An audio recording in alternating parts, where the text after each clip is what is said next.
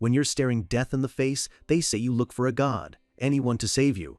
But what happens when the god himself is the one in danger? Who does he pray to? High in the heavens, a divine trial is underway.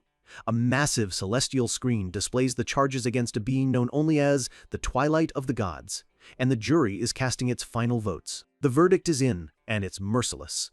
In a crumbling golden arena, a man kneels, pinned by chains of pure light. He's been judged an abomination, a stain on the cosmos. This is the moment of his fall. The votes are tallied in an instant. The decision is absolute, a complete rejection of his very existence. A close-up of his face shows a strange sense of peace. For a being who has lived for eons, perhaps this is not an end, but a release.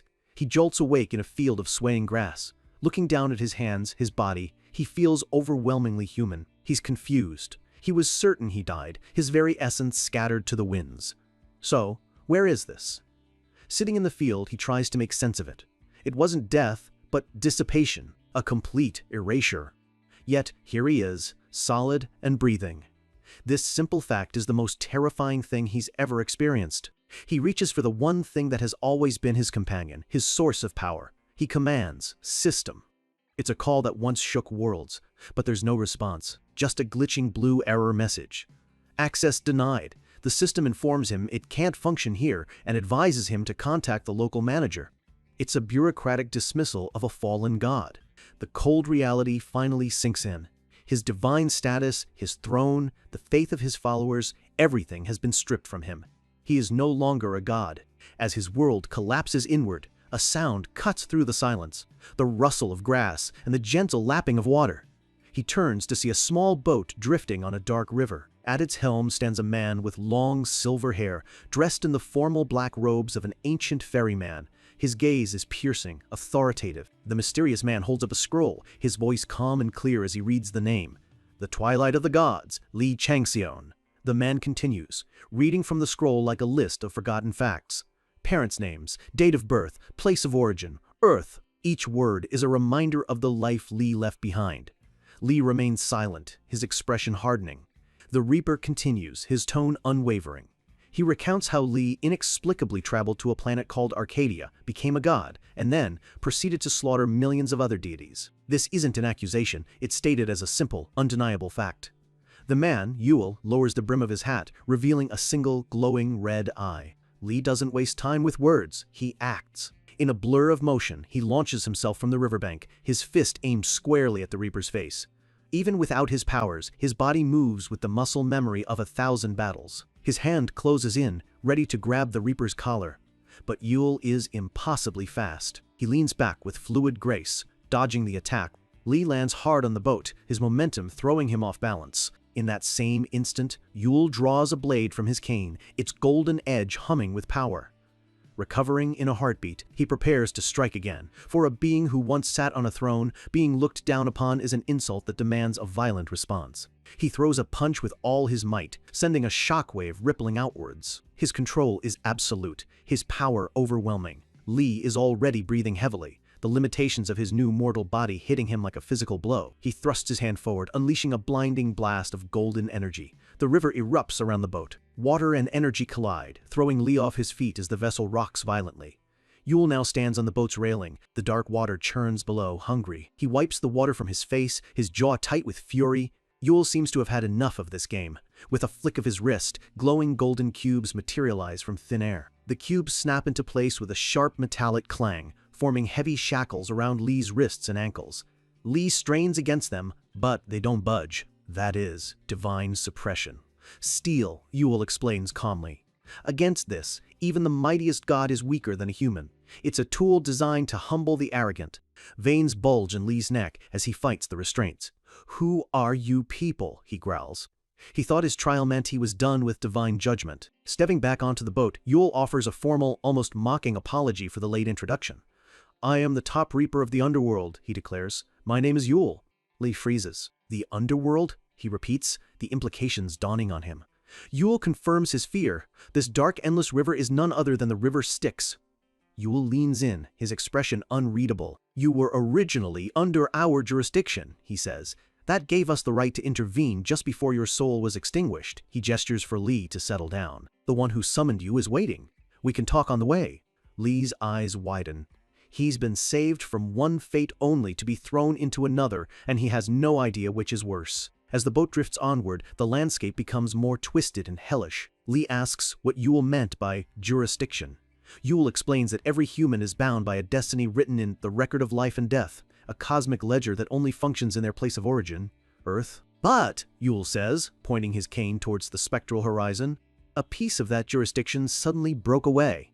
He explains that the underworld searched for this lost fragment across galaxies, a cosmic cold case that remained unsolved for years. The truth hits Li with the force of a physical blow. "You're talking about Arcadia," he says, his voice low. Yule nods. Not only did Li find it, he ascended there and threw the entire natural order into chaos. "We had to pull a lot of strings just to retrieve your soul," Yule adds, the comment highlighting the sheer scale of the mess Li created. Li can only stare into the distance, the weight of his actions finally catching up to him. The boat passes through a massive, shimmering gateway, a portal to an even deeper layer of this realm. Li finally asks the real question. "Why go to all this trouble? Letting me fade away would have been easier for everyone." A faint, cold smile touches Yule's lips. A reasonable question. However, it was a direct order from above. He pauses for effect, then drops a name that seems to make the air grow heavy. Thanatos. The scene flashes to an image of a colossal, terrifying being on a throne. The king of the underworld, the master of this domain, the one who holds Li's fate in his hands. The boat finally arrives at a massive stone dock. The architecture is grand and terrifying, and countless souls are lined up along the shore. "We've arrived," Yule announces. Yule steps off the boat, bathed in a soft, ethereal light. He instructs Li to follow him closely. There are rules here, even for fallen gods. As they walk along a high stone bridge, Yule gestures to the hellish landscape sprawling below. In a deep chasm, countless souls burn in an eternal pit of fire, their screams echoing endlessly. "The hell of the fiery pit," Yule says casually, as if pointing out a landmark. Beside it, a vast glacier holds figures frozen in silent agony. The hell of cold ice. Each punishment is perfectly tailored to the sin. Li looks down, not with pity, but with a warrior's curiosity. He senses something familiar about these souls. "What were they?" he asks. Yule grins, showing a flash of a sharp tooth. "Before they fell and became abominations," he says, "they were all battle gods." The words spark a flicker of interest in Li's eyes. Battle gods. That's a language he understands. This place is starting to make a twisted kind of sense to him. Yule continues the tour, explaining that the king's duty isn't just punishing sinners, it's also sealing away demons and spirits that threaten the balance of the cosmos. Li admits he's never heard of this side of the underworld. It seems his knowledge of the divine was more limited than he thought. Further on, they see souls condemned to lesser punishments, hauling massive stones in an eternity of manual labor. Finally, they approach a colossal fortress, a dark castle that radiates an aura of both sacred duty and absolute terror. They stand before a set of gigantic double doors, intricately carved with golden dragons.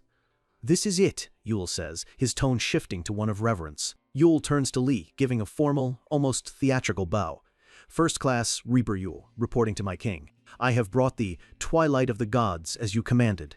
The massive doors grind open, revealing a throne room shrouded in darkness, lit only by floating lanterns like distant dying stars. A deep, resonant voice echoes from within. "Enter." The spiritual pressure rolling out from the throne room is immense, a physical weight that would crush a normal soul. Li feels it pressed down on him, a test of his will. From the depths of the darkness, two sharp, glowing red eyes open. They seem to pierce right through Li, reading every sin, every victory, every moment of his long life. But Li doesn't flinch. He doesn't cower. Instead, a slow, confident smirk spreads across his face. He looks into that all-powerful darkness and thinks to himself, "Now this looks like it'll be fun." Changxian walks the long, silent path toward the throne. With every step, the oppressive aura of the underworld feels heavier, a constant reminder that he is a guest in a realm of absolute power. At the far end, a king is waiting. He finally looks up, meeting the gaze of the man on the throne. The king is regal, his eyes sharp and ancient, sizing Changxian up in an instant. His voice, smooth and powerful, echoes in the cavernous hall. "Are you the one they call Twilight of the Gods?" A sly, knowing smirk plays on the king's lips. Before Changxian can even answer, he poses a question of his own, a little thought experiment. He asks what Changxian thinks his fate would have been if he had simply lived and died as a normal human on Earth. Changxian just scoffs. Even in the presence of a being who holds his soul in his hands, his arrogance is unshakable. "Who knows?" he answers with a shrug. "Never really thought about it." The king leans forward, his playful tone gone. "It's hell," he states, plain and simple. Changxian's bored expression doesn't waver. He's not afraid, just tired of the theatrics. And the reason? Thanatos begins to list off his sins, pulling up a specific date from his past life as a pro gamer. We're thrown into a flashback of a much younger, hot-headed Changxian absolutely screaming at a teammate after a critical mistake in a match. His words were so venomous, so full of rage, that he brought the poor kid to tears. Back in the present, Thanatos turns to his reaper, Yule, as if consulting an expert. He asks what kind of punishment such a transgression deserves. Yule practically glows with grim delight. For that little outburst, the sentence would be 15 days in the hell of tongue-ripping. Thanatos looks back at Changxian with a shrug. What he said. And the ridiculous list just keeps going. Ignoring a friend's call to keep gaming, a one-way trip to the hell of the Mountain of Knives, accidentally stepping on an ant, 4 days with venomous snakes, blaming the dog for something he did as a kid. That's another 10 days of tongue-ripping. But the final judgment is the most absurd of all, for the sin of not holding a girl's hand for 26 years, 6 days in the hell of darkness. The judgment is so petty, so utterly humiliating that Changxian is left standing there speechless. He finally cracks. The sheer ludicrousness of it all boils over. "Just what on earth are you playing at?" he snarls, his voice dripping with fury. Yule watches with a stoic expression, but Thanatos just leans back, a satisfied smile on his face. The king lets out a hearty laugh, waving it all off. "Just a little joke," he says, admitting that Changxian's human life was, for the most part, unremarkable. Then, his eyes turned sharp, the playfulness gone. But on Arcadia, that's a very different story. With a casual flick of his wrist, a massive scroll materializes in the air beside the throne. This is Changxian's real record. The scroll unfurls, projecting images not of petty arguments, but of brutal, world-shaking battles. It shows him as a god of war, a whirlwind of destruction tearing through his enemies. This is the truth of who he became. Changxian has had enough. He cuts through the theatrics and gets straight to the point. "So what are you trying to say, and why did you save me?" He knows this isn't a trial, it's a job interview. Thanatos finally lays his cards on the table. He has a proposition. Certain gods have broken a sacred oath and are beginning to interfere with the mortal world. His mission is simple: go to Earth, in my place, and hunt them down. Changxian's eyes narrow. The first, most important implication clicks into place. "You're going to reincarnate me?" A smile plays on Thanatos' lips. "To be precise," he corrects, "I'm simply returning you to where you're supposed to be." With a grand wave of his hand, the throne room around them begins to dissolve into motes of light. The stone walls and floor fade away, replaced by the breathtaking, silent expanse of outer space. Nebulae swirl around them, and distant stars glitter like diamonds. And hanging right there in the void before him is a sight that stops his heart, a familiar, beautiful blue marble. Earth. For the first time since he arrived, Changxian is utterly speechless. Thanatos watches his reaction with amusement. "Well now," he teases, "I was under the impression you were a being without emotion. It seems I was wrong." Changxian can't take his eyes off his home. His voice is quiet, filled with a longing he thought he'd long since forgotten. "Well, it is my home." Thanatos' smile turns sharp once more. He gives him a cryptic warning. "Based on what you're about to see, you might want to prepare yourself." Changxian looks back, confused. "What?" The vision of Earth begins to accelerate, wrapped in a strange blue energy, pulling them closer. They zoom in at an impossible speed, from the entire planet to the Korean peninsula, then to a single city, all in the blink of an eye. The vision hurtles towards a specific building, and finally stops. It's him. A younger, more desperate version of himself. He sees the look on his past self's face. The raw determination, the fear, the hope. He knows this moment. He remembers it perfectly. The realization hits him like lightning. His eyes go wide with disbelief. No way. This is the day it all started, the day his life changed forever. Thanatos confirms it with 3 simple words that seal the deal. "I will send you there." He explains that this will be Changxian's sentence. Instead of suffering for his own sins, he will hunt down other sinners. Still reeling from the shock, Changxian demands to know why. Why him? Why this chance? "Because you," Thanatos says, his voice ringing with conviction, "are a hunter." He begins listing the pantheons, the powerful gods from different mythologies who are now meddling with Earth's fate. He asks Changxian if he remembers the dungeon break that first threw his life into chaos. He then poses a critical question. "Why do you think that happened?" "It wasn't an accident. It was an invasion." The pieces snap together in Changxian's mind. That's what you meant by breaking the oath, he says, his voice low. He asks the most important question of all. Do they want to take Earth? Thanatos confirms it. They are already making their move.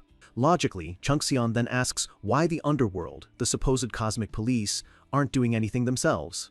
The king explains the divine loophole. The underworld is bound by the oath not to interfere directly.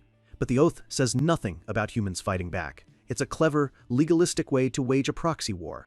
A wicked grin spreads across Changxian's face. He finally understands the game. So, you want me to be your hunting dog? He pushes his luck. And what happens when the hunt is over? Do you put me down? Thanatos laughs, correcting the term. It's not a death sentence, it's penal labor.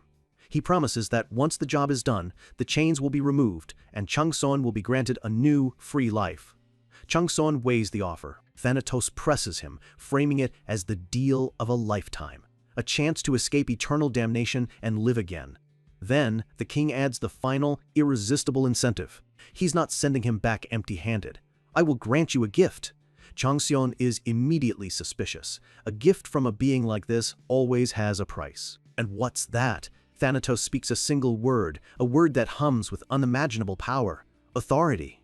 Changxian immediately calls him on it. Giving him divine power would surely violate the very oath they're trying to exploit. But the king's logic is twisted and perfect. The oath is his burden to bear, so this gift isn't a violation. It's merely a monarch's bounty, a king's prerogative. He leans in, his red eyes glowing, waiting for the final answer. So, will you do it? The choice is obvious. A ferocious, hungry grin spreads across Changxian's face. Power, a second chance, and a chance to fight? If you're going to give me that, he says, his voice filled with newfound purpose, then there is no reason for me to refuse. Thanatos throws his head back and roars with laughter, absolutely delighted. All right, then the deal is done. A glowing, ethereal contract unfurls in the air between them, sealing their pact.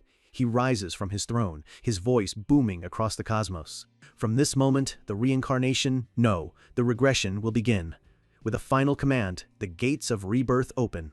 As the world dissolves into pure white light, Changxian looks on, his eyes gleaming with anticipation. The hunt is about to begin. On the dark waters of the river Styx, Yule gives his final piece of advice. There's one thing, he says, that Changxian must never forget. With a smug look, he reminds him of the cold, hard truth. You're returning as a human, not a god. No power, no divinity. You're starting from absolute zero. Changxian just smirks, completely unfazed by the warning. He's already accepted the challenge. I'll keep that in mind, he says, his tone almost bored. Yule adds one last threat, the divine suppression. Steel is still bound to his spirit. If he steps out of line, they can activate it in an instant.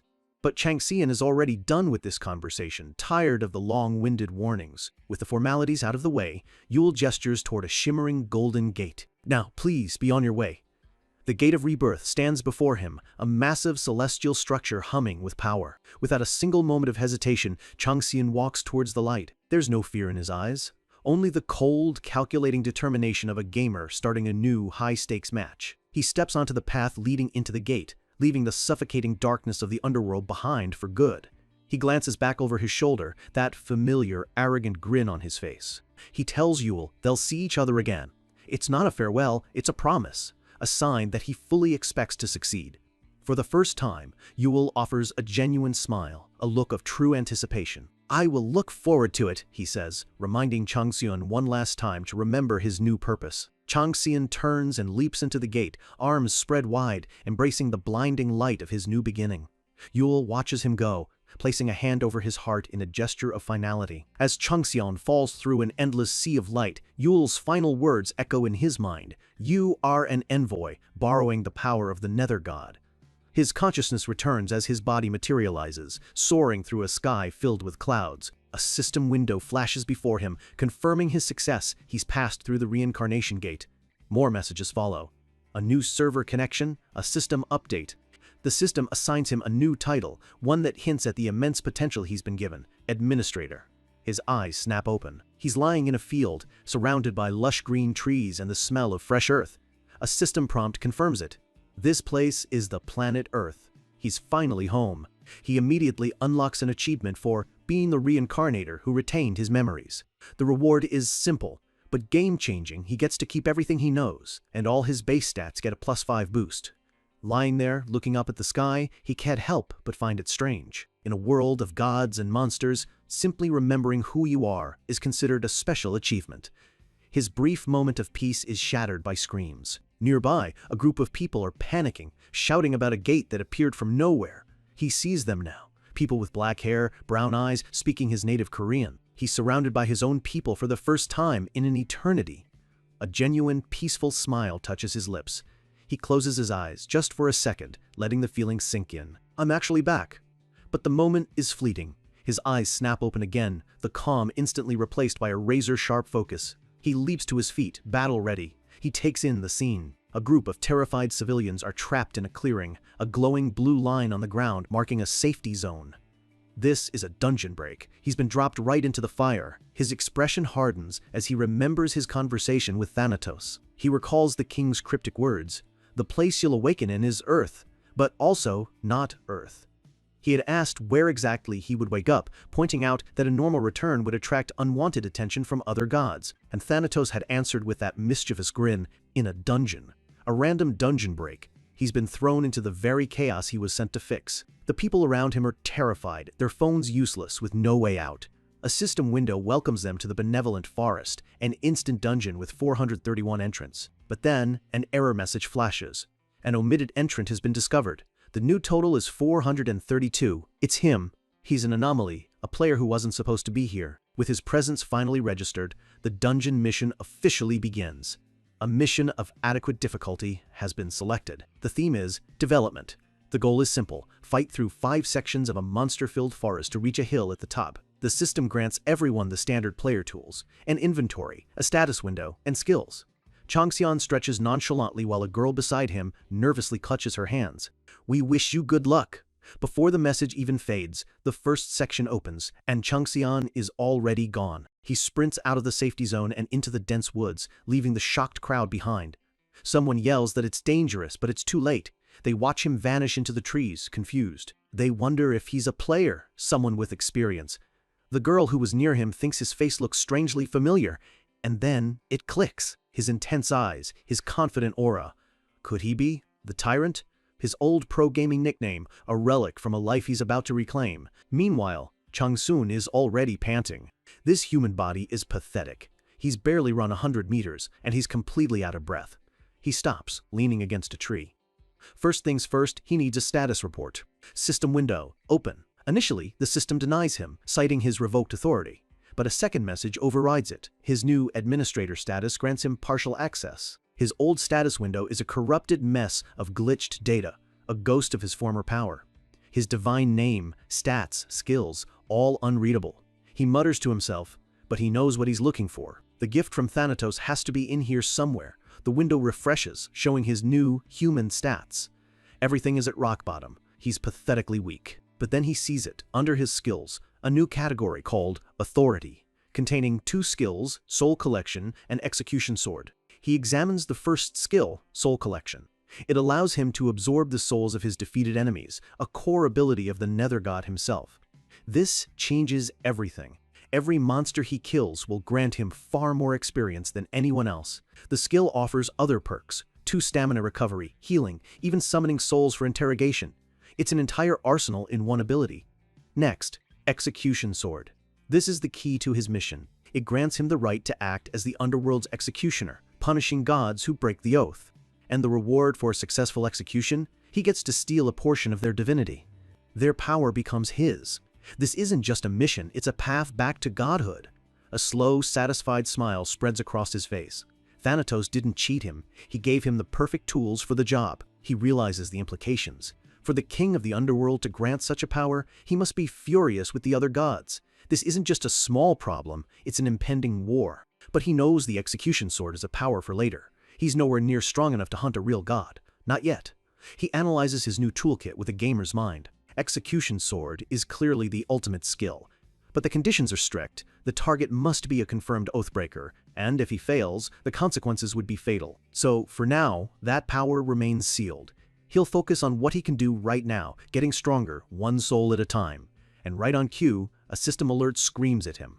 A black mamba has found him. a massive serpent monster crashes through the trees. It lets out a piercing roar, its maw lined with fangs, its eyes glowing with predatory hunger. Changxian's face lights up with a grin that's far more terrifying than the monster's. "I'll become stronger," he declares, "as fast as I can." The system confirms he's equipped a beginner's sword and is ready for combat. In a single, fluid motion, he twists and brings the short sword arcing down, slicing cleanly through the monster's neck. It's a perfect one-hit kill. A flood of system messages fills his vision. Level up. New skill created. And most importantly, a notification that Constellation has taken an interest in him. He's already on the radar of the powers that be. He stands over the dissolving corpse, dark energy from the captured soul swirling around his blade. He can already feel the power flowing into him, making him stronger. He looks deeper into the forest, a confident smirk on his face. "This is just the first step. I'm going to become a rookie so powerful they'll all be begging to sponsor me." For humans, dungeons are disasters. Random, terrifying events that can, for the lucky few, become an opportunity for a new life. But it's the same for the gods and constellations watching from above. To them, these dungeons are a stage, a cosmic recruitment ground where they scout for mortals worthy of their power. They watch the chaos from their celestial thrones, searching for apostles who will carry out their will on earth and spread their influence. And so, countless humans flock to these deadly arenas, all hoping to perform well enough to catch the eye of a higher being. But for most, this is where their story ends. Their lives are extinguished without a second thought from the very gods they hope to serve. To these eternal, arrogant beings, a mortal is just a fleeting spark, unworthy of their attention. Only a tiny, infinitesimal fraction of humans possess the grit and luck to be chosen. Unless, of course, they possess a talent so raw, so undeniable, that it's simply impossible to ignore. The kind of talent Changxian is putting on display right now. The system confirms it. The constellation, good season to hunt, is interested in him. A slow, knowing smirk spreads across Changxian's face. This, he thinks to himself, is a jackpot. He knows exactly who this is. The true name of Good Season to Hunt is Pabalsag, a famous goddess of war and the hunt, known for her love of all weapons. But her true value lies in her bloodline. Her mother was none other than the primordial evil dragon, Tiamat, a being of immense, ancient power. Changsun glances at his bloodied dagger. To think a major player like that is already watching him. He figures his dagger work must have been impressive enough to catch her discerning eye. The system chimes in again. The constellation is curious to see what other hunting techniques he has in his arsenal. A dark, confident smile curls his lips. He looks up as if speaking directly to the heavens. "Then I'll show you exactly what you want to see." A faint, dark green aura begins to swirl around him as he focuses. He stands on a ridge, surveying the forest below. He can feel it in the air. The first half of this dungeon is saturated with poison, meaning the local wildlife is venomous. He taps his chin, a playful but dangerous glint in his eye as he considers his options. He decides to go with Plan C. Right on cue, two more black mambas burst from the undergrowth, lunging straight for him. He readies his dagger, a battle-hungry grin spreading across his face. He's switching to the snake hunter style, a technique specifically designed for this kind of prey. He moves like a phantom, running along the back of one snake to evade the other, his movements impossibly fluid and precise. With a clean, efficient slice, both monsters are dispatched before they even knew what hit them. The power flows into him as system messages cascade across his vision. Level up. He holds his dagger at the ready, his eyes sharp and focused. He's just getting warmed up. He proceeds to carve a path of utter destruction through the forest, exterminating the black mambas at a terrifying pace. He's surrounded, but it makes no difference. With every kill, his senses grow sharper, his instincts more refined.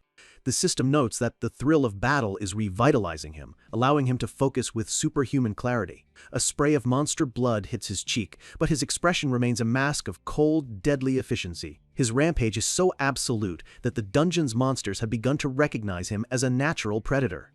He's actually managed to instill fear in them. A low chuckle escapes his lips, a look of pure satisfaction on his face. Yeah, this is it. This is the feeling of power he's been missing. After his 100th kill, he unlocks a new title, Black Mamba Slaughterer. It grants him a permanent strength boost and the ability to intimidate all snake-type monsters. His face twists into a mask of pure exhilaration. "I'll kill more," he thinks, his battle lust rising, "and swing my dagger more. This is a thrill that can only be found on the edge of life and death." He remembers this feeling from his time on Arcadia. It was a sensation that terrified him, yet at the same time, he reveled in it. But that life was ripped away from him. He recalls his trial, bound and judged by gods who feared him. They called him a danger to the world. He scoffs at the memory. He knows it was just a cowardly excuse. The truth is, they were scared, terrified that a mere mortal could climb high enough to stand among them. He never intended to rule over them. But if that's what those cowards were so afraid of, then I'll do just that.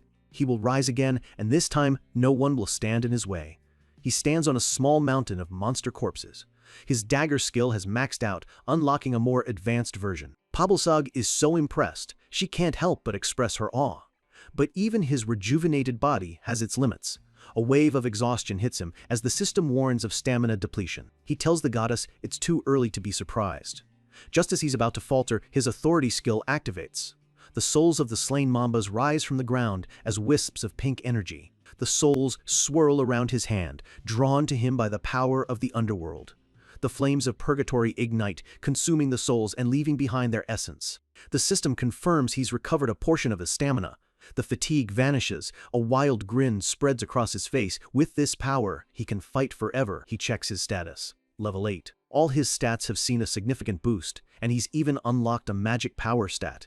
He can finally start using his skills to their full potential. He notes Pabalsag's interest in him has only intensified. Very good, he thinks. Everything is going according to plan. Now that he's cleared out the grunts, he knows what's next. The area's mini-bosses and the main boss. He's acquired a low-grade poison tolerance from the slaughter, which will give him an edge. He sets his sights on the dungeon's final boss, the Bloody Mamba, a massive, venomous serpent. For a novice who isn't even level 10 to attempt a solo boss raid is pure insanity. But for Changxion, it's the only logical next step. He knows a victory here will guarantee even more attention from the gods. But there's a much more important reason for this reckless plan. He needs the Bloody Mamba's fang. It's a key ingredient that can grant him a shortcut to complete poison immunity. He remembers the final war on Arcadia. One of the key reasons he lost was his army's crippling weakness to curses and poisons. He clenches his fist, the memory of the curse of Gaia still fresh in his mind. It was a fatal flaw, one he will not allow himself to have this time around. To win, he must first overcome his past self. But as he steels his resolve, his cheap beginner's dagger begins to crack, its durability finally giving out. The blade shatters into dust. He can only muse that it's a miracle it lasted this long. Suddenly, a brilliant column of light shines down from the heavens. A massive object slams into the ground before him, shaking the very earth. It's a sword, a colossal greatsword, radiating an aura of ancient, untamed power. He recognizes the dragon scale pattern on the hilt instantly. This is a weapon forged from Tiamat, a legendary artifact given to a level 8 rookie. Then, the final system messages appear. Pabalsag is putting this present on the line in a bet. If he fails to live up to her expectations, she won't just take the sword back, she'll take his life. Changxion just smirks. I knew it. The game just got a lot more interesting. The system lays out the terms of the bet in cold, simple text. Failure means death, punishment for the sin of wasting a goddess's time. Changxion scoffs. This is exactly how the gods operate, treating all of existence as their personal entertainment. He grips the hilt of the colossal sword. This is why he's always hated them. Their arrogance is boundless, their whims deciding the fates of mortals. But a cunning smile touches his lips. This time is different. He's no longer just a pawn in their game. He sees the angle, the opportunity to exploit their pride for his own gain. He hefts the massive blade, a weapon forged from the tooth of a primordial dragon. Getting a legendary artifact like this right at the start is a massive boost to his plans. All right, he says, his voice brimming with confidence. What do I need to do? The system immediately confirms his acceptance of the bet. Pabalsag is clearly delighted, her laughter echoing through the system messages. Impressed by his audacity, she creates a new, sudden quest just for him. Hunter's certification. Meanwhile, back in the safety zone, a man is trying to restore order, calling for everyone to gather. The panicked civilians are skeptical, wondering who he is to be giving orders. The man holds up a military ID, the official crest silencing the murmurs. He introduces himself with an authoritative voice, Second Lieutenant Park Hae-xiang, a C-rank player from the military's Awakened Support Command. His expression is stern, his duty clear. He declares an emergency and instructs everyone to follow his lead.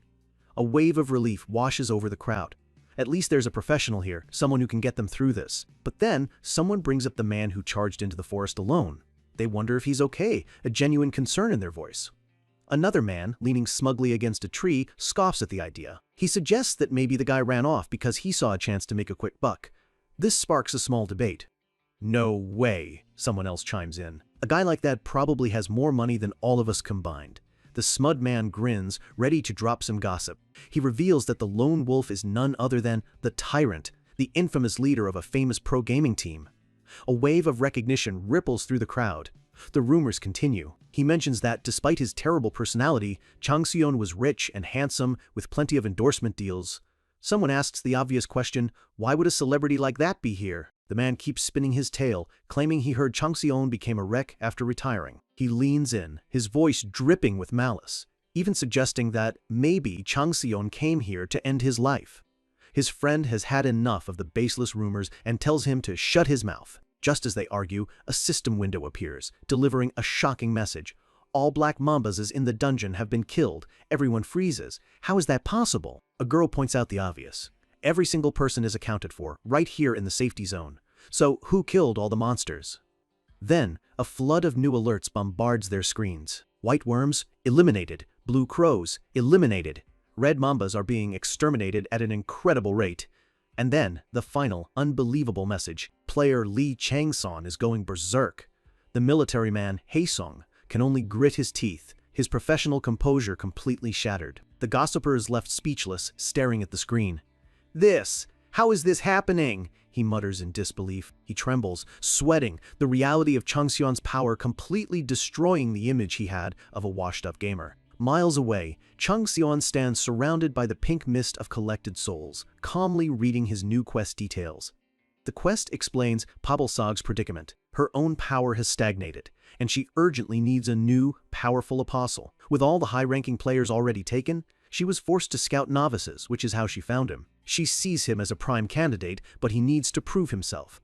The test: kill the bloody mamba within 24 hours, using only the weapon she provided. Chang Xian nods. It all makes sense now. Her intense interest from the very beginning wasn't just curiosity, it was desperation. He recalls hearing whispers of a recent conflict between her mother, Tiamat, and another major constellation, Bel Marduk. He suspects this quest is directly related. A greedy smile spreads across his face. If his hunch is correct, her desperation means he can squeeze a lot more out of this deal. He examines the weapon. The evil dragon's snaggletooth, a sacred artifact Tiamat forged from her own tooth for her children. It practically hums with a personality of its own. This is exactly what he needed, a powerful tool to complete his objective. But a good gamer always pushes for a better reward. He looks to the sky, addressing the goddess directly. By any chance, would you be interested in an additional bet? Pebblesag is confused. Chang Xian holds up 3 fingers. 30 minutes. He clarifies, his voice ringing with absolute confidence. I will kill the bloody mamba within 30 minutes. In exchange for this superior entertainment, I expect a superior reward. He stands ready, a silent challenge issued to the heavens. The system relays her response. She finds his audacity amusing and accepts his terms. But the stakes have been raised. If he fails this new, impossible deadline, his death will be anything but peaceful. Thank you, he shouts, already bursting into a sprint before the message even finishes appearing. He blazes through the forest, a blur of motion, closing in on his target. A new type of monster, a shrieking plant creature, erupts from the ground to block his path. It slams its vines down, sending a shockwave of earth and debris flying through the air. Chang Xian easily leaps over the attack, his movements impossibly agile. A predatory grin is plastered on his face. This is just a warm-up for the main event. He brings the snaggletooth down in a glowing arc of pure power. The blade carves through the monster's tough hide with a single, decisive strike. He continues his rampage, leveling up again and again as he slaughters everything in his path. He dodges an attack from a flying monster without even breaking his stride. He leaps, stabbing it out of the air. Another level up. The system informs him that rumors of his insane bet are spreading like wildfire through the heavens. He now has an audience. Dozens of gods are watching, some with suspicion, others with intrigued curiosity. He can feel their gazes on him, a faint turquoise light glowing in his own eyes. Finally, he arrives. In a clearing ahead, the massive, coiled form of the bloody mamba awaits. Yes, he thinks, a wide, excited grin on his face. The more people watching, the better. Pabalsag is annoyed by the unexpected audience. She sends a stern warning to the other gods, telling them to back off her chosen candidate. Chang Xian couldn't care less. Another monster falls, another level up. He's reached level 10. He's officially graduated from novice status, unlocking an achievement for doing it in record time. The reward, another stat boost, and access to a secret class. This is what he's been waiting for. In his past life, he was a spearman. This time, he needs a class with overwhelming power. For this insane bet, only one choice makes sense, Berserker. Berserkers trade their sanity for pure, unrivaled attack power. He knows he has the mental fortitude to control the rage. It's the only way he can win this. He knows the Bloody Mamba is a monster that even level 20 players struggle with. He needs every advantage he can get. The system presents him with his options: swordsman, spearman, martial artist. The list scrolls on, revealing several hidden classes: child of a dragon, wanderer of the darkness. He scans the list, his heart pounding with anticipation. His smile vanishes. His face contorts into a mask of pure shock. It's not there. The one class he was counting on, the key to his entire plan, is missing. A timer appears in his vision. Remaining time, 6 minutes. His perfect plan has just crumbled into dust. His plan has collapsed, the clock is ticking, and a goddess is waiting to collect his soul. The monster is a terrifying sight, coiling its massive body around a tree as it sizes up its prey. Internally, however, he's reeling. His entire strategy, his whole bet, hinged on becoming a berserker. But the one class that guaranteed his victory is gone. A cold sweat breaks out as he thinks, what the heck is going on? As if on cue, a message from the heavens appears. It's Pabalsag, asking how he plans to win now. Other gods are watching, waiting to see the arrogant human fail. Changxion's face hardens. There's no backing out. He has to find another way. With no other choice, he frantically scans the list of classes and stops on a secret one: Rune Keeper. He knows it's a pain to use, but in terms of pure destructive potential, it surpasses even the Berserker. It's a class that can compensate for his weak body. It's a massive gamble, but it's the only one he has left. He makes his choice. A brilliant blue light erupts around him as the system confirms his selection.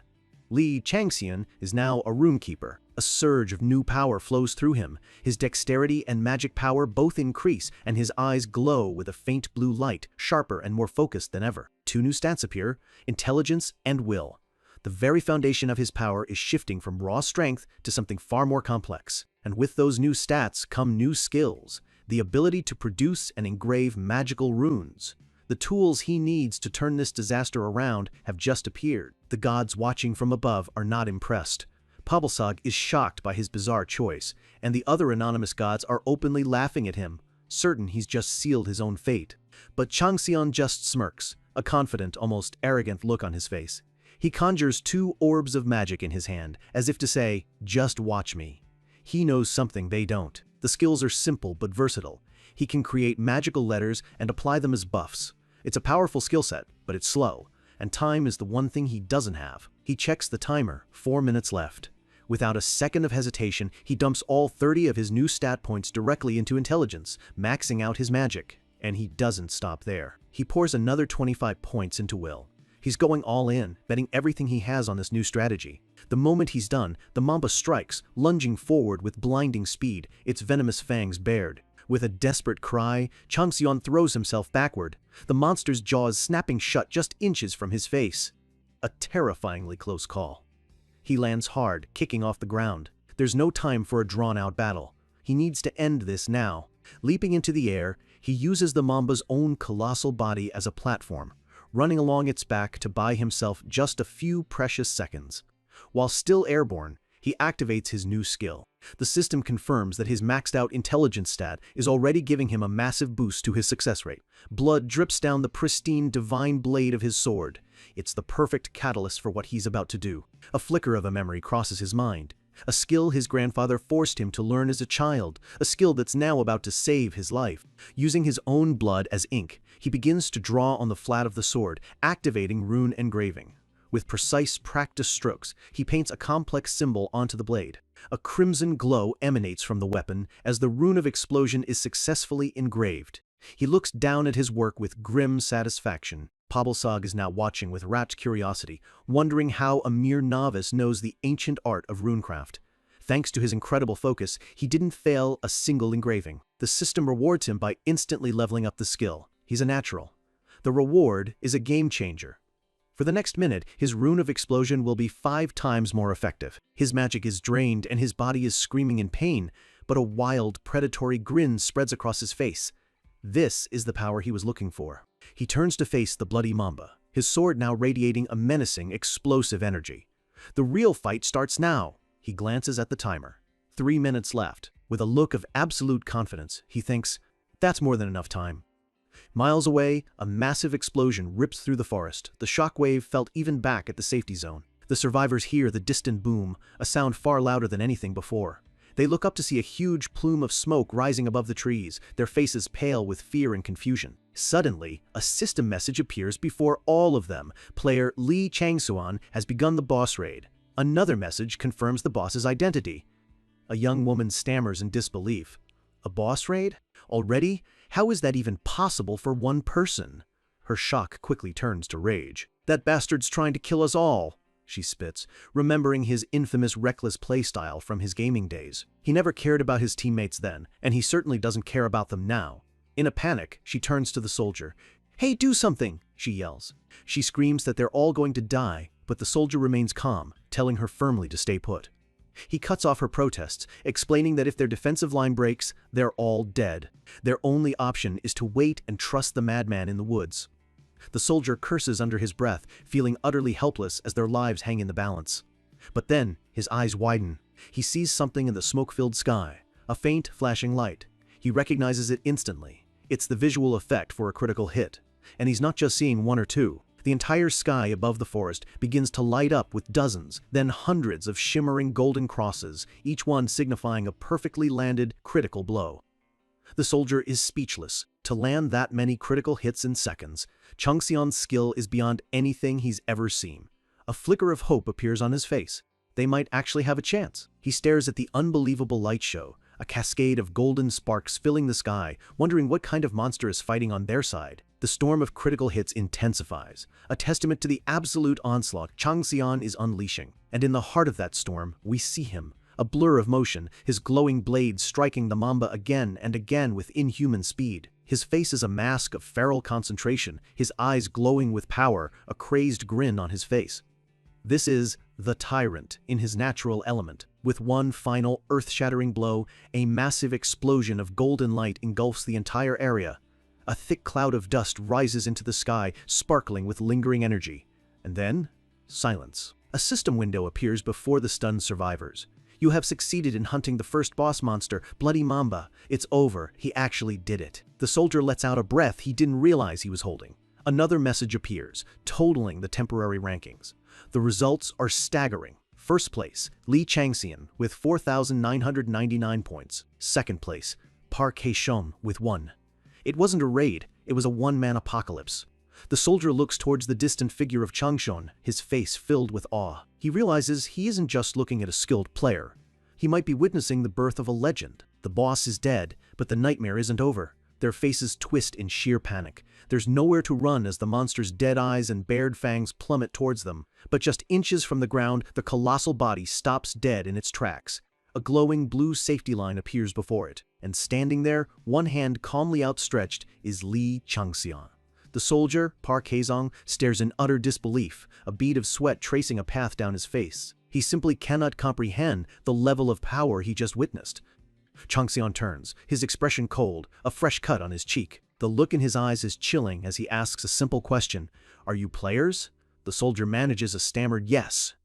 Changxian informs him that the boss is handled and now it's their turn to clean up the remaining small fry. This isn't a suggestion, it's a direct order.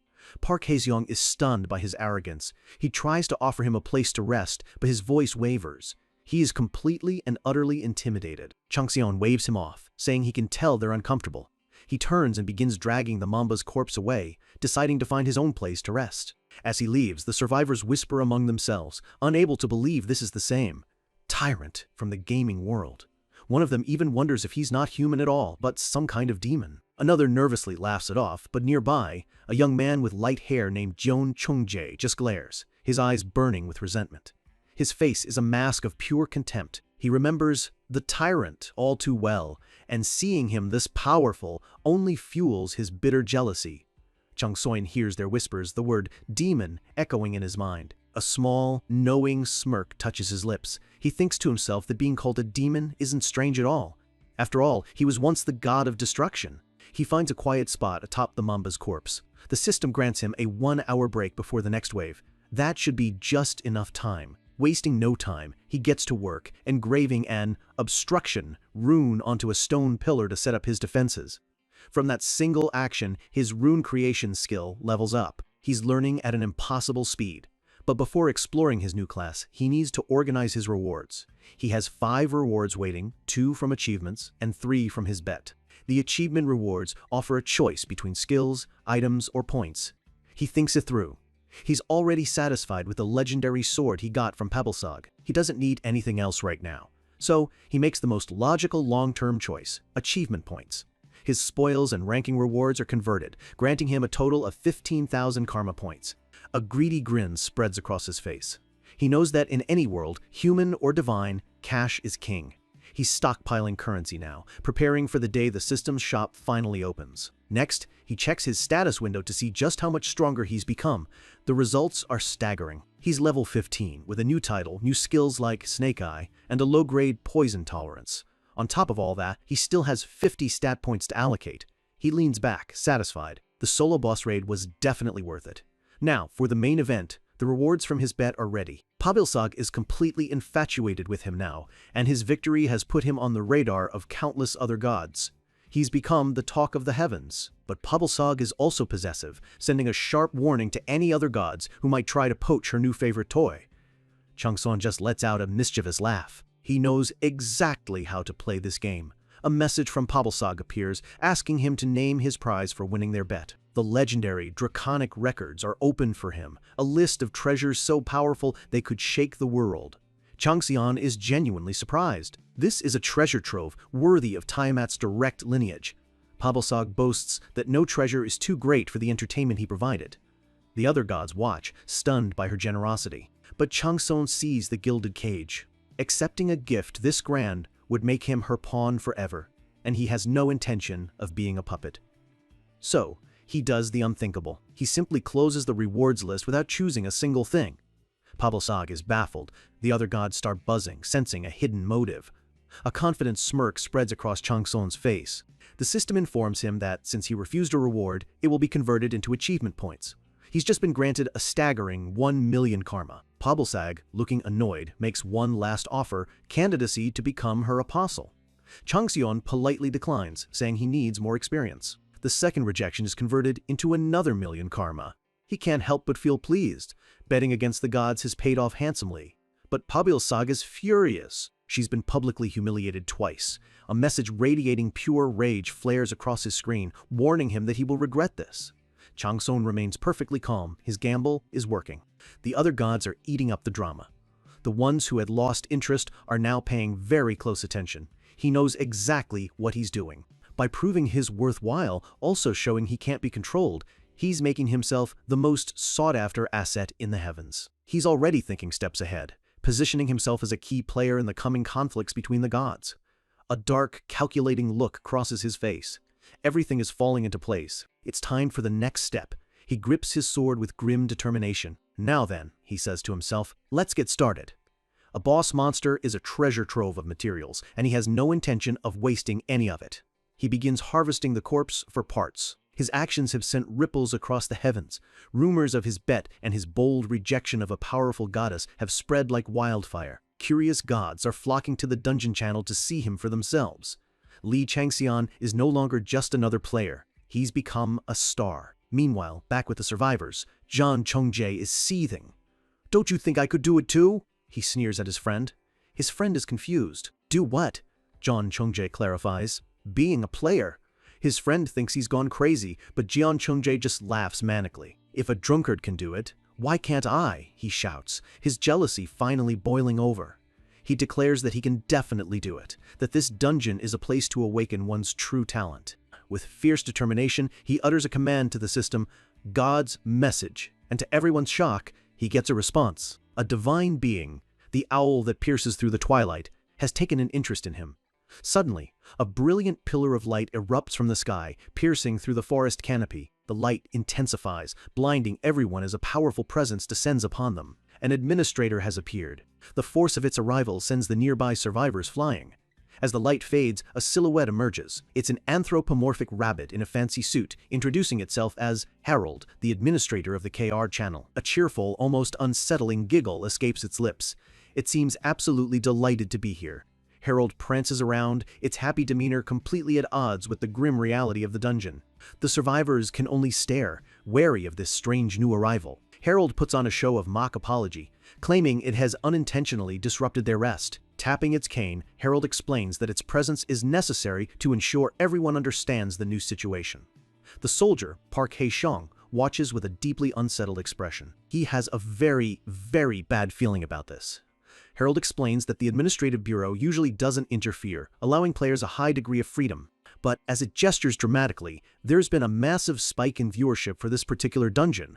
And, apparently, that has annoyed the higher-ups. Harold's cheerful smile twists into a sinister grin. It apologizes, but says it will have to adjust the difficulty. The survivors cry out in protest. What does that even mean? They're barely surviving as it is. Ignoring their pleas, Harold simply raises a hand and snaps its fingers. With a deafening shatter, the glowing blue safety zone that had protected them breaks apart into 1,000 pieces. Their only sanctuary is gone. System notifications confirm their worst fears. The dungeon's difficulty is being greatly increased. Monsters are now stronger, faster, and more aggressive. One of the survivors screams in outrage. This isn't a game anymore, it's a death sentence. But Park Hae-song isn't surprised. His face darkens with the shadow of a terrible memory. He knows exactly what this is. It's happening again. It's a filtering. A horrifying flashback hits him, a battlefield littered with the bodies of his fallen comrades, with him standing alone, wounded and bleeding. He remembers the system's cold, dismissive message back then. It's been disappointing. He recalls how the gods summoned an administrator that day, too, just to raise the difficulty. It was a cruel spectacle, a test designed to weed out the weak and find a chosen few. The memory fills him with dread. Must I watch everyone get sacrificed again? He thinks, clenching his teeth. He looks over at the distant figure of Changseon. Is all of this entire tragedy, happening because the gods think one man has that much potential? New rules appear. The break is over. Monsters are now starving. They must form parties and collect 99 crystals of fire to survive. A 5-second countdown begins, and the survivors can only stare in horror. As the clock ticks down, Harold appears beside Hae-shong. "Ho! So you're the player, Park Hae-shong," it says, its voice laced with amusement. Hae-shong is stunned. "You know me?" Harold confirms it, revealing he's famous as the sole survivor of the evil dragon's den. The Bureau has been watching him closely. With 2 seconds left, Harold's eyes glow a menacing red. "I'll pray for your safety," it says, a chillingly empty promise. The countdown hits 0. The trial begins now. The second stage starts with a blood-curdling scream as chaos erupts. A pack of monstrous 3-headed wolves bursts from the trees, charging straight for the panicked survivors. A man fumbles with a weapon, trying to rally the others, but his voice is shaking with pure terror. But while everyone else panics, John Chonjae moves, sprinting forward with a determined look on his face. His eyes glow red, a smirk spreading across his lips. For him, this isn't a crisis. This is an opportunity for me. A system message confirms his newfound power. The blessing of a constellation is with him. He fearlessly faces down the giant wolves, ready to prove his own worth. Far away from the chaos, Changseon finishes his work. Sifting through the mamba's remains, he finds what he was looking for, the black mamba's poisonous fang. He holds it up, a satisfied, almost manic grin on his face. "Wait for me, poison immunity," he declares. "I'm coming for you soon." This is all part of a much bigger plan. The system announces the start of the second stage.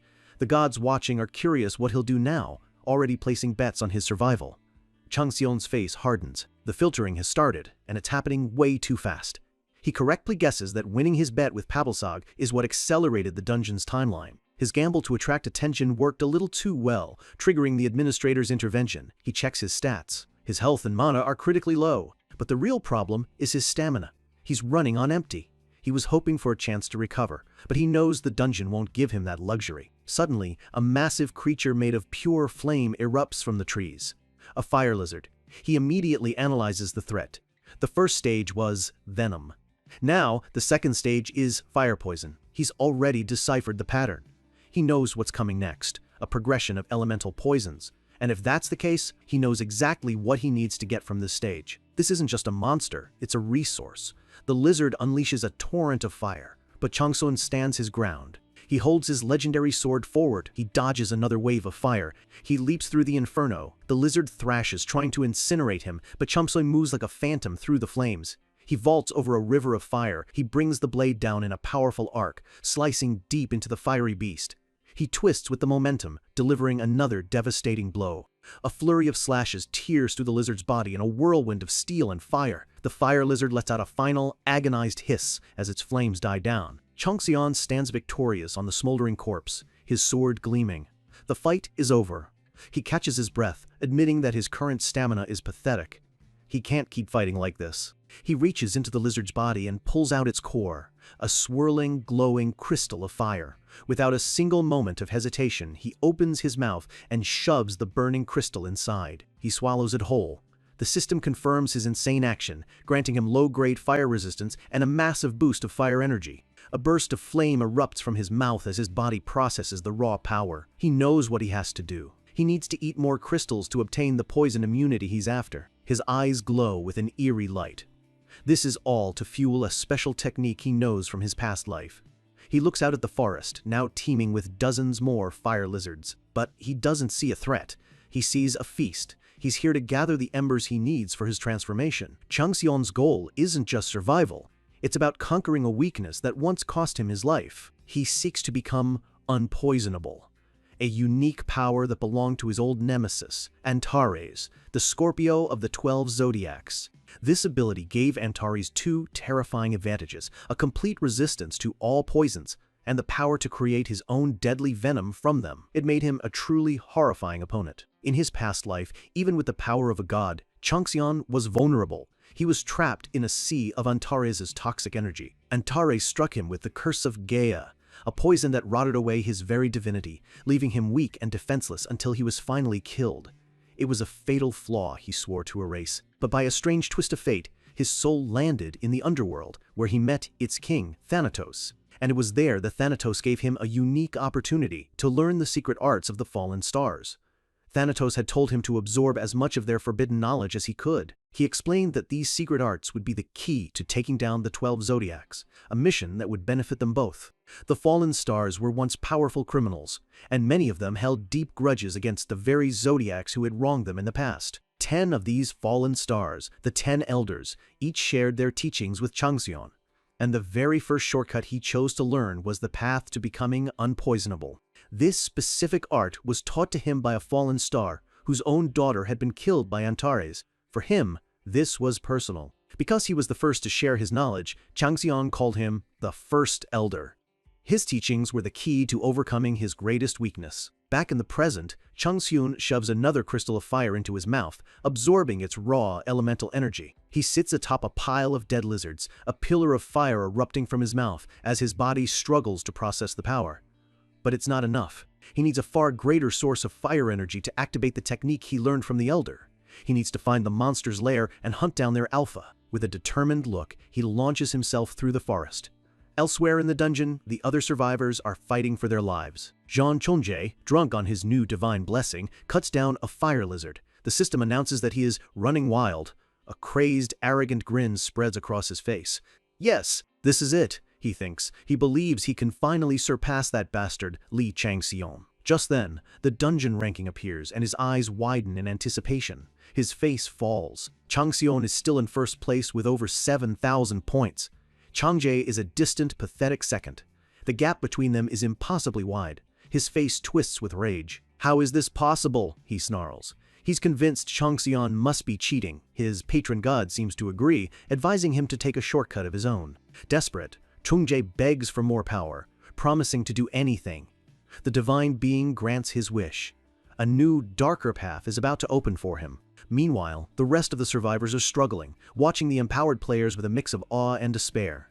Park Hae-seong watches his group, his expression grim. 3 days of constant battle have left them exhausted. But worse than that is the jealousy poisoning their morale. He understands their feelings. They're watching people who were once just like them suddenly become superhuman.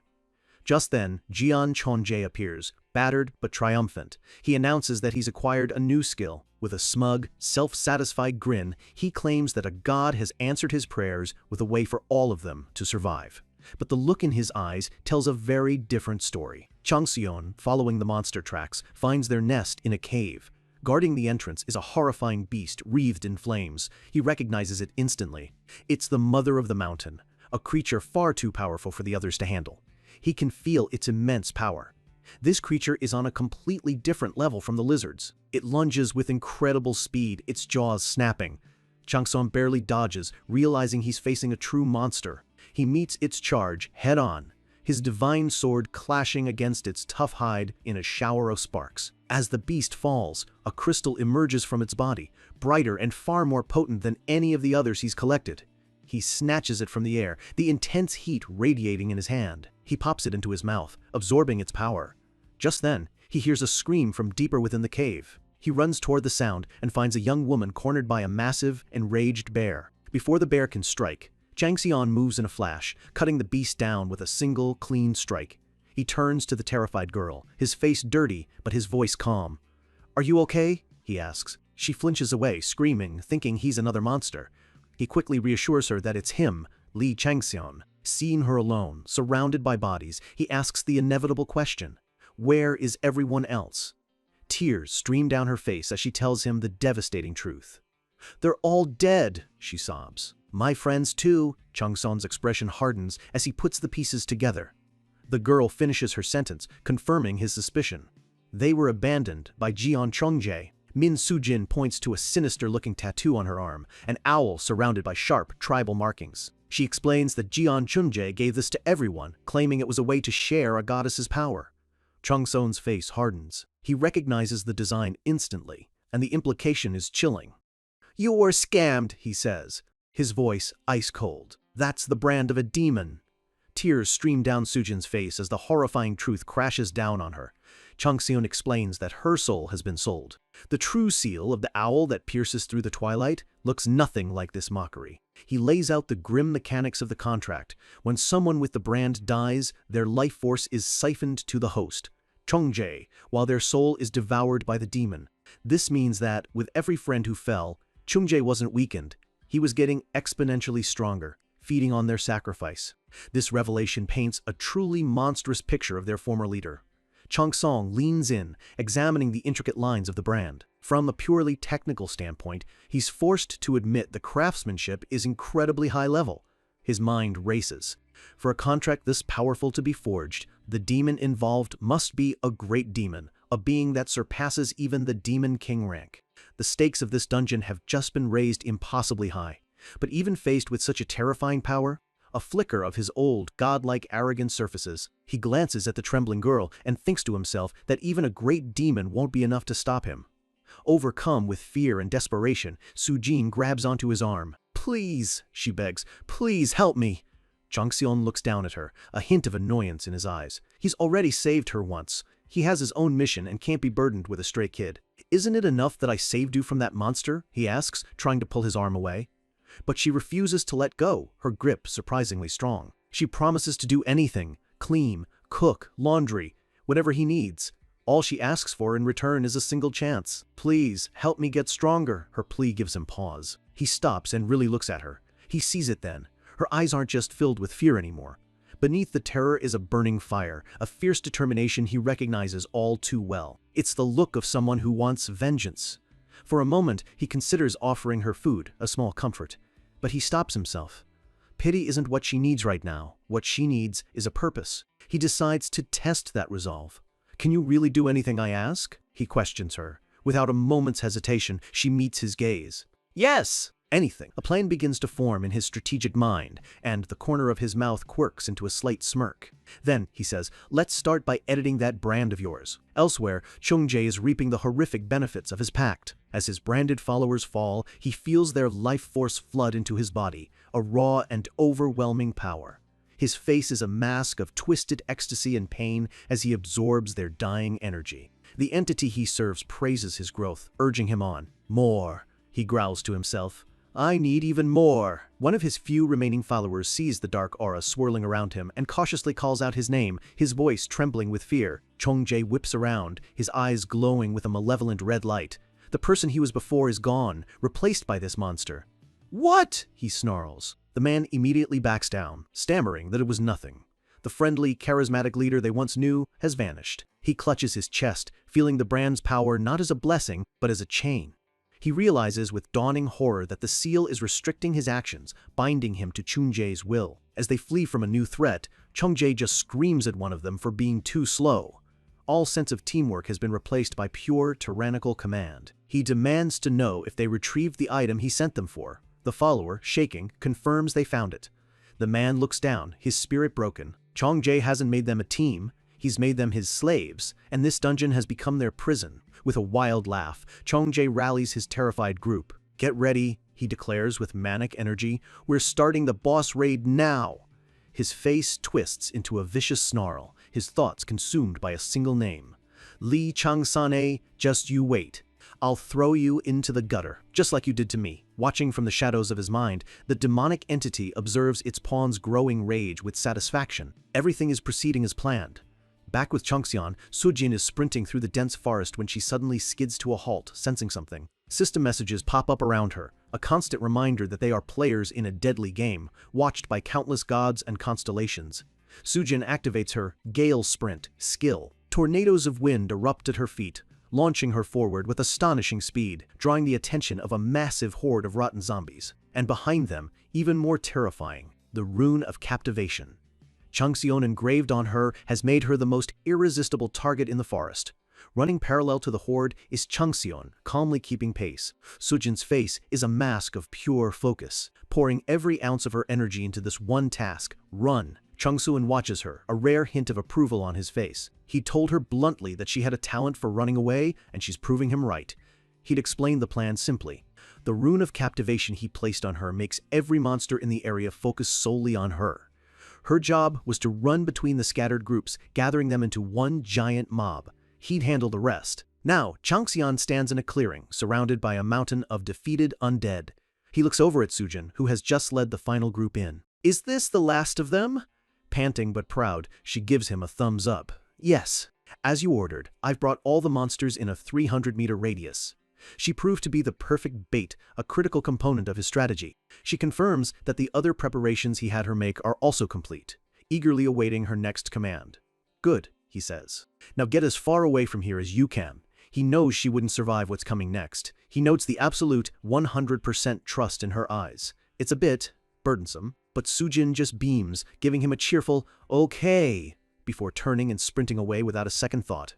Changxian watches her go. If his calculations are correct, this entire dungeon is about to come to an end. He stands alone in the center of the clearing as a wave of dark, ominous energy erupts from the ground, swirling around him. He covers his mouth as a thick, noxious green gas fills the air. This overwhelming poison is exactly what he's been waiting for. The ground begins to tremble violently. The massive gathering of undead was just the trigger. Now, the final boss of the dungeon, the decomposing plague spider, has been summoned. The earth cracks open as the colossal creature begins to force its way to the surface. Far in the distance, Sujin looks back over her shoulder, her eyes widening in absolute shock. The spider is a thing of nightmares, a horrifying beast with massive, glowing blue poison sacs on its back. And standing before it, looking impossibly small yet utterly unafraid, is Changxion. The potent poison washes over him, and he clutches his head in a moment of intense pain. But then he lowers his hand, his expression hardening into one of pure, steely resolve. His eyes transform, the pupils narrowing into sharp, reptilian slits. This isn't just a boss fight for survival. This monstrous spider is the final, crucial ingredient he needs to forge his unpoisonable body. The stage is set. The hundreds of zombies Changxian slaughtered weren't just for points, they were the opening act. The decomposing plague spider rises above the sea of corpses, its glowing poison sacs pulsing like grotesque hearts. A piercing shriek rips through the air, a sound so powerful it seems to shake the very foundations of the dungeon. As the wave of poison washes towards him, Changxian doesn't retreat. He charges forward. His bold move catches the eye of a new divine spectator. The snake that wraps around the world, a being that appreciates cunning over brute force, is impressed. As a reward, or perhaps a test, it bestows a temporary gift upon him. His Snake Eyes skill is upgraded to Viper Eyes. The new skill is a strategist's dream, allowing him to instantly identify his prey's weaknesses. Changxian understands immediately. This god isn't offering a contract, it's offering a chance to see what he can do. A predatory gleam enters his now glowing golden eyes as he thinks, then I'll be sure to put on a good show. With his enhanced vision, the world becomes a blueprint of vulnerabilities. He immediately locks onto the spider's leg joint, the perfect place to strike first. The spider's poison begins to seep into his skin, and his low-grade resistance skill kicks in. But it's not enough to stop the venom completely. But this is exactly what he wanted. The fire energy he stored from consuming monster cores surges through his veins, purging the poison. This intense trial forces his body to adapt, leveling up his poison resistance skill on the spot. An achievement flashes, Root of Fire, extinguishing that has gathered 666 orbs of fire. His fire attribute is strengthened, and he gains a crucial boost of 5 stamina points. The poison has literally made him stronger. Wreathed in his own cleansing flames and wearing a wild grin, Changxion launches himself into the air. He defies gravity, running straight up the monster's massive leg with impossible speed. Reaching the joint he targeted, he swings his blade with all his might, sinking it deep into the creature's weak point. The spider recoils, crying out in a mix of pain and fury as its many eyes glare down at the tiny human, causing it so much trouble. Changxion leaps from the leg, landing lightly on the pile of zombie corpses below.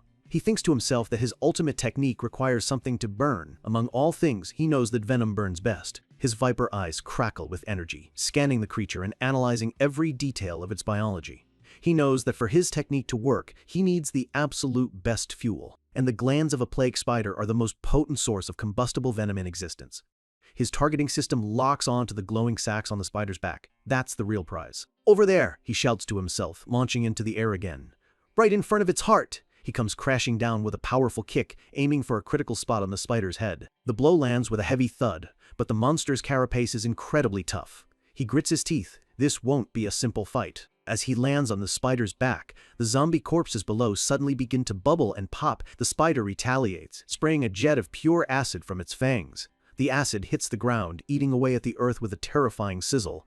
A direct hit would have been fatal. He deflects another spray with his sword, the impact forcing him back. He quickly assesses the situation. The power he's gained over the last 3 days still isn't enough to win in a direct confrontation. So, with a crazed look in his eye, he makes a split-second decision that looks like cowardice. For starters, let's run.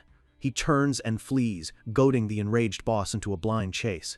Meanwhile, miles away, Jian Chungjie stops to catch his breath, exhausted from his own desperate hunt. He stumbles into the clearing where Changxion fought and freezes, his eyes wide with shock. He's surrounded by the aftermath of a massacre. His first thought is Li Changxian, but he immediately dismisses it as impossible. No single person could have done all this. It has to be something else. But then, a system alert flashes before his eyes. A great accomplishment is occurring right now. The dungeon ranking updates. First place, Li Changxian with a mind-shattering 29,550 points.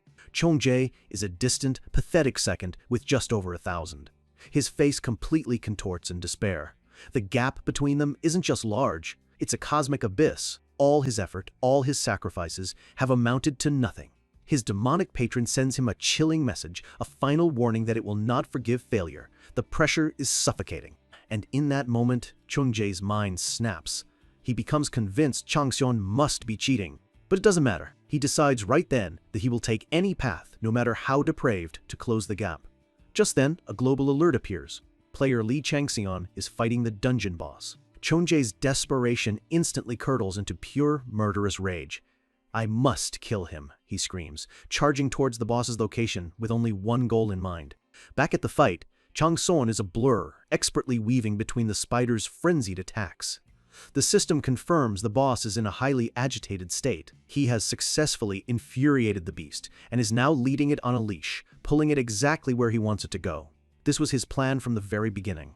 We flash back for a moment to Sujin proudly reporting that she's gathered all the monsters as he asked.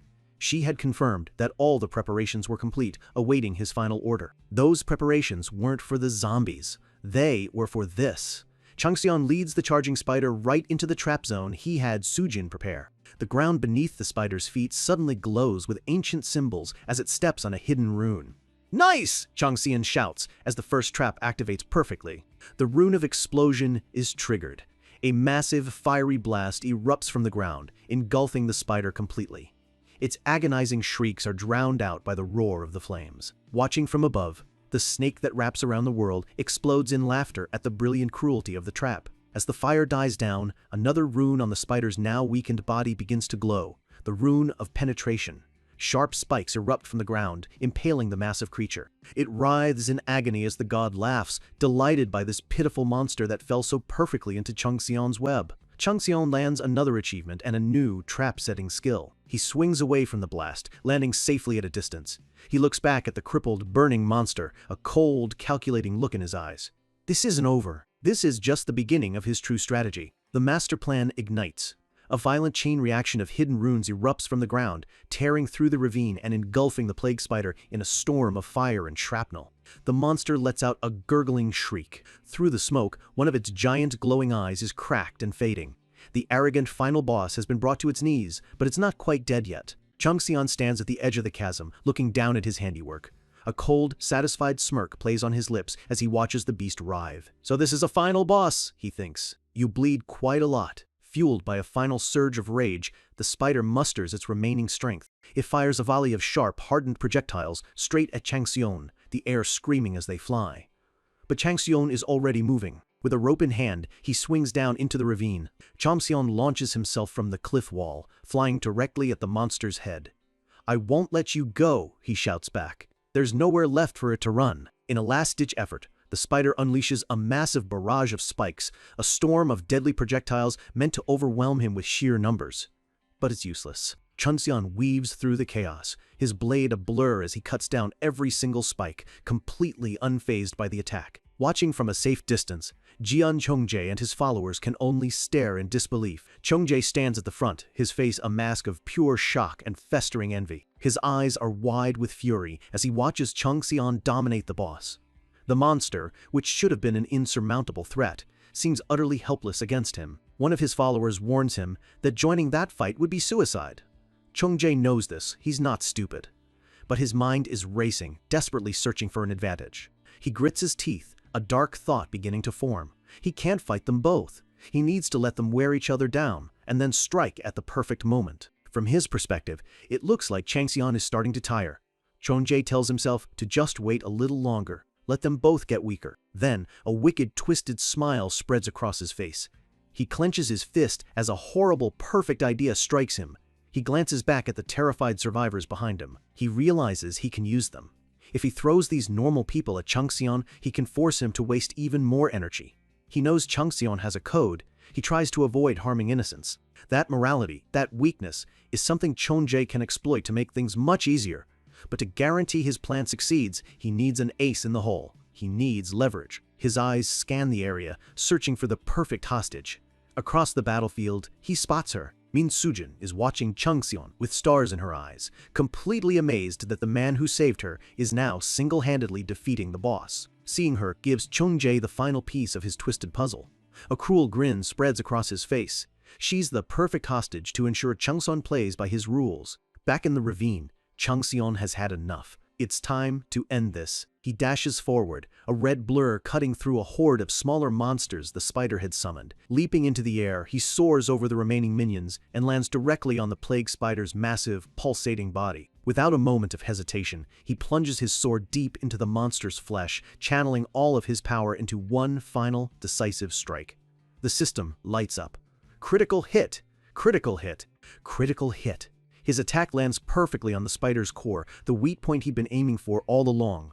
A massive shockwave of red energy explodes from the point of impact. The system announces that his strikes have completely obliterated the spider's remaining health. And with that, the final message flashes. You've defeated the decomposing plague spiders. The monster's body dissolves, leaving behind a single, glowing green core. Changxian reaches out and grabs it. This is what the entire dungeon was for, the first major step toward achieving the unpoisonable state. He doesn't waste a second. He lifts the core to his mouth and, without hesitation, begins to consume it. An overwhelming surge of power floods his system as notifications flash one after another. Level up, level up. Green energy bursts from him as his body absorbs the core, pushing him all the way to level 20. As he kneels among the monster's remains, a pillar of light descends from the sky. The system announces that the fifth and final section has been reclaimed. The dungeon mission is complete. The final scores are calculated. In first place, Li Changxian with a staggering 97,450 points. In a distant second, Jian Chongjae with just 2,000. The gap is an insult. The rewards flood in. Bonus points from the Administrative Bureau. The attention of countless gods, many of whom now desperately want him as their chosen apostle. As the dungeon world begins to crumble, even more gods try to get his attention. But the snake that wraps around the world makes it clear that it saw him first, trying to stake its claim. Watching from the cliffside, Chongjae sees Changxian kneeling on the ground, seemingly exhausted. A triumphant, vicious grin spreads across his face. This is it. I got him, he thinks. He's convinced Changxian is too tired to even get up, that the victory took everything he had. This is the perfect moment he was waiting for. Now's the time, he roars, shoving his stunned followers forward. Everyone, attack Li Changxian, he screams, hanging back himself. His plan is simple. Hide in the crowd and strike when Changxian is distracted by the cannon fodder.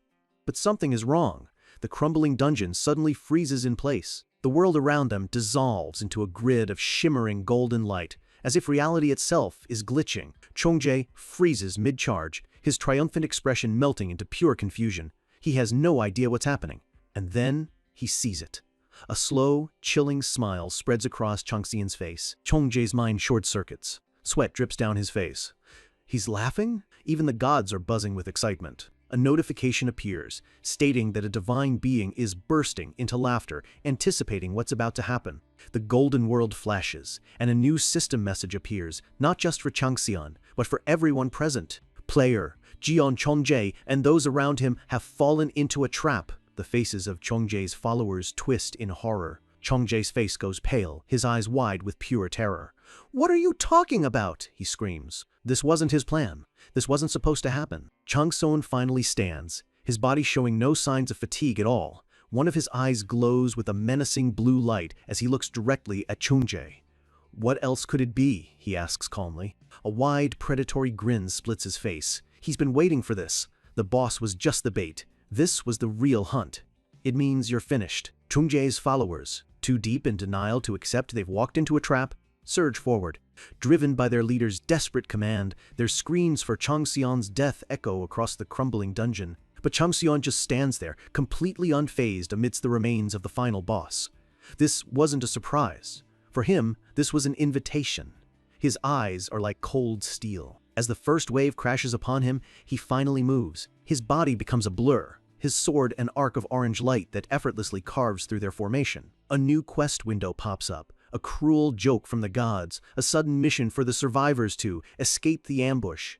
It's clear the divine beings are enjoying this ironic turn of events. Changxian continues his assault, but he isn't aiming to kill. He's precisely disarming them, slashing weapons from their hands and breaking their charge with contemptuous ease, demonstrating the massive gulf in their power. From the back, Chongjae can only watch in horror. In a flash, Changxian closes the distance to his real target. He raises his blade, ready to end this farce. Chongjae desperately raises his knife to block. A flash of light erupts as their blades meet in a pathetic last stand.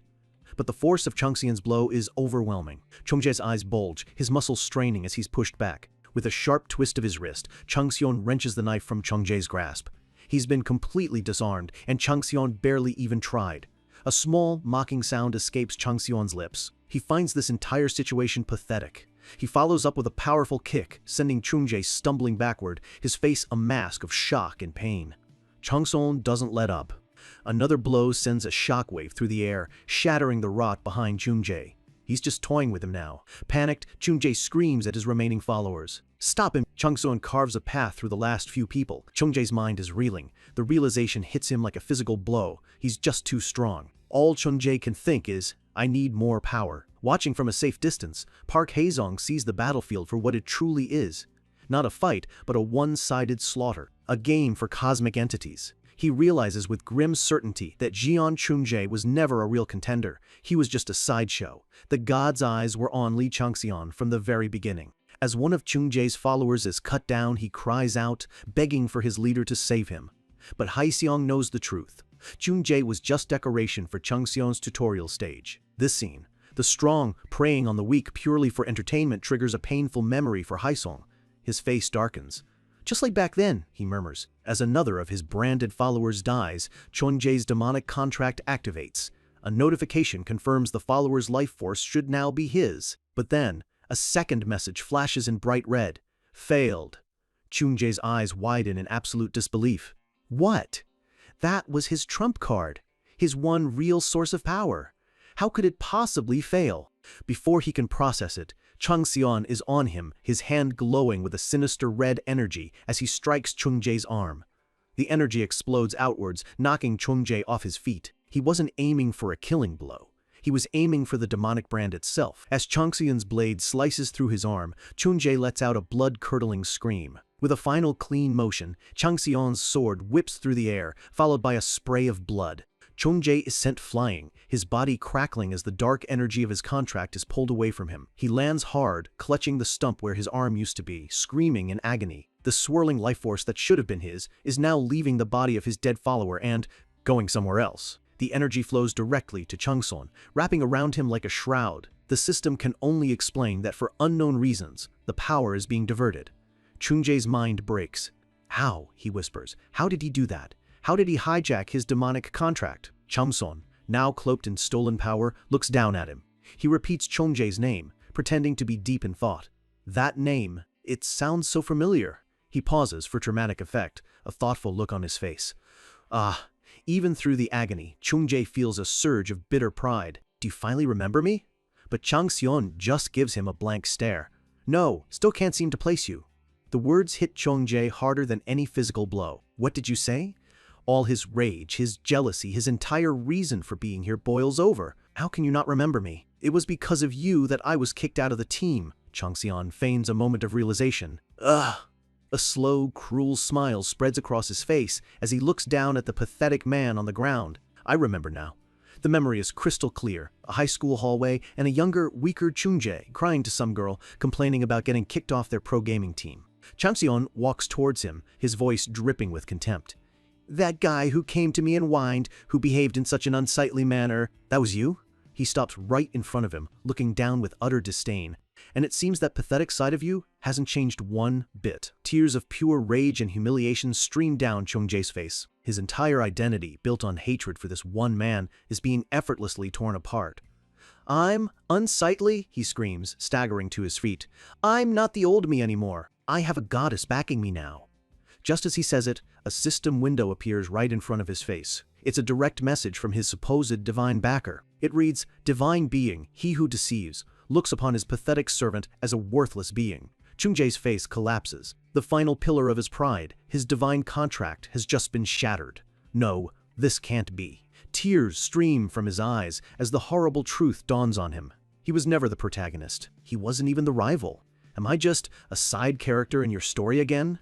Changxian raises his hand, a blade of dark energy forming around it. The system announces that Jian Chunjae has failed the quest. Chunjae lets out one final, soul-shattering scream of utter despair. His life flashes before his eyes, watching from the sidelines as Changxian's team celebrated a victory he was never a part of. Changxian, their leader, raising the championship trophy high in the air, basking in the glory that Chunjae craved. He remembers following Changxian that day, his heart filled with resentment. If he hadn't, he never would have been swept into this gate. His face becomes a mask of pure, undiluted hatred.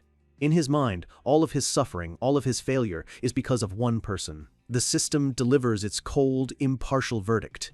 You will be receiving a penalty. Chunjae can only glare, his final thought, a curse. The penalty is simple. DEA. Changxian looks down at the body. The system confirms it. The cursed player, Jian Chunjae, is dead. With the rival eliminated, the real prize is finally released. As Chunjae's body lies lifeless, his demonic contract shatters, and all the life force he stole erupts from him in a violent torrent of dark energy. The sheer volume of it is staggering. The other survivors can only watch in shock as an incredible amount of raw power pours out from a single man. But this power already has a destination. The tendrils of energy snake through the air, converging on one person, Li Changxian. He stands calmly, ready to absorb it all. The survivors are terrified. They can't comprehend what's happening, only that every last drop of that horrifying energy is flowing toward the man who just executed its previous owner. The stolen life force swirls around Changxian, forming a spiraling brand on his neck as he takes it all in, making it his own. The brand glows with immense power. And now we see how he did it. In a flashback, we see him carving a rune on Sujin's arm. He'd explained that he was altering her existing stigma, turning her into a temporary host. If she had tried to absorb this much power directly, her body would have exploded. But Changxian, ever the master strategist, had carved a rune of path beside it. A custom-made filter designed to let her safely channel the energy, passing it through her and delivering it directly to him. As the last of the energy flows into him, the snake that wraps around the world sends him a message, advising him to take his time absorbing the power, since its nature is so different from his own. The god is thoroughly impressed, praising him for hacking a demonic contract and using a simple rune as a medium. It was a brilliant, unprecedented move that no one had ever seen before. Changxian closes his eyes, savoring the influx of power. He notes that while the quality isn't the best, it feels like he's consumed a legendary elixir. Suddenly, a new message appears from a mysterious, unnamed god. It praises his performance, calling the dungeon an interesting tutorial.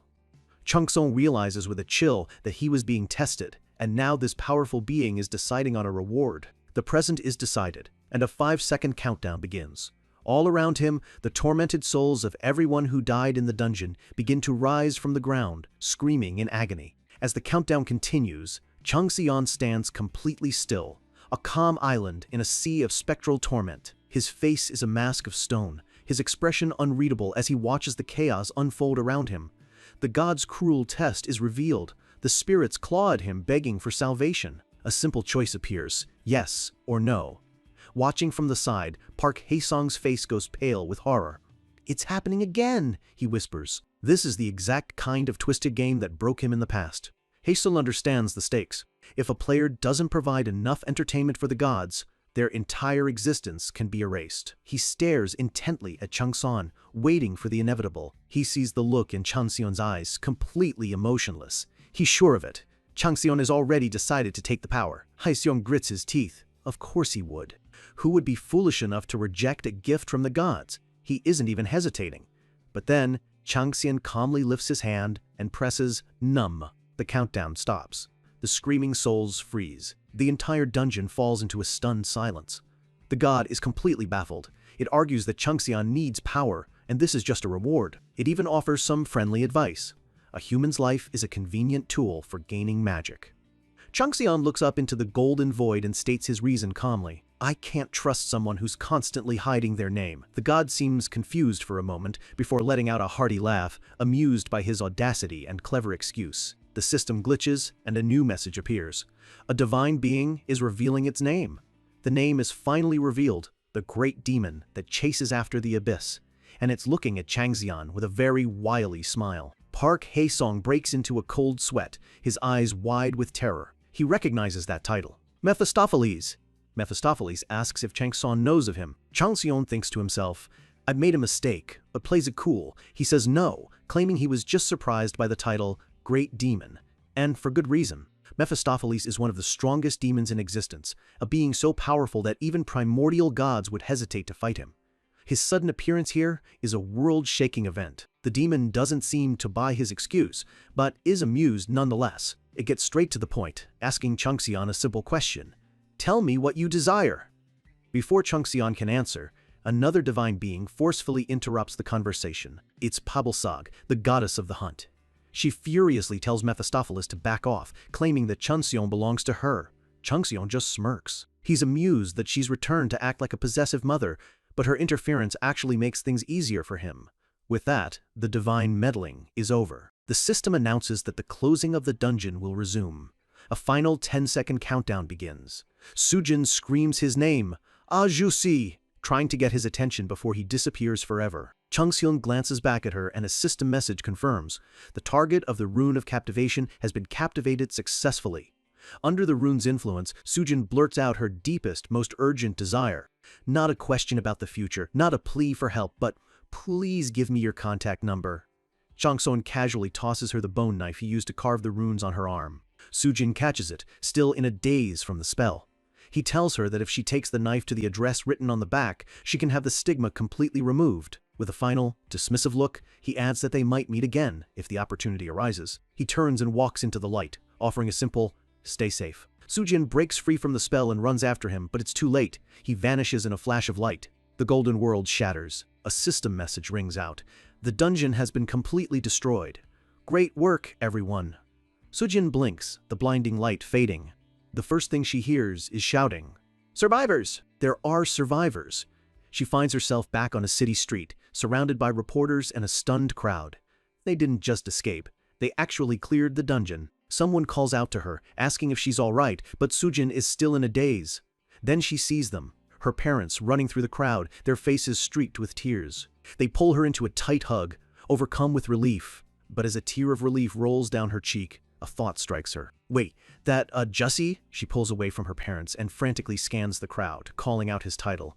But he's not there. He's nowhere to be seen. She looks down at the bone knife in her hand, her heart sinking with a strange sense of loss. He's really gone. Far from the chaos, under the light of a full moon, a lone figure sits on a pipe high above the sleeping city. It's Changseon, finally alone.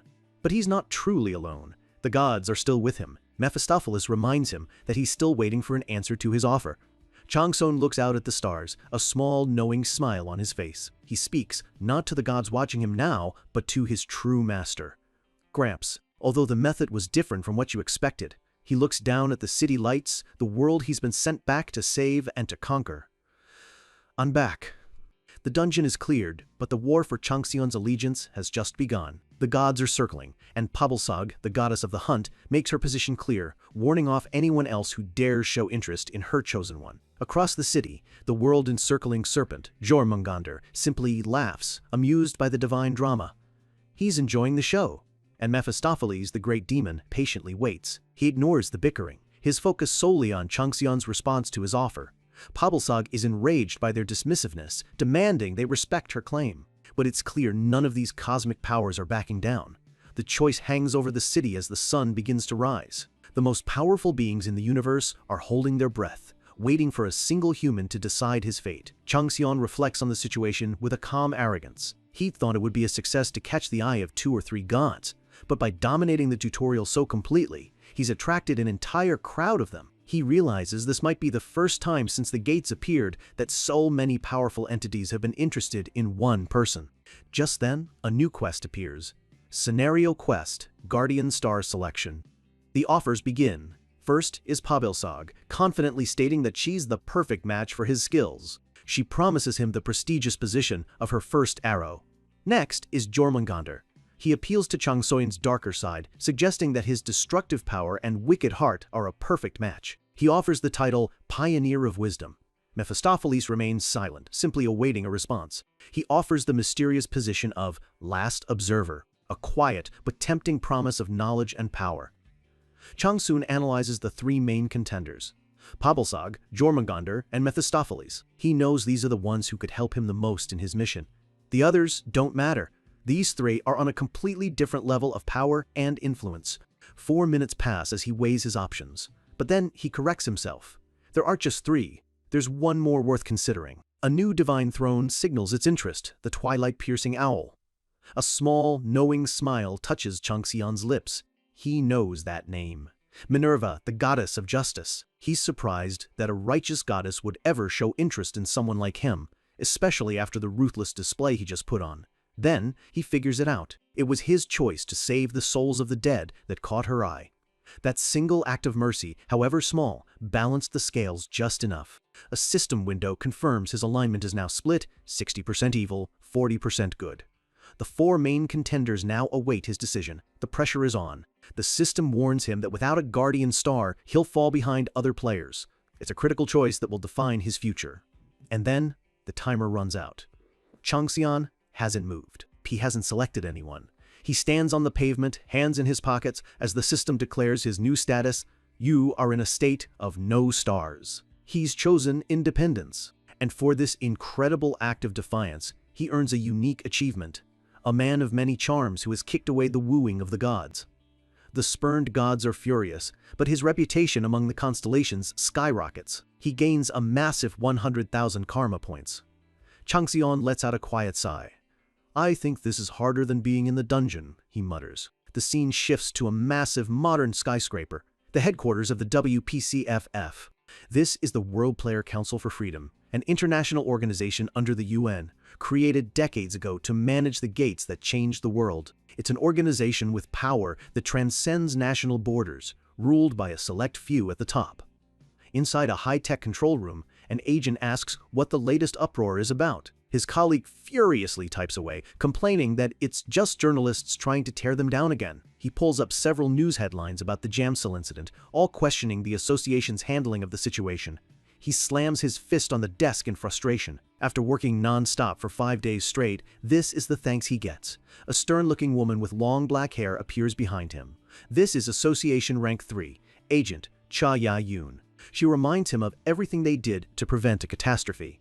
Her subordinate points her to a different article, buried deep in the newsfeed. The headline is simple and intriguing. The mysterious person. L. Who is this person? Cha Ya. Yoon leans against a console, pulling out a cigarette. She asks where he thinks the information was leaked from. Her subordinate nervously points out the no-smoking policy, but one sharp glare from her and he immediately apologizes. She complains that she ordered security to block all outside access during the incident. For now, the press is treating the story of L as a rumor. After all, a new player appearing in a 2-star dungeon, clearing it solo, and then vanishing without a trace? It sounds unbelievable. Cha Ya-yoon takes a drag from her cigarette. She wonders if this L could be a demonic worshipper. Her eyes narrow with determination. They have to find this person before one of the powerful clans does. But they have no idea where to even begin looking. Just then, another agent screams from her station. She'd been combing through hours of CCTV footage. Cha Ya-yoon's cigarette drops from her mouth in shock. "I found them!" the agent yells. Her focus becomes absolute. "Where?" she demands. "Where are they?" The answer is the last thing she expected. It's their home. Cut to a quiet apartment doorway. Changson steps inside. A small, adorable dog bounds towards him, barking with joy. "I'm back," he says softly. He walks into the kitchen where his sister is at the stove, a pot of kimchi stew bubbling away. The smell, it hits him with the force of a tidal wave. His sister turns around, a gentle, familiar look on her face. He just stands there, staring at the stew, at his dog, at his sister. His thoughts trail off. The smell of his sister's stew, a scent he hasn't experienced in hundreds of years, stuns him into silence. He doesn't even like kimchi, but this is different. This is the smell of home. His dog, Darum, jumps up and starts licking his face, breaking him from his trance. "Nice to see you," he murmurs, gently pushing the happy pup away. "But stop licking me."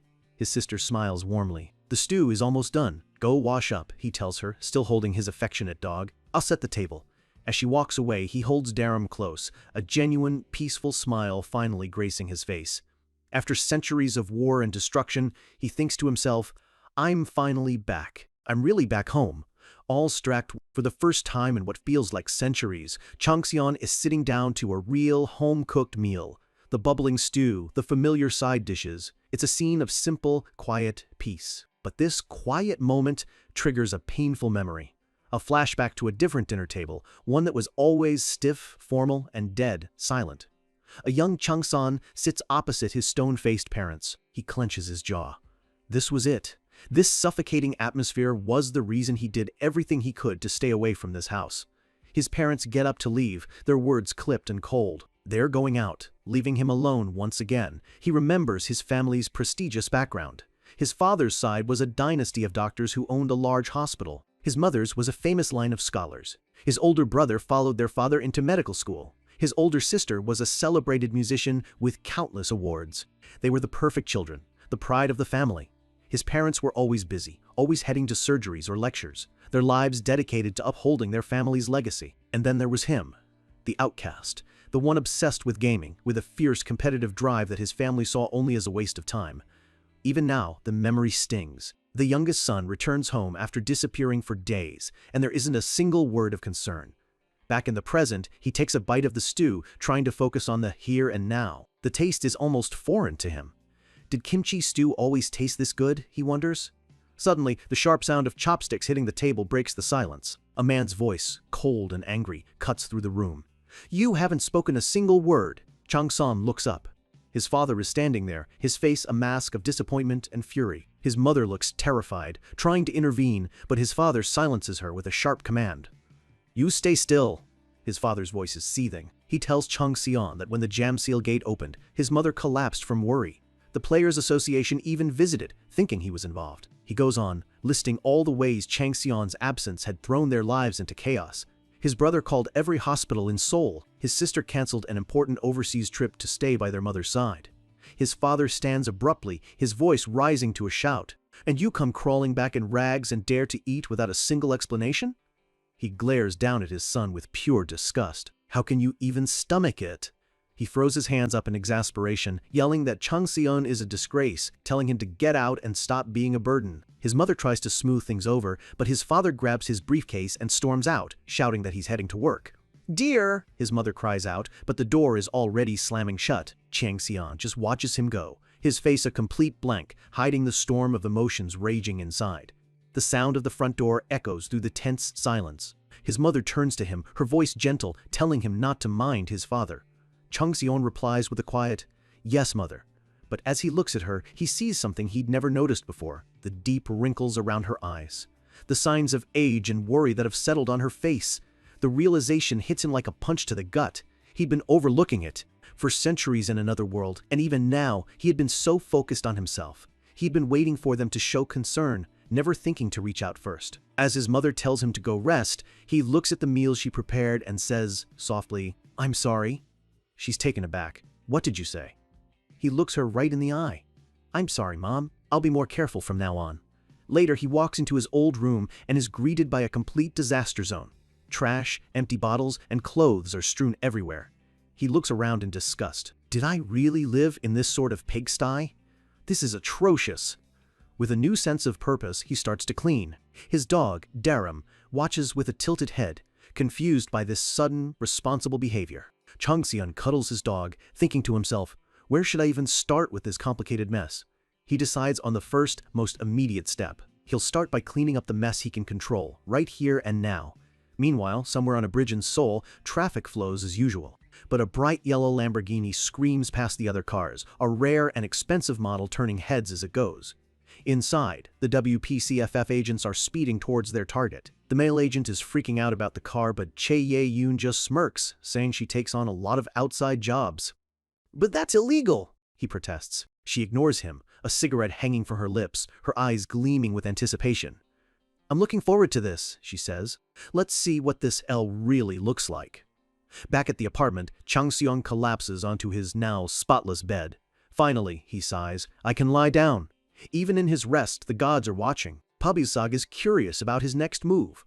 Jomagander notes that even destroyers need their rest. He thinks back to the confrontation, to the anger in his father's eyes and the deep worry etched on his mother's face.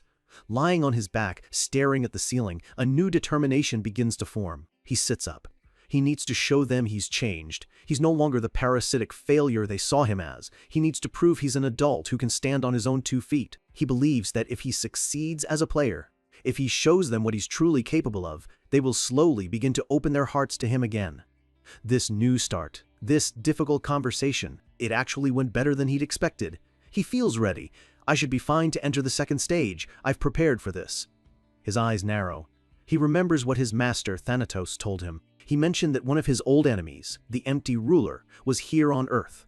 He recalls a vision of a grand celestial throne room. He had asked Thanatos who his first target should be. Thanatos, a figure with long black hair and a sly grin, had replied, "Of course, it would be the ruler of the place you now reside." "So who is that?" Chang Xian had asked. Thanatos smiled. "It's someone you know very well. The tiger submerged in hardship." The memory fills Chang Xian with a cold fury, and a predatory grin spreads across his face. He remembers the divine judgment, the faces of all the gods who had wronged him.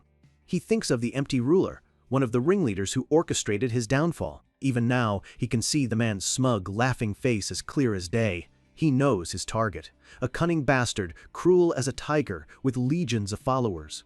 He won't be easy to catch. Chang Xian pulls up his phone and opens a website for the White Tiger clan. Their slogan reads, "Next to your smile, there is always a white tiger." The logo is a fierce, snarling white tiger, and below it, a recruitment notice. In 1 month, the clan will be holding tryouts for new players. His target is finally within reach. Since the gates opened, gods have granted their protection to groups of believers, forming organizations known as clans. And the empty ruler is the guardian star of this very clan. Chang Xian scoffs. The god has no imagination, giving his clan the same name as himself. He scrolls through the information. The White Tiger clan is Korea's #1 massive clan, with an immense number of members. He looks at the recruitment notice again. He doesn't have the power to start an all-out war with them. Not yet. So, he'll start from the inside. He'll cut off their arms and legs before they even realize they're under attack. His eyes gleam with cold resolve. Within 1 month, he vows, I'll finish all the preparations, no matter the cost. Changxian is heading out again, but this time, he's not telling the whole truth. He tells his family he's just going to a nearby park and will be back early, a simple lie to cover up a very dangerous ritual. He arrives at his destination, a remote, mountainous area. It needs to be completely isolated for what he has planned. He gets out of a taxi, which quickly speeds away, leaving him alone at the edge of the wilderness. With his hood pulled up against the morning chill, he stands at the entrance to the woods. The preparations are about to begin. He knows what he's about to do requires absolute, unbroken focus. No humans, no animals, not even the slightest disturbance can be allowed. But his grand plans are suddenly interrupted by a very human problem. He makes a sudden dash for a nearby public toilet. He groans to himself, wondering if eating kimchi stew for the first time in centuries was a good idea. His stomach is not happy. For a moment, he considers using his powers to just take care of the problem, like he would have in the dungeon. A ball of golden energy even forms in his hand. But he hesitates, a moment of quiet contemplation in front of a public restroom. He decides against it. Let's do it the normal way here. He sighs, realizing with some horror that it's been hundreds of years since he's actually used a toilet. A few moments later, the sound of a toilet flushing is followed by a deeply satisfied sigh. He emerges from the restroom, stretching confidently. How refreshing. Now then, shall we get started? With that very important business out of the way, he steps off the path and heads deep into the forest. He finds a clearing far from any trails, a perfect, secluded spot. Standing among the tall trees, he looks around. This should be far enough in. He draws his sword, its blade still stained with the blood of his enemies, and begins to move. With swift, precise motions, he carves glowing red runes into the trunks of the surrounding trees. The runes connect, and a translucent blue barrier shimmers into existence. The system confirms you've deployed the rune of stealth. The barrier fades from sight, completely concealing him from the outside world. Now, his real work can begin. He carefully folds his hoodie. He'll need it again when he leaves, so it has to be kept safe from what's about to happen. Standing shirtless in the clearing, he spreads his arms wide. Inventory. Open. A series of blue windows appear around him. The inventory displays his loot from the dungeon, but he's not interested in the bone spears or crude shields. He pulls out the real treasures: a bloody mamba's fang, a firework, tiger's toenail, an ice kite's beak, a burrowing scorpion's stinger, and finally, the plague spider's venom gland. Without a moment of hesitation, he brings the toxic core to his lips and begins to consume it. A massive wave of icy blue energy explodes from his body as the potent poison floods his system. He thinks back to a memory from his life as a god, explaining his theory to a council of robed figures. The fire energy in his body is meant to destroy evil, and there's no better fire starter for a big fire than venom. An ancient being with a long white beard elaborated on his theory. The purifying fire will burn any foreign substance that tries to harm the body, and the stronger that foreign substance, the hotter the fire will burn in response. Only then, when pushed to its absolute limit, can the fire become the legendary fire of the 8 trigrams urn. The ancient being had concluded that there is no better, more thorough way to purify the body from its very core. Back in the present, Changxi knows what he must do. Since I have enough fire, I'll start with my heart. He takes another poisonous item and drives it directly into his chest. Bloody Mamba's poisonous fang has infiltrated your heart. The venom spreads instantly, and a pained gasp escapes his lips. His low-grade poison resistance is useless against this. He screams in agony as the poison courses through his veins, but he endures it. By absorbing the fang, he obtains the snake venom's gene and a massive 50,000 karma points. He's now in a critical state. He takes the next item, which infiltrates his liver and intestines. Pabelsag's worried voice rings out through the system, asking what he's doing and offering her help. The other gods are watching with rapt attention. Jormungandr is curious, Mephistopheles is still waiting, and Minerva is cheering him on. He pushes on, absorbing the scorpion stinger into his spleen. The pain is unimaginable. He is now on the brink of death. He shoves the plague spider's gland into his mouth, its poison permeating his lungs. His body is a wreck, blood pouring from his lips. All 5 of his major internal organs are now saturated with different, conflicting types of venom. His skin turns a sickly, dark green, covered in pulsating black veins as the poisons wage war inside him. A little more, he pushes himself. Just a little more. His poison resistance tries to fight back, but it's completely overwhelmed. The system warns him he's about to die, that he needs to detoxify immediately, but he grits his teeth. Not yet! His bodily functions begin to shut down, but inside him, at the very core of the poison storm, a tiny spark of fire ignites. This is the moment he was waiting for. Now. The dormant fire mana in his body rushes towards the spark, fueling it, turning it into a raging inferno. A massive pillar of pure golden flame erupts from his mouth, a primal scream of both unbearable pain and ultimate triumph.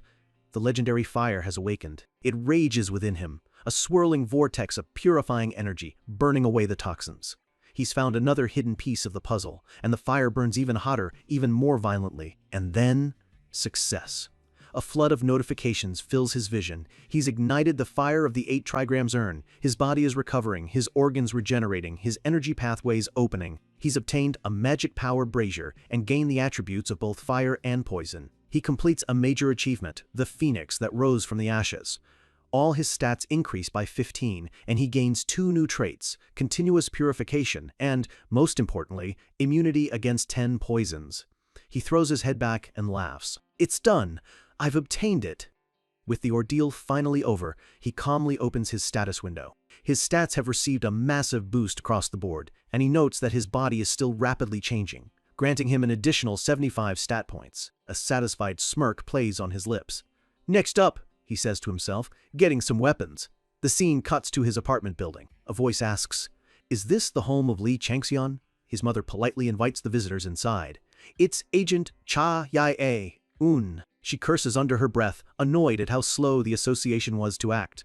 But as they enter, she freezes. There are already 2 other groups in the living room. "It's been a while, Agent Cha," one of them says.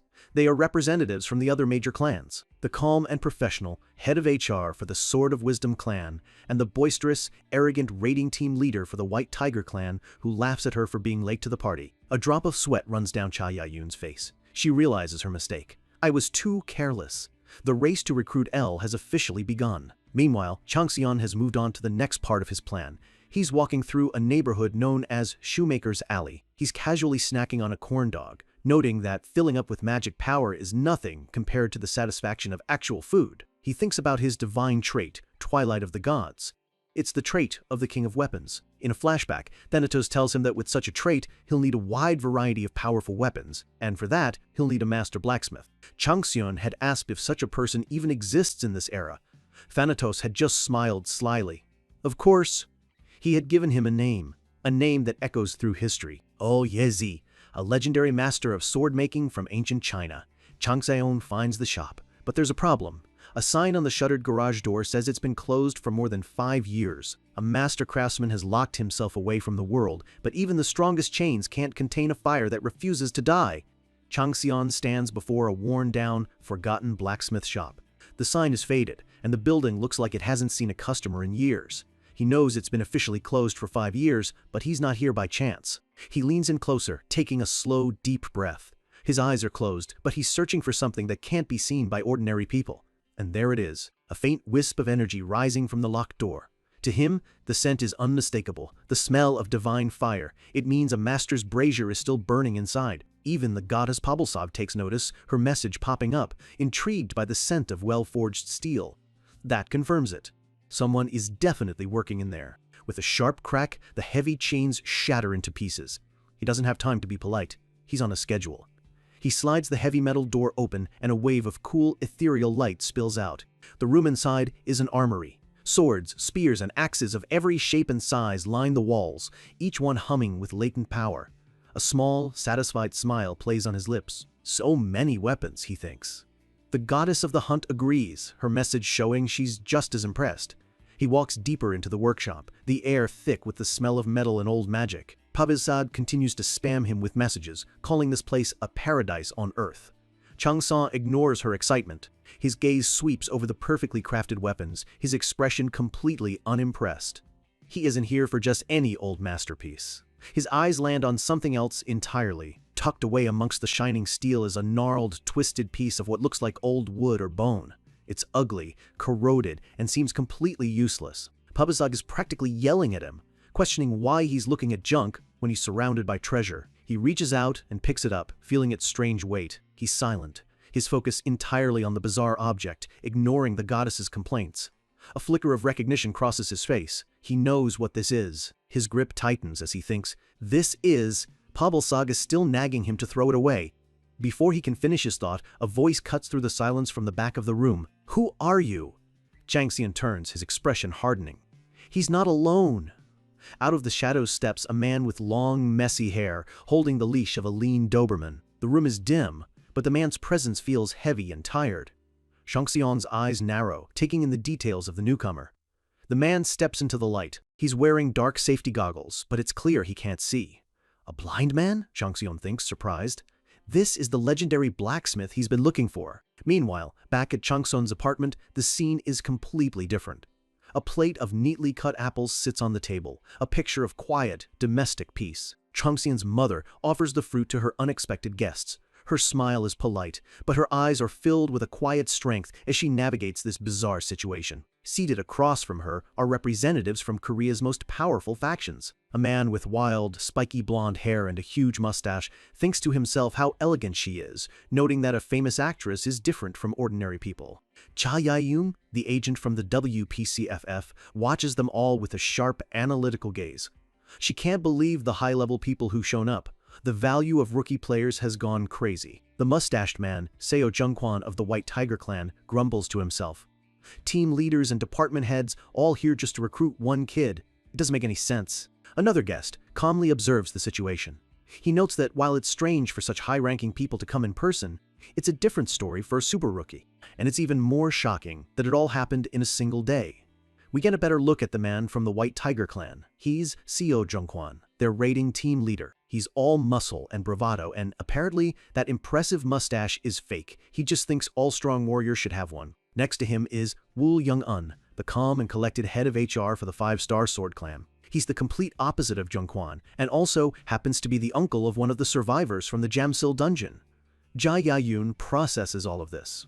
Could one super rookie really command this much attention? A serious look crosses her face. There's something different about Li Changxian. She can feel it. But she knows these clans. They're not just here to recruit him. They're here to make sure their rivals can't. If they can't have him, no one can. The polite atmosphere finally breaks. Cha Yayun asks what brings such busy people to a place like this. Jungchuan leans forward with a grin, saying he had to come himself or people might think he was slacking off. He glares at Cha Yayun, his voice dropping to a low growl. You're not thinking of getting in our way, are you? But she fires right back, reminding him that his clan stole their information to get here in the first place. The tension crackles between them. Jungkwan accuses her of abusing government authority, but she retorts coolly, asking if he isn't the one obstructing official government business. Chunxian's mother cuts through the argument, her voice calm but firm. So, she says, you're all here to recruit my son? Jungkwan immediately snaps to attention, his aggressive demeanor replaced with a bright, eager smile as he tries to win her over. The clans begin their sales pitches, talking about systematic training and amazing benefits. But Changxian's mother just sits there, her expression unreadable. After a moment, she closes her eyes and says simply, Yes, I've heard both of you. She looks at them with a steady gaze. But this is something my youngest son will have to decide for himself. You should be talking to him, not me. However, I do have something else I'd like to ask. The recruiters look at her, confused. What else could she possibly want to know? Her expression turns serious, filled with a mother's worry. We were told my son spent the last 5 days in the Jamsil dungeon. May I hear more about what happened in there? The question hangs heavy in the air. She wants to know what horrors her son had to face in that place. Back at the blacksmith shop, the atmosphere is just as tense. So, you want to make a weapon? The blind man asks, his tone laced with skepticism. Changxian replies simply, That's right. The blacksmith lets out a dry, mocking chuckle. He questions why anyone would trust him to do anything, given his current state. Pabelsag chimes in again, agreeing with the blind man. But another god, the snake that wraps around the world, tells her to be quiet and watch. Something interesting is about to happen. The blacksmith turns his back on Changxian. This shop has been closed for a long time, he says dismissively. Let's go, Wilson. Changxian doesn't move. Despite saying that, he says calmly, your brazier is currently burning, isn't it? He points to the man's right hand. And those calluses on your hand seem pretty new. The close-up reveals a hand hardened by recent heavy work. The blacksmith whips around, his face a mask of shock and anger. What nonsense are you talking about? He yells, clearly rattled. Chang Xian's gaze drifts down to the man's dog Wilson, who looks painfully thin. It looks like you're having financial difficulties, he says, his voice devoid of pity. At the very least, you shouldn't let the friend who has become your eyes starve. The blacksmith falls silent. Chang Xian's words have hit him right where it hurts. His pride is warring with his desperation. Chang Xian lays out his offer, clean and simple. 10 million won for each completed request. An additional 50 million when the job is done, with a generous bonus for high-quality work. The blacksmith stands frozen for a moment before turning away. Tell me your account number, Chang Xian says, already pulling out his phone. A second later, a notification pings on the blacksmith's phone. 10 million won has been deposited. Sender, Li Changxian. He stares at the screen in disbelief. Changxian looks up, a slight smirk on his face. That's just the down payment. Is it not enough? Let me know. A bead of sweat rolls down the blacksmith's face. He's cornered. He swallows his pride and mumbles, "Give me more." Changxian raises an eyebrow, his expression unreadable. What? The blacksmith walks away, not even looking at him. "Oh, give me 5 million won more," he says, his voice strained. "I need to pay the rent I owe." It's a humiliating admission. Changxian just smiles. This is exactly what he expected. Without a word, he taps his phone again. Another 5 million hits the account. The blacksmith finally turns to face him, ready to accept. "So, about the thing you want me to make, but..." He's cut off by a voice from behind him. "Boss!" "What?" The blacksmith snaps, annoyed. But the voice wasn't talking to him. The blacksmith's eyes widen behind his goggles as a realization dawns. "You're the promisee." Chang Xian leans back, radiating absolute control. "I'm the promisor," he corrects him, his voice cold and final. "You will only work for me when you take my money." He leans forward, a predatory grin spreading across his face. "Call me bosses. To wage war against the gods, you need an arsenal built for one." The blacksmith stares in disbelief at the sheer scale of the order. A massive whip, a spear, axes, swords, a shield. He asks if that's everything, but Chang Xian isn't even close to finished. Cool as ever, he adds a bow, arrows, and a full set of armor to the list. Before the blacksmith can even argue, a notification dings. 100 million won deposited straight into his account. Chang Xian explains that's just a down payment for materials and to ask if he needs more. Then comes the trap. The cancellation fee is 3 times that amount. The blacksmith finally snaps, yelling that he's dealing with a madman. He's been completely cornered. Chang Xian doesn't even flinch. He just calmly remarks that he hears that a lot. Defeated, the blacksmith has to ask why trust him with so much money when they've only just met. Chang Xian admits it's their first time meeting. He knows the man is blind, a critical handicap for a craftsman. But to him, none of that matters in the slightest. With a cold, unshakable confidence, he clarifies their arrangement. This isn't a partnership, it's a contract. You make the goods, and I pay the price. There's no room for discussion. This is how it's going to be. The blacksmith finally caves. He'll take the job, but there are problems. The order is huge, the deadline is insane, and it's been years since he's worked. He needs time to get his feel for the forge back. His face turns grim as he reveals the real issue. And there's the biggest problem of all. Chang Xian's expression remains a mask of indifference. He simply asks what it is. The blacksmith explains that his forge is special. It requires a unique tool to create masterpieces. A legendary hammer wreathed in mystical flames, a hammer that he no longer possesses. For the first time, Chang Xian's eyes narrow with interest. He gets straight to the point. A hammer? Was it stolen? The blacksmith's face twists with the memory of betrayal. It was his disciple brother, a man his own father had trained. After the old man passed, the disciple got an offer from a powerful clan, so he stole their family's most sacred heirloom and vanished. Chang Xian's response is brutally blunt. Sounds like your father was a poor judge of character. Without missing a beat, he moves on. So where is he now? The clan that took him in. The blacksmith says the name like a curse, one that's haunted him for years. High off.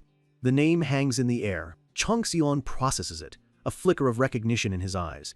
As the blacksmith starts to explain that they're one of the 10 major clans, Chang Xian cuts him off. He's already on his feet, his mind made up. "I'll bring it to you. Just tell me where they are." Panic floods the blacksmith's face. He tries to warn him, telling him how dangerous it is to confront a clan like High Off head-on. He realizes this kid is actually planning to go.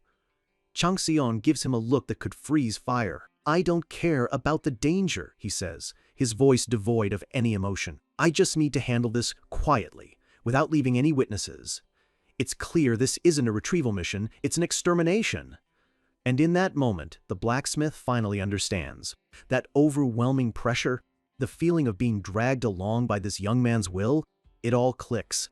This isn't just some rich, arrogant client. He looks at Chang Xion, his fear slowly being replaced by a spark of awe. He thinks to himself, "I don't know who this person is, but if it's him, if it's this, bosses, I think he can actually do it." A sliver of hope reignites in his heart. He gives Chang Xion the location, a tomb on MANHWA, in Seoul's Jungnam district.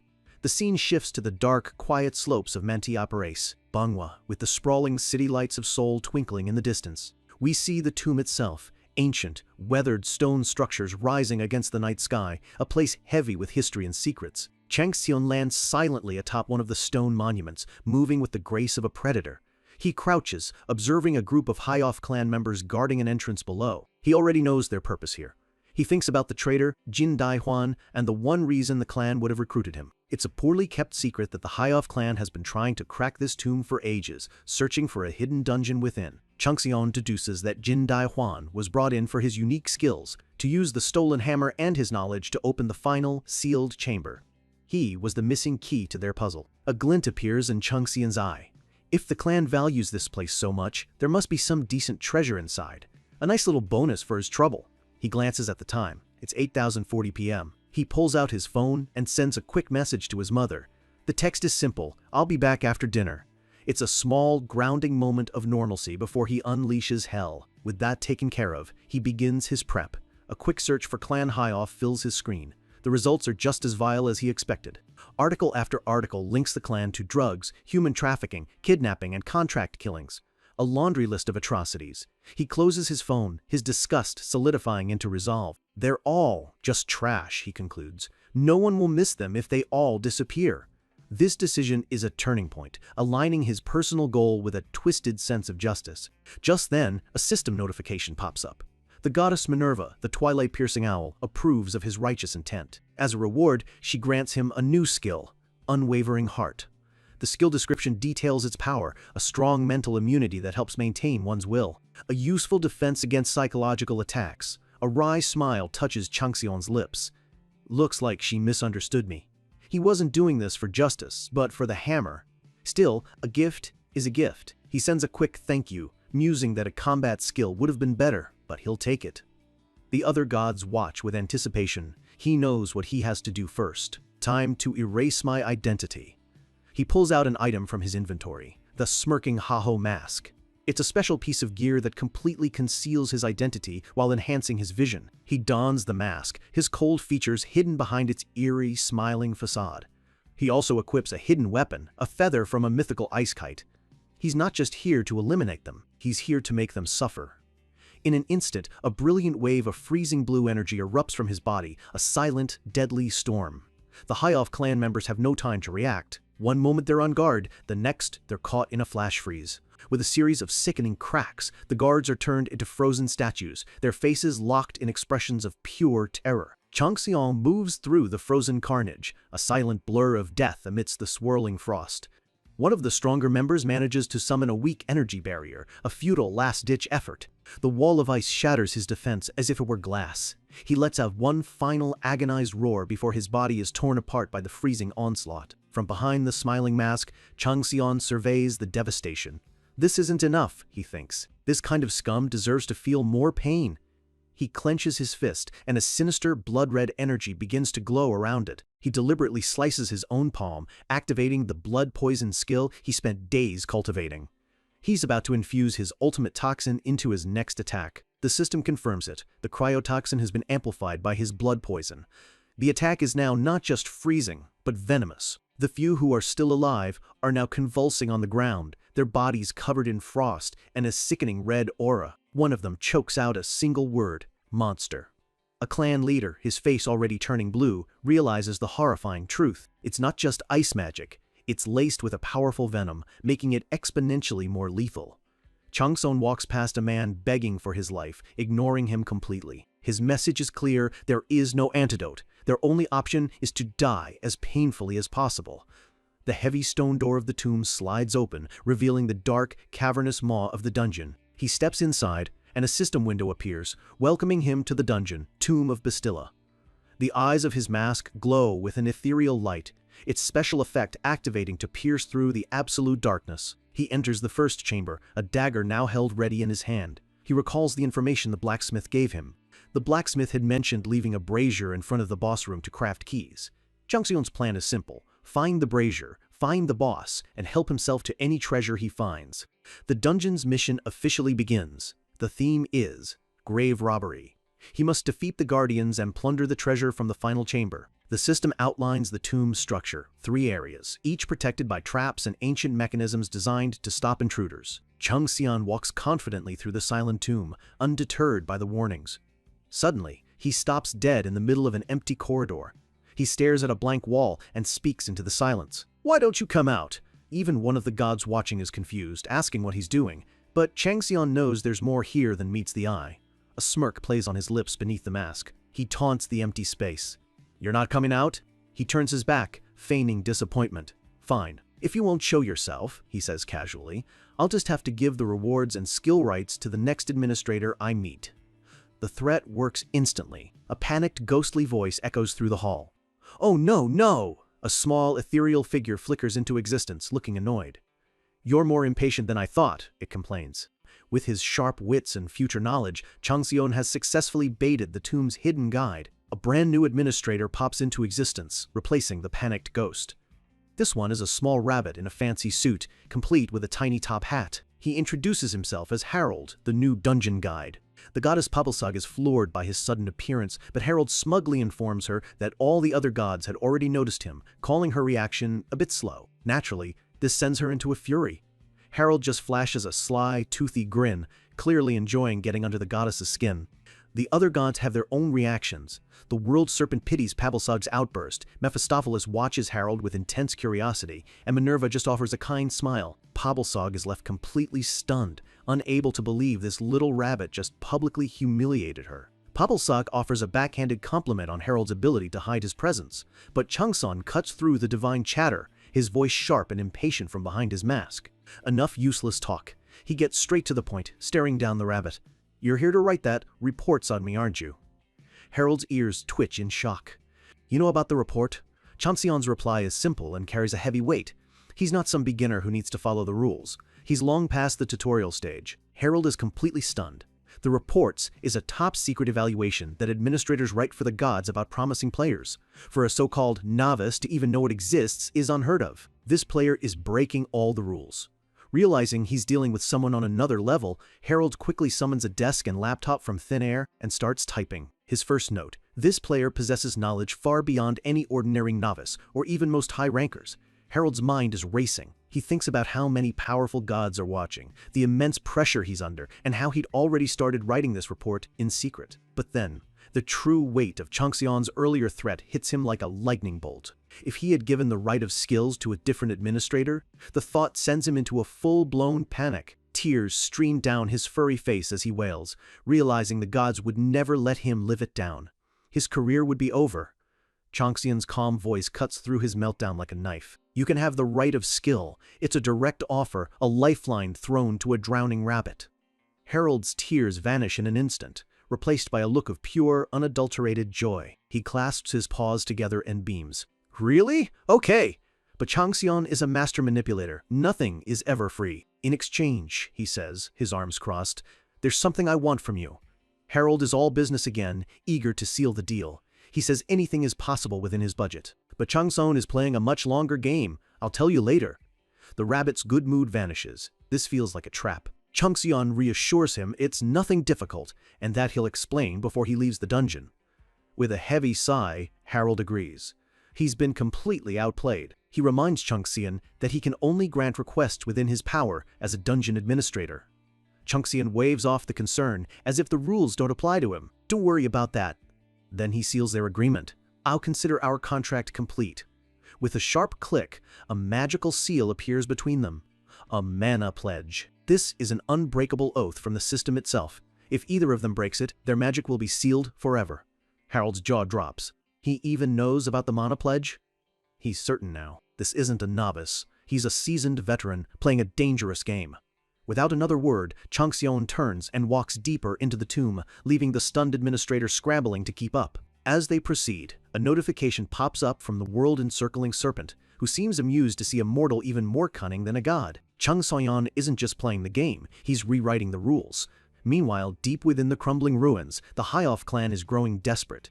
A stone brazier glows faintly. Lying beside it is a newly forged key, clearly misshapen and useless. Another failure. A fist slams against the stone wall in pure frustration. Darn it! The man raging is Li Jae-sung, a chief of the Highoff clan. He screams about how this job was supposed to be finished by now. His subordinates watch in terror, knowing they could be next on the chopping block. Jae-sung roars an order. "There's no choice! Jin Dae-hwan, bring that useless whelp here now!" Two guards drag a terrified, disheveled man forward. It's Jin Dae-hwan, the traitorous blacksmith, begging for his life. Jae-sung glares down at him, his face a mask of fury.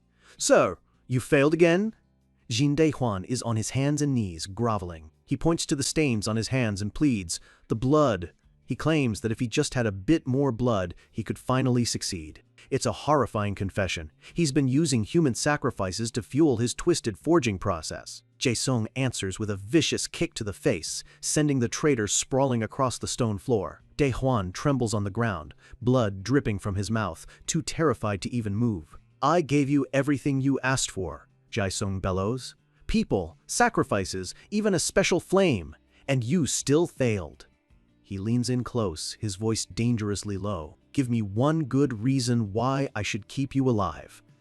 Desperate, Dae-hwan blames his tools, claiming the flame they gave him was low quality. Jae-sung's eyes narrow with rage. "Are you saying this is my fault?" "No, that's not it," Dae-hwan cries, bowing his head to the ground. He insists he just needs more time and more fuel. He begs for one last chance. Jae-sung is out of options. "Are you certain," he asks, a cruel plan forming in his mind, "that all you need is more blood?"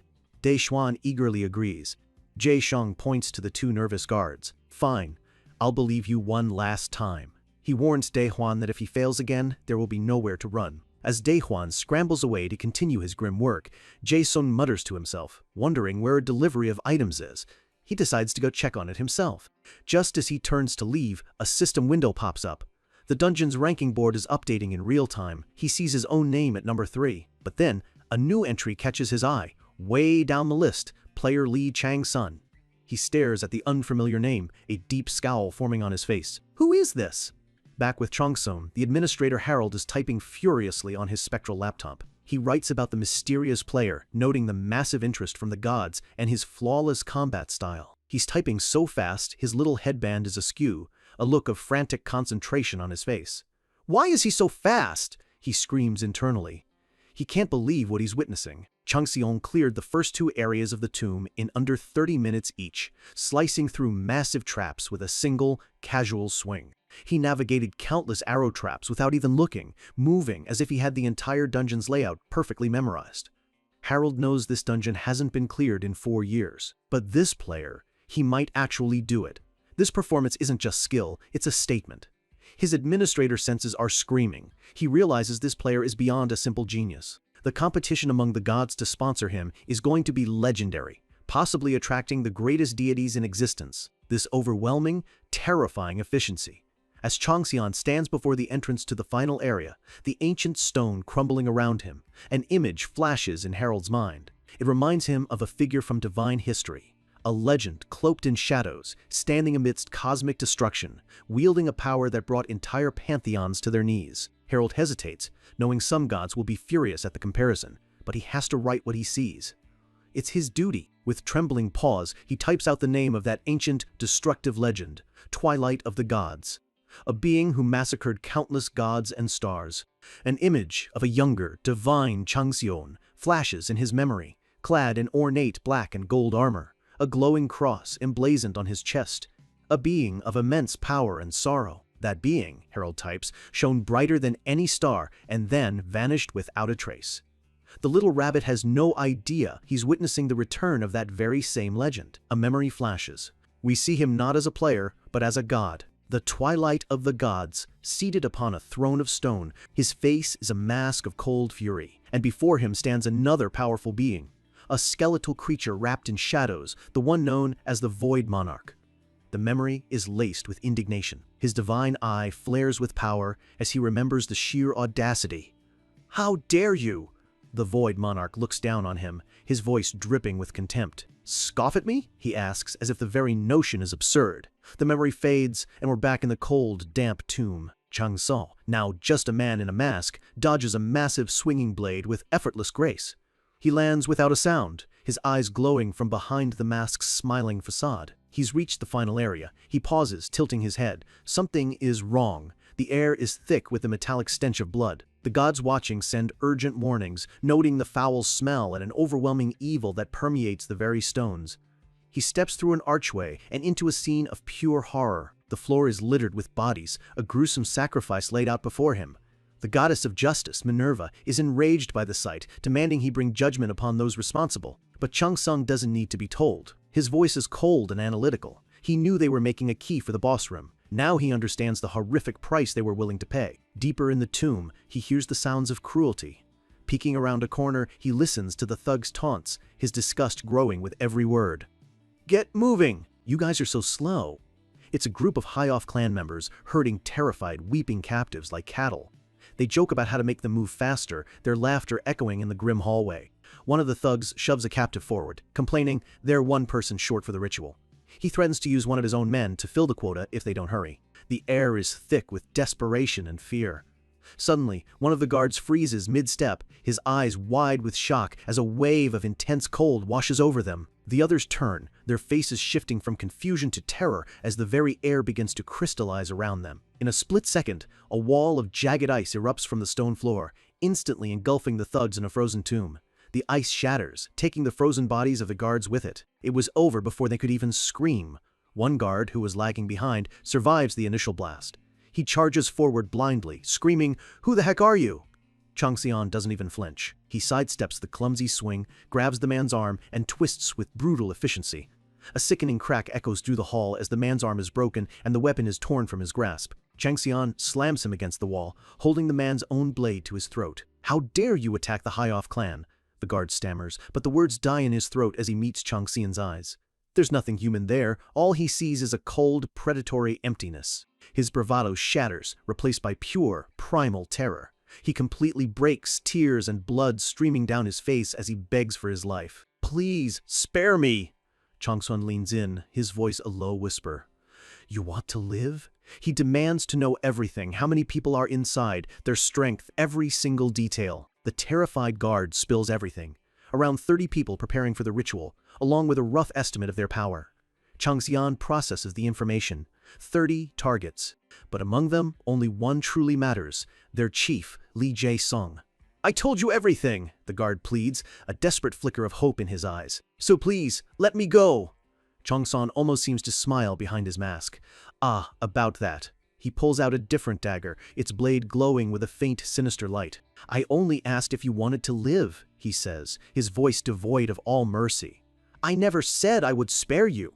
With a single, swift motion, he ends the man's life. As the body slumps to the ground, a familiar blue window appears. Level up! The watching gods are impressed by his cruel wit. Chang Tsung then raises his hand, and a dark, sinister energy swirls around it. He's activating one of his authorities, soul extortion. Wisps of shimmering purple energy rise from the bodies of the dead and flow towards him. The energy coalesces around his hand, absorbed into his very being. He's not just killing them, he's consuming their remnants to fuel his own power. He then turns to the bound, terrified captives. The same purple aura begins to seep from their living bodies, flowing towards him as they moan in fear. Chang Tsung walks calmly through the group, the soul fragments swirling around him like a ghostly cloak. The captives can only stare in horror, one of them whispering in disbelief, "Is he a ghost?" Meanwhile, in another part of the tomb, a group of High-Off members are on the hunt. Their boss ordered them to find someone named Li Changxian, and they recognize the name of the famous pro-gamer. But they quickly dismiss the idea. One of them heard he became a vegetable. They conclude it must be a coincidence, completely unaware of the predator stalking them. A figure darts out from a side passage, a blur of yellow and black moving faster than the eye can see. The thugs barely have time to yell in surprise before the figure is upon them. A massive explosion of pink energy erupts in the narrow corridor, silencing their screams forever. Back at the ritual site, Lee Jae-sung is getting impatient, staring into the empty corridor where his men should have returned. "Those useless whelps," he growls, sweat beading on his forehead. "Why aren't they here yet?" Suddenly, a system window flashes before his eyes. The dungeon ranking has been updated. He watches, his face twisting in rage, as Lee Changxian's name rockets up the ranks in real time. Rank 11, then 8, then 6. His own rank drops as Changxian takes third place. He explodes in fury, screaming, "Where are they?" Then, the final update. Rank 2, Lee Changsan. Jae-sung's face goes pale with dawning horror. He realizes the truth. They're all dead? Just then, a wounded figure stumbles out of the darkness, pleading, "Save me!" Jae-sung recognizes him. It's one of his managers. The man staggers forward, shirtless and covered in grime, repeating the same words over and over like a broken record. "Save me!" This isn't right. Something is very, very wrong. He sees it now. His subordinate's body is covered in glowing pink runes. His eyes are vacant and lifeless. "A ghost is coming," he babbles. This wasn't a survivor. It was a delivery. The man lets out an inhuman scream as a blinding light erupts from his chest. Jae-sung is caught in the blast, too close to escape. The explosion throws him back like a ragdoll, engulfing him completely in a searing wave of energy. System alerts flood his vision. He suffered a catastrophic burn injury. He's been afflicted with corpse poison and acid poison. A critical warning flashes. His stamina is depleting at an alarming rate. He needs to use an antidote now, or he'll die. He's on the brink of death, his body smoking, his skin melting. With a trembling hand, he pulls out a small, glowing green elixir, his last hope. But before he can drink it, a shadow moves through the flames. Jae-sung looks up, his burnt face a mask of disbelief and absolute terror. Standing over him, framed by the fire, is the smiling mask of his hunter. A final, chilling notification appears. Death is approaching. Lee Jae-sung lashes out. His blade cuts through the air, but with a sharp clang, Changxian effortlessly parries the attack. Jae-sung can't believe it. "I'll kill you," Jae-sung screams, lunging through the air. The two become blurs of motion, their blades clashing in the fiery corridor. Jae-sung is in agony, his vision blurring from the poison. Changxian, however, is perfectly calm. He can tell Jae-sung has combat experience, but it's nothing special. Jae-sung stumbles back, clutching his head as the poison takes its toll. His stamina is plummeting with every passing second. He's fading, and he knows it. Changxian watches him, a flicker of curiosity in his mind. For a level 30 player, Jae-sung is surprisingly strong. He must be using some kind of power-enhancing item. While the clan chief desperately gasps for an antidote, Changxian's thoughts drift. He finds it strange that a country supposedly so peaceful has dark corners where atrocities like human sacrifice can flourish. Something feels off. He only came for the hammer. But now, he's becoming interested in the deeper secrets this world is hiding from him. He glances down the empty hall. He knows High-Off will be sending reinforcements soon. It's time to end this. His gaze falls on the terrified captives. Before he can act, their leader gathers them together. "Everyone, over here!" The group huddles together, whispering fearfully. They remember the masked man's instructions from before. This is the place he told them about. They stare down a dark, foreboding corridor, their hearts pounding with a mix of fear and a sliver of hope.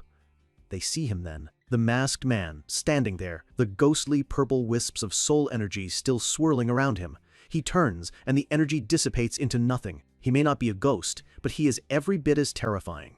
He gives them simple, precise directions to a hidden alleyway, telling them the third door on the path will open for them. His voice is cold, but his instructions are their only lifeline. He gives them one final, chilling order. No matter what you hear, do not come out.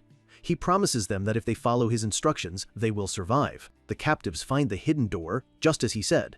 It opens with a quiet click. Changxian watches them go, a small, satisfied smirk hidden by his mask. He made the instructions simple. They should be fine. He's not a hero, but loose ends are messy. "Now then," he says to himself, "with the civilians secured, it's time to prepare." He opens his status window and allocates his newly earned stat points, pouring them into strength and dexterity. He can feel his power surging. He turns his attention back to the dying Jae-sung. "Looking for an antidote?" he asks, tossing a small container. "Here, help yourself." Jae-sung snatches it from the air, a wave of relief washing over him. He rips the lid off, but his hope turns to ash in his mouth. The bottle is empty. Changson's mask seems to be laughing at him. "Are you an idiot? Why would you believe me?" "You monster!" Jae-sung snarls, his last shred of hope replaced by pure rage. He lunges, but Changseon is already moving, his blade a blur of cyan light. Changseon deflects the desperate attack with contemptuous ease, his movements precise and deadly. He presses the advantage, his sword locking with Jae-seung's in a shower of sparks. With a powerful shove, he breaks the lock, sending Jae-seung staggering back with a cry of pain. The chief stares down at his chest, where a thin red line has appeared across his armor. "What? The watching gods are enthralled!" Pabalsad cheers on the overwhelming display of power. The world serpent declares Changseon the craftiest being it's ever witnessed, watching the brutal lesson unfold with glee. As the fight rages, Changseon's skill with his dagger reaches its peak. His technique hits max level, evolving into a high-grade skill. He holds his dagger in a reverse grip, the blade gleaming under the tomb's dim light. He's ready to end this. He darts forward, a flash of pure, unstoppable speed. With a deafening shatter, his dagger slams into Jae-sung's sword, cracking the blade from hilt to tip. The chief can only stare in disbelief. Impossible. Before Jae-sung can react, Changsen follows through, his dagger slicing deep into his shoulder. He doesn't stop. In a blur of motion, he delivers a series of lightning-fast strikes, each one finding its mark, leaving glowing blue wounds across Jae-sung's body. With one final, powerful thrust, he drives his blade clean through Jae-sung's heart. He pulls the blade free, and Jae-sung collapses to the stone floor, his life ending in a pool of his own blood. The chief's last words are a bewildered question. "Why, me?" Changseon looks down at the body, his expression unreadable behind the mask. "How strange." "If you're willing to take innocent lives," he says to the corpse, "you should be prepared for the day someone comes to take yours." He raises his hand, and his soul extortion authority activates once more, tearing Jae-sung's very essence from his cooling body. The flames of purgatory consume the soul, and a portion of its energy flows back into Changseon, restoring some of his spent stamina. Minerva, the goddess of justice, is once again deeply impressed by his righteousness. Changseon just scoffs internally. Righteousness? What a joke. But the goddess isn't finished. She grants him another privilege, inner peace, a blessing that provides powerful mental immunity and unwavering courage. Changseon is genuinely surprised. A skill like inner peace, he's no apostle of justice. He can't help but let out a quiet laugh at the sheer irony of it all. A real, genuine "huh" escapes his lips. He thinks back to his past life, a being known for his cruelty and viciousness. Who was called an evil god, he considers the goddess who gave him the blessing. Supposedly a wise and intelligent warrior, but from his perspective, she seems surprisingly naive. His actions are clearly making the other gods anxious. Pabalsag is getting jealous of Minerva's favor and is now desperately searching for a gift of her own to offer.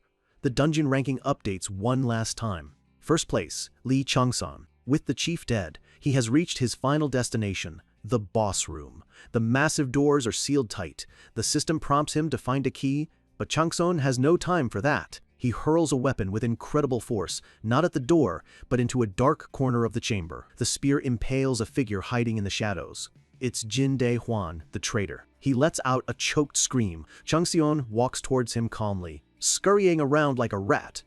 The stolen hammer lies on the ground next to the dying man. He picks it up. A legendary hammer forged from a meteor.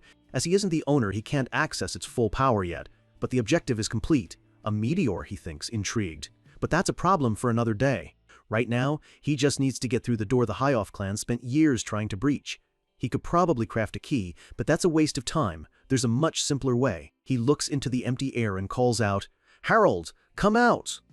The rabbit administrator appears in a flash of light, looking absolutely terrified. "Why did you call me at a time like this?" Harold asks, his ears drooping with dread. He knows what's coming. Changson's eyes glow behind his mask. His voice is a simple, undeniable command backed by the power of their unbreakable contract. "We had an agreement. Open it, now." For most players, the rules of the dungeon are absolute. But for Changsan, rules are just suggestions. And right now, he's staring down the one person who can bend them for him. The dungeon administrator, Harold, is in a full-blown panic. He tries to explain that as a novice, Changseon just doesn't understand. It's strictly forbidden for an administrator to interfere with a dungeon mission.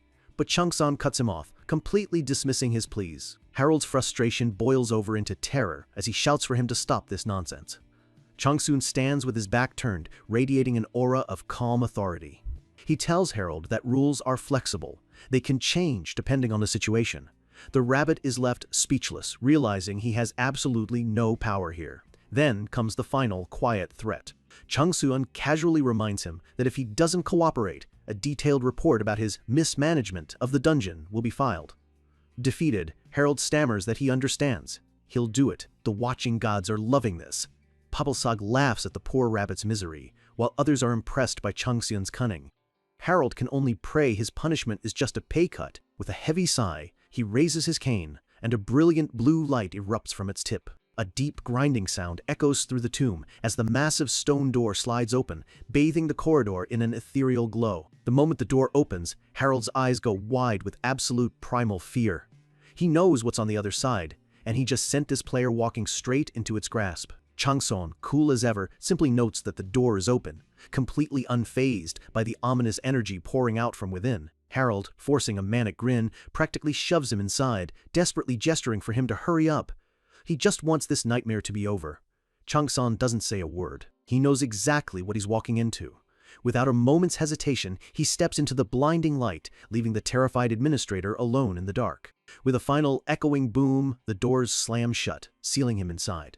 Harold lets out a relieved squeak. His part is done. A system window pops up. You have entered the boss room. The air inside immediately grows heavy.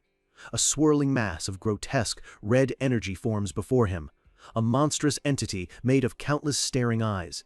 The manifestation of the tomb owner's malice. A system message warns him that he's being influenced by a powerful curse. His own eyes begin to glow red as the psychic assault begins. The rules are laid out. The dungeon's ruler will try to seize his body. To win, he must resist its influence, reach the altar, and destroy the golden crown. But the system warns him to be careful. If he fails, his body will be lost forever. A powerful voice screams directly into his mind, commanding him to obey, to revere it. The brainwashing has begun. The monstrous eye roars, a psychic blast of pure hatred. It screams at the lowly being who dared disturb its rest, demanding he surrender his body. Outside, the sounds of the mental struggle echo for a moment before the doors fall silent. Harold, listening from the other side, lets out a weak, cackling laugh. He's convinced it's all over. He thinks to himself that the mission in this room is actually quite simple. All a player has to do is protect their mind from the tomb's owner, who died and left behind a powerful curse of pure evil. But, as Harold knows, the owner of this tomb is no ordinary spirit. It's the accumulated evil of Besla, a being of incredible psychic power. He laughs hysterically, wondering how a mere novice could possibly survive an assault on the soul itself. His face twists with anger. He feels like this rookie made a fool of him, and now he's finally getting what he deserves. "So long, you jerk!" he screams, turning to leave, confident that Changsun is already a mindless puppet. But just as he turns, a series of system alerts flash before his eyes. Unwavering Heart has activated, securely protecting the user's mind. Then, Inner Pieces activates, amplifying his mental defenses. Harold freezes in place. His jaw drops. "What?" he stammers as another message appears. The dungeon mission has ended. The final ranking is being tallied, and in first place is Li Changxian. Harold's mind completely short-circuits. No way, he thinks, as the system announces that rewards will now be distributed. Before he can even process it, another message appears. The dungeon is closing. A countdown begins. 5, 4. In a moment of dawning horror, he remembers.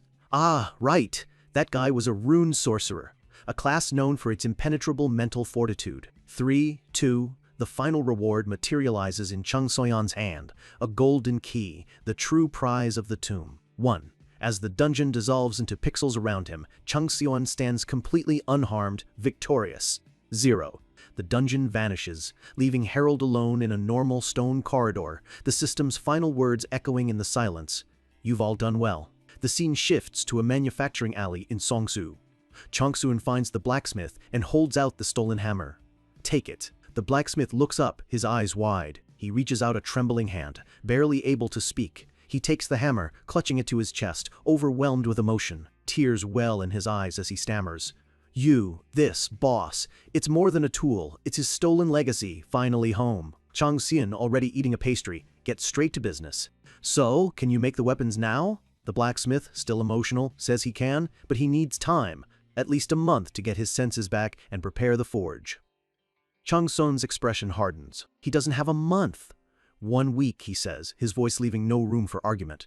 The blacksmith is stunned. He protests that making just the whip will take more than 2 weeks alone. Chung Sa-un lays out his final offer: finish the whip and the spear within 1 month. And for the unreasonable deadline, he'll pay triple the price.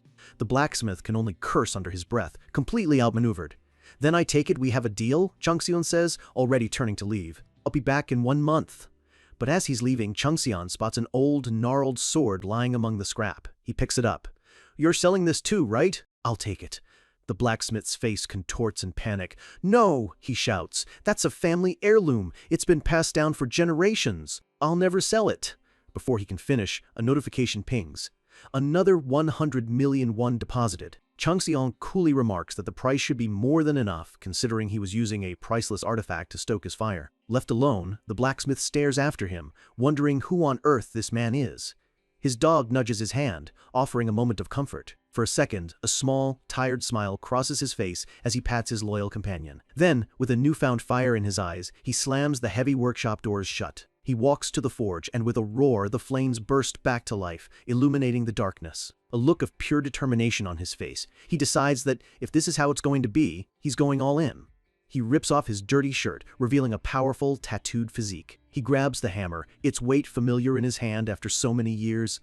I don't know what you're planning, he says to himself, but let's do this right. Walking away, Chung Seon's mind drifts. He thinks about the blacksmith, Guyaya, and recalls a conversation from his past life. He remembers standing before a godlike figure on a throne who had asked him if Guyaja was originally a human, but that didn't make sense. The timeline was all wrong. He would have been far too old. Then what is he? Chung Sun had asked, confused about the blacksmith's true identity. The being on the throne had revealed the truth. Guyaja wasn't a single person, but a hereditary title, passed down through generations. A powerful clan had acquired a divine relic from a past successor, believing they had eliminated the bloodline. But they were wrong. We see the blacksmith in his workshop, hammering with intense focus. Because he inherited the title, he still carries the divine skill of his ancestors. Chung Seon knows what this means. The weapons he forges will be high-ranking artifacts, powerful enough for the divine war he's about to wage. Thanatos, the king of the underworld, had told him that in the original timeline, this blacksmith would have become a great power under another player's guidance. But Chung Seon has different plans. No, he thinks, a determined glint in his eye. He'll do it under my hand instead. A simple key can unlock more than just a door. For some, it can unlock a world of trouble they never saw coming. Sitting in the back of a cab, Chung Seon examines his reward from the dungeon. It's called Peter's Key, and it came from the tomb of Besla. But something doesn't add up. He can't figure out why this specific key would be the final treasure. The pieces of the puzzle just aren't fitting together. Shaking his head, he decides to worry about it later. It's getting late, and he knows his mom is probably worried. Time to go home. Meanwhile, across the city, the mood is anything but calm. In the offices of the High-Off clan, a man slams his fist on a desk, demanding to know if they found the person who raided their dungeon. The answer is a nervous, "Not yet." He explodes in rage, screaming at his subordinates for their incompetence. He wants the intruder found, no matter the cost. This is Go Sung-won, the head of High-Off's conquest department, and he's sweating bullets. He orders them to find the culprit and bring back Peter's Key. He curses, his mind racing. He knows that if the true clients of this operation, the White Tiger clan, learn about this colossal failure, they're all dead. The ugly truth of their mission is revealed. They were secretly subcontracted by White Tiger. The process to get the key required human sacrifices, a dirty job the top clan didn't want its own hands on. High-Off was just disposable hired help. In a full-blown panic, Go Sung-won grabs his jacket and yells for his car. They're heading to the dungeon site immediately. He storms out, his mind reeling. Not only did they lose their men, but Peter's Key, the entire point of the mission, was stolen. He runs through the halls screaming at his men to hurry. If White Tiger finds out, it won't just be his head on the line. He's especially terrified of one man in particular, Seo Jung-won. He knows if that monster finds out, his entire family is at risk. He has to get that key back. The scene shifts to a luxurious high-rise apartment under the moonlight, the home of Chung Seon's family. Inside, we see the very man Go Sung-won was just thinking of. Seo Jung-won, a mountain of a man with spiky blonde hair, listens to a subordinate. Across from them, Chung Seon's mother sits, looking incredibly tense. Whatever his subordinate says, it sets him off. A dangerous glint appears in his eyes. What? With a roar, an explosive wave of golden energy, his tiger aura erupts from his body, filling the room with a crushing, tangible pressure. He turns his furious gaze on a woman standing nearby, bellowing, "What did you just say?" The woman shouts his name back, trying to snap him out of it, but she's clearly intimidated by his raw power. She stands her ground, but the sheer force of his presence is overwhelming. Just then, another man steps in, his voice cutting through the tension like a blade. "Just what do you think you're doing, Team Leader Seo?"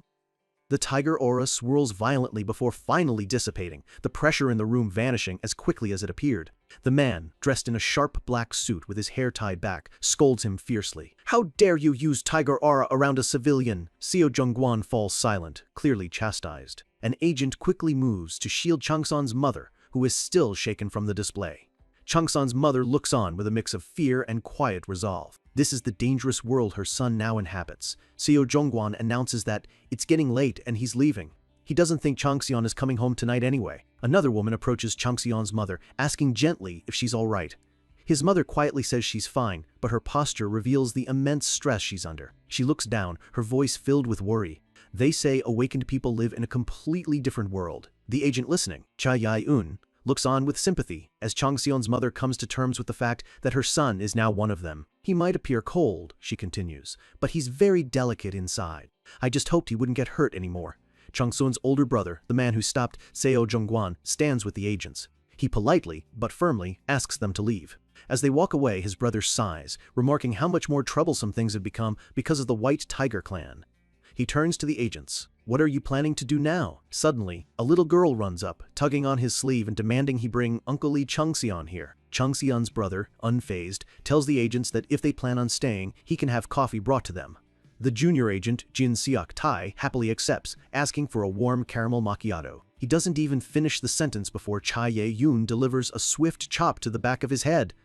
"Ow! A weapon!" he yelps as she politely declines the offer. "Thank you for your kindness," she says, already dragging her junior away while he protests. The brother watches them go with a slight, knowing smile. "See you next time." As the elevator doors close, he gives them one last piece of advice. "Get home safely." In the elevator, Jin Seok-tai notices the serious look on his senior's face and asks her what's wrong. Before she can answer, his phone buzzes. The screen lights up with an urgent notification. It's a code red alert. Details on the discovery of victims at MANHWA, the very people who nearly became human sacrifices. He stares at the phone, his jaw dropping as the pieces finally click into place. Cha Ya-yoon is already by her sports car. She tells him to get in, or she's leaving him behind. He scrambles to catch up. The scene shifts again, this time to a different, more modern apartment. Changxian's personal space. Inside, he pulls out the gnarled, ancient-looking sword he took from the blacksmith. Pabalsag sends a message, grumpily asking why he brought that piece of junk. But Changsoyen knows better. An item used as tinder for a divine fire couldn't possibly be ordinary. And he was right. He realizes he's holding a divine item of legend, the fish intestine sword. This changes everything. A system window confirms it. It's one of the 9 legendary swords forged by the first Guya-ja, a divine tiered dagger. But because he doesn't meet the qualifications yet, he can't see its full abilities. Changxian recalls the legends. These 9 swords were priceless artifacts. When another one appeared in the divine world, gods and heroes waged a bloody war to claim it. The aftermath was catastrophic. Entire empires and kingdoms were destroyed in the chaos. He can't help but feel the irony. A weapon that could shatter nations was being used as firewood.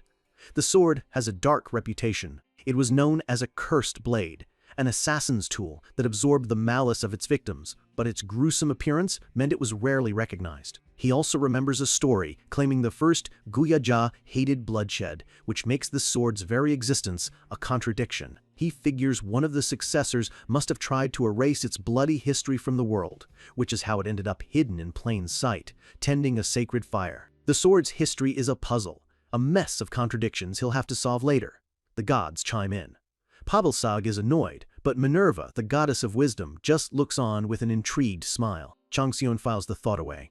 He decides that collecting all 9 of Guya-ja's excellent swords would be a worthy goal for the future. He looks up, as if sensing someone, and speaks to the empty room. "Do you have business with me?" A notification appears. A new weapon has been equipped. He stands alone in what looks like a park, holding a small, sharp chisel, waiting. His eyes narrow, his expression turning deadly serious. He's found his next target. A system message flashes. You have begun the attack. And with a burst of speed, he lunges forward, his hand outstretched to strike. The chisel he's wielding slices through the air with a piercing whistle, aimed directly at the stranger waiting for him in the shadows. It slams into a tree just inches from the man's head, the impact sending splinters flying everywhere. But his target is completely unfazed, a calm, almost bored expression on his face as the debris settles around him. He calmly points out that even if he'd been in disguise, Changsuan would have attacked anyway. He knew he'd been found. Changsuan doesn't waste time with words. He pushes off the ground, launching himself forward for a second, much closer attack. His eyes are cold, focused, and filled with lethal intent. He's not here to talk. He's here to eliminate a threat. For the first time, the man's composure finally cracks. He's shocked by the pure killing intent he sees in Changxian's eyes. In a flash, he draws his own weapon, a short, elegant sword just in time to blot Changxian's follow-up strike. Their blades meet in a brilliant flash of light, the force of the collision echoing through the quiet park. The fight is on.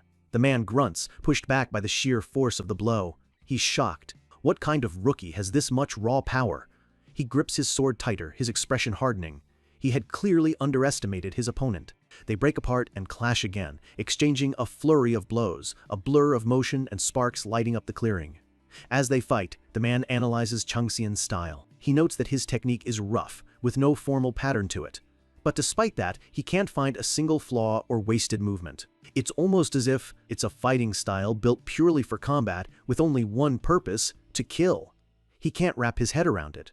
What kind of rookie is this? He realizes Changxian fights like a first-generation player, a survivor who clawed his way through countless life-or-death battles. He admits to himself that he only started this to test the kid's skills, but as sweat drips down his face, he realizes that at this rate, he's the one who's going to be humiliated. A grin spreads across his face. He knows he's going to get an earful for this, but he can't help himself. He decides to go all out. He knows it's the only way he can stand a chance against this monster of a rookie. He raises his blade, pouring energy into it. A skill activates, and a massive beam of light erupts from the sword's tip. Changsuan's eyes narrow, his focus absolute as the wave of energy barrels towards him. He brings his own blade up to defend, bracing for the overwhelming impact. But just as the energy is about to hit, it stops. The man's sword is planted in the ground just inches in front of Changxian. "I surrender," he says. He raises his hands in the air with a cheerful smile, his sword lying harmlessly on the ground. The fight is over as suddenly as it began. Changxian is not amused. He glares at the man, his teeth gritted in frustration. "What do you think you're doing?" The man bows apologetically, a perfect picture of politeness. He claims he lost his mind for a moment and was just trying to confirm Changxian's skills. Changxian stands his ground, his blade still drawn, not buying the act for a second. The man finally admits the truth with a slight bow. He did it because he found it fun, and he apologizes if it caused a misunderstanding. The goddess Pabilsag screams in Changxian's mind, telling him to make an example of this man. Unfazed, Changxian cuts to the chase. "Who are you?" The man seems slightly annoyed at being spoken to so informally, but he quickly smooths it over. A woman who was with him steps forward and hands Changxian a business card. It reads, "Sword of 5 stars, Personnel Director, Wu Yonggun." This wasn't a random thug. It was a high-ranking official from a major clan. "Wu Yonggun smiles, getting to the real reason he's here. He tells Changxun he came to personally recruit him. Changxian's mind immediately goes to the god they serve, the nameless giant god, also known as the Karma King, a god of wealth. He tells Wu Yonggun that he's not exactly thrilled about this violent job interview, then asks the most important question, "How did you know about me?" Wu Yonggun explains that Changxian is far more famous than he realizes, and that every major clan in the country is likely already watching him. Changxian realizes they took the bait faster than he expected. His reputation is so big that they can't afford to ignore him. Yonggun says that while he'd like to talk more, he's made a mistake today and will contact him again later. As he walks away, Pabilsag is furious, arguing that Changxian shouldn't let him go so easily. The other gods start bickering, the world serpent telling Pabilsag to take her temper elsewhere, which only enrages her more. Changxian watches the recruiter leave, a nagging feeling in his mind. The man seems familiar, like someone he knew before he became a god. Then, a horrible thought strikes him. Wait, if someone like that came all the way out here, his blood runs cold. Could they have gone to my home too? He turns and sprints away, his mind racing with a rare, chilling fear for his mother's safety. Left behind, Wu Yonggun's hand trembles, blood dripping from his knuckles where he gripped his sword. He was pushed to his absolute limit, the grin on his face barely concealing the strain of their brief, brutal duel. Chung Seom bursts into his family's home, yelling for his mom. He finds her in the kitchen, perfectly calm. She simply asks if he just got home and tells him to wash up for dinner. She turns to him with a gentle, knowing smile. "Do you have something to say?" She can tell something happened. He stands before her, the urgency gone, replaced by a quiet seriousness. "Mom," he begins, "I have something to tell you." The scene shifts, pulling us into a memory from a past life. We see a much younger, fiercer version of him on a battlefield. An old man approaches, remarking that, for someone so young, his face is already filled with menace. The young warrior scoffs, telling the old man to get lost unless he wants to die. The old man just chuckles, calling him a child with a disastrous personality. "What are you talking about?" the young Changxian snaps. "If you're going to keep saying useless things, scram." The old man cracks his knuckles with a grin. "Can't be helped," he says. "We'll talk after I beat some sense into you." The memory fades as Changxian wakes up in his bed, a small smile on his face. It's 8:25 a.m. His phone buzzes with an alarm and a reminder. 3 p.m. White Tiger Clan interview. 1 month has passed. His weapons are ready. His plans are in motion. He wonders why he had that specific dream now, of all times. A look of grim determination crosses his face. The preparations were over. It was time to start the real deal. To take down a king, you don't sneak in through the back. You walk right through the front gate and prove you're the one who deserves the crown. The day has finally come. The White Tiger Clan, Korea's #1 guild, is holding its public interviews, and the entire area is swarming with hopeful players. Everyone here is trying to show off, flexing their skills and putting on a tough face, all competing for a spot in the country's most elite clan. A muscular staff member instructs the next applicant to place their hand on the magic power measurement device. It's time for the first test. And that next applicant is Lee Changxian. He calmly places his hand on the machine, ready to begin his performance. The moment he does, a massive pillar of white energy erupts from the device with a deafening boom, shocking everyone nearby. The machine sputters and dies in a cloud of smoke. The staff member stares at it, completely bewildered, as the screen flashes a single, impossible message. Cannot be measured. Chung Seom stands there, unfazed by the chaos he's just caused. The staff member, finally snapping out of his shock, starts shouting, "Bring over a higher-ranked measurement device, now!" A group of applicants who were watching stare in disbelief. They've never seen anything like this before. The commotion draws the attention of everyone, including a mysterious player with a bandaged face and light blue hair who turns to see what's happening. His visible eye narrows, intrigued by the disturbance. A new, more advanced machine is brought over. The staff member calls out, "Number 131, Lee Changxian, please try again." In the crowd, the name rings a bell. A young man turns to his friend. "Lee Changxian? Sounds familiar." Suddenly, it clicks. A girl's eyes go wide. "Ah, it's the Tyrant!" she squeals, ecstatic that the legendary pro gamer has shown up in person. The name ripples through the crowd. Lee Changxian, the Tyrant? Rumors fly that he became a washed-up alcoholic, that his team disbanded, that he'd completely given up. Others are less impressed, wondering what a retired gamer is even doing here. But his fans are just happy to see him back. Chung Seom places his hand on the new device. A moment later, the results flash on the screen in brilliant blue light. Level 25. Magic Power Rank, SSS++. A wave of stunned silence washes over the crowd, followed by pure, unadulterated shock. Their faces say it all. What? Even the mysterious bandaged player is taken aback, his eye wide with disbelief. Chung Seom just stands there, his results glowing for all to see. A level 25 player with a triple S+ rank. It's completely unheard of. The staff immediately erupts into a panic. One of them screams into a radio, "We can't handle this in our lane. Get the department head on the line. Hurry." The news travels fast all the way up to an office where Seo Jongguan is relaxing on a couch, reading a report. He lets out a frustrated sigh as he reads. The report details the downfall of the High-Off clan. Their department head was found dead, and now all the scandals they covered up are coming to light. The news is everywhere. A press conference reveals the 21 human sacrifices that occurred over 7 years, a horrific tragedy that's shaking the nation. The Players Association is taking legal action, and the White Tiger Clan has conveniently declared war on High-Off, using the crimes they already knew about as an excuse to clean house.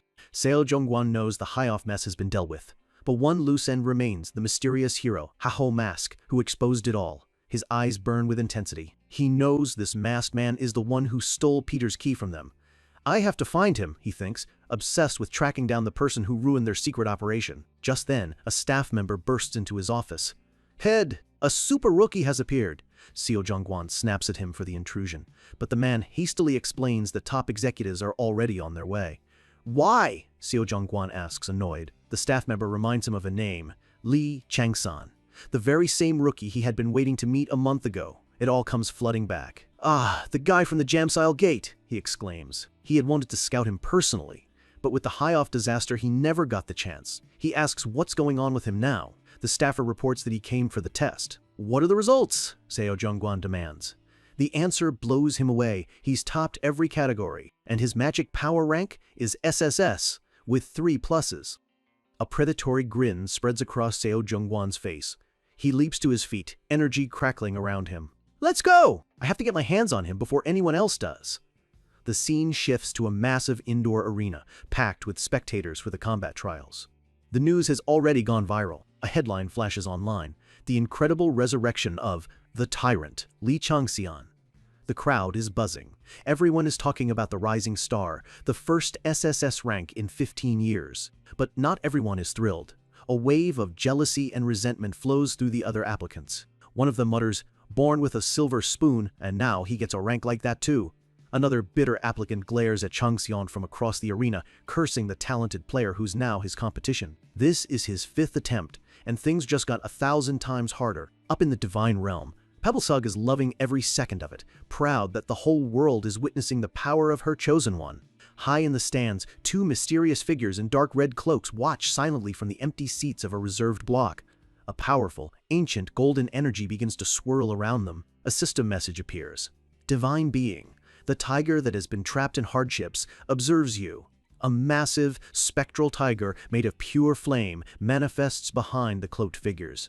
The guardian god of the White Tiger clan has arrived. Changxian feels its presence and smirks. He's here. This was all part of the plan. The examiner approaches him, clipboard in hand. The test will now begin. He explains the test is monster hunting, offering a list of standard beasts. Changxian cuts him off. Are those all the monsters you have? The examiner hesitates. The strongest we have is a drake, but before he can finish, Changxian says simply, "Summon that one, please." A collective gasp rips through the nearby applicants.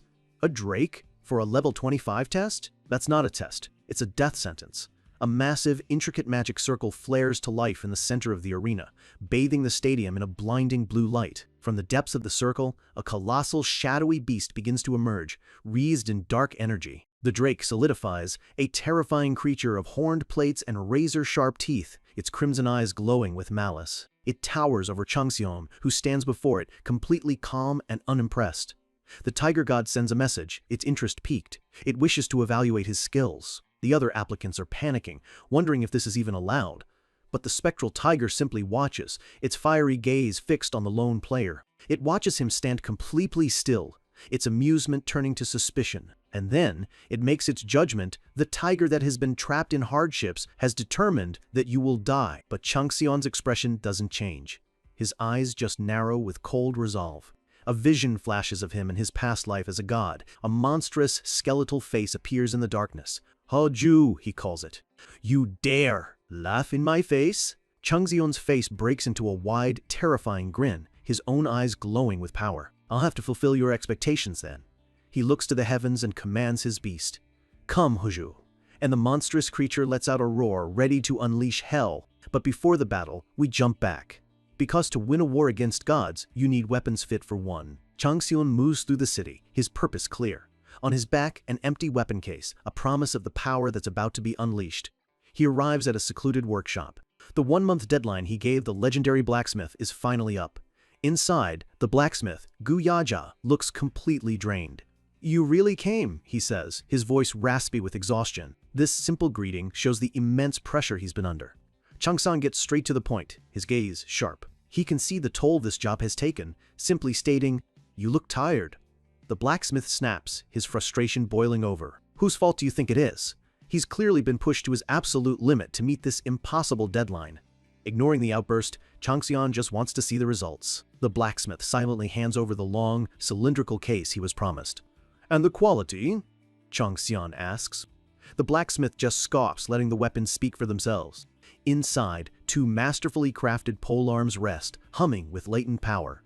Chunsoon draws the first weapon, a nameless twin-pole spear. The system confirms its divine quality, a treasured weapon with stats that defy logic. It's a masterpiece, and the gods watching from their realms are already buzzing with excitement. The moment his fingers touch the handle, his body remembers. A system window confirms it. He's already mastered the core principles of the spear, a clear sign of his past life's experience bleeding through. Even the war goddess Pabelsug is stunned, not just by his skill, but by the fact a blind man could craft such a perfect weapon. Just by holding it, Changxion unlocks a brand new skill, Novice Spear Arts. He gives it a few effortless swings, the weapon moving like an extension of his own arm. The blacksmith watches in silent awe. His creation has found its rightful master. This is more than just practice. It's muscle memory from a forgotten lifetime as a god of war. And with that power now in hand, we're back in the arena. Changxion faces the towering Drake, his new weapon secured on his back, ready to show everyone the meaning of overwhelming force. The crowd gasps. Without a hint of hesitation, he explodes into action, charging straight at the beast and launching himself into the air. The spear flashes, sinking deep into the Drake's thick hide. First blood has been drawn, and the fight has only just begun. The monster roars, more out of shock than pain. It never expected such a swift, precise attack from the human below. The other applicants are in disbelief, wondering when he even moved.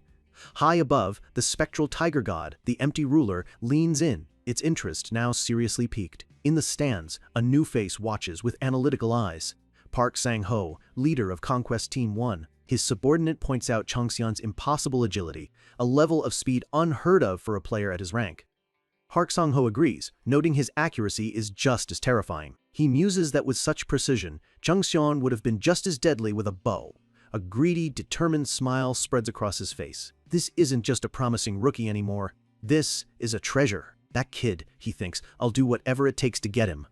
Back in the fight, Changxion reveals his second weapon as a swirl of blue energy wraps around his arm. It's a nameless Cat-O-9, Tails, a whip forged with the same divine quality as the spear. Another masterpiece from the blind blacksmith. The crowd is completely baffled. First a spear and now a whip?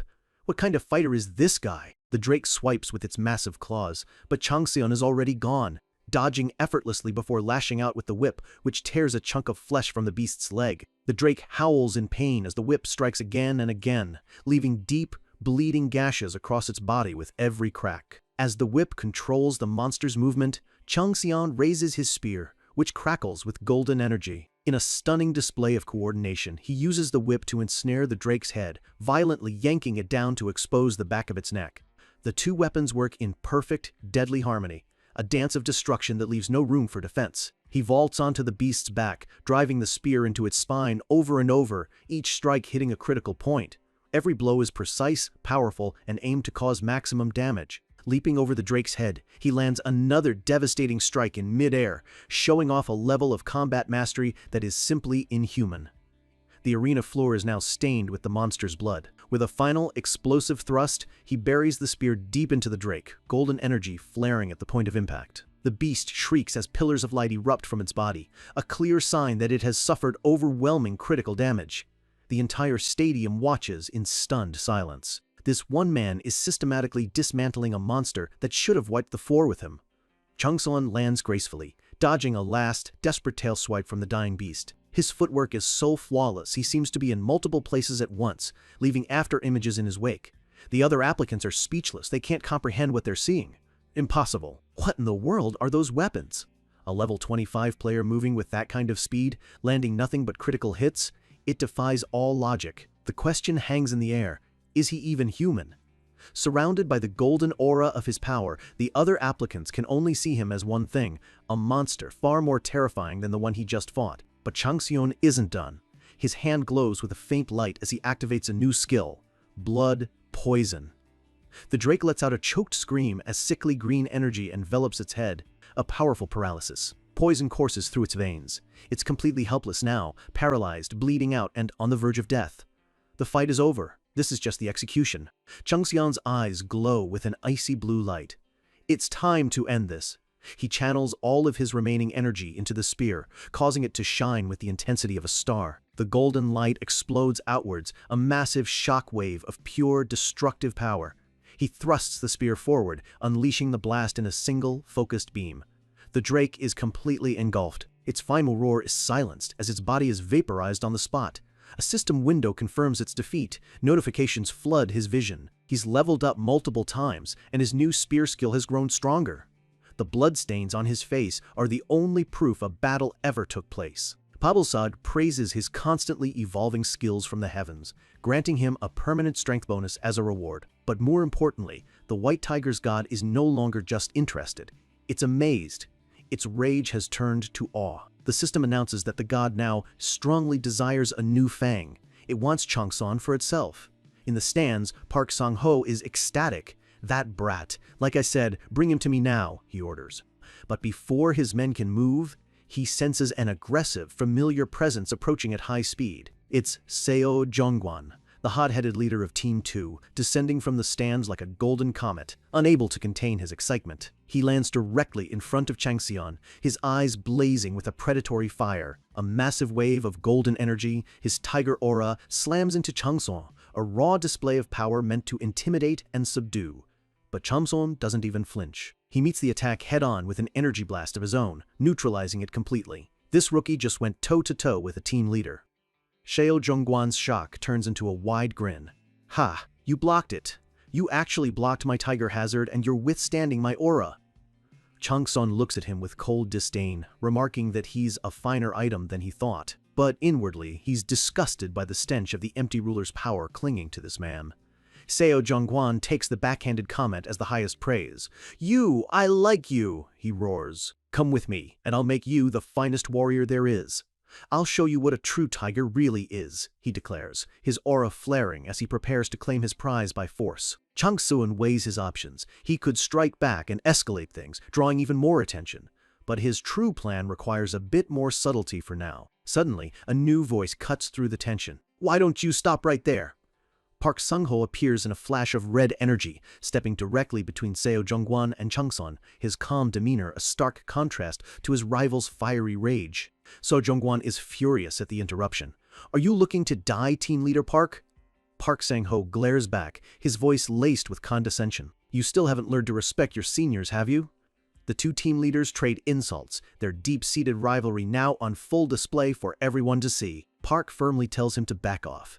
The crowd is going wild. Two of the clan's top leaders are fighting over a single rookie. This is unprecedented. Just when it seems things can't get any crazier, two more figures appear. It's Team 3 leader Kang Sung-woo and Team 4 leader Yu Hyun-jin. They announce that if everyone is fighting, they want a piece of the action too. Now, 4 of the clan's most powerful leaders are in a tense standoff, all of them wanting one person. Changxion looks at them all, a faint, unimpressed smirk on his face. A wicked smile plays on his lips as a trickle of blood runs from his nose.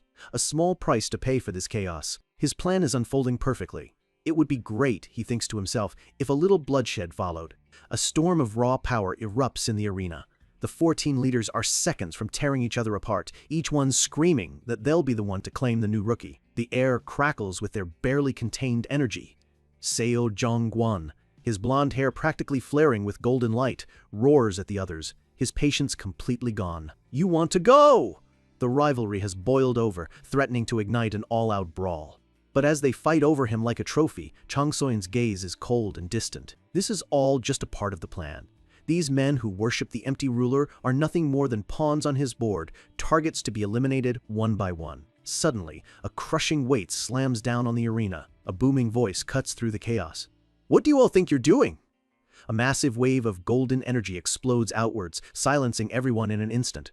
The force is overwhelming. The team leaders, so powerful just a moment ago, are sent stumbling backward, their own auras completely smothered by this new presence. One of the leaders clutches his face, his eyes wide with a mix of disbelief and fear.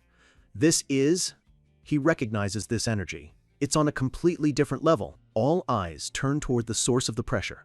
A lone figure stands silhouetted against a brilliant golden light, his presence commanding absolute authority. An old man with long, flowing white hair and a magnificent beard steps into view, his face marked with the fierce black stripes of a tiger.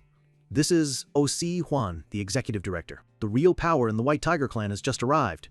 Changxion watches, his expression unreadable. He sizes up the old man, his mind already calculating. So that's him, O.C. Huan, the second in command of the White Tiger clan, and the one who truly pulls the strings.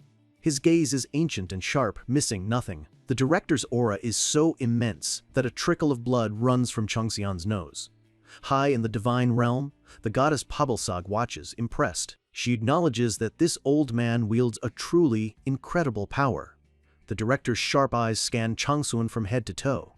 He can see the undeniable strength that has everyone in an uproar. He turns his furious gaze on his subordinates, scolding them like children for fighting over one person. His final assessment of Changxian is simple and absolute. He's strong. A smug grin spreads across Seo Zhongguan's face. He believes the director, who is from his own faction, will naturally side with him. The game is already won. Feeling bold, he puffs out his chest and shoos the others away. "Scram!" he shouts, then points directly at Changxian, declaring, "Lead Changxian, you're mine!" But the director just chuckles. He walks over, puts a deceptively friendly arm around Changxian's shoulder, and with a sly smile announces that to avoid any more conflict, he'll be taking the promising rookie for himself. The 4 team leaders are left standing there, jaws dropped in absolute shock. In a single moment, they all realize the truth. That snake-like old man just played them all. A short while later, in the director's office, Changxian removes his shirt. The gods are still watching. The empty ruler observes with a hungry gaze, while Pabalsag can't help but admire his physique. But the director sees more than just muscle. He sees a body honed into a perfect weapon through countless battles, without a single flaw. He admits to himself that he's never seen this level of raw talent before. He looks at the young man and wonders what kind of life could forge such a person. Changxi calmly meets his gaze, completely unfazed by the intense scrutiny. The director finally speaks, his voice low. "I've already heard the news about you." Oh, Si Huan gets straight to the point.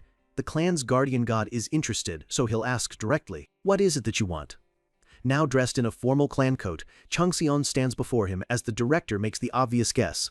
"Is it money?" Changxian's reply is firm and dismissive. He has more than enough money to last a lifetime. He's not here for something so trivial. Instead, he makes his true demand clear. "I want to go to the future strategic department." This isn't just a request, it's a power play. He lays out his logic perfectly. He knows the director personally oversees that department, the very heart of the clan. Why would he align himself with anyone but the man who holds the real authority? The director's face twists, first in surprise, then in anger. "What did you say?" he growls. The sheer audacity of this rookie is almost insulting. But then the anger melts away, replaced by a booming, unrestrained laugh that echoes through the office. He laughs so hard that his own powerful aura flares up around him, once again filling the room with an oppressive golden light. Changxian just watches, a bit annoyed. He thinks to himself that the old man's laughter alone is enough to make his head spin. The director finally calms down, a wide, predatory grin on his face. He likes this kid's ambition. "Good. You should have that much vigor to call yourself a white tiger." Changxian clarifies his goal. The future strategic department is the brain and the spine of the entire clan. It's the most important division, and he wants in. The director leans in, his expression turning deadly serious. "If you want it, you must prove yourself. What will you do to prove your worth?" Changxian doesn't hesitate. He looks the director dead in the eye and makes a bold proposal, setting a new record in the Crimson Mountain Range dungeon. He explains that he's heard all newcomers have to go there for their internship. He asks if setting a new record would be proof enough. The director clarifies, a skeptical look on his face. "Are you talking about being first among this year's rookies, or the all-time dungeon ranking?" Changxian's response is simple and unshakably confident. Yes, he means the all-time record. The director considers it. If he pulls that off, no one could possibly object. He agrees to the terms. But then Changxian pauses for a moment. The director notices, wondering what else he could possibly want. A sly smile creeps across Changxian's face. He's just realized he can push for more. He has another condition. He adds one more thing to the deal, and I'll clear it as well. The director is visibly shocked. No one clears a training dungeon. His shock quickly turns into a pleased grin. Yes, that's good. He admits the place was getting old anyway. He's more than happy to let Changxian destroy it on his way out. Changxian knows there's something hidden in that dungeon, a secret that could become the director's weakness. As he turns to leave, he politely says he'll close the door on his way out. The director watches him go, a thoughtful look on his face. It seems there will be a lot for them to discuss in the future. Changxian pauses at the door, a confident smile on his face. "Thank you for your words," he says. "And I have one more request. Before I head to the mountain range, I want to use the library of the White Tiger Clan." The director is genuinely impressed. Power, ambition, and a thirst for knowledge. He tells him the clan's library is the best in the world. He grants the request without a second thought. Use it as you please. And just like that, the news explodes across the world. A single headline flashes across the screen. Tyrant revived. The internet goes wild. Li Changson and tyrant are the top search terms globally. His name is everywhere. Social media is flooded with fans celebrating the return of their hero. People are losing their minds over his confirmed SSS Plus rank. The hype is unstoppable. Online forums are on fire. His old critics are silent, humbled by the video of his test. The White Tiger clan's stock value is skyrocketing, and rumors begin to fly. Soon, it's confirmed. A young girl he saved from the Jamsil Gate gives an interview, her face blurred. Through tears, she confirms that Changson saved her. The mysterious hero L is officially revealed. Another survivor, an army lieutenant, proudly recalls seeing him in action. Changsion's identity as a national hero is now cemented in the public's mind. Back in the director's office, Xiao Zhongguan is practically begging, "Give him to me. He needs a mentor like me." The director scoffs at the idea, threatening to fire him if he doesn't show some respect. He knows putting Changxian under his command would be a disaster. Xiao Zhongguan looks crushed, a tear welling in his eye. "Why do you constantly deny me this?" he cries out in frustration. The director lays out the deal he made. Changxian is under his direct command for now, but once his training ends, he can be assigned to missions with anyone he pleases. Realization dawns on So Zhongguan's face. It's a loophole. He can still work with him. Completely satisfied, he asks where Changxian is now. Oh, Si-Wan gives a wicked grin. He tells him he sent Changxian to the one place he knows the hot-headed leader hates the most, the library. A few days later, the headlines are buzzing again. The White Tiger training camp has started, and the tyrant is ready to forge a new legend. Another headline questions just how far an SSS Plus ranker can truly go. Changxian's foot steps onto rocky, frozen ground, ready for the challenge. A system message announces his entry into the dungeon, Crimson Mountain Range. He stands on a cliff's edge, gazing out at a vast, snow-covered mountain range stretching to the horizon. "So," he murmurs, "I'll have to scan an entire mountain of this size." As he takes in the sheer scale of the landscape, his eyes narrow. He senses something out of place. In the distance, a massive blast of vibrant energy erupts from the peak of the tallest mountain, shattering the calm of the frozen wilderness. Changxian stares at the explosion, his eyes fixed on the distant peak. This isn't just a random dungeon event. He knows what that energy is. His gaze remains locked on the phenomenon, his mind racing. This dungeon is clearly far more than just a training ground, and he's not alone. Hidden deep within a thicket of trees, someone else is watching. Unseen and unheard, another player is already here. Changxian's test has just begun, but the mountain already holds a secret. A violent blast of pink energy erupts from the distant peak, tearing through the sky and sending a shockwave across the frozen landscape. This is no ordinary dungeon. He stands firm on the cliff's edge, his coat whipping in the wind. He's completely unfazed, his eyes calmly tracking the aftermath of the explosion. He was expecting this. The strange energy continues to pulse, a sign of immense power being unleashed somewhere deep within these mountains. His expression is sharp, focused. This isn't just a random monster. This is the very reason he came here. A small, winged creature glowing with the same pink energy darts through the sky. He watches it for a moment and says to himself, "There it is, the target I have to catch." His mission is clear. The Crimson Mountain Range has been corrupted by a mysterious magic, and his goal is to find its source. He looks out over the vast, red-stained wilderness. The entire mountain is a deep, unsettling crimson, just as the rumors described. What a creepy place, he thinks. The landscape feels strangely familiar, reminding him of a similar place he once saw in Arcadia, the realm of the gods.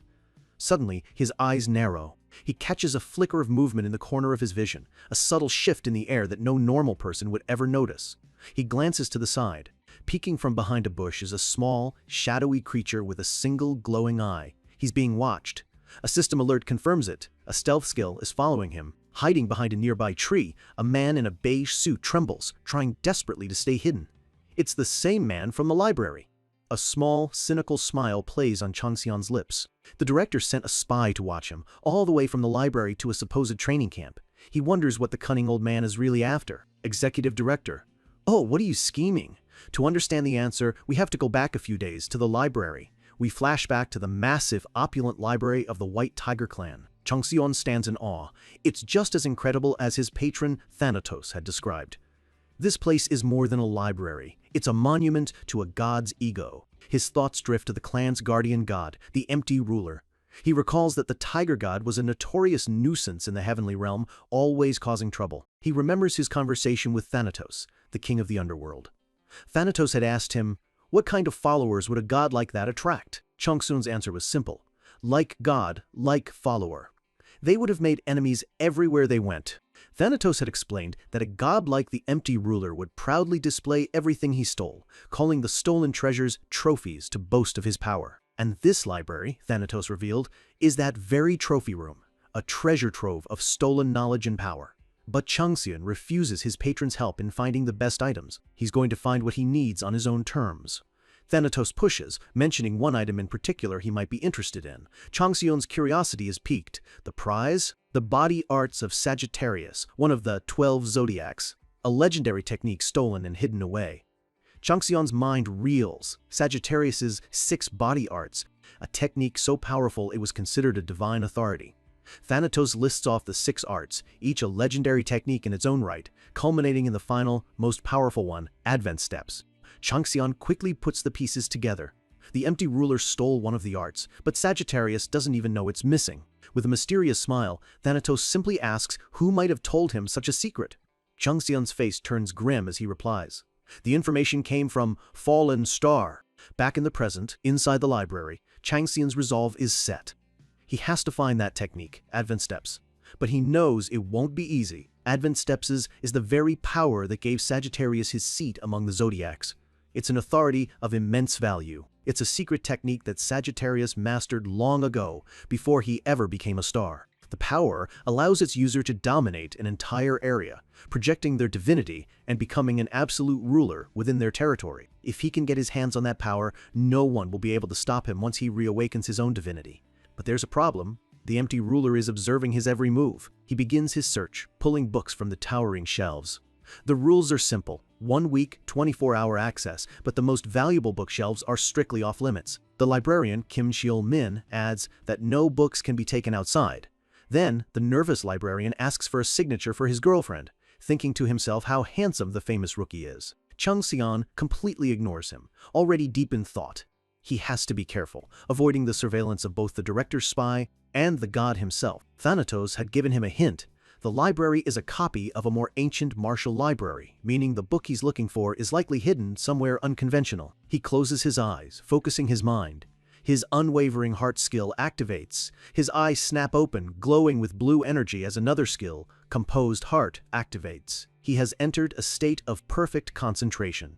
He sits against a bookshelf, completely absorbed, shutting out the entire world. Outside, Kim Cheol-min waits, grumbling that it's already been a few days, and he has no idea what Changxian is even doing. Peeking through the door, he wonders with frustration if the rookie is even reading properly. From the spy's perspective, Changxian is just grabbing books at random. Spear arts, swordsmanship, it makes no sense. He even saw him grab books on breathing techniques and myths about gods, barely reading a page before putting them back. He recalls his orders from the director, report anything suspicious. But what is there to report? That he's a messy reader? He concludes that Changxian is just putting on a show, trying to build an image as a hard-working genius. It's the only explanation that makes sense. Overwhelmed with boredom, tears of frustration stream down his face. Please, just let me go home. But inside, Changxian is anything but bored. He finds the simplicity of his observer's thoughts almost depressing. His mind is operating on another level entirely. System messages flash one after another as his knowledge acquisition rate skyrockets. He can read between the lines, see the hidden connections. Warnings flash, telling him he's in severe mental overload, but he pushes on. He pushes through the pain, attaining a new achievement. Bookworm crazy for books, permanently increasing his intelligence and will. The gods are reacting. Pabelsag is bored, but the world-encircling serpent is fascinated. With every piece of knowledge, his understanding of the empty ruler grows. The empty ruler itself watches on, its interest growing by the second, completely unaware of what's truly happening. A dark, knowing smile spreads across Changxian's face. How foolish, he thinks. He reveals his true motive. His goal isn't just to find Advent Steps, it's to map out the empty ruler's entire skill tree. His karma. He knows this library isn't just a trophy room, it's a blueprint of the god's power. Every book contains fragments of information that make up his enemy. His plan is simple and brilliant: find all the pieces, fit them together, and expose the true shape of his enemy, along with all of his weaknesses. And as he absorbs it all, something new begins to form. The system announces that a new skill is being composed from the acquired information. His eyes glow with fierce determination. He's not just learning about his enemy, he's forging the very weapon that will destroy him. He finally stands up, stretching. This is it. He's learned all he can for now. To get stronger, he'll need access to those forbidden bookshelves. However, there was still one problem. The one thing he originally came for, it wasn't here. He searched 3 times, but Advent Steps is nowhere to be found. He suspects it's hidden in the restricted sections. With only 3 hours left, he decides to check one last time, reasoning that if the book was written in archaic language, it might have been miscategorized. He pushes his mind to the breaking point. His concentration is shaking, but he reinforces it. A new god, the twilight-piercing owl, cheers for his incredible mental fortitude. His hand scans across the spines of the books one final time. And then, it stops. His fingers touch one specific book. A wide, manic grin spreads across his face, his eyes wild with triumph. "I found it!" He pulls out the book. It's a ridiculous-looking cookbook titled 100 Dishes You Can Make with Monster Meat. But he knows it's a disguise. He's sure it contains the secret he's been looking for. But as he begins to decipher its hidden meaning, his triumphant expression fades, replaced by pure confusion. What is this? This isn't Advent Steps. His eyes widen as a vision floods his mind, a vision of a different place. The image is hazy, filled with floating pink petals, a memory not his own. The vision becomes terrifyingly clear. A figure with long white hair is bound by countless thick chains, pierced by dozens of spears. It's not a skill. It's a memory of something deep, ancient, and powerful, a grudge. To be betrayed by someone you treated as a brother, to have everything you cherish stolen away, that kind of anger festers. As Chung Seon holds the book, the story of the imprisoned swordsman, Hanyu, continues. "I know those feelings all too well," the message reads, "because that child, Moonsong, did the same to me." The name hits Chang Seon like a physical blow. His eyes go wide with shock. He knows that name. Moonsong? In an instant, a dozen different pieces of information snap together in his mind. The connection is as brilliant as it is terrifying. He knows exactly who Moonsong is. He is Cheonho, one of the most powerful men in the clan, known for his handsome features and unmatched skill with a blade. This isn't some forgotten historical figure. Cheonho is one of the 9 strongest swordsmen in the entire world, and a known follower of Executive Director Oh himself. Chung Seon stares at the cookbook, his mind racing. A man of that stature, mentioned as a close brother in this hidden message. What is the connection between this ancient tragedy and one of the world's most famous players? He recalls Cheonho's official history, a self-made mercenary who rose to fame on his own. But this book suggests that entire story is a carefully crafted lie. The vision returns, and the prisoner speaks. "My name is Hanyu. I was a fellow disciple to Moonsong." He sits in a desolate landscape of chains and swords, a ghost of a man. He lifts his head slightly, his face worn down by a lifetime of suffering. A single tear of blood escapes his eye. This story is one of profound betrayal. Hanyu's memory takes us back to a more peaceful time. He was the successor of a small, unknown clan, spending his days endlessly practicing his swordplay under a blooming cherry tree. In his youth, he was elegant and focused, the very picture of a dedicated martial artist. Then, one day, his master brought him a new disciple, a boy much younger than him. It was Moonsong. Even as a child, there was a quiet, unreadable intensity in his eyes.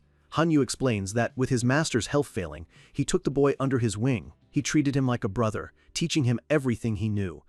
But looking back now, he is filled with regret. He admits he should have seen the darkness lurking beneath that quiet demeanor. Even then, young Moonsong's gaze held a spark of ambition, a hunger for power that Hanyu was too trusting to see. The two of them stood before their clan sponsor, the Empty Ruler, a ferocious, fiery tiger god. Hanyu knew a god of war would never be satisfied with their clan's peaceful ways. The tiger, sunken in turmoil, was a capricious god, one who thrived on chaos, horror, and constant conflict. For a god like that, his clan's philosophy of staying hidden and pursuing peace was an insult. The god needed a new champion, one whose nature aligned with its own thirst for battle. But tradition dictated Hanyu was the rightful successor.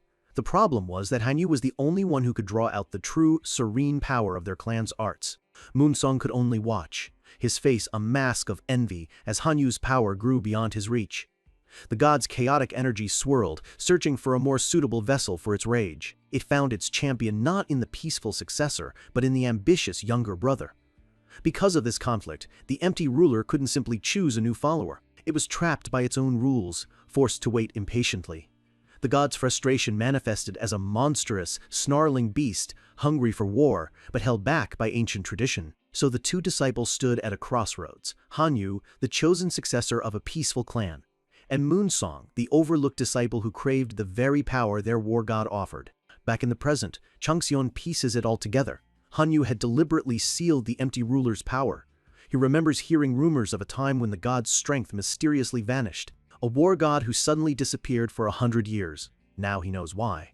It all began with the Jian Chono clan and a single act of betrayal. Hanyu had sealed the god's power to prevent more bloodshed.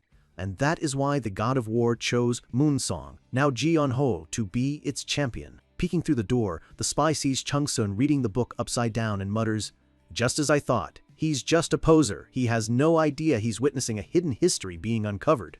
The vision continues with Hanyu's painful memories. Moonsong's betrayal had been planned for a long time.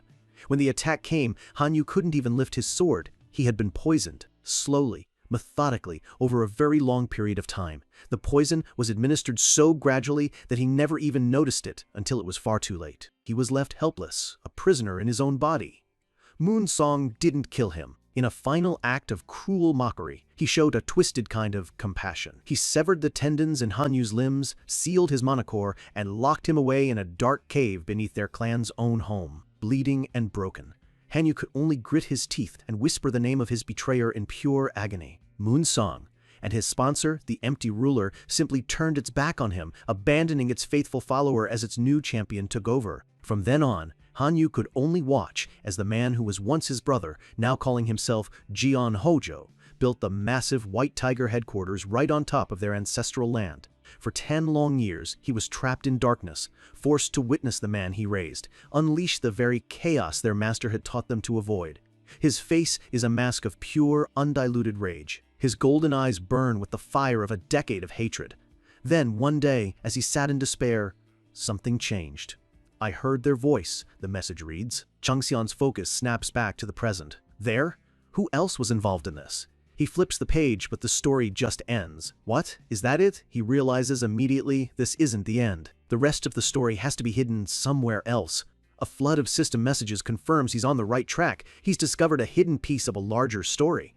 The will of an unknowable being has been planted within him, and as a reward, the counter-skill he's been building jumps to 51% complete. Changxian is stunned. What? The progress of his technique to destroy the empty ruler just jumped by 12%, all from deciphering a single part of this hidden message. The system informs him that more fragments are scattered throughout the library. He has to find them all. He looks at the cookbook with new eyes. This puzzle wasn't created by a mortal. The person who left this behind had help. That means a divine being was meddling here? The same being whose voice Hanyu must have heard. He glances at the clock. 2 hours left. I need to find the remaining volumes. He quickly deciphers the puzzle's logic. The author wanted this story found, but had to hide it from Jian Qianho's followers. He cracks the code. The puzzle was designed so that, once you find the first part, the rest are easy to locate. They must all be disguised as worthless books in the lower-ranked sections. Just then, Kim Cheol-min, the spy, bursts into tears over a missed autograph, completely oblivious as Changxian rushes past him to another section of the library. The empty ruler sends him a message, still confident that Changxian will become its devout follower. Changxian just smirks. Looks like he hasn't noticed a thing. The world-encircling serpent sends a message too, its eyes full of meaning. It knows exactly what's happening and is enjoying the show. A wicked, determined grin spreads across Changxian's face as he locates another hidden book. Found it! The hunt for the truth is on. The story locked away in the hidden books continues. Hanyu explains that the mysterious being who contacted him was just like him, betrayed by a child it had raised as its own and left to rot in darkness. Hanyu reveals the being's tragic fate. It was devoured by its own child long ago. Now, it exists only as a ghost, a spirit of pure vengeance wandering the land of the dead. With blood staining his face, Hanyu looks up, a grim understanding in his eyes. He and this ghostly god are bound by a shared hatred for the same enemy. The words hit Changxian with the force of revelation. Devoured by its child? The implications are staggering. His eyes widen as he connects the final dot. That child is the empty ruler. A dark, predatory smile spreads across his face.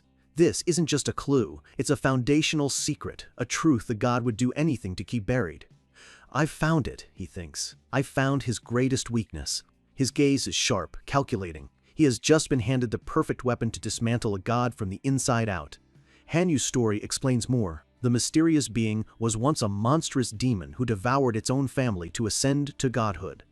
The empty ruler isn't just a god of war. He's the son of a monster who inherited its brutal nature. The ghost of that betrayed god, the Black Mountain god, made Hanyu a promise. It could not find peace until it witnessed the empty ruler's head bowing in defeat. This was Hanyu's path to vengeance, the only way he could finally close his eyes and rest. And so, the being offered him the ultimate gift, a method to kill the tiger god. A power born from their shared ancient grudge.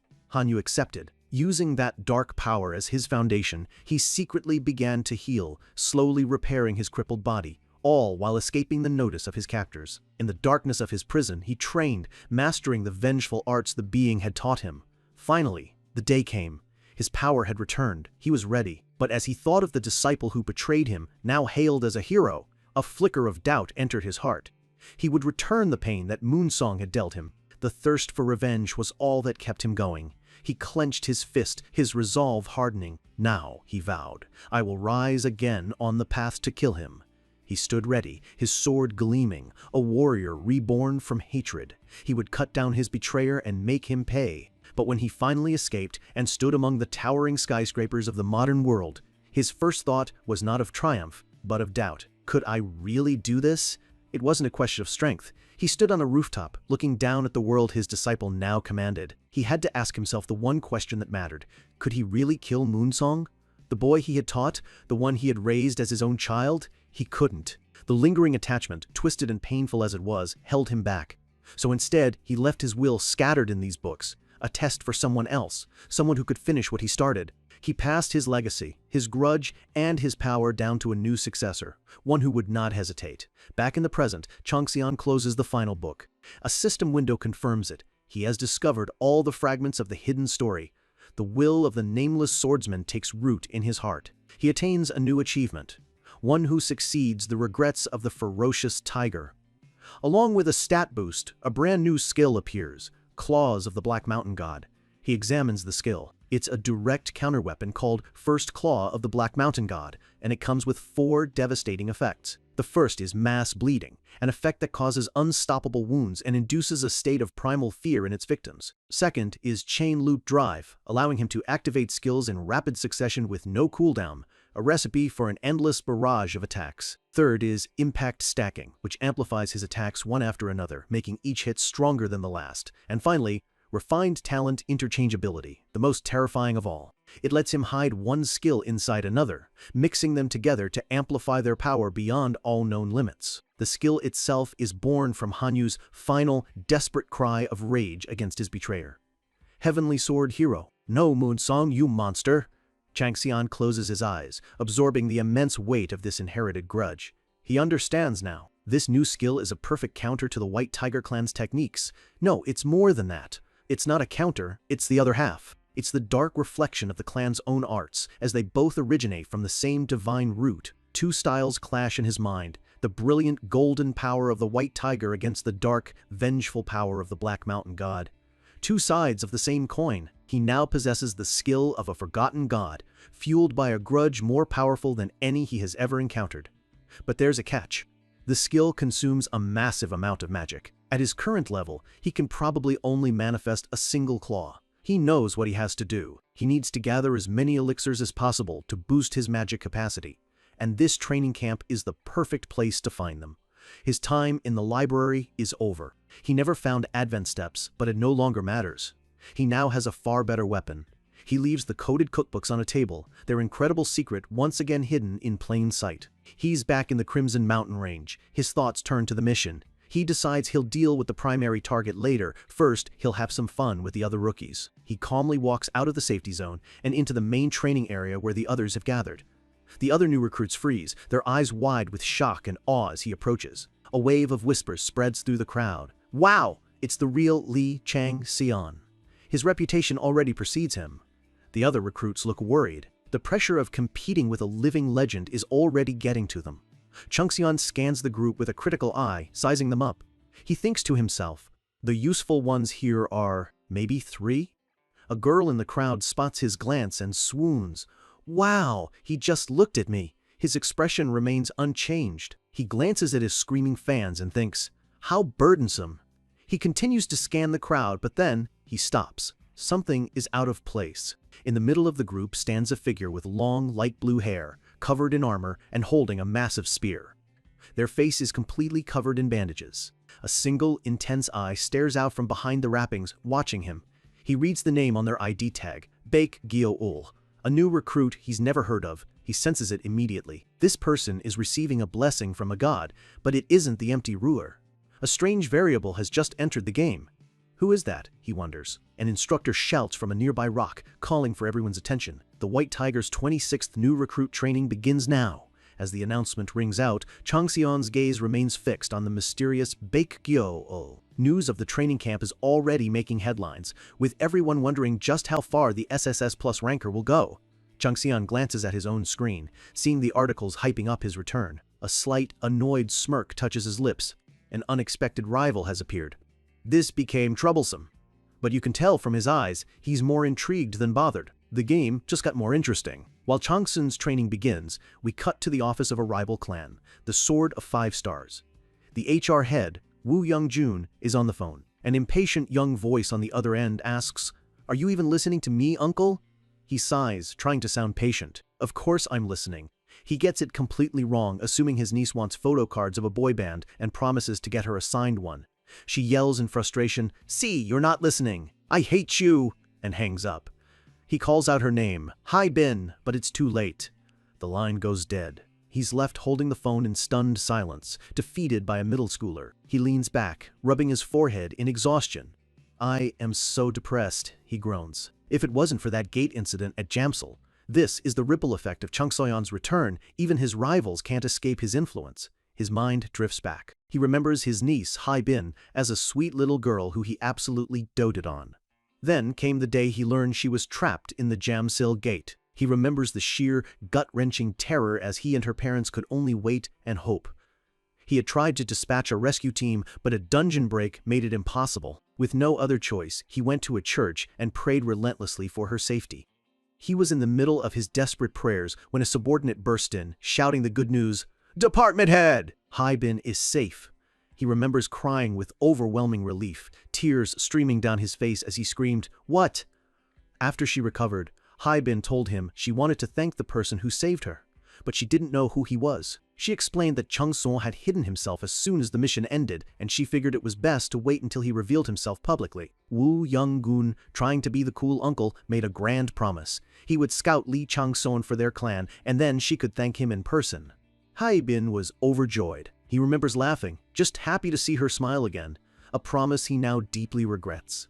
Back in the present, he sighs again. The problem is, I can't even talk to him properly now. He vividly remembers his first and only meeting with Changxian, the clash of their blades, the overwhelming power radiating from the young man. He had tested him, and Changxian had met his challenge with unnerving calm and impossible skill. He had been completely outmatched. The memory still makes him clench his jaw in frustration. He looks at his phone. I probably angered him. He had given Changxian his business card, fully expecting a call. He grits his teeth, running a hand through his hair. That was a mistake, darn it.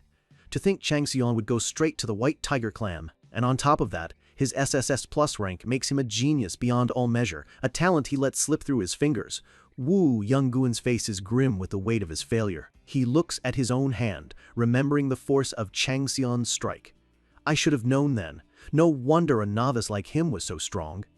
He slams his hand on the desk. Ever since Changxian's public reveal, his niece has been calling constantly, blaming him for not trying harder. The pressure is mounting from all sides. His family, even his own clan's president, are giving him dirty looks.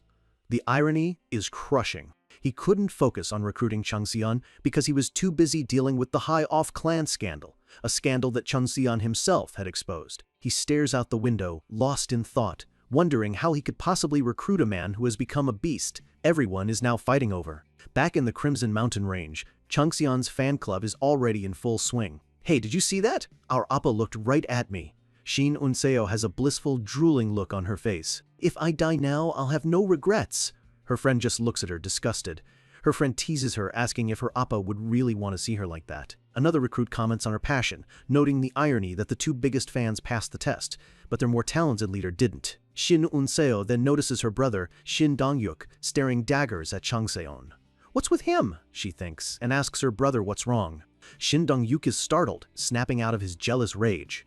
He quickly brushes it off, pointing towards the instructor. Nothing. Let's gather up. The rules are about to be explained.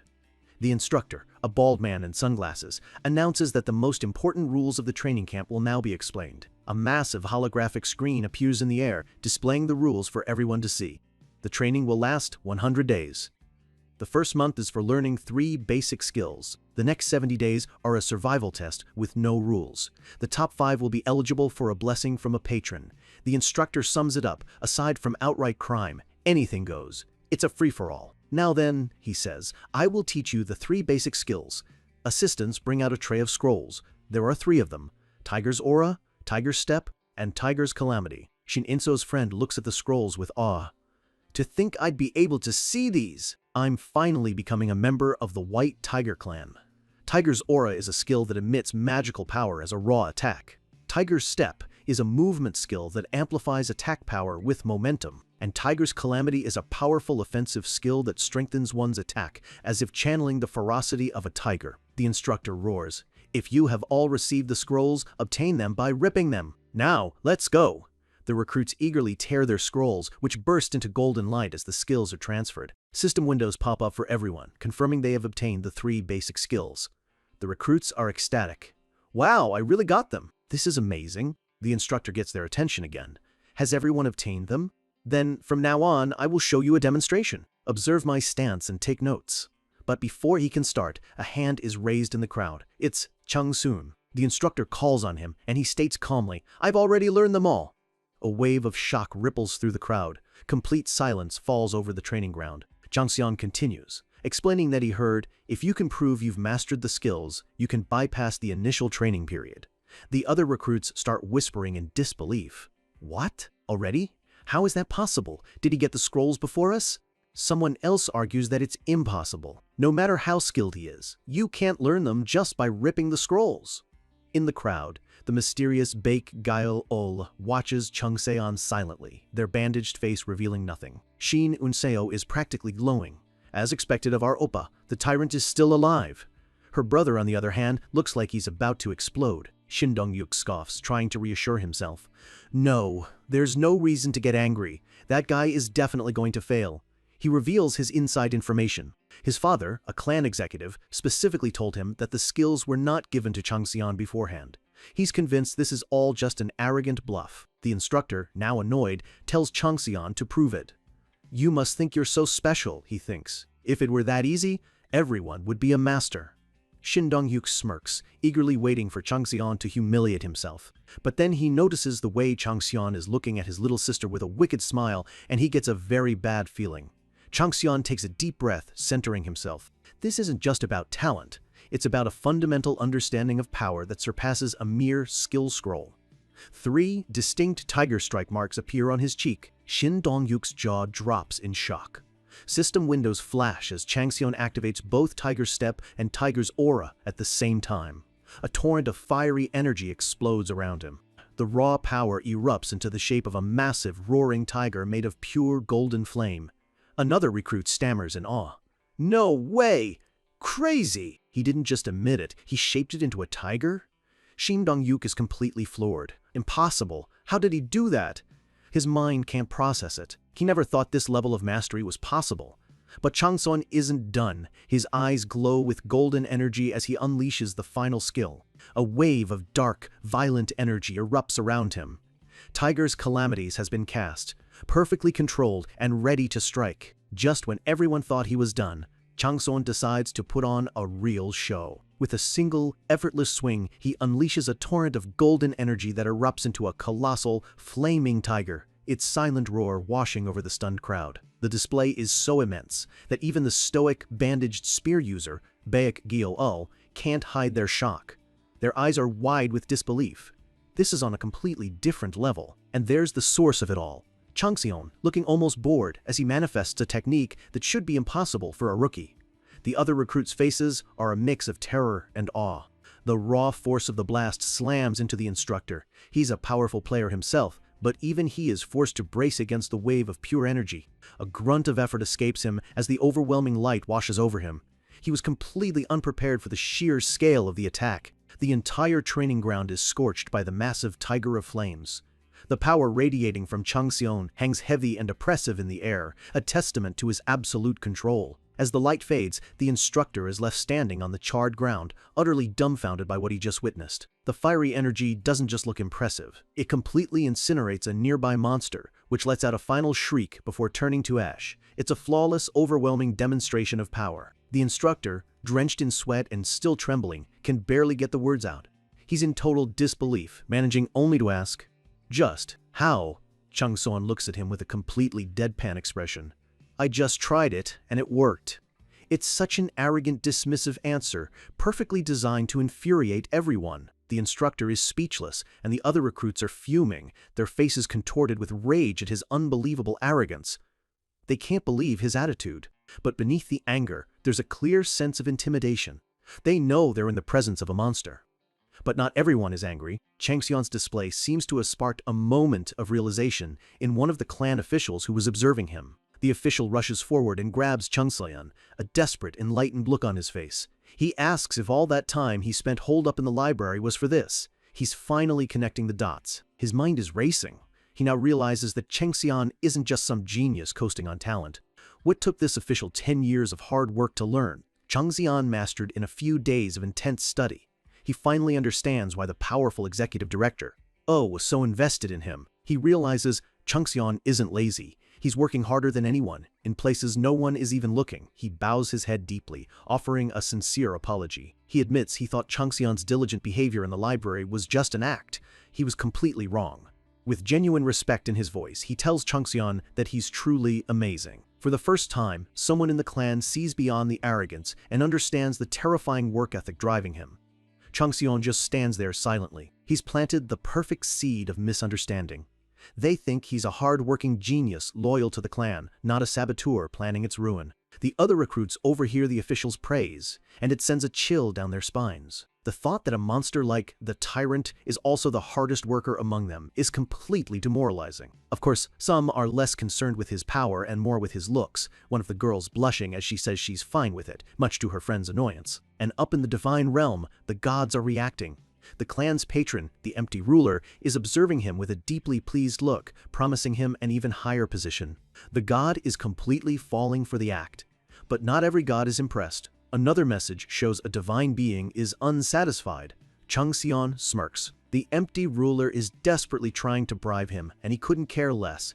He figures that's enough of a show for one day. The instructor, still dazed, quickly confirms the demonstration was more than enough and gives him the pass to proceed. Without another word, Changxion turns his back on the crowd, his expression cold and focused. The show is over. It's time for the real mission. He walks alone past the safety zone, leaving the other recruits far behind as he enters the dangerous depths of the dungeon. As he leaves, a few other tough-looking recruits watch him go, their expressions hostile. It's clear he's already made some powerful rivals. He now faces the Crimson Mountain Range, a vast, desolate landscape of reddish rock and dying trees under a sickly, overcast sky. The moment he steps past the boundary, the atmosphere changes. This is no longer a controlled environment, it's a wild and hostile territory. He finds himself in a forest of towering, shadowy trees, the ground littered with strange, pulsating pods. The area feels corrupted and alive with unseen threats. The gods are still watching. The empty ruler is curious to see what achievements Changxion will rack up after his bold declaration to clear the dungeon. Changxion immediately feels the dungeon's hostile effect. The air is murky and heavy, making his body feel sluggish. This debuff would be crippling for any normal player. But for Changxion, his body immediately begins to counteract it. His furnace of 8 trigrams starts to purify the tainted air around him. Almost instantly, his unwavering heart kicks in, protecting his mind from any corrupting influences. And to complete the defense, his composed heart nullifies all physical pressure, restoring his body to peak condition. The dungeon's primary weapon is useless against him. Now fully adapted, he calmly grips a spear. The world. Encircling serpents watches with expectation, eager to see what cunning scheme Changxian has planned this time. He stands perfectly still for a moment, his senses spreading out through the dense, corrupted forest. He's not wandering aimlessly, he's hunting. Then, with a sharp glint in his eye and a faint smirk, he spots his target. There. His tiger steps' skill activates, surrounding his legs in a blur of golden energy as he prepares to move with explosive speed. He launches himself forward, concentrating an immense amount of energy into the butt end of his spear.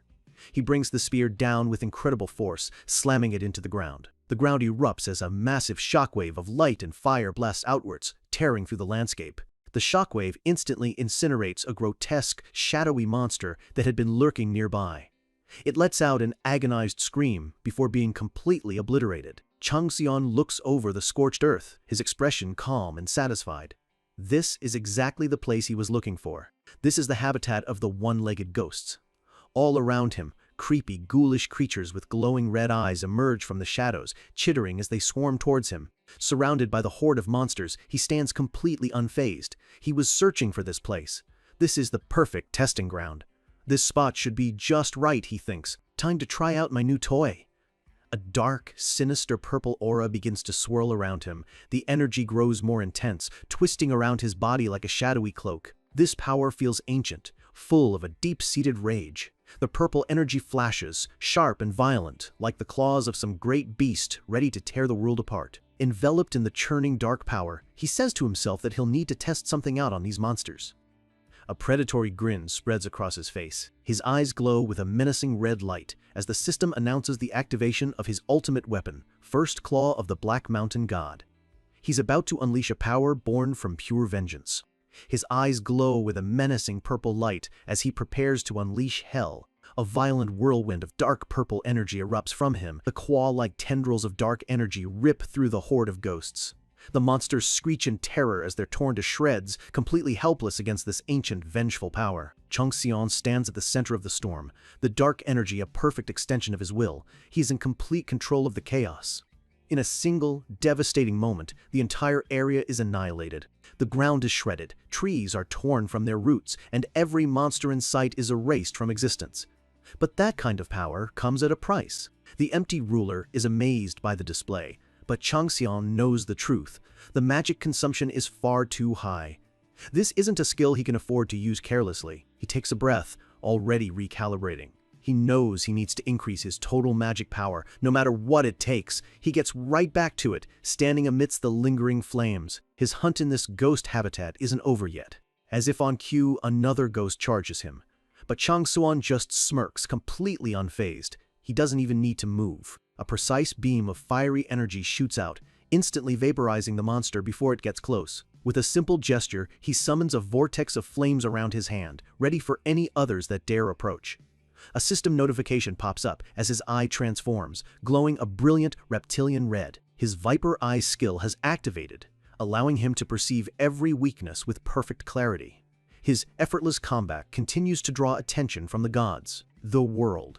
Encircling Serpent is impressed that Changxian is already making good use of the research data he provided. A flurry of notifications confirms his success. He's officially cleared out the Ghost's village, earning himself monster parts as rewards. But this isn't random hunting. He raises his hands as a dark purple aura surrounds him. His skill, Soul Extortion, activates, pulling residual energy from the fallen creatures. The dark energy coalesces in his hand. He's not looking for power from their souls. He's looking for something specific they left behind. And then he senses it. Hidden among the foliage, a strange purple flower with googly eyes pops into existence, startled by his presence. It's a bizarre-looking plant, but it radiates a potent energy. This is what he was searching for. A sharp, triumphant look crosses his face. Found it! This is the next key piece of his plan. The flower trembles, as if it knows it's been discovered by a predator.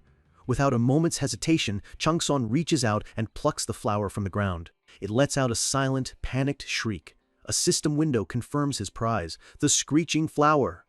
Dark, vine-like tendrils immediately wrap around his arm as if fighting back. The item description explains it all. The flower grows in places teeming with death and possesses a deadly poison. He looks down at the strange, googly-eyed flower. For anyone else, this would be a threat. For him, it's fuel. As he holds it, he remembers a conversation he had with the legendary blacksmith god, Iroh. He had asked how to strengthen his 8 trigrams fire. Iroh had just thrown his head back and laughed, amused that Changxian wanted to turn a fire of creation into a weapon of pure destruction. But Iroh, ever the fan of a good challenge, gave him the answer. The method was simple. Instead of adding fuel to the flame, he needed to add flames to the flame. He explained that to make it work, he'd have to feed his fire something vicious and atrocious. And Iroh told him exactly what to hunt, a monster known as a jigui. Find it, and he'd be able to forge a world-ending flame. Back in the present, Changxian holds the screeching flower, his true target echoing in his mind, Jigui. Standing on a cliff, he looks out over the desolate mountain range, his eyes scanning the horizon. And then, far in the distance, he sees it, a streak of purple energy flying through the storm clouds, a creature of pure, chaotic power. A wicked, predatory grin spreads across his face. That was Jigui. His plan is coming together perfectly. But before the hunt, he needs to prepare. He needs to turn his embers into an inferno. He brings the screeching flower to his mouth. He's going to use this poisonous plant as nourishment for his own power. He shoves the entire flower into his mouth. A notification immediately appears. You have swallowed a screeching flower! The poison begins to spread, but his immunity kicks in, increasing his tolerance. His 8 trigrams fire burns brighter, purifying the lethal poison and converting it into raw power. His magic capacity rises. A satisfied smile plays on his lips. Very nice, he thinks. He can now light a fire and increase his magic power at the same time. With his newly boosted power, he gets back to clearing the dungeon with ruthless efficiency. The system messages roll in, a constant stream of achievements. He clears out another ghost village, earning more loot. The list goes on. He clears multiple villages, earning the achievement. Slaughter of the mountains and forest, permanently boosting his strength and stamina. His methodical pace starts to bore some of the gods, with one letting out a yawn. He continues on, chewing on the stem of one of the flowers he collected, while another god watches, completely absorbed in his adventure. He finally stops, his coat whipping in the wind as he stares up at a massive, jagged mountain peak. He's reached his destination. Standing atop a rocky spire, he looks down into the valley below, a lonely figure against the crimson sky. Before him lies a massive, swirling pit carved into the earth. So you are here, he says, his voice low and confident. He knows exactly what this place is. This is the Jigui's nest. His mind drifts back to his conversation with Iroh. The blacksmith god had explained that the Jigui wasn't a beast or a spirit. It wasn't a non-living thing either. Iroh had grinned, clarifying that it was more accurate to call it a herd of countless spirits, a single entity composed of many, representing 2 fundamental concepts, fire and death. Changxian had then asked the most important question. Does it have a weak point? Iroh explained its weak point is its right eye, a jewel formed from tens of thousands of compressed grudges. That's the target. Armed with this knowledge, Changxian knows if he can obtain that jewel eye, he can dramatically upgrade his 8 trigrams fire. He leaps from the cliffside. The Jigui seems to be away from its nest for now. A cunning smile spreads across his face as he decides to set a little trap. Meanwhile, back at the training camp's base, the supervisors are looking over the results. Li Changxian's name is right at the top. One of them notes that this year's recruits are the best they've ever seen, suggesting that Changxian's ridiculously high score has motivated everyone else. But not everyone is feeling inspired. Deep within the forest, a group of 3 rivals have found the remains of the ghost habitat. One of them looks at the absolute devastation. He's sure that only the tyrant could be capable of leaving behind such overwhelming traces of power. The leader of the group cuts him off with a vicious grin. His goal has nothing to do with passing the test. Forget that, he says. Let's just figure out how to torture Li Changxian now. While Changxian prepares his hunt, he's not the only predator in this forest. Elsewhere, a different kind of hunter is on the move, and their target is him. 3 figures dart through the trees. The blonde one scoffs, wondering if Li Changxian is really all that special. From his perspective, the guy is probably just some fraud coasting on his reputation. He grins, convinced he's figured it out. There's no way anyone masters a skill that fast on their own. The White Tiger clan must have given him some ridiculously expensive item, which means their target is practically a walking treasure chest. Their more cautious teammate worries about getting caught, but the leader just sneers. He claims the White Tiger clan acts all high and mighty, but they're just as rotten as his crew, calling them a bunch of murderers who built their power on the backs of others. This small comment reveals a deep-seated resentment they hold against the world's most powerful guilds. He defines his term, murderer. It's not just about ending lives, It's about being part of an organization willing to do anything for money and thrills. A perfect description for their own group, high off. The blonde one chimes in, agreeing that if the clan gave Changseon something valuable, it's fair game. He mocks Changseon's past as a pro gamer, figuring a rich kid like that is bound to have some amazing loot worth taking. But their lookout is still on edge. He reminds them that picking a fight with the camp's star player, someone who's been untouchable so far, could backfire horribly. His hesitation earns him 2 ice-cold glares from his partners. It's clear his lack of confidence is wearing on their patience. He throws his hands up, trying to de-escalate. He's not scared for himself, he argues. He's just worried they'll jeopardize their real mission by getting into unnecessary trouble. And that mission is what truly matters. Infiltrate the White Tiger training camp and secure the Dream Orb. Attacking the golden boy of the clan is a massive, unapproved risk. He presses on, reminding them that this mission is their one shot to get an advantage over the White Tiger clan. They were given direct orders: get the orb no matter the cost. The leader has heard enough. A mask of blazing red energy materializes over his eyes as he snaps, insulted that his teammate is so worried about some rookie. He gets right in the man's face, his voice a low threat. He gives him an ultimatum: are you going to do it, or do you want to die right here? Terrified, the man quickly agrees to follow orders. The leader shoves him away with a final warning: say another useless word, and he'll personally make him disappear. With the pecking order re-established, he tells them to move. Pushed to the front, the terrified recruit now faces a shimmering, invisible barrier, one of the traps Changseon left behind. He's trembling, clearly in over his head. You can see the pure fear in his eyes as he realizes he's the designated guinea pig.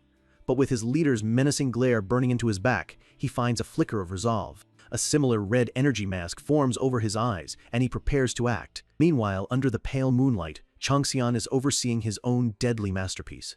He's not just hunting, he's orchestrating a symphony of destruction. As a massive beast wanders into the kill zone, the ground erupts. The monster is immediately engulfed in a storm of acid and explosions. Another target down, just as planned. System messages flood his vision. A twin-headed serpent, a fire dog, a tiger-striped bird, all eliminated. His meticulously laid traps are working perfectly. The sheer amount of experience points causes him to level up instantly. He notes that the main target, the Jigwe, hasn't appeared yet. Instead, only fire attribute monsters are drawn to the bait, walking into a slaughterhouse. Even the gods are enjoying the show. In the 10 days he's been here, he's jumped from level 24 to 32. This isn't just leveling, it's an unprecedented surge of power. He looks toward the Jigwe's nest. The fact that only lesser monsters are appearing confirms his suspicion. The nest's master has already left the area. This complicates things significantly. A flicker of annoyance crosses his face as he considers having to track it down the long way, just like he did in his past life. He pushes the thought aside for now. First, he needs to clean up the mess he's made here. He slams his hand onto a rune on the ground, and a brilliant pillar of light shoots into the sky, signaling the final stage of his plan. But as the light fades, his expression hardens. His senses, honed over lifetimes of battle, have detected an unexpected presence. He's not alone. Emerging from the smoke and embers is Baek Gyeol-ul, their bandaged face and piercing blue eyes locked onto him. The silence between them is heavy with tension. A dark, oppressive aura radiates from Gyeol-ul. They seem just as surprised to be found, wondering how Changseon could have possibly detected their concealed presence. Changseon cuts straight to the point, his voice dangerously low. "Why are you here? Were you following me?" Before Gyeol-ul can even form a reply, a cold smirk spreads across his face. "You know, it doesn't matter. Now that you've seen what I'm doing," his eyes narrow, all warmth vanishing, replaced by pure killing intent, "I'll have to kill you." Without another word, he fires a beam of energy from his fingertip, a pinpoint strike aimed right between Gyeol-ul's eyes. Gyeol-ul reacts with inhuman speed, deflecting the lethal beam with the shaft of their spear. The impact creates a blinding flash. The two of them become a blur of motion, their battle erupting with such force that the very ground cracks and shatters beneath their feet. Changseon is genuinely impressed. Gyeol-ul wields a spear over 3 meters long with a level of skill that is nothing short of masterful. He recognizes true talent when he sees it. The clash continues, a whirlwind of strikes and parries that echo like thunder across the corrupted landscape. Gyeol-ul is reeling internally. Changseon isn't just fast. He's impossibly precise, aiming for their neck with every single attack, relentlessly exploiting the smallest opening. Suddenly, Changseon switches to a reverse grip on his sword, a subtle shift that signals a dramatic change in his attack pattern. Gyeol-ul's eyes widen. A wave of pure danger washes over them. They know, with absolute certainty, that this next move is different. In response, a dark, shadowy energy begins to bleed from Jeol's hand, manifesting as a desperate defensive measure. The moment Changxian sees that inky black power, his eyes widen in stunned recognition. He knows that technique. It's something he never expected to see again. Jeol thrusts their palm forward, unleashing a powerful wave of shadow energy. But Changxian is already one step ahead, twisting his body in a fluid, almost unnatural motion. He dodges the blast entirely, letting the shadow energy scream past him. As Jeol watches in disbelief, he reverses his sword, aiming the hilt forward. He strikes with the pommel of his blade, a short, brutally effective blow delivered with blinding speed. Jeol barely raises their spear in time to block, but the impact is immense, far stronger than they anticipated. The collision sends a powerful shockwave rippling through the air, forcing them both back. Jeol stares at their spear, completely stunned. Changxian didn't just block them, he perfectly neutralized the flow of their shadow energy.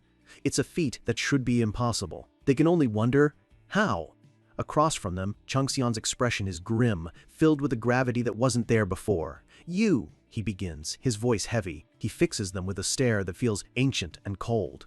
"How are you able to use the shadow secret technique?" Jeol is completely thrown. No mortal should know the true name of a divine authority. "That name," they stammer.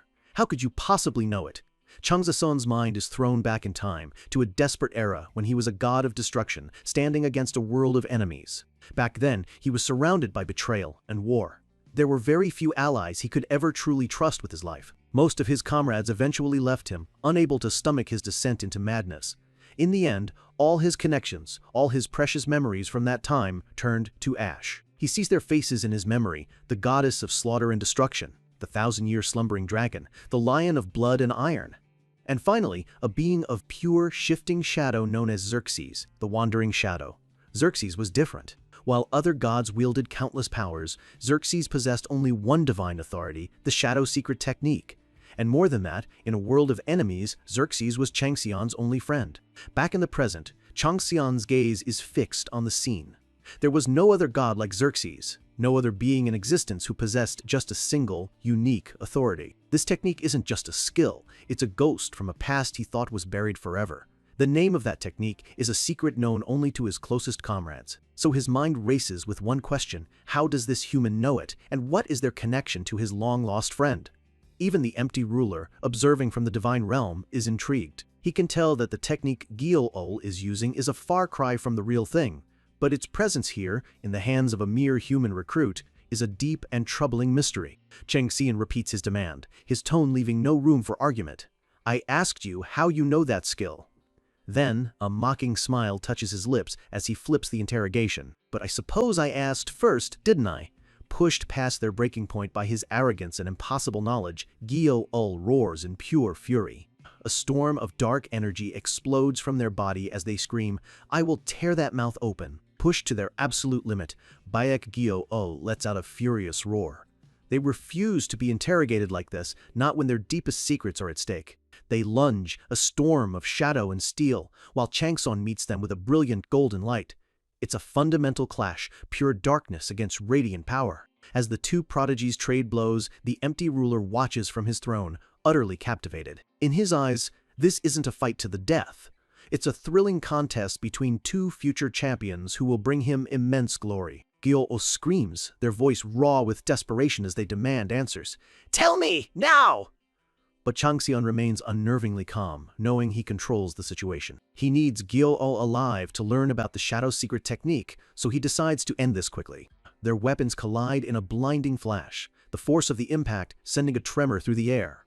Then, Changxian changes tactics. The blade in his hand vanishes, instantly replaced by a long, elegant spear glowing with golden light.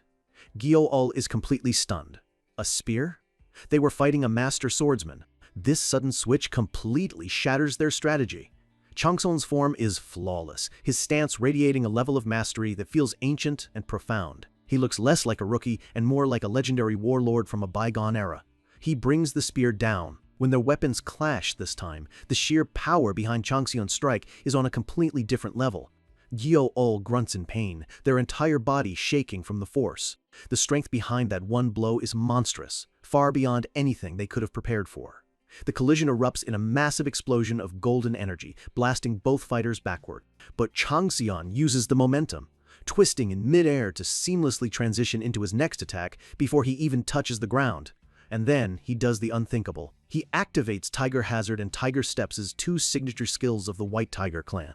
He's using their own techniques against them. A massive, spectral tiger made of pure golden flame materializes behind him as he unleashes Tiger Aura. This isn't some cheap imitation, it's a perfect, powerful manifestation of the clan's core art. His eyes glow with a predator's focus. He's about to demonstrate what these skills look like when wielded not by a mortal, but by a god. By flawlessly weaving the clan's techniques together, he creates something new, an ultimate skill he calls Tiger Domination. The flaming aura converges into the roaring head of a celestial beast.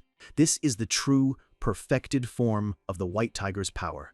His gaze is absolute, radiating an authority that no mere human could ever possess. He attacks, becoming one with the Golden Tiger. The sheer pressure is overwhelming, a crushing wave of divine energy that seems to bend the air itself. Jiao can only cry out as the force slams into them, their defenses instantly obliterated. They are completely engulfed by the golden light, their shadow techniques dissolving against such a pure, explosive power. The impact carves a massive crater in the earth, the shockwave tearing through the desolate landscape. Jiao coughs, reeling from the single, devastating blow.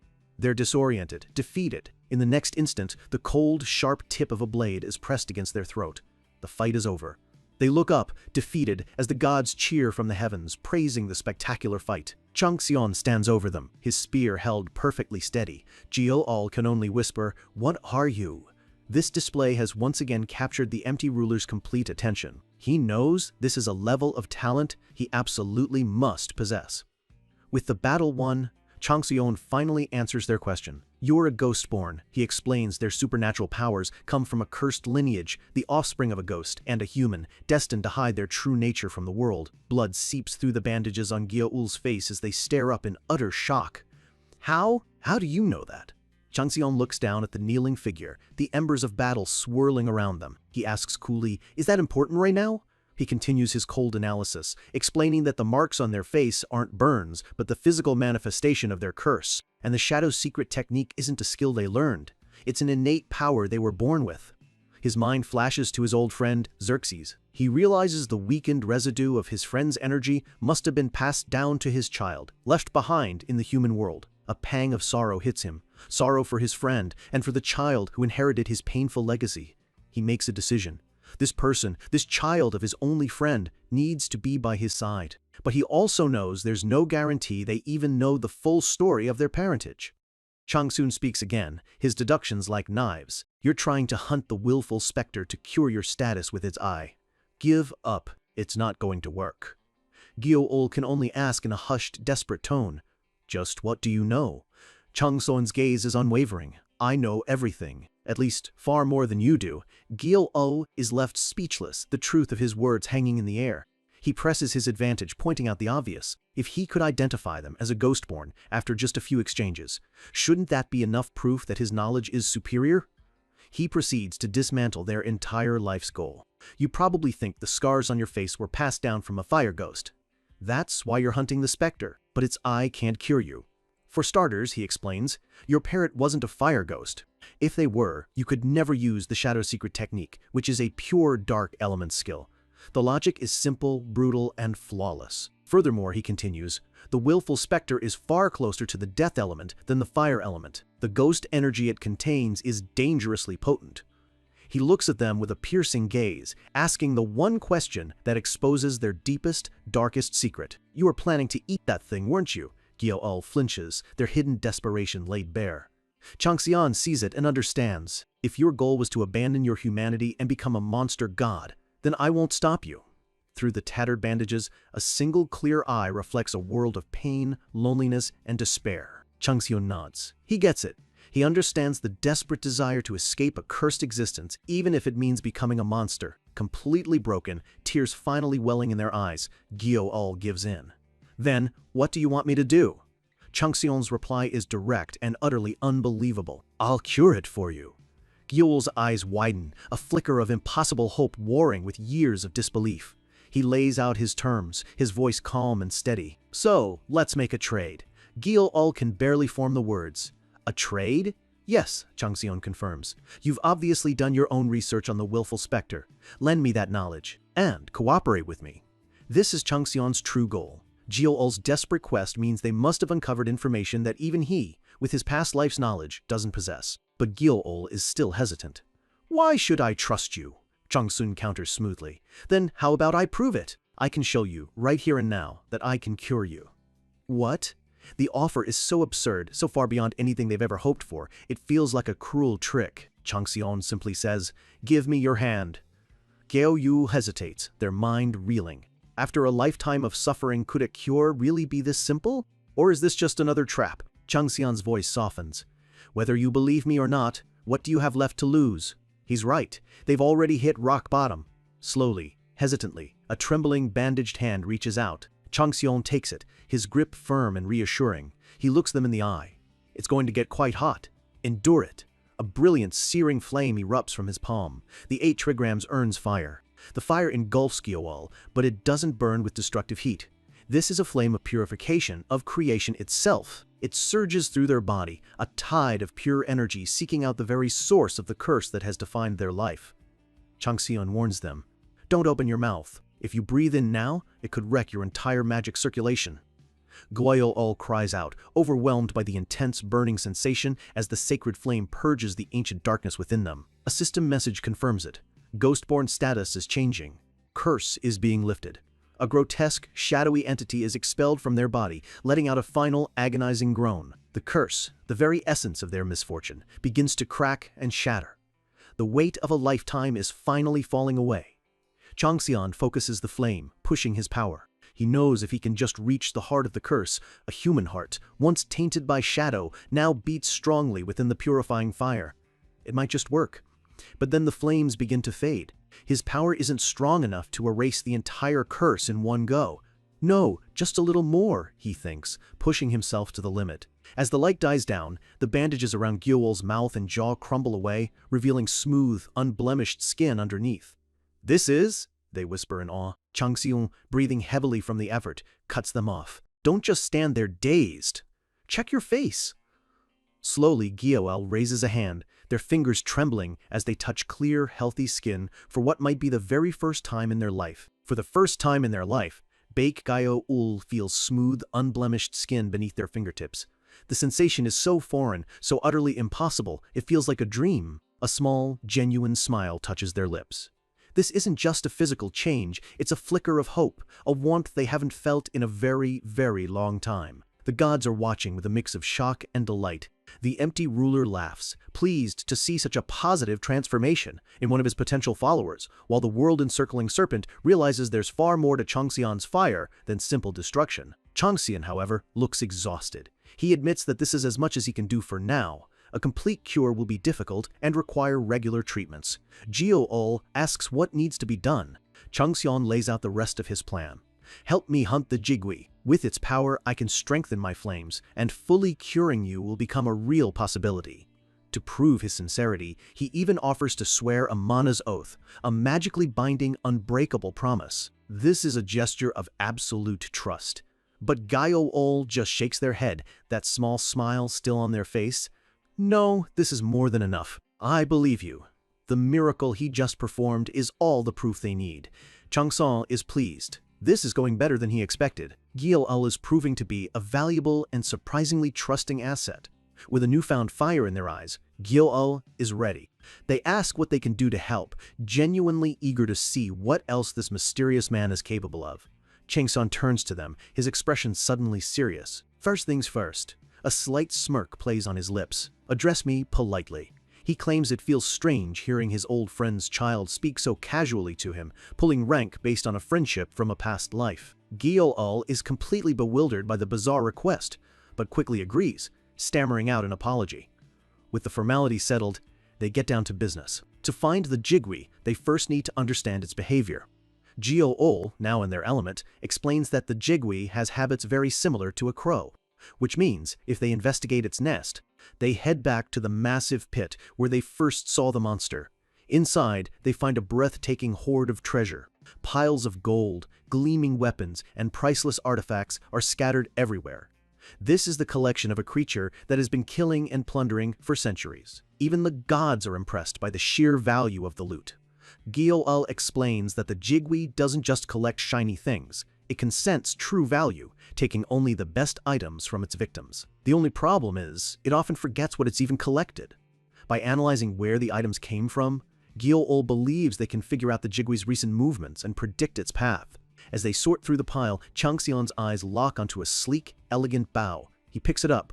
The White Sparrow's bow, a powerful weapon with the bullseye penetration ability, allowing its user to fire 5 consecutive shots that can pierce through almost anything.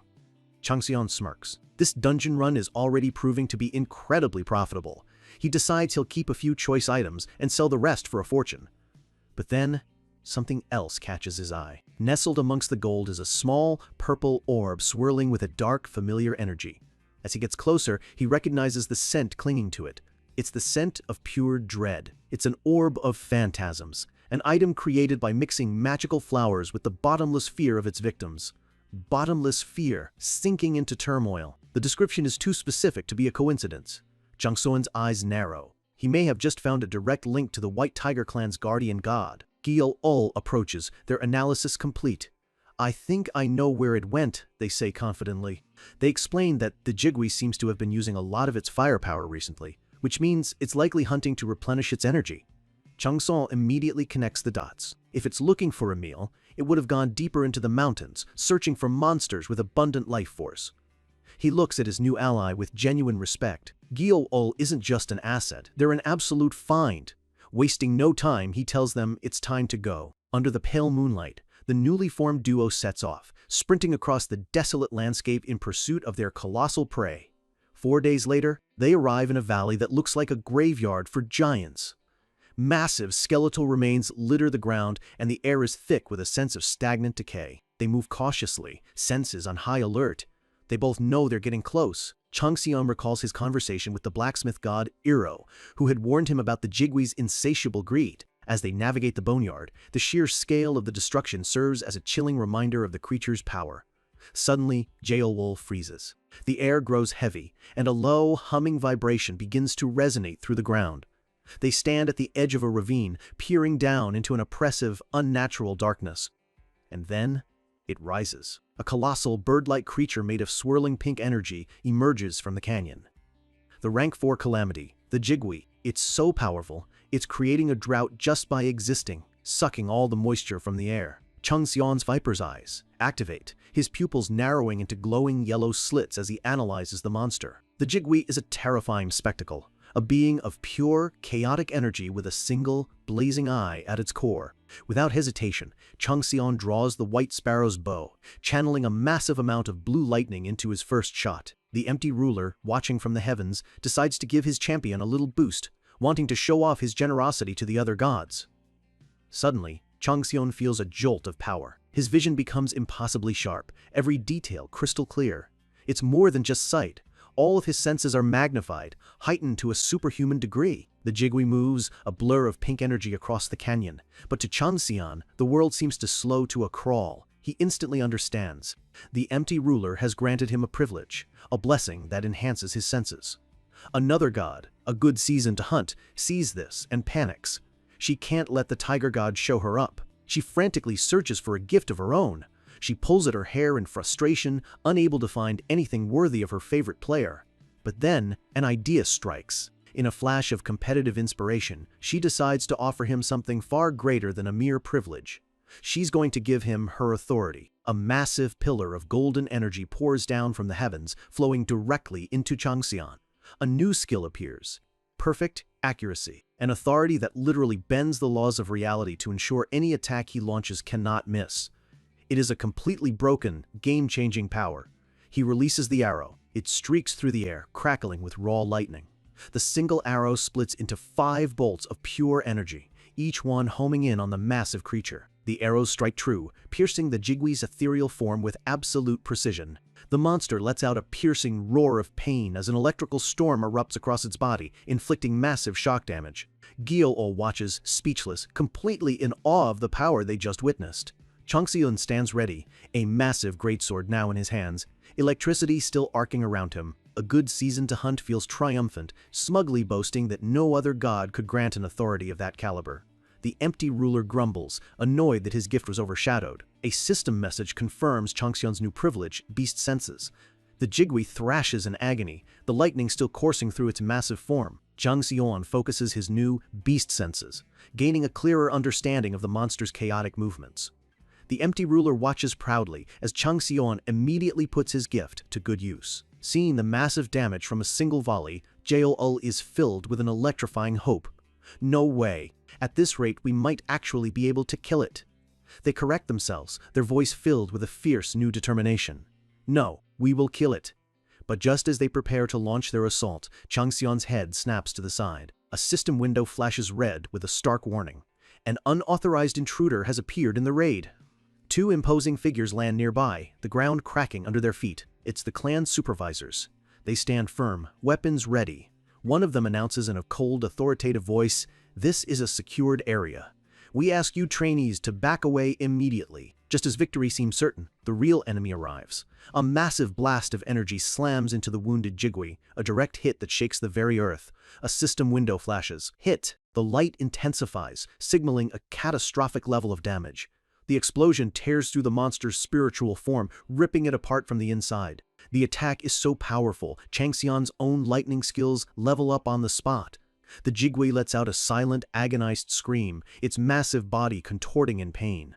It's been wounded, and badly. But before they can press their advantage, figures emerge from the chaos. It's the White Tiger Clan's supervisors, and their arrival spells trouble. One of them steps forward, his voice as cold as steel. He orders them to leave, declaring the area is now under clan protection. Gyo-ol is furious. Their face twists in disbelief as they shout back, telling the man they've been tracking this monster for 4 days straight. This is their one chance. The supervisor's expression remains unmoved. He simply repeats the order, his tone leaving no room for argument. No one is allowed to pass. He and the other guards power up, golden energy swirling around them. The message is clear: leave now, or be removed by force. Gyo-ol grits their teeth, cursing under their breath. Their one shot at a cure is being stolen from them. Beside them, Changxian is silent, his face a calm, unreadable mask. Seizing the opportunity, the wounded Jigwee spreads its massive wings and begins to rise into the air, making its escape. Panic erupts as someone screams that the monster is getting away. Gyo-ol loses it completely. They scream at the supervisors to get out of the way, yelling that if the Jigwee escapes now, they'll never get another chance to hunt it. But the guards just raise their swords, forming an impassable wall. The lead supervisor warns them to back down if they don't want to get hurt. Fueled by pure desperation, Gyo-ol ignores the warning and charges forward, a blur of motion against the fiery backdrop. While Gyo-ol is driven by raw panic, Changxian is the picture of calm. He isn't worried about the monster. He's already thinking 5 steps ahead.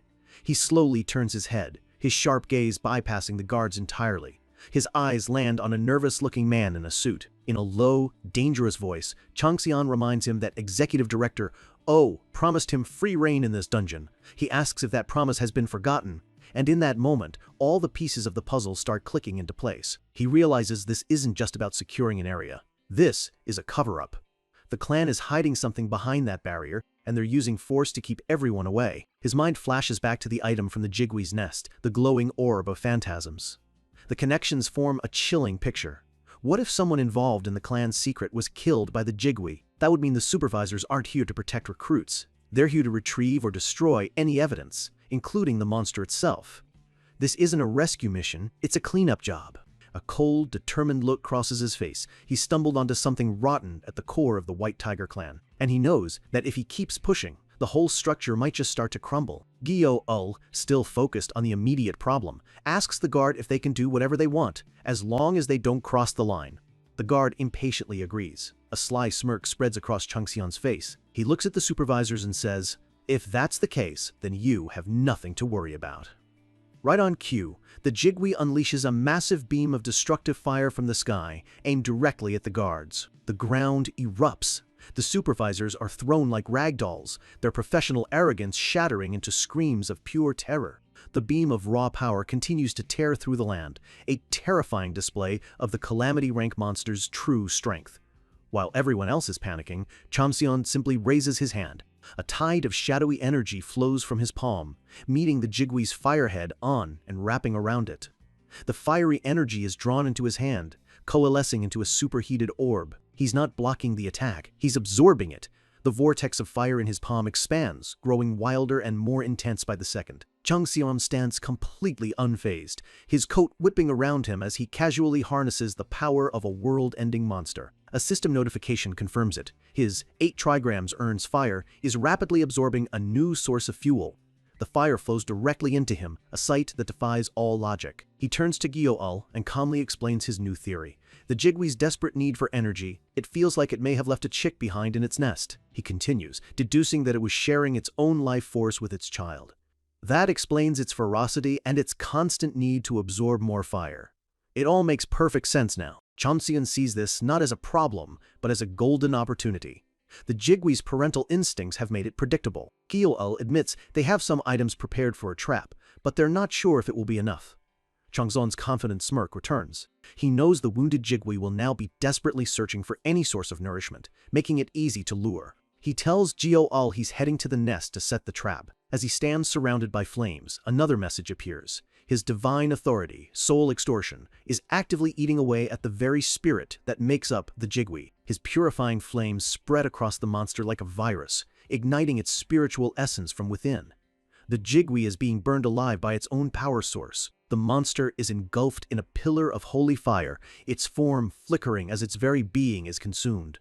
The flames of purgatory intensify, turning the entire battlefield into a raging sea of fire. Gyo-ul notes that the monster is now eating anything it can find, driven by a primal hunger. Chamseon agrees, adding that a fresh corpse would be the perfect meal for it right now. He holds up his hand, letting his own blood drip from his fingers. He'll lace a monster corpse with ice and paralysis poisons, creating the perfect bait. Gyo-ul's face lights up with renewed hope. Against a trap like that, the weakened Jigwee won't stand a chance. Bathed in the glow of the inferno, Chamseon smiles. Everything is proceeding exactly according to his grand design. He begins to reveal the true depth of his strategy. The Jigwee consumes the souls of its victims to fuel its flames. He explains that earlier, he killed another monster but deliberately left its spirit inside the corpse. When the Jigwee consumes that poisoned bait, the trapped spirit will become a part of its own flesh and soul. And the moment it tries to flee, he'll use soul extraction to yank it back down, using the monster's newly acquired spirit as a permanent anchor. The Jigwee isn't a single entity, it's a cluster of countless spirits. And his 8 trigrams earns fire was literally designed to burn spirits. With his eyes glowing a menacing blue, he declares that the very ashes of the burning Jigwee will become his fuel. He is its natural predator. His fire doesn't just damage the Jigwee, it consumes it, devouring its power and essence. As he absorbs its energy, his stats begin to skyrocket. His magic power climbs at an impossible rate. He's not just defeating the monster, he is becoming it. But then a warning flashes. The uncontrolled growth is becoming toxic. The system screams at him to stop, but the fire is evolving beyond his control. His magic circuits are expanding, shattering, and being reforged by the sheer power. He throws his arms wide, embracing the agonizing, ecstatic pain of his transformation. System alerts fly by in a blur. Expansion limit reached. Strengthening limit reached. The system tries to regulate the power, but every safeguard it installs breaks instantly. His body has reached its absolute peak. The system announces that since his circuits can't handle the power, a new evolution will be attempted. And then, the ultimate reward. Achievement unlocked, He Who Swallowed the Sun. He's granted massive stat boosts and a new integrated magic circuit. He looks up, battered, but utterly triumphant. His soul extortion authority levels up, its power now absolute. The Jigwee, feeling the inescapable pull, lets out another desperate roar.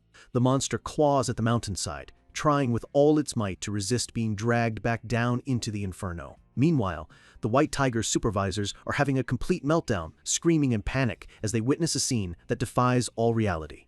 Changson's face is set with grim determination. He grasps a strange, bone-like hilt that materializes in his hand. He whispers that with this new power, he can finally unsheath it. He pulls. As the bone is drawn, his fire surges into it, and a notification announces the very properties of his flame are changing. The bone transforms into a blade of pure, divine fire. He has finally met the qualifications and awakened a divine artifact. A wild, ecstatic grin spreads across his face, a look of pure, unadulterated power. This is what he's been waiting for. He throws his head back and roars, "Cry out!" The sword fully materializes, a blade of brilliant, holy light, wreathed in an inferno of golden flames. A weapon fit for a god of destruction has finally been born. To kill a monster born of pure spirit, you need a weapon that can devour souls. And Changxian is about to unleash one that's been sleeping for 1,000 years. His face is strained with effort. He knows there's only one way to win this. He has to fully unseal his divine artifact, the fish intestine sword. To awaken, the sword demands an offering. A ridiculous amount of apocalyptic fire, the very same kind he's been absorbing from the Jigui. The sword drinks it in, a vortex of golden flame swirling around the blade as if it's been starved for centuries. But fire alone isn't enough. The ancient weapon requires one final ingredient to fully awaken. Blood. His blood. The final offering to satisfy the weapon's ancient, violent thirst. These two things, overwhelming fire and a worthy master's blood, are the keys to unlocking a power that has lain dormant for a millennium. This isn't just any blade. The fish intestine sword has a dual history. For generations, it was passed between blacksmiths, soaking in the purifying heat of the forge. But before that, it was a legendary assassin's tool, a demonic blade that drank the blood of countless victims. The system confirms it. The fire has awakened. The blood has formed. He has met the latent requirements and is now the true master of the divine artifact. A look of pure, predatory triumph crosses his face. After consuming his fire and his blood, he declares, "You are mine."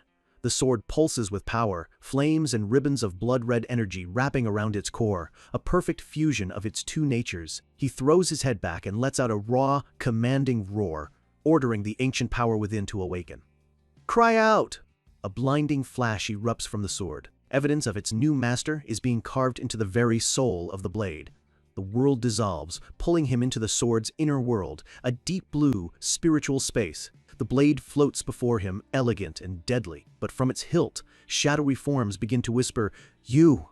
The shadows coalesce into the tormented spirits trapped within, their phantom limbs reaching out in a chaotic chorus of pleas. "Release me, hold me." Changxian's expression is as cold as ice. He is not here to bargain with ghosts. The spirits swirl around him, a storm of forgotten kings and ancient warriors, all begging for his attention.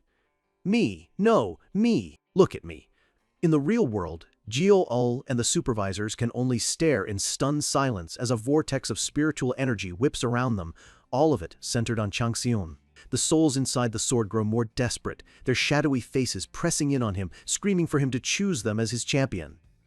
Changxian has had enough. With a single, chilling command, he tells them, "Shut up!" A shockwave of pure willpower blasts outwards, silencing the spirits instantly. They recoil, completely and utterly dominated by their new master. The system confirms his absolute control. He has tamed the ancient sword and successfully become one with it. He raises the newly awakened blade, its divine energy humming in his hand, ready to finally be unleashed. With a single, fluid motion, he carves a perfect arc through the air. The swing unleashes a tidal wave of golden energy that rips across the desolate landscape. Critical hit. The holy fire slams into the Jigui, and the monster's spiritual body erupts from the devastating blow. The Jigui is thrown back, its form flickering and destabilizing under the sheer force of the divine attack.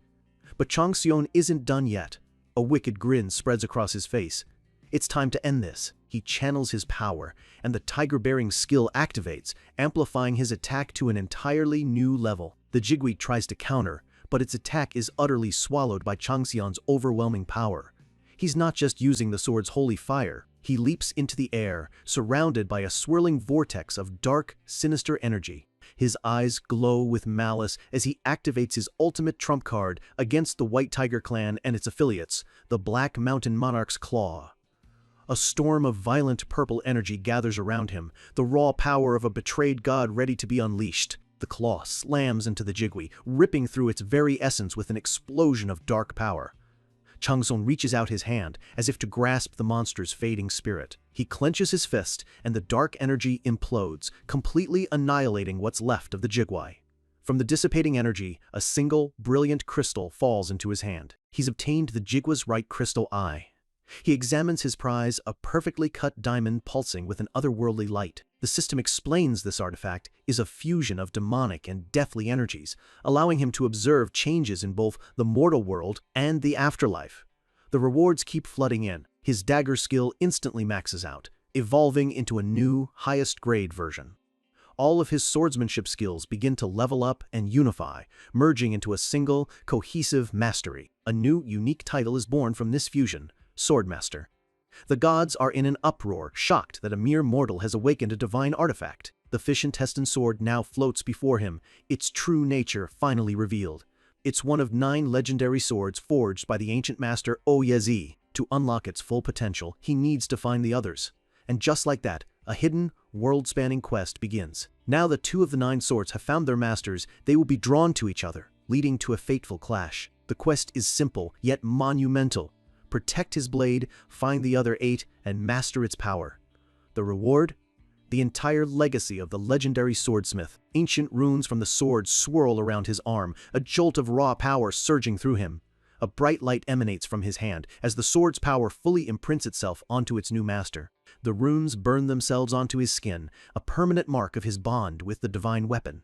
He clenches his fist, feeling a new, unbreakable strength coursing through him. He stands up, a completely different being than he was just moments ago. He finds it strange. The sword had never reacted to him before. He wonders why it chose to awaken now, of all times. Checking his stats, he sees his magic capacity has nearly tripled.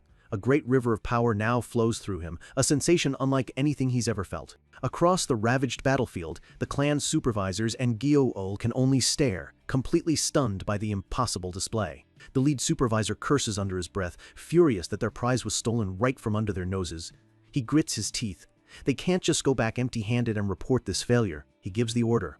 Their mission was to secure anything related to the illusion pearl. Since Changxian took the Jigwi, they'll kill him and search his body. His subordinate is hesitant, but the supervisor's mind is made up. His plan is simple, we'll beat him up. His partner reminds him that Changxian absorbed the Jigwi's flames like they were nothing, but the supervisor believes now is the perfect time to strike. His flawed logic is that Changxian must be completely exhausted after fighting a calamity and absorbing its power. He must be running on fumes. Convinced, his partner agrees. They'll overpower him, ask about the pearl, and if he doesn't cooperate, they'll leave him for the monsters. The lead supervisor scoffs. It's a shame, executive director. Oh, saw so much potential in the kid, but now he's gone and gotten himself killed. Just as they're about to make their move, a new, mocking voice cuts through the air. Well, well, I didn't know there'd be 2 big fish here. Actually, is that 3? Out of the dust, the high-off murderers appear, a cocky grin on their leader's face. The situation has just evolved from a simple ambush into a chaotic, 3-way standoff. Just when you think things can't get any crazier, a new pack of wolves arrives at the slaughter. A white tiger supervisor stands his ground, demanding to know how these outsiders breached their security. The leader of the newcomers, a man with spiky hair and a nasty grin, just laughs. He says they simply found a little gap in their defenses and walked right in. The supervisors exchange a worried glance. A perimeter breach is bad enough, but the fact that these guys are the ones who found it is a complete nightmare. They recognize the leader instantly. Mace Devil Yang Shinhei, a notoriously cruel mercenary. The one beside him is Serrated Knife's Edge Park Kipyo, another infamous killer. And the third is Crimson Target, Bai Wook Young. This isn't a random intrusion. This is the high-off murderers. The lead supervisor's blood runs cold. The real problem isn't just that they broke in, it's that they came to this specific dungeon, out of all the ones the clan operates. His face hardens with dread. There's only one possible reason they'd come here. Yang Shinhai confirms his worst fears with a smirk, swinging a massive, spiked mace. He mentions the clan's little research facility. The secret is officially out. With that, the time for talking is over. The giant, spiked ball of the mace comes flying. Yang Shinhei whirls the weapon with terrifying force, the very ground cracking under the pressure. The lead supervisor knows a fight is unavoidable. He quickly formulates a plan. He signals his partner. One of them will call for backup while the other buys time. It's a solid strategy if they weren't so completely outmatched. Before the second supervisor can even make a move, a blur of motion cuts him off. It's Park Kipyo, his serrated blade clashing against the supervisor's sword with a deafening shriek of metal. He snarls, telling him not to even think about running. The supervisor is thrown back, grunting from the sheer, overwhelming force of the blow. Park Kipyo flashes a sadistic grin. For him, the real fun is just getting started. This panel is an ad for the series. While one supervisor is pinned down, Yang Shinhei turns his attention to the one trying to escape, whipping his chained mace as he shouts, "And just where do you think you're going?" The supervisor raises his sword to block, but the mace moves with impossible speed. He can only grit his teeth as the impact comes. Yang Shinhei taunts him. Impressed, he blocked the first hit, and challenges him to block the next. A scream of agony is torn from the supervisor's throat as the second blow connects, aimed right for his head. Yang Shinhei puts all of his monstrous strength into the attack. The spiked steel of the mace slams into the supervisor with brutal force. A sickening sound echoes across the battlefield as the man is violently struck down. Yang Shinhei bursts into maniacal laughter, shouting about how ridiculously weak his opponent was. His own teammate yells at him for being careless and killing a valuable source of information, but Yang Shinhei just points a thumb towards the other supervisor. "It's no big deal," he says. "They've still got another one right there." The remaining supervisor is absolutely livid, realizing these murderers are just here to toy with them. With the clan's enforcers occupied, the third murderer, Bae Wook-young, turns his attention to a new prize, Chang Xion and Gyo-ul. Gyo-ul grips their spear, their face grim. They glare at the approaching enemy and ask what he wants with them. Bae Wook-young gives them a smug, almost apologetic look. He claims he doesn't want to do this, but for the sake of profit, they're both going to have to die. Chang Sun, who's been silent this whole time, just smirks. "I don't have any plans of doing that." Gyo-ul glances at him, surprised by his complete and utter lack of concern. Across the field, Park Kipyo is still struggling with the last supervisor, grunting that he's a tough one. Suddenly, Chang Xion raises his hand to the sky, a dark silhouette against the fiery backdrop. He looks directly at the murderers with a chilling smile. He tells them he might reconsider dying if they can manage to avoid that. All three murderers look up, their cocky expressions instantly melting into confusion and shock. A system window announces the arrival of a boss monster. Against the blood-red sky, a second massive Jigui descends, summoned by Chang Xian's call. A wicked grin spreads across Chang Xian's face. He explains that the Jigui has offspring. He was curious how the female would react to its mate being killed right in front of it. He challenges them to try and dodge what's coming. The new Jigui lets out a piercing, rage-fueled shriek. This isn't just a monster, it's a grieving parent, and it is here for revenge. It unleashes hell. A torrent of fire rains down from the sky, targeting everyone on the ground without distinction. The entire battlefield is instantly engulfed in a storm of apocalyptic fire. The Jigui dives, its entire body a weapon of pure, burning rage. The murderers panic, scattering in every direction as they desperately try to escape the inferno. Park Kipyo barks orders at his team, telling them to use their defensive items. But it's too late. The Jigui is already upon them, its glowing eyes locked on its new targets. A massive explosion rocks the battlefield as one of the firebolts finds its mark. Chang Xian watches the chaos unfold as the murderers scream at their leader to dodge, one of them shouting, "You idiot! What are you doing getting hit by that?" He turns to Gyo-ul and calmly explains his entire perfect strategy. The male Jigui hunts for food, while the female protects the nest. Of course, the female would fly into a rage if its mate was killed. Gyo-ul is utterly speechless. They can only stare, wondering what kind of mind could come up with such a cold, calculated, and terrifyingly brilliant plan. As Gyo-ul asks where he's going, Chang Xian turns to leave with a confident smile. He's going to get the other eye. He's going to hunt the second one too. Gyo-ul protests, pointing out that his body can't possibly be recovered from the first fight. Chang Xian just brushes it off, saying he's feeling much better now. They try to argue, but he cuts them off with a simple, "Don't worry." He holds up the glowing crystal he took from the first Jigui. With a knowing smirk, he tells them, "I have my ways." He brings the crystal eye to his mouth, preparing to do the unthinkable. A memory flashes in his mind of a conversation with a mysterious craftsman. If he ingests the eye after absorbing the flames, he won't just wield the power, he'll be able to absorb the very source of that power. The craftsman's final, shocking words echo in his memory. If you ingest the jewel eye, you can become the Jigui itself. As he consumes the crystal, the properties of his divine fire begin to fundamentally change. His very essence is being rewritten. The system announces that his fire of the 8 trigrams is evolving into the dragon fire of the 8 trigrams. The transformation is complete. A system window declares, "You have become the Jigui." His stats immediately skyrocket as he's enveloped in the monster's crackling pink energy. A flood of new skills pours in. He's mastered the Jigui's characteristics, gaining control over its ghastly fire, deathly fire, rage fire, and kin-killing fire. He has unlocked first stage Ionic fire. Gyowol can only stare in absolute awe and terror, as the sky itself seems to rip apart from the sheer, monstrous power now radiating from Changsun. The battlefield erupts as the enraged Jigui unleashes its full power on the intruders. But amidst the chaos, a new predator emerges. Changsun, now transformed, floats in the air, radiating an aura of pure, malicious power. His face is a demonic mask of shadows, his eyes and teeth glowing with a terrifying light. This is the power of the Jigui, fully mastered. In a flash, he's on the move, a blur of dark energy that cuts right through the monster's attack, heading straight for the panicking murderers. He activates his own skill, the Black Mountain Monarch's Qua, layering his divine power on top of the Jigui's demonic energy.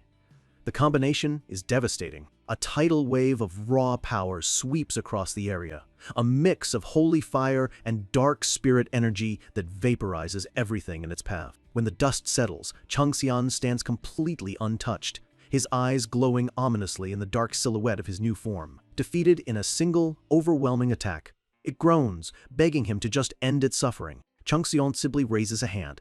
With a sickening crunch, he crushes its spirit, ending it instantly. He turns, his normal face returning, but the cold, calculating look in his eyes is more terrifying than any monster. The dark energy from the slain Jigui flows towards him, swirling around his body. The second crystal eye materializes and flies into his hand. The system announces that he has absorbed the Jigui's left crystal eye. The power surge is immediate. His magic power increases, and all his flame and spiritual abilities are strengthened to a whole new level. A flood of system messages confirms his new status. He's gained a passive skill for hunting calamities, and a new, terrifying title, Jigui's Vessel. He is now the embodiment of the very monster he just killed. His actions have shaken the dungeon's rankings, placing him 9th, right under the clan's top executives. He knows that taking down 2 calamity rank bosses will cause complete chaos. With the monsters dealt with, he turns to his next target. He walks over to a captured murderer, Bei Wukyung, and calmly asks, "You said you wanted to die, right?" The mercenary is writhing on the ground, groaning in agony. Changxian casually explains that the sensation he's feeling is called causalgia, a nerve condition considered one of the most horrendous pains in the world. We see the pure, undiluted agony on Bei Wukyung's face. Changxian leans in, a cruel smile on his lips. He offers a simple deal. "If you want to die, tell me everything you know." Gyowol watches the interrogation from a distance, completely stunned. Changxian is surrounded by a swirling ball of fire, looking less like a man and more like a star. It's as if he literally ripped the core out of the sun and made it his own. Changxian gets straight to the point, confirming his suspicions. He asks if the White Tiger clan hired the murderers to come to this dungeon and open something for them. The broken mercenary can only stammer out a yes. Changxian's mind is racing, connecting the dots. He recalls that the White Tiger clan's explosive growth began around 13 or 14 years ago. Under duress, Bei Wukyung starts spilling the clan's biggest secret. It all began with an artifact found 20 years ago, the 7 cryptic scriptures of San. By deciphering just 3 of the 7 scrolls, they gained extraordinary power. Changxian demands a simple explanation. The mercenary, desperate for the pain to stop, agrees to tell him everything. But Changxian offers no comfort. He coldly states that whether he honors his pleas or not is entirely up to him. He just needs to speak. With a final, agonized groan, Bei Wukyung gives in completely. He explains that each of the 7 scrolls teaches how to call forth the strength of a different ancient constellation. Changxian's eyes widen in shock. He knows what that means. The Forgotten Stars.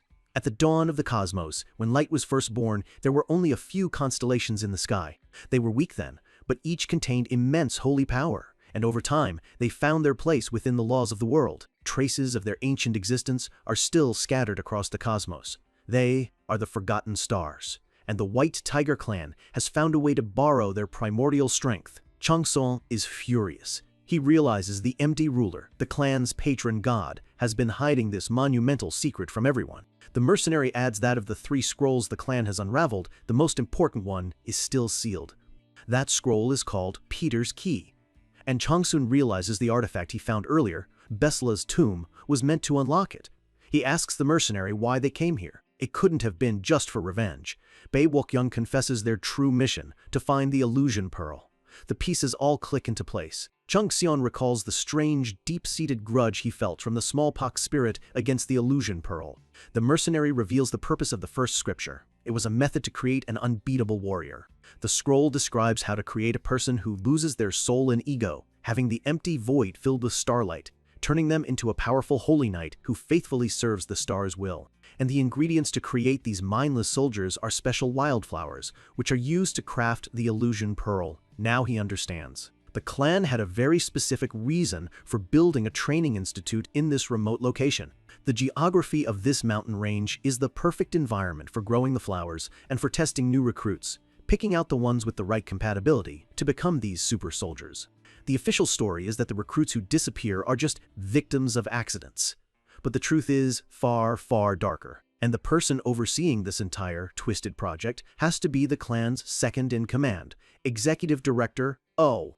With Bestla's tomb gone and Peter's key out of their reach, the clan's grand plans have taken a disastrous turn. Chung Xian questions the mercenary, knowing he couldn't expose the clan's secrets with just one illusion pearl. There must be more evidence. The mercenary confirms it.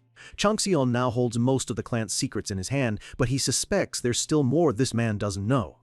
With a swift, merciless strike, he ends the interrogation. He walks past the last two survivors, the remaining murderer and the clan supervisor, who can only groan in defeat. He turns back to them with a sinister smile. Now that he knows the what, it's time to find the where.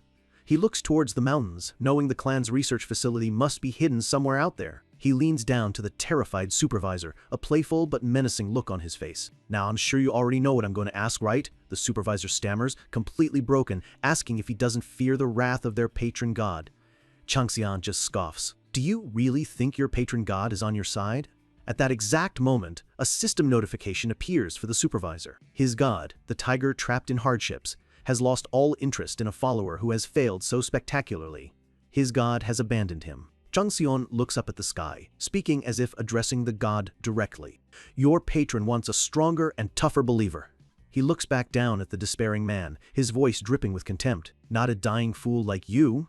A final notification pops up, audible only to Chung Xian. The empty ruler laughs hideously while watching him. The god is enjoying the show.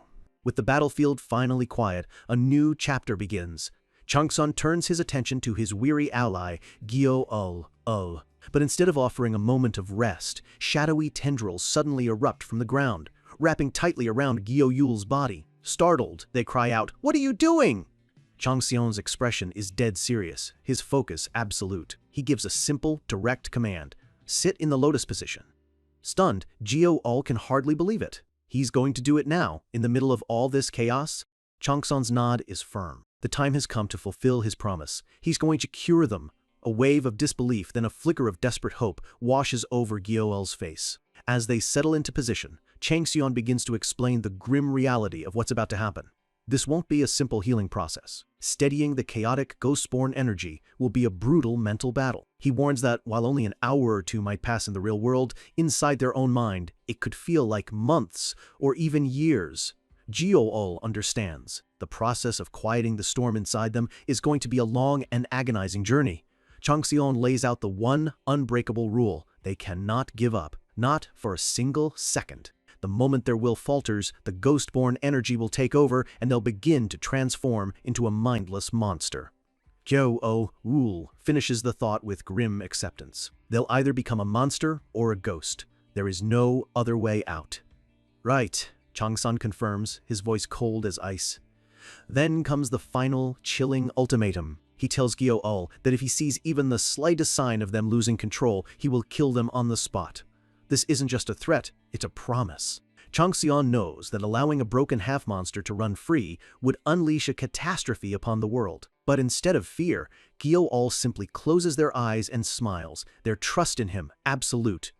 "Don't worry," they say, their voice calm. Chung Xian watches them, momentarily taken aback by their unwavering faith. He reflects that his old friend, Xerxes, always seemed to lack a strong sense of self. But this child of his, they possess an incredible, powerful will to live. With that thought, he knows they're ready. He begins to channel his newfound power. Dark, runic markings crawl up his arm as violet flames erupt from the ground around him. Unleashing the first form world-ending flame, he engulfs Gyo-ul in a violent torrent of purifying energy. Gyo-ul screams, their body convulsing as the sacred fire wages war against the chaotic ghost energy raging within them. Through the inferno of pain, Changxian's voice cuts through, a constant anchor in the storm. Don't lose yourself. Don't ever give up. Gyo-ol is now a pillar of purple fire, their physical form almost completely lost within the violent energy. The world around them dissolves into a blinding white. Suddenly, Gyo-ol finds themselves in a desolate, frozen wasteland. Snow whips around their bare torso as they look around in confusion, wondering, "Where am I?" The biting cold seeps into their bones, a chilling loneliness that feels all too familiar. They wander aimlessly through the endless blizzard, a solitary figure in a world of white despair. A wave of hopelessness washes over them. Looking down at the cursed marks covering their skin, they think that if this is all that's left, they'd rather just let go. They collapse into the snow, their will to fight completely gone. As they lie there, a figure with a large backpack appears in the distance, walking away from them. The figure doesn't look back, abandoning them in the cold, a painful echo of a memory that has haunted their entire life. Gyo-ol understands now. They are inside their own mind, a world built from the traumatic memories they've tried so desperately to forget. A flashback shows a small, scared child running through a snowy alley. The child is hiding in a dumpster, their face bruised and dirty, desperately searching for scraps of food just to survive another day. People on the street point and stare, their whispers of "monster brat" cutting deeper than the cold. The memory shifts to cruel men approaching the child, kicking them and screaming at them to get lost. Gyo-ol remembers thinking that if they had just died back then, they wouldn't have to carry these painful memories anymore. But suddenly, a gentle voice cuts through the blizzard. "So you were here." A shadowy figure approaches, its form unclear but its presence warm and comforting. "I was looking for you," it says. The figure extends a hand. It's the spiritual remnant of their father, Xerxes. He tells them the wind is cold and it's time to leave this place. Gyo-ol looks at the offered hand, a single, heartbreaking thought echoing in their mind. "I don't want to be alone anymore." Xerxes' ghostly hand waits patiently, a silent promise of an end to the loneliness. Gyo-ol's own hand, trembling, reaches out to take it. Their father's spirit encourages them. "That's right, take my hand." Their fingers are just about to touch, about to accept the comfort of the past. When Changxian's voice echoes from the real world, a sharp, powerful command, "Don't lose yourself." Xerxes' spirit pulls back, offering one last piece of advice, his voice a fading whisper. "Don't ever give up." The shadow seems to look at them, as if asking what's wrong. In that moment, something inside Gyo-ol shifts. They turn away from the ghost of their father, away from the familiar pain of their past, and begin to run. They run through the storm, shouting that this frozen wasteland isn't where they're meant to be. This is a critical turning point. They are choosing to live, to move forward. Back in the real world, a divine message flashes through Changxian's mind, an ancient being, an owl that pierces through the twilight, smiles at Gyo-ol's righteous heart. Changxian opens his eyes, a single bead of sweat on his face. He knows they've passed the most critical moment. Within his mind, the shadowy manifestation of Gyo-ol's Jigwe-half notes their persistence, musing that it could win this fight if it had Changxian's full power. But Changxian knows the truth. This victory isn't about his power. It's about Gyo-ol's own incredible will to live, a strength inherited from their father. Satisfied, he prepares his next move and activates a skill, Rune of Stealth. His engraving skill maxes out and evolves, granting him an intermediate-grade stealth ability. It will render everything in this area completely invisible to any outside observers. His expression hardens. With Gyo-ol's healing underway and their location safely hidden, his focus shifts to the clan's secret research facility. But before that, he activates his Beast Sense skill, a wave of energy washing over him as he scans the area. His face twists into a snarl of cold fury. There are still loose ends. It's time to get rid of the useless witnesses first. With his allies' life hanging in the balance, Changxian turns his attention to the last piece of trash left on the battlefield. A lone survivor, one of the White Tiger Clan's supervisors, is sprinting through the ruined forest, his heart pounding against his ribs. Panic is the only thing driving him forward. All he can think about is getting back to Executive Director. Oh, and telling him the truth about the monster he just witnessed. He fools himself into thinking he has a chance. He believes Changxian is too busy treating Gyo-ol to notice one man slipping away. This is his one and only shot at survival. He's dead wrong. In a flash of dark energy, a figure appears directly in his path, cutting off his only escape. The supervisor's face freezes in pure, unadulterated terror. His eyes go wide as he recognizes the man standing before him. It's the monster who single-handedly wiped out everyone else. And now, Changxian's cold, furious gaze is locked right onto him. There is nowhere left to run. Before the supervisor can even let out a scream, Changson moves. A system message confirms the stealth skill has been released as the man collapses, caught completely by surprise. He looks up from the ground, his face a mask of shock and disbelief. He never even saw him coming. In an instant, Changxion is on him, eyes glowing with an eerie blue light. He grabs the man by the collar, lifting him effortlessly. He drives a sharp blade into the man's shoulder, not to kill, but to pin him, to make sure he can't move an inch. With a sickening crunch, he slams the supervisor against a massive tree, holding him there with contemptuous ease.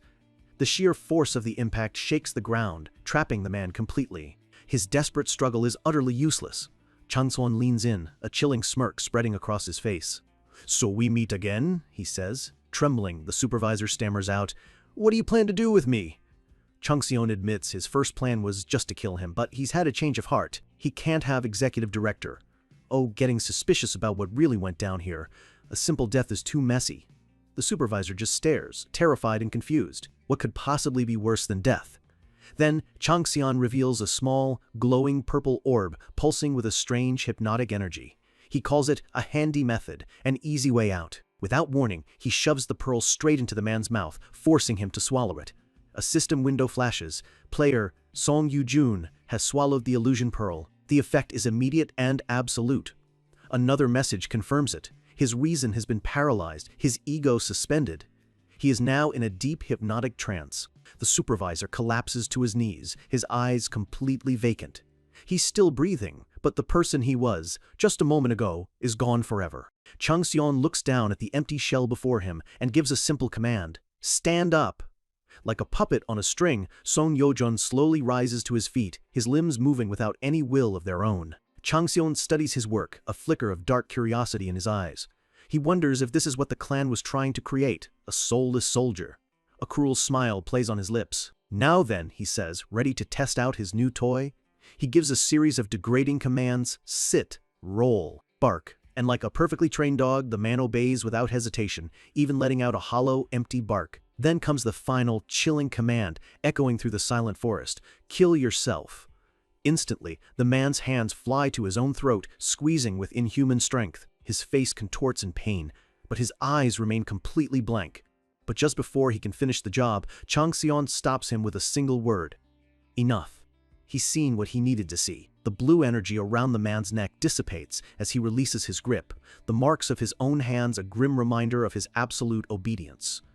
Changxion is genuinely impressed, in a twisted way. He thinks to himself that the White Tiger clan really made something unbelievable. If this is the kind of power they can create from their lowest rank scriptures, he can only imagine what other secrets they're hiding. With the man now completely under his control, Changxion gives him his real mission. He orders him to go back and report to Executive Director. Oh, that everything is fine, to act as if nothing ever happened.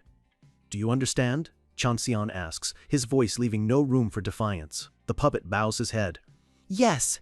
Even the gods are entertained, with one cackling at his cunning, while the empty ruler takes a keen interest in his ambition. With a dismissive wave, Changxion tells him, "Now, leave." The puppet turns, even offering a blank and eerie "thank you" before heading off. But as he begins to walk away, a faint blue aura swirls around his feet, a movement technique. Changxion's eyes narrow. An opportunity just presented itself. "Wait," he calls out. The man stops immediately, turning back with that same empty expression.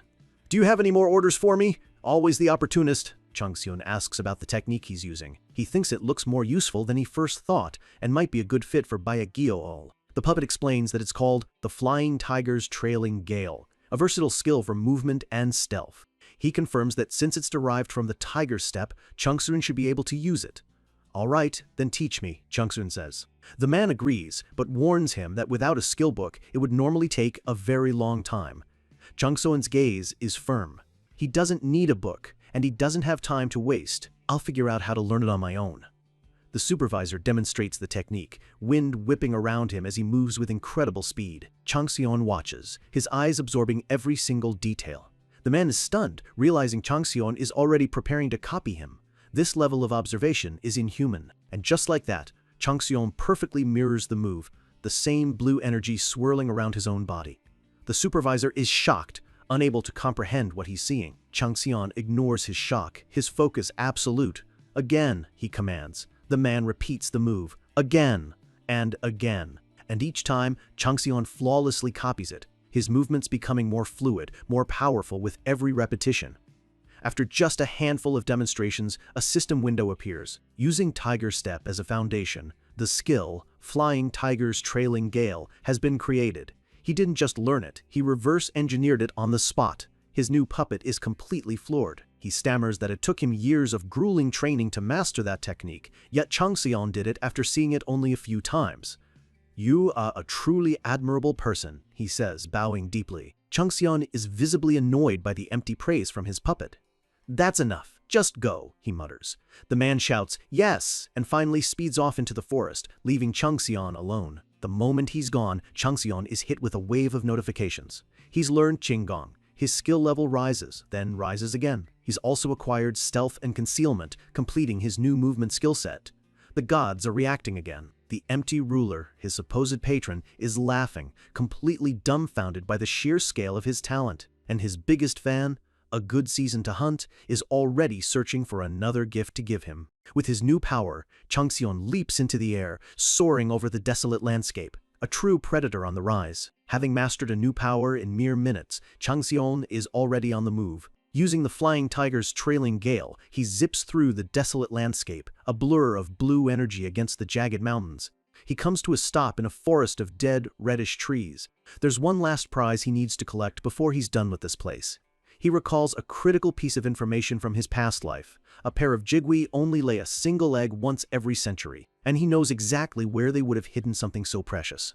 A system window confirms his theory as he discovers the jigua's nest. Down in a swirling crater, a bright pink flame burns with an otherworldly glow. A sense of satisfaction crosses Changxian's face. Found it. It's the jigui egg, a legendary material that can be used to grant items powerful attributes. But for Changxian, this is more than just a rare drop. It's the seed for a powerful new ally. He knows that jigui aren't simple monsters. They are spiritual beings, a gathering of spirits without a fixed physical form. Their ancestors took the form of birds, giving them an incredible ability to adapt and evolve. This egg holds that same limitless potential. It can be raised, trained, and shaped into a powerful familiar. Since the egg is still underdeveloped but healthy, he knows the best path for it. He will raise it into a spiritual bird. He begins to pour his own divine energy into the egg, a vortex of purple flames swirling around him, ready to influence its growth from the very beginning. His patron god, the empty ruler, watches with keen interest, curious to see how his champion will hatch such a rare item. The tiger god even offers some unsolicited advice, suggesting that instead of a simple bird, he should shape it into a much more powerful beast. Something like a tiger, of course. But his other divine fan, a good season to hunt, immediately shoots down the idea. She argues that for a hunter like Changxian, a falcon or a hunting dog would be a far better companion. Changxian just smiles faintly, thinking she's actually making sense for once. The two gods immediately start bickering in his head. The tiger laughs, saying a hawk would be swallowed in one bite. Hunt gets furious, accusing him of making fun of her sacred animals. They're at each other's throats, and Changxian can only sigh. Ignoring their squabbling, he places a hand over his chest, where the egg is now safely stored. He commands it to consume the flames within him and grow strong. With his prize secured, a confident smirk appears on his face. It's time to move on to the main event. Then, he thinks to himself, shall I head to the research facility? The scene shifts to a hidden base, tucked away inside a mountain covered in crimson foliage. This is the heart of the White Tiger clan's corruption. Inside a high-tech lab filled with stasis pods, the atmosphere is thick with tension. A subordinate reports that the executive director simply said to wait, that everything would be resolved soon. A man in a lab coat slams his fist on the table in frustration. Darn it! This is the head researcher, and his mind is racing with paranoia. He developed everything here. The God-sent warriors, the weaponized skills, the divine artifacts. And after all he's done for the White Tiger clan, they're sending the inspection department after him? All because he skimmed a few materials for himself. He fumes, thinking that it was executive director. Oh, who ordered him to do all of this in the first place? His face twists in anger. He's called "oh" for help over and over, and all he ever gets is that same useless answer, wait. How much do you think I've done for you? He roars, his words echoing off the cold, sterile walls of the empty lab. He turns to his staff, barking out orders. The inspection department is coming today. He wants every single document that could raise suspicion destroyed immediately. He knows what's at stake. The Gildal project. Their twisted super soldier experiment was supervised by O himself. That fact alone is enough to make anyone curious. He's already making plans to abandon ship, musing that he'll have to switch his allegiance to another clan soon. He runs a hand through his hair, a greasy, self-assured smile spreading across his face as he tries to calm his nerves. He daydreams of the future, picturing himself living a life of luxury with one of the other big clans, laughing as money rains down around him. He just needs to make sure he has some valuable bargaining chips to play when the time comes. As he walks through the lab, his thoughts drift to the incident in the dungeon. It's a shame about Baekgyo-ul, and he was quite curious about that Lee Chang-seon kid too. He has no idea where they disappeared to, but laments that it would have been perfect if he could have captured them for his experiments. He glances at a test subject floating in a stasis pod. Well, this guy's incredible too, he mutters, so I'll have to make do with him. And then, a sudden, horrifying thought strikes him, cutting through his daydreams. More importantly, he barks, "Why aren't the guys I sent to retrieve the illusion pearls back yet?" He screams at his subordinate to find out immediately, knowing it'll be the end for them if the inspectors discover the missing pearls. Meanwhile, far from the sterile, panicked lab, Changson is speeding through the red forest. He moves like a phantom, the autumn leaves scattering in his wake. The two gods are still arguing in his head. The bickering just keeps going, and Changseon is getting tired of it. How long is this going to continue? He wonders. He finally lands softly on a ridge overlooking a field of strange, beautiful purple flowers. He can feel it. He's close. Is it here? He thinks, his gaze fixed on the horizon. And there it is. In the distance, nestled into the cliffside, is the entrance to the secret facility.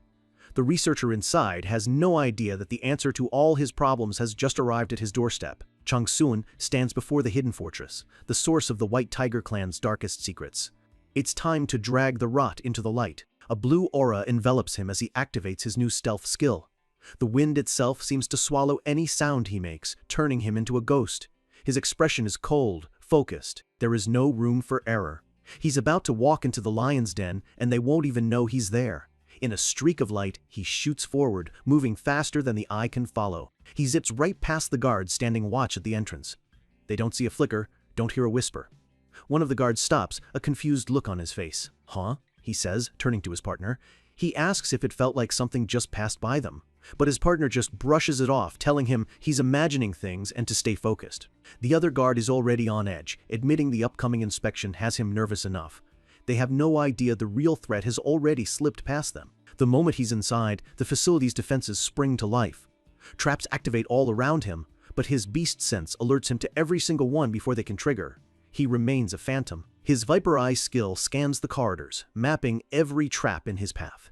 As he weaves through the deadly maze, his skill for the trailing gale technique levels up. He's not just infiltrating, he's getting stronger with every step. He moves through the web of traps without a single misstep. His skill is so flawless that another god, the snake that wraps around the world, can't help but admire his talent. But as he moves deeper, he picks up on something else in the air, a feeling of pure chaos. Has something happened? He wonders. He sees guards rushing down the hallways, their faces etched with panic. Why is everyone in such a rush? Changsun focuses his beast sense, amplifying his hearing. In an instant, the frantic shouts and whispered secrets of the entire facility flood his mind. He listens in on the panic. They're screaming about the inspectors arriving, yelling at each other to get everything in order before they get caught. The fear in their voices is palpable. One of them shouts that they can't go from being the experimenters to becoming the test subjects themselves. It's a mad scramble to hide their dirty work, to erase any and all evidence of their crimes. They're complaining about the team sent to retrieve the Jigui. And then, the bombshell drops. This is bad. The Jigui's corpse has just been discovered. The news sends a shockwave of confusion through the lab. Who could possibly have killed the Jigui? While they descend into chaos, Changseon's focus narrows. He's pinpointed his target. Found it. He bursts into motion once more, a silent arrow aimed right at the heart of the facility. He arrives at his destination, the Illusion Pearl Production Facility, the very place where they forge the tools of their horrific experiments. He lands silently before a massive, reinforced door. The air inside is thick with the scent of poisonous herbs. A system window warns him of the crying flower's poison permeating the room. Another poison from the laughing flower is also present, designed to cause violent fits. This place is a death trap for any normal intruder. But for Changseon, it's nothing. An innate skill grants him immunity, and he walks through the toxic air completely unharmed. He reaches the main door. It's sealed tight, requiring an approved ID. A complex keypad appears, demanding a password. He considers smashing it open, but decides against it. He can't cause a scene this early. He needs a password. Suddenly, he feels a strange vibration from his chest. It's coming from a necklace he wears. This is Peter's key? He touches the artifact, confused. Why this? He wonders. Why is it reacting now, of all times? He knows the empty ruler is watching his every move. He can't risk taking the key out now and revealing one of his most important trump cards. Then, an idea strikes him. Could it be, instead of typing a code, he simply places his hand on the keypad, and unbelievably, it works. A message flashes, Master ID has been confirmed. The locks disengage with a heavy click. Even Changxian is a little surprised. He looks down at the key hidden beneath his coat, a look of intrigue on his face. He has no idea what kind of ability it has to pull something like this off. The gods are just as surprised. The empty ruler is embarrassed. His security was beaten so easily, while the snake god mocks him for it. His desire to possess Changxian grows even stronger. Changxian pushes the god's chatter from his mind. The key is a mystery for another time. He steps through the now open door, and the sight that greets him makes him freeze. His expression turns to stone. So it's them. The room is filled with giant glass tubes. Inside each one, a human being floats in a pale blue liquid, unconscious and suspended in time. These are the God-sent warriors. While the empty ruler laughs, proud of his monstrous creations, Changsun feels something entirely different. He looks at the rows of stolen lives, these twisted experiments, and a single word forms in his mind: disgusting. His raw disgust attracts the attention of a new divine being. The owl that pierces through the twilight expresses her own revulsion for the scene, glaring at the empty ruler. The owl god explodes with rage, pleading with Changxian to deliver justice on her behalf. A quest window suddenly appears before him. The owls plead. The conditions are simple. Eliminate all the God-sent warriors and destroy this facility. The reward is a great blessing from her, one that will be appropriate for his results. Changxian's eyes widen slightly. A god intervening so directly, offering him a personal quest. This is unheard of. He immediately understands the implications. A blessing appropriate for his results could very well mean receiving a new, powerful authority. But it's a trap. Accepting means making an enemy of the empty ruler, his current patron. Refusing means the owl, Minerva, would turn her back on him completely. The owl god stares at him intensely, awaiting his answer. He's trapped between a rock and a hard place. After a tense moment of silence, he makes his choice. With a single thought, he presses refuse. And then, a slow, predatory smile spreads across his face. He looks up, not at the pods, but towards the heavens, and speaks directly to the god watching him. There's one thing I'd like to ask of the patron god, the tiger that has been trapped in hardships. The response is immediate, the god telling him to speak his mind. Changxian states that the tiger probably already knows why he's here, prompting the impatient deity to tell him to get to the point. Changxian's mind is working at lightning speed. He knows both gods need him for their own reasons, so he decides to lead them both on, keeping his true intentions vague. For now, he's just focused on taking everything here for himself. Surrounded by an aura of crackling energy, he lays down his terms. Even if this is something I can't have, I have no intention of letting anyone else get their hands on it either. He then asks the tiger what he thinks of the choice he just made. This is a calculated move. He knows he has the tiger wrapped around his finger. The god is already invested, seeing him as a highly sought-after prize. He knows the tiger won't give up on someone like him so easily. And he's right. The tiger constellation smirks at his brazen attitude. He actually likes this ambitious side of him and promises not to place any restrictions on his actions. And just like that, a new quest appears: Tiger's Pillage. The god is now officially sponsoring his growth, commanding him to plunder everything in sight. Failure means divine punishment, but success promises all the spoils and a blessing from the tiger himself. A slow, satisfied smile spreads across Changxian's face. Nice. With the tiger on board, he turns his attention to the other god. Okay, Minerva, how are you going to respond to that? Minerva is delighted, claiming she knew he would choose this path. Changxian just smirks, knowing she's just pretending to be all-knowing to save face. With both gods now watching, he accepts Minerva's quest as well. The system announces that the two missions have combined, giving him an absolute mandate: get rid of the ghost soldiers and destroy all facilities connected to them. Well, I've wasted enough time, he says, a dark look in his eyes. He's done playing games. With a single thought, his stealth deactivates. He's no longer hiding. The guards immediately spot him.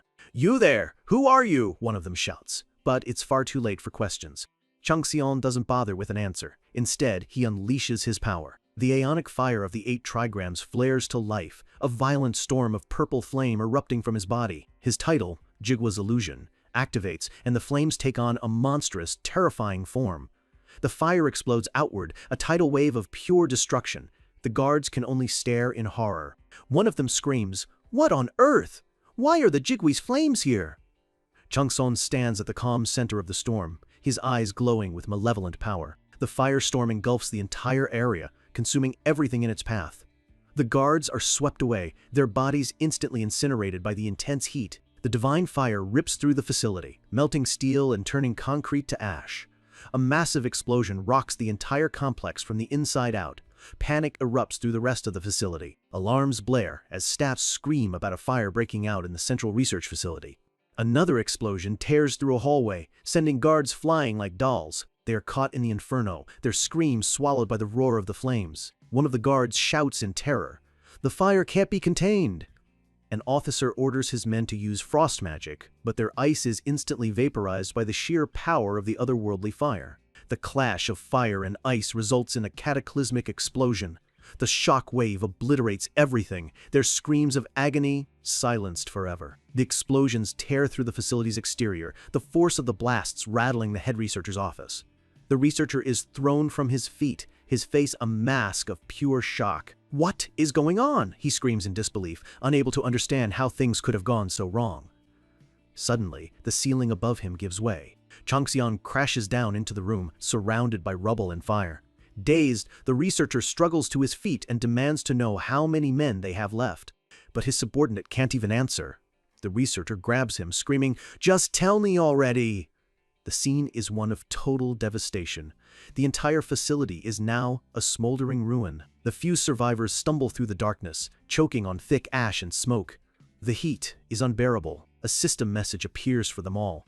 "You have been poisoned with fire venom." Painful blisters are already erupting on their skin. "Fire venom?" one of them stammers, looking at his blistering skin in horror. The warning tells them to evacuate immediately, but there's nowhere to run. The poison takes hold, and one of the guards is consumed by purple flames from the inside out, his pleas for help lost in the inferno. The toxic fire spreads rapidly from person to person. Their horrific screams echo for a moment before they are silenced forever. Amid the carnage, the head researcher lunges forward, surprisingly agile, a desperate look on his face. A bright flash of light signals the activation of some powerful ability. Changxian effortlessly blocks the attack with his divine sword, a condescending smile on his face. "You're quite skilled," he says mockingly. The researcher glares at him, his face inches from the blade. "Who the heck are you?" he snarls. He demands to know how Changxian is using the Jigwi's flames, a power that shouldn't belong to a human. Then, recognition dawns on his face, quickly replaced by pure, unadulterated terror. He stammers out the name that has been the source of all this chaos. "Li Changxian." The researcher is bewildered. How is the clan's prized rookie, who's supposed to be in the training dungeon, standing right here in the middle of his burning lab? But his confusion quickly morphs into a greedy, manic grin. He sees an opportunity. Visions of grandeur flash through his mind. If he can capture Changxian, he'll have the ultimate bargaining chip. With a subject this powerful, he believes he could build his own clan to rival White Tiger within 5 years. But Changxian has no time for his delusions. He's already moving. The researcher lunges, swinging a massive broadsword with surprising speed. "Where do you think you're going?" he roars. A brilliant flash of light erupts as their blades clash, the force of the impact immense. The blow is so powerful, it deactivates Changxian's movement skill. He grunts, taken aback by the sheer strength behind the attack. He's sent flying backward, crashing into a wall amidst an explosion of debris. But the researcher is relentless, pressing his attack, swinging his heavy blade again and again. Changxian parries the blows, his expression hardening. This isn't just some desperate scientist. The researcher's face is contorted with rage, one of his eyes glowing with a cracked turquoise energy. The realization hits Changxian. He's not fighting a man anymore. He's fighting a god-sent warrior. The implications are staggering. It's not just low-level soldiers, even the clan's executives have been turned into these monstrous puppets.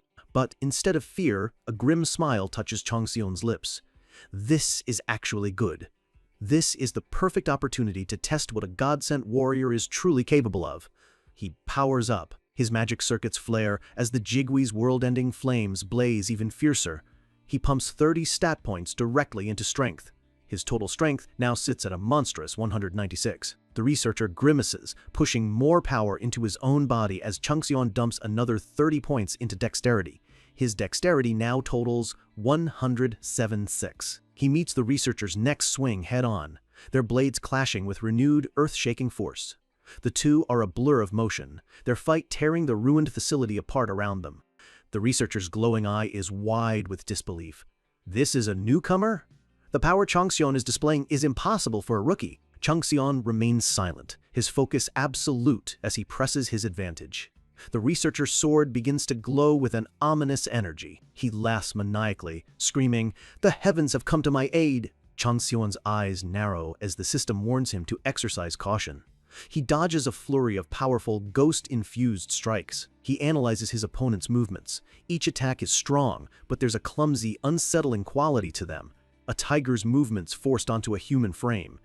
This is the empty ruler's power. As they fight, other figures emerge from the smoke and fire. More God-sent warriors. "You bastard!" one of them screams. They all charge him at once, shouting that they'll kill him. A predatory grin spreads across Changxian's face. "These guys too! This is getting interesting." He decides to even the odds, mixing his blood poison into his flames to create a defensive barrier. The purple flames around him swirl into a vortex as the soldiers close in, but their attacks are clumsy and uncoordinated. They just get in each other's way. They pile on top of him in a disorganized, chaotic mess. Changxian realizes something. It's not about their strength, it's about being overwhelmed by numbers. This won't end well for him if it continues. He suddenly breaks away, making a run for it. The soldiers shout, "He's running away! Get him!" But it's a feint. Changxian's plan is simple: divide and conquer. As he pivots, his skills kick in, reinforcing his mind and allowing him to observe the chaotic situation with perfect clarity. He calmly turns, waiting for them in a narrow hallway, right where he wants them. The soldiers pour into the tight space, thinking they've got him cornered. "We've got him, this little rat," their leader roars. Changxian just watches them come, his expression unreadable.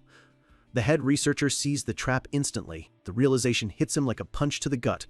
"We haven't cornered him," he screams in his mind. "This bastard purposefully led us here," he screams out loud. "Duck, you stupid fools." But it's too late.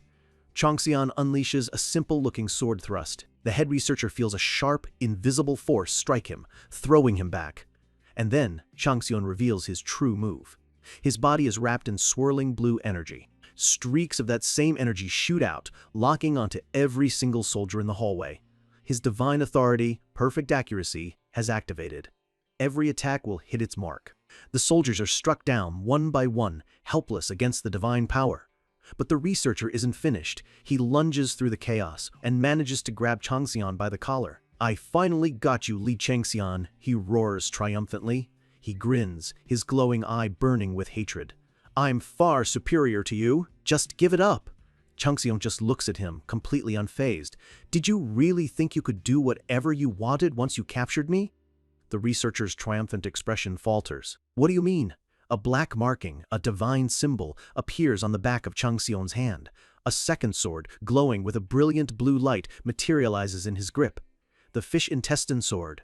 The blade is ornate, radiating immense, ancient power. And from deep within Changxian, a low, guttural sound emerges. Howl.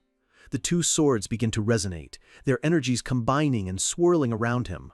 Another, even more terrifying power is stirring. The evil dragon's gnashing tooth is awakening. There are legends of two master craftsmen from the Age of Gods.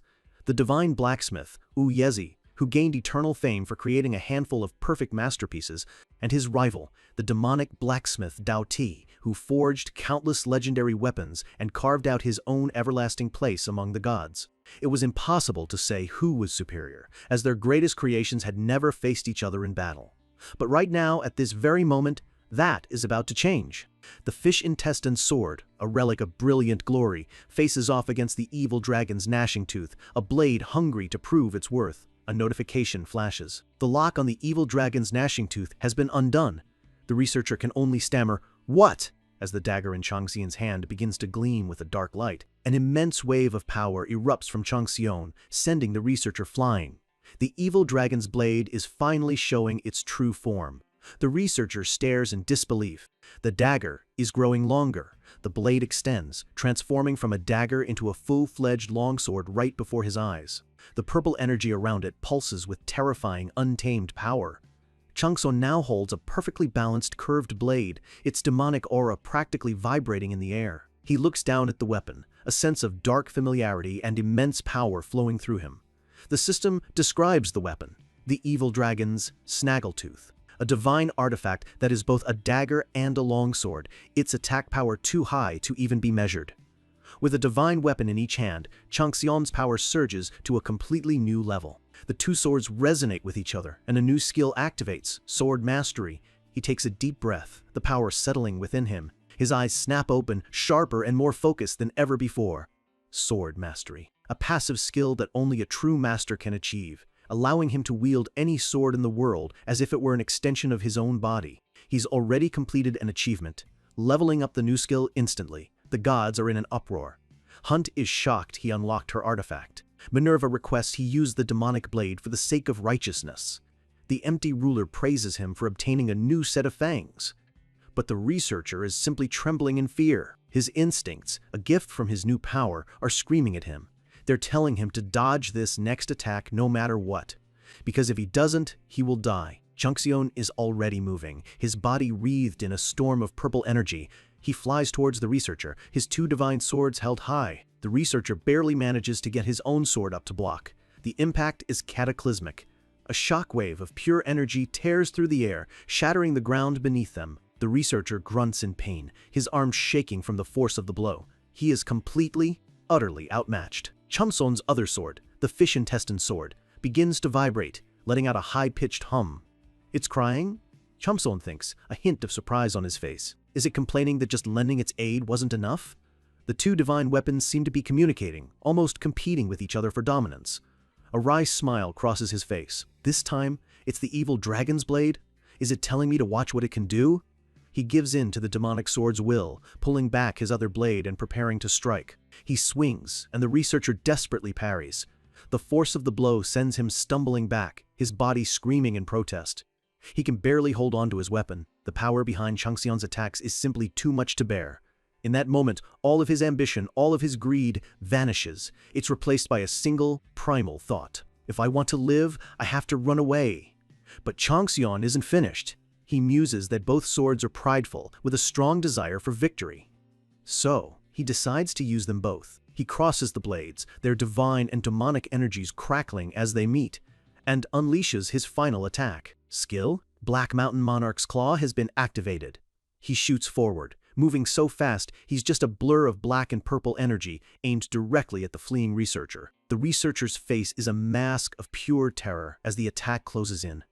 The attack hits, not with a physical explosion, but with a crushing wave of psychic energy. The purple energy washes over him, seeping directly into his soul. He drops to his knees, a silent plea on his lips. An overwhelming sense of despair floods his mind. Negative thoughts consume him. Frustration, regret, a deep, hollow wish to die. His body is broken, but his mind is completely shattered. He lies on the floor, surrounded by the fire that is now consuming his life's work.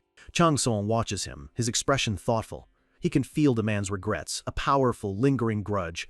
Just where is he trying to go like that, he wonders. The grudge is stronger than he anticipated. He decides to put off killing him for now and follow. Whatever the researcher's final regret is, Changxion is curious to see it through to the end as the broken man begins to crawl, driven by a single, desperate, final will. A life built on twisted ambition ends with a single, desperate crawl. The head researcher's hand, spattered with blood, presses against the cold floor, his strength failing him just inches from the door he was so desperate to reach. A system message flashes, cold and final. Player Ya Sangwan has died. As Changxion stands over the body, the dark energy of his attack fades away, leaving only silence. Changxion calmly withdraws his swords, their divine power receding. It's strange. The researcher was so close to whatever was behind this door, only to die on its very doorstep. The door is firmly shut, a high-tech lock demanding a password. Changxion approaches it, wondering if the researcher's death means he's hit a dead end. He places his hand on the scanner. It's a long shot, but it's the only option he has left. A low hum fills the air as the mechanism whirs to life. Changxion watches with a calm, focused expression. The lock glows bright blue. Master ID has been confirmed. With a heavy hiss, the massive door slides open. Changsun realizes this power of his isn't just for fighting, it's a universal key. Just then, a message from the empty ruler appears, stunned that Changxian somehow found his way to this hidden place. Stepping inside, Changxian is met with a sight from a nightmare. He's in a vast, sterile chamber dominated by a colossal, intricate machine at its center. Cables and tubes run everywhere, all connected to a single, pale arm floating inside a containment pod. The machine is the heart of this entire facility, designed to sustain whatever or whoever is inside. Standing before him now is a young woman, her eyes closed, seemingly unconscious. Changsun is momentarily confused by this unexpected turn of events. He looks at her face, a flicker of recognition in his eyes. He tries to place her. This girl, what was her name again?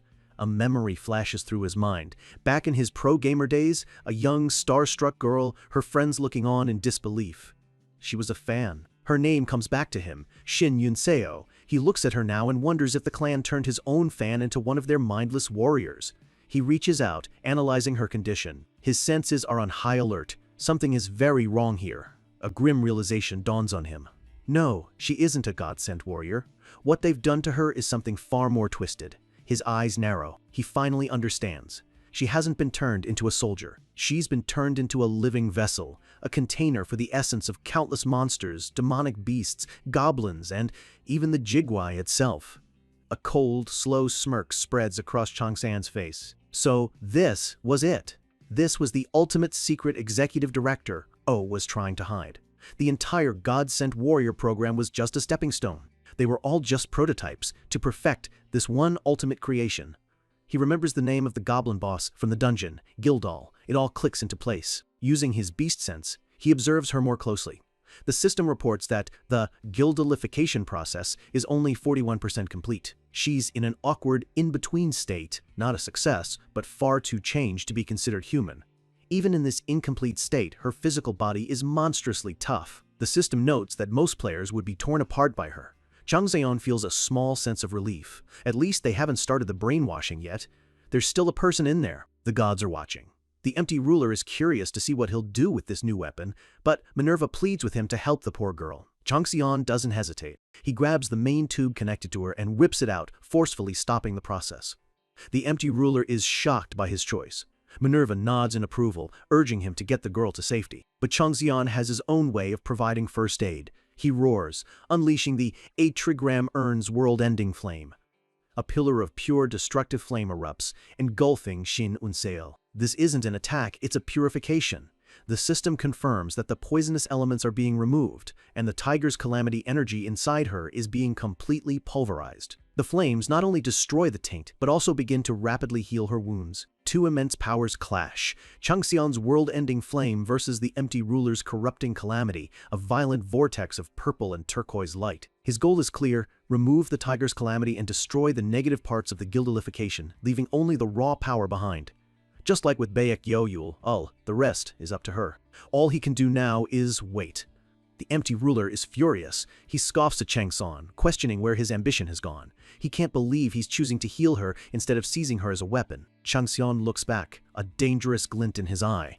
"I didn't say I wouldn't," he replies, his words hanging in the air with chilling ambiguity. Ignoring the confused god, Changsun raises his hands, activating one of his most terrifying authorities, soul extortion. A storm of dark purple energy gathers. The bodies of the researcher and the other clan members he killed dissolve into particles of light and shadow flowing towards him. The souls and residual energy become a swirling vortex drawn into Changxian's very being. The absorption is complete. His authority has purified the tiger's calamity from the ashes, turning it into fuel for his own world-ending flame.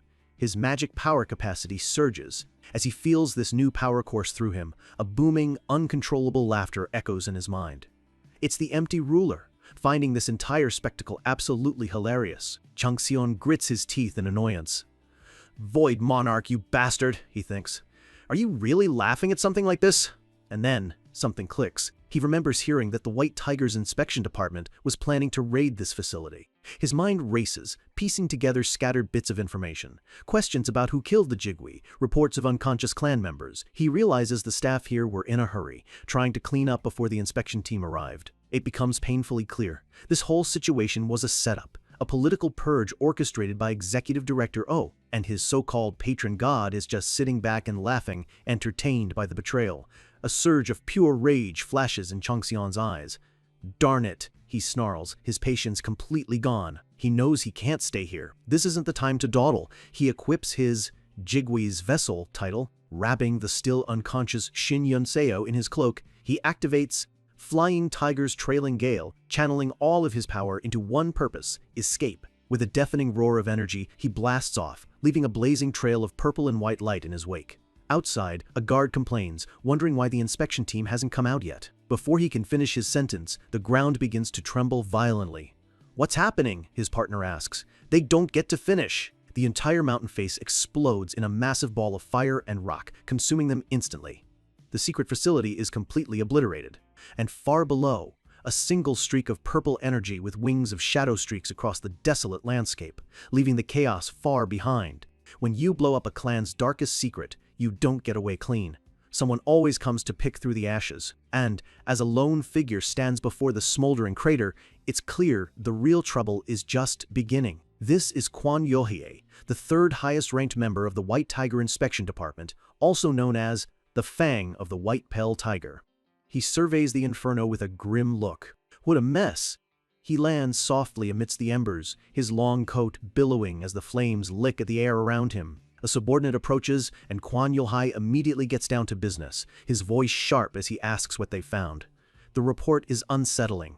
The basement was rigged with explosives. Quan Yohie repeats the word explosives as if confirming the obvious. His man confirms it. They found traces of high-grade incendiaries, all designed for maximum destruction. Quan Yohie's face hardens. So it was planned. And there's more. The source of the fire itself seems to be the Jigwee's aeonic flames. The mention of the Jigwei makes him pause, his mind racing to connect the pieces. He hadn't factored a calamity-rank monster into this equation. The sheer scale of this operation is starting to become clear. He pieces it together. The explosives were meant to detonate after he entered the facility, blowing everyone sky high. But it went off early. A sly old fox-like executive director, doesn't make mistakes like that. This means there was another variable, something unexpected that even, didn't see coming. But he can't figure out what it could be. He orders his men to keep looking. As he walks away, his subordinates confirm the order. But as he turns, he adds a quiet, chilling warning. He's heard rumors about a rat leaking information. The subordinates freeze, understanding the threat immediately. They bow and promise to sort out the matter right away. A system window pops up, asking if he wants to log out. Quan Yohie just stares into the fiery chasm. He scoffs. He knows his own patron god, the empty ruler, is just reveling in all this chaos. With a sigh of frustration, he makes a decision. Golden light begins to surround him. He resolves that if no one else will act, he'll have to get rid of Director O himself. Meanwhile, in a hidden landscape far from the explosion, someone else is waking up. Long, silvery white hair covers their face. Baek Gyo-ul's eyes flutter open, gray and clear, taking in the unfamiliar surroundings. This place is? They find themselves looking up at Changxian, who stands silhouetted against a setting sun. "Are you up?" he asks. Changxian is holding the still unconscious Shin Unseo in his arms, his expression calm. Gyo-ul, still groggy, looks from Changxian to the girl and asks with genuine confusion, "Is that your wife?" A hand mirror comes flying out of nowhere and smacks them right in the face. Changxian looks down, completely annoyed. "Sounds like you're all healed up if you can spew nonsense like that," he says. "Check your face." Confused, Gyo-ul picks up the ornate mirror. They raise it to their face and freeze. The reflection shows a face completely clear of scars. The curse that had tormented them their entire life is gone. They touch their smooth skin, disbelief warring with overwhelming relief as they stare at their own face, truly seeing it for the first time. Changxian watches, and with a rare, almost gentle expression, he says, "You did well." The simple words of acknowledgement are too much. For the first time, a tear of pure gratitude traces a path down Baek Gyo-ul's healed face. Just then, the girl in Changxian's arms begins to stir. He looks down and asks quietly, "Hey, Miss Shin Unseo, are you awake?" Her eyes are still half closed, her expression groggy and lost. She tries to jump out of his arms, stumbling and collapsing onto the dusty ground. Lying there, she looks up at the sky and sighs. "What a dream," she murmurs. "Even after coming here, I really am hopeless, huh?" She's silent for a moment, her mind trying to process everything. Changxian and Gyo-ul just wait. Her eyes finally focus on Changxian, and her brain seems to reboot. "So, Mr. Tyrant, you saved me when I was locked up for real?" "Yeah," Changxian replies. Thankfully, it seems she doesn't remember the horrific experiments. Embarrassed, she immediately asks, "I didn't drool or say something weird in my sleep, did I?" He tells her she didn't and tries to get her to focus, saying they should leave. She lets out a relieved, "Phew!" But as Changxian turns to go, she suddenly grabs his coat, her expression deadly serious. She's on all fours, looking up at him with an intense gaze. "What's your blood type?" she demands. He answers, "B." She continues her rapid-fire interrogation. "Birthday?" "January 30th. "Favorite food?" "Kimchi stew." Changxian is getting more confused, asking why she's suddenly asking all these things. But then, her face darkens with suspicion. "No, hold on. That's weird," she says. 2 years ago, in an interview, you said the first thing you wanted to eat was tuna kimbap. "I'm right, aren't I?" she yells, convinced he's an imposter. There's no way the real Li Changxian would be this nice. Asshole is his middle name. "You're a fake, right? Who are you?" Changxian is so done with this. His face is a mask of pure annoyance as he thinks to himself, maybe I should just leave her here. Hearing that threat, Unseo's face instantly breaks into a wide, relieved grin. "Oh, guess not. It really is you," she laughs before asking, "When did you switch your favorite to kimchi stew?" Goyol Ul is completely lost, asking why she suddenly changed her mind. She points at Changxian and says, "'Cause I saw his face.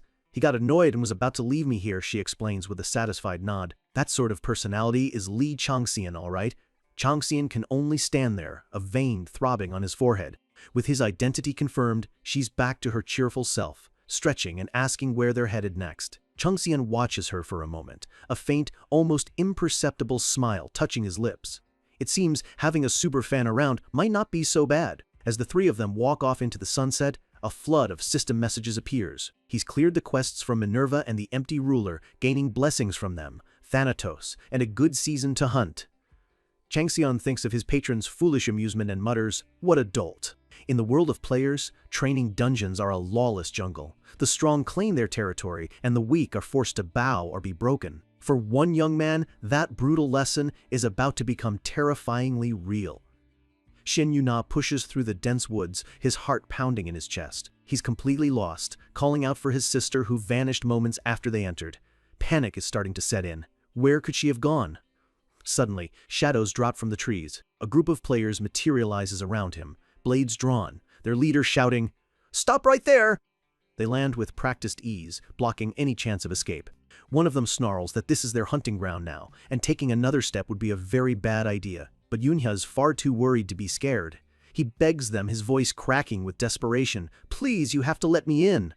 A man with an arrogant air steps forward. This is Im Juhan, the head of this group. He looks down on Yunha, offering a cold, dismissive apology. They can't let him pass. He puts on a mask of fake concern, telling Unha to go back for his own safety. But his thoughts betray his true feelings. He's annoyed, seeing the kid as nothing more than a tiresome pest wasting his valuable time. Johan's mind is already elsewhere, fixated on his one-sided rivalry with Li Changxian. He remembers seeing the player rankings. Changxian at an untouchable number 2, while he's stuck all the way down at 121. That gap fuels his obsession and his anger. Every second he wastes here is a second he falls further behind. A distraction like this is the last thing he needs. He repeats his apology, but this time his tone makes it clear it's not a request. It's a command. Turning his back, Johan scoffs to himself. He thinks that naive kids like this just don't understand how their world works. They're like lambs walking into a slaughterhouse, too clueless to see the danger right in front of them. But Unha, driven by love for his sister, finds a spark of courage. He makes a desperate dash, trying to slip past Johan while his back is turned. Johan's face twists in disbelief, then darkens with annoyance. He can't believe this. Nobody just openly defied him. His eyes narrow into icy slits. To him, this isn't just a kid looking for his sister anymore. This is a blatant act of disrespect, a violation of the pecking order. A wave of pressure explodes from his body as he snarls that wandering into someone else's territory is against the rules. His rules. One of his cronies, a man with wild hair, takes the cue and draws his blade, shouting for Yuna to back off. He lunges forward, blade flashing, screaming, "You're in the way!" But before the sword can connect, a voice cuts through the air like a whip. "Get away from my brother, you half-eaten squid!" In a blur of motion, someone intercepts the attack, leaving the swordsman stunned. With a sharp, metallic clang, The deadly blade is stopped dead in its tracks. The dust settles, revealing Shin Unseo. She stands firm between the attacker and her brother, having blocked the sword with nothing but her bare hands. Yunha stares, relief and shock flooding his face as he cries out his sister's name. She doesn't even look at him, her eyes locked on the thugs with a protective fire. She warns them, if they touch her brother again, she'll make them pay. Im Juhan is speechless, baffled by her sudden appearance. "What did you just say?" he asks, his voice low and threatening. The wild-haired swordsman, however, is stuck on something else entirely. He isn't angry about the threat, he's furious about the insult. "Not that," he grinds out. "What you said after that?" Inseo just grins. "Oh, that. I said you looked like a half-eaten squid." The man explodes, not because he was called a squid, but because he thinks he looks much more like a dried-up sea anemone. The sheer stupidity of the argument makes Johan's face flush with rage. That's the last straw. He declares her insult an attack on his entire team. Unimpressed, Yunseo casually ties up her hair, ready for a fight. "That's nonsense," she shoots back. "You were the ones who attacked my brother first." She calls them out for what they are, bullies abusing their power. That does it. The swordsman roars that he'll shut her mouth for good as the entire group surges forward, ready to overwhelm her with numbers. Yunseo's own anger finally boils over. "Cowards," she spits. "Ganging up on one person is the best you can do?" In that instant, a massive golden aura erupts around her, dwarfing the energy Johan displayed moments ago. This is the true power of the tiger's aura, and it's burning with righteous fury. Watching from a safe distance, Baek Yoel turns to Changseon, ready to intervene. "I suppose we should help her." But Changseon calmly raises a hand to stop him. "Wait." Yoel looks at him confused. This is a critical moment for observation, not intervention. Changseon's eyes are narrowed, analyzing every flicker of energy. He explains that Yunseo's rage has pushed her aura to its limit, infusing it with the royal tiger's calamity, the signature power of a legendary being known as the Empty Ruler. He continues his analysis, noting that this immense power should feel completely foreign to her. And yet, she's wielding it with a terrifying instinct, as if she were born with it. This confirms his suspicions about the Gildal Project's true nature. A faint, calculating smile touches his lips. He reveals his true intention. This fight is a live fire test. He needs to see how the Gildal Project manifests, and more importantly, if it comes with any dangerous side effects. For him, Yunseo isn't just a person, she's an experiment. Back in the fight, a colossal shape begins to materialize from pure golden energy in front of Yunseo. The charging bullies skid to a halt, their minds unable to process what they're seeing. One of them stammers, "What is this?" Before them stands a massive tower shield, summoned from thin air, adorned with the fierce face of a roaring beast. With a powerful war cry, Yunseo slams her hands against the shield, channeling her energy into it. A system message flashes, announcing that her Tiger's Step skill is active, rapidly boosting her power and speed as she moves forward. The shield glows with blinding light as she begins to charge. Her opponents are frozen in place, their terrified faces reflected on the monstrous visage of the shield rushing toward them. Her skill, Shield Attack, connects with unstoppable force. The impact sends the entire group flying backward like ragdolls, their formation and their confidence completely shattered in a single blow. One of the bullies stumbles to his feet, enraged by the humiliation. He tries to attack her from behind, screaming furiously. Unseo's eyes flash with pure contempt. "What?" Another pulse of golden energy, the tiger's calamity itself, erupts from her body, blasting him away before he can even get close. From the sidelines, even Gil-ul is stunned by the raw power on display. The remaining members of Mr. Lim can only stare, speechless and trembling. And she's not done. As if the shield wasn't enough, a second weapon materializes in her hand in a blaze of light. A massive, ornate halberd.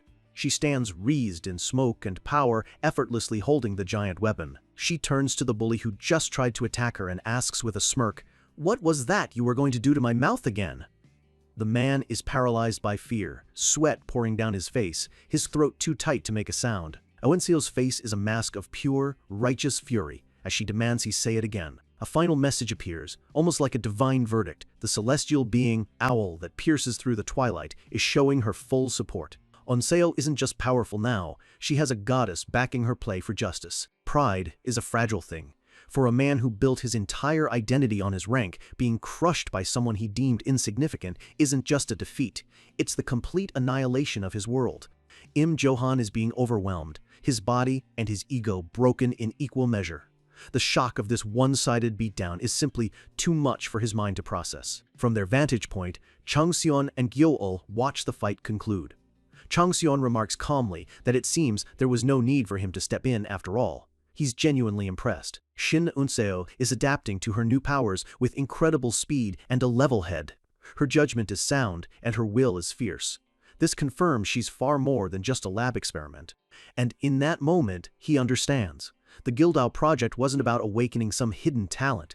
It was designed to physically perfect her, to forge her body into the ultimate vessel. If this is the power she wields with only a fraction of its potential, the finished product would have been terrifying. But then, a memory clicks into place, sharp and sudden. Wait! He recalls the strange mechanical blade he found on the altar back at the lab. Could Executive Director? Oh, be the mysterious one possessing a blade mentioned in the dungeon's lore. He doesn't know O's endgame yet, but it's clear the man's ambitions are dangerously vast. A small, knowing smile plays on his lips. It seems the item he picked up might hold the key to unraveling the entire scheme. Back in the clearing, the fight is decisively over. The last of Johann's goons is hit with some kind of mental attack, a beam of energy striking him right between the eyes. Johann stumbles back to his feet, only to see Unseo standing over him, shield and halberd ready, the undisputed victor. Her brother, Yunha, rushes to her side, his face a mixture of awe and confusion. "What in the world just happened to you?" he asks. She just offers a casual smile and replies, "Oh, you know, stuff happened." Just then, Changsun and Jeol emerge from the trees. Yunha spots them and freezes. He stares at Changxion with a mix of fear and reverence, barely able to speak his name. "Li Changxion!" Unseo quickly reassures her brother that it's okay, explaining that Changxion is the one who saved her. Still flustered, Yunha corrects himself. "That guy, I mean Li Changxion, saved you?" His attention then shifts to the silent, white-haired man beside him. He racks his brain, but he can't recall ever seeing a trainee like Gaioal among the recruits. Gaioal ignores the stare and gets straight to business, asking Changxion what the plan is now. Changxion simply turns the question back to him. With a smirk, he states the obvious. "We've entered a dungeon. Isn't it clear what we do next?" Gaioal asks if he's actually planning to clear it. The suggestion alone is so audacious that it shocks both Unseo and her brother. Unha looks worried, asking Changxion if he truly understands what he's suggesting. He explains that the blackish-red mountain range is a notoriously vast and difficult dungeon. The White Tiger clan itself gave up on raiding it years ago, demoting it to a mere training ground. Clearing it is considered impossible, especially within their 100-day limit. The divine beings are watching this exchange with interest. The empty ruler, patron of the White Tiger clan, scoffs at the idea. But another constellation, a good season to hunt, chimes in with absolute faith, believing he can do it easily. A third god, the snake that wraps around the world, laughs at the doubters, wondering how they still fail to grasp just how cunning Changxion truly is. Gyoal, however, is convinced. "As expected," he says, then asks how long it might take. Changsa just looks at him, almost confused by the question. Gyoal begins to talk about logistics and preparations, but Changxion cuts him off. "Prepare?" Dark, swirling energy begins to gather around him as his expression turns deadly serious. He makes a declaration so insane, so utterly impossible, that it hangs in the air like a crack of thunder. It'll be over by the end of the day. A cataclysmic wave of power erupts from his body, tearing up the ground around them. Gyo-ul and the siblings can only stare in absolute terror, pinned in place by the sheer force of his will. All across the massive dungeon, under the pale light of the moon, colossal pillars of dark energy erupt from the earth, scouring the landscape clean. The sun rises on a new day. Elsewhere, Im Johann groans, his bruised and swollen face twitching as he slowly regains consciousness. The image of Yunseo's furious face is burned into his mind. The last thing he saw before blacking out was a single, glowing eye staring down at him, devoid of any mercy. He screams, clutching his head as the memory of his complete and utter failure washes over him. He stumbles to his feet, disoriented and consumed by a powerless rage. "How dare you!" he screams at the empty woods. "How dare you fight against me!" His mind refuses to accept a reality where he is weak, so it creates a new one. It must have been a trick. She couldn't be human. She had to be a demi-demon. That's the only explanation. He even deludes himself into thinking that if he'd had his full skills, he could take on Li Changxion himself. He stands there, lost in a fantasy of revenge. "Just you wait," he vows. "I'll make sure everyone knows what you really are." A twisted, manic smirk spreads across his face. He promises to ruin her, to make it so she can never show her face in public again. His dark thoughts are interrupted by the calls of his scattered team members trying to regroup. He turns to see one of his subordinates, his face just as battered as his own. The man looks at their defeated comrades littered across the ground and asks Johann how he's supposed to explain this disaster. Johann's mind races. He could silence them all to hide his shame, or he could lie and lead them on a foolish quest for revenge. He settles on a story that salvages his broken pride. He'll claim a demi-demon intruder appeared and his team bravely fought it off. It sounds almost believable. His delusion deepens. If Inseo is a demi-demon, then the impossibly strong Li Changxion must be one too. It's the only logic that makes sense in his fractured mind. He lets out a wild, unhinged laugh. After I expose you, Shin Unseo, you'll be next, Li Changxion. He's so lost in his fantasy that he barely registers the system message flashing in his vision. He thinks his team is calling and gives a cheerful wave, but then he reads the words, "The dungeon mission has been completed. The final rankings will now be calculated." His face falls. What? The rankings flash before his eyes. First place, Li Changxion with over 8 million points. Second place doesn't even have 400,000. The gap isn't just large, it's astronomical. He stares in utter disbelief as his pathetic plans for revenge crumble into dust. Back in the control room, the White Tiger Clan's observers are in total chaos. A clear? That's impossible, one shouts, while the manager demands to know what happened to their agent assigned to Changxion. Before they can get an answer, a blaring alarm fills the room. The entire dungeon is closing. A massive wall of golden light descends from the sky, the very code of the simulated world deconstructing itself around the players. A countdown begins. 10, 9, 8. On a cliffside overlooking the chaos, Changxion sits calmly, watching the world he just broke dissolve. 5. His patron, the empty ruler, is absolutely thrilled by this unprecedented display of chaotic power. 4. Below, the other players can only look up in stunned confusion as their training ground collapses around them. 3. The simulation dissolves into a sea of light and raw data. 2. A single, elegant figure stands alone amidst a field of lotus flowers, calmly observing the final moments. 1. There is a brilliant flash of white light, and then silence. A calm voice announces, "The dungeon will be completely closed. Good work, everyone." A close-up on a single, piercing golden eye. It belongs to a powerful, stern-faced man with long, flowing hair. He stands amidst falling petals, radiating an aura of absolute authority. A new, far more dangerous player has just entered the game. When you do the impossible, the world takes notice. News of Changxion's dungeon clear spreads like a shockwave. Headlines flash across screens. The unconquerable dungeon has fallen. An S++ ranked talent has shattered all records, and the name on everyone's lips is Li Changxion, once again being called the Tyrant.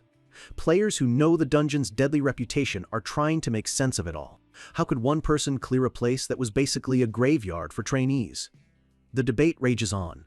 The Tyrant's faithful are ecstatic, while others argue it must be a mistake. But the truth is undeniable. The White Tiger Clan itself is in an uproar, forced to release a vague official statement as they scramble to figure out what just happened. Through it all, Changxion waits, his expression as calm and unreadable as ever. This chaos, this confusion, it's all going exactly according to plan. And for him, this is only the beginning. His quiet is interrupted by clan officials, their faces a mix of suspicion and hostility. They clearly haven't gotten the memo about his new status. His companions, Unseo, Unsa, and Gyoo, stand with him, a silent, supportive front. 3 officials step forward, their body language aggressive. One of them snarls, warning him not to defy them. Changxion doesn't even bother to reply. He simply turns and walks toward them, his team right behind him. Without a word, single, swift punch that sends the loud-mouthed official flying. Suddenly, a massive figure appears, radiating a golden tiger's aura that dwarfs everyone else in the room. "Who do you think you're yelling at?" he roars. "Are you looking for a beating?" The official stares in pure terror, recognizing the newcomer, the Team 2 leader. The team leader grabs the official by the collar, furious that a high-value asset was being treated so disrespectfully. The terrified official quickly tries to backtrack, asking why a man of his rank is here. "I'm here for that kid," the leader says, pointing a thumb at Changxion. He dismisses their pathetic investigation, calling it what it is, an interrogation, and declares he's taking Changxion now. He glares down at the beaten official, his aura flaring with impatience. "What? You got a problem with that?" he growls. The official can only lower his head in bruised, humiliated silence. Taking that as a yes, the team leader turns and starts walking, commanding everyone to follow. As Chung Seon and his group follow, the two siblings are practically vibrating with excitement and nerves. Unseo whispers to her brother, a proud smile on her face. "Isn't our new boss just awesome?"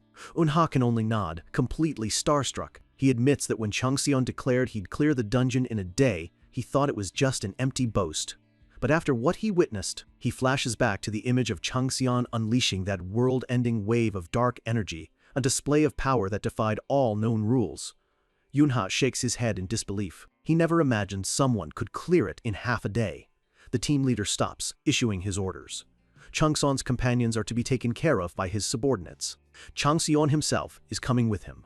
The real meetings are about to begin. Chung Seon follows the leader down a long, sterile hallway, the air thick with anticipation. This is the heart of the White Tiger clan, the den of his enemies. The leader gives him a sidelong glance, correctly guessing that the three he left behind are his new team members. Chung Seon gives a vague, non-committal reply, something like that. The leader grins, seeing what he thinks is a classic power play. He remarks that this is how all the strongest teams start, with a smart, ambitious leader at the center. Chung Seon glances around, noting they aren't heading toward the executive offices. He plays along with the leader's assumption and asks where they're going. The team leader announces their destination, the meeting room. The clan leader himself wants to hear what Chung Seon has to say. The name hits Chung Seon with unexpected weight. Jeomho Munsoing, the legendary and reclusive leader of the entire White Tiger clan. They arrive at a set of large doors where an old man with long white hair is waiting.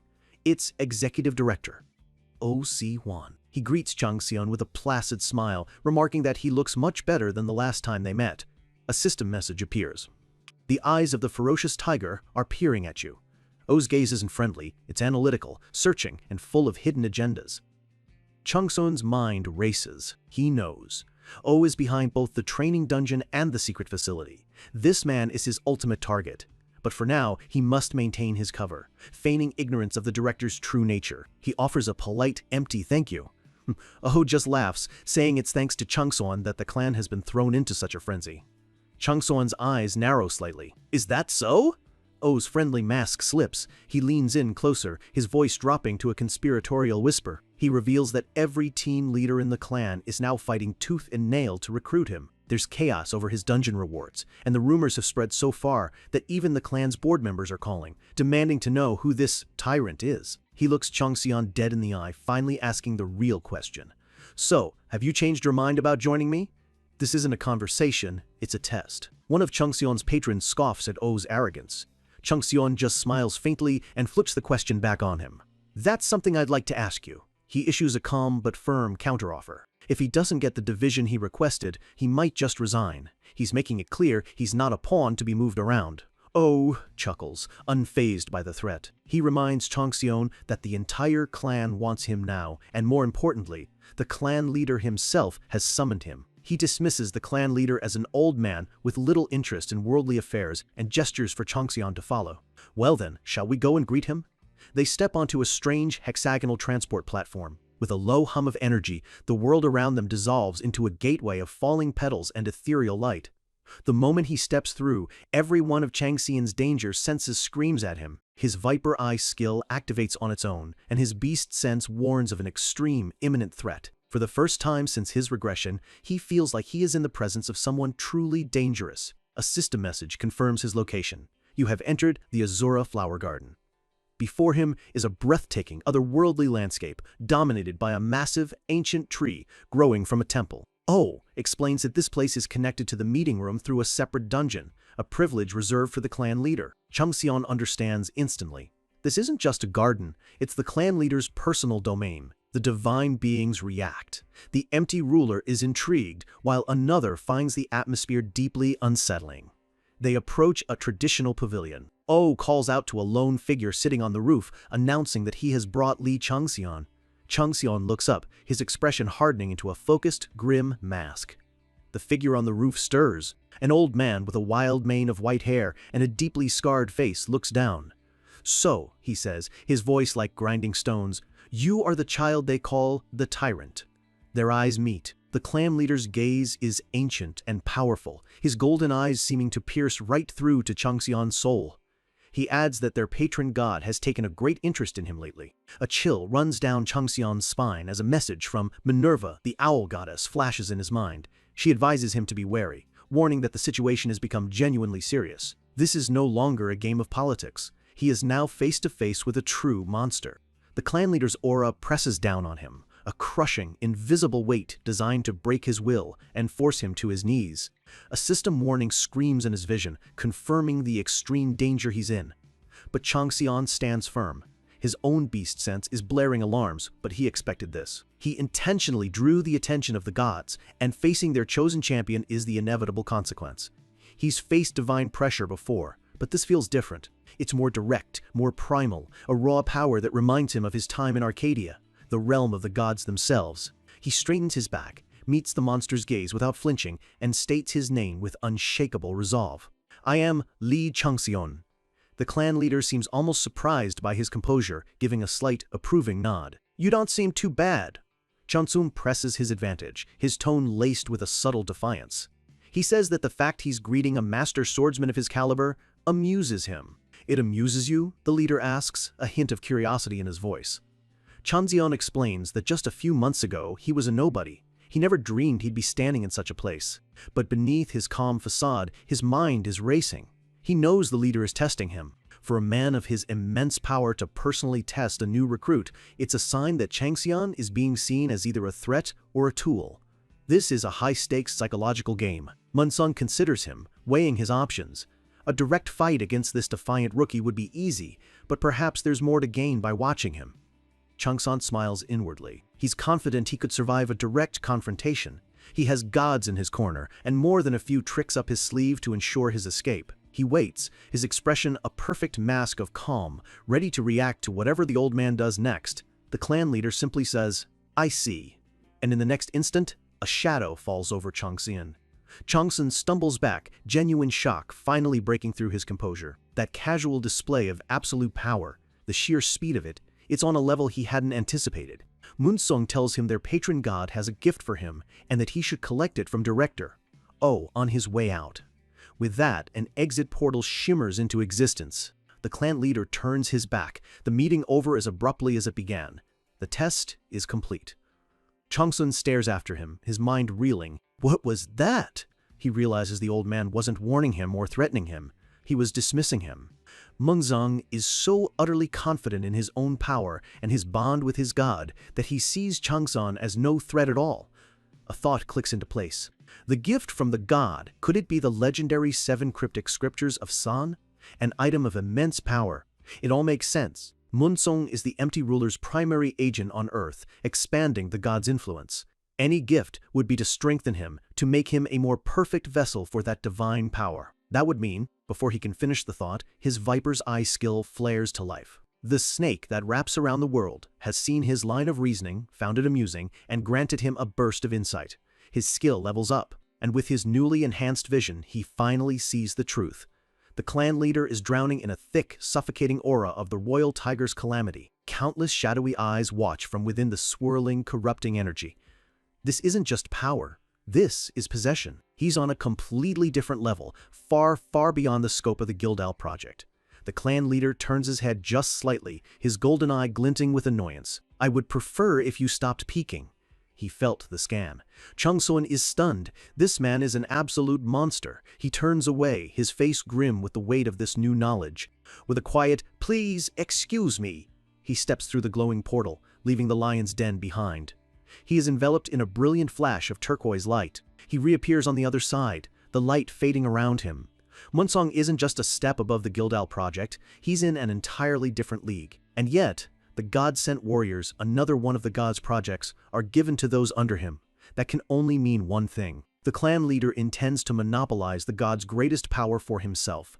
The entire meeting clicks into place. The empty ruler just wanted to see his reaction to their power, and Munsung was simply playing along with his god's whim. The god has found his perfect weapon in Munsung, an unsheathed blade of terrifying sharpness.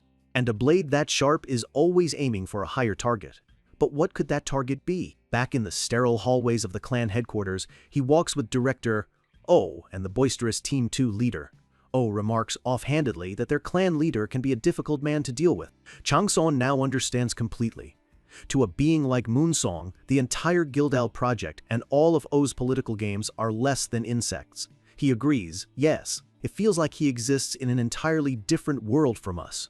O nods, admitting that even he, the clan's second-in-command, can't fully grasp what goes on in the clan leader's mind. The Team 2 leader shivers dramatically, begging O not to summon him to that place again. He complains that the sheer pressure gives him chills that drive him mad for days. Changxion changes the subject, asking about the gift he was promised. His patron fan god proudly exclaims that no worldly gift could ever compare to what she's given him. O smiles, holding up 2 fingers. He explains that the god has offered 2 choices, access to the clan's second-rank armory or the second-rank library. The Team 2 leader nearly explodes. The second rank? Both of them. He practically begs Changxion to share the armory, an honor he's been dreaming of for years. O gives Changxion a sharp look, asking if he'd already figured out what the reward would be. Changxion plays it cool, feigning surprise. Not at all, I'm quite shocked, he lies smoothly. Oh, just chuckles, calling him a silver-tongued devil. Changxion offers a simple, believable explanation. He completed a major mission for his patron, so he was naturally expecting a significant reward. O nods, accepting the logic. That makes sense. So, have you made your decision?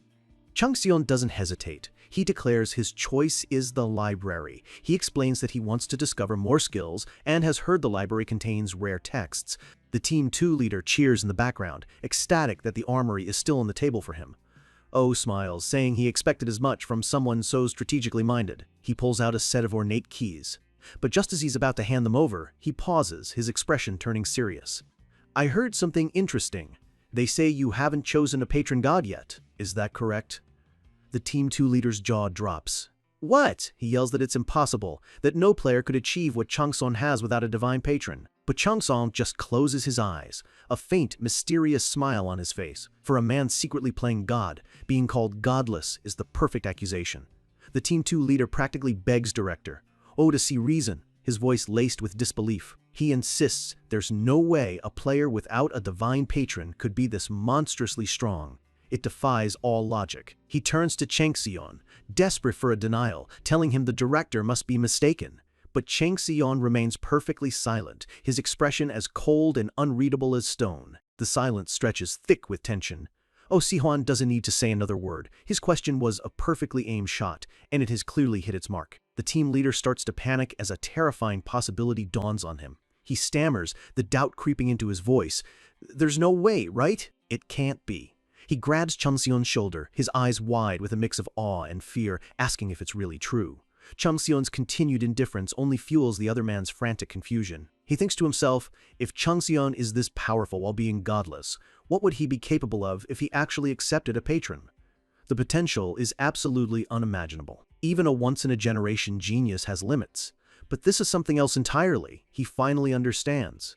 Changxion isn't a genius, he's a monster in human skin. Changxion finally breaks his silence, his voice dripping with calculated arrogance. He turns to Director O and states the obvious. The clan's patron god, the empty ruler, wants him. He's making it clear that it's not a secret, and it's certainly not their only offer.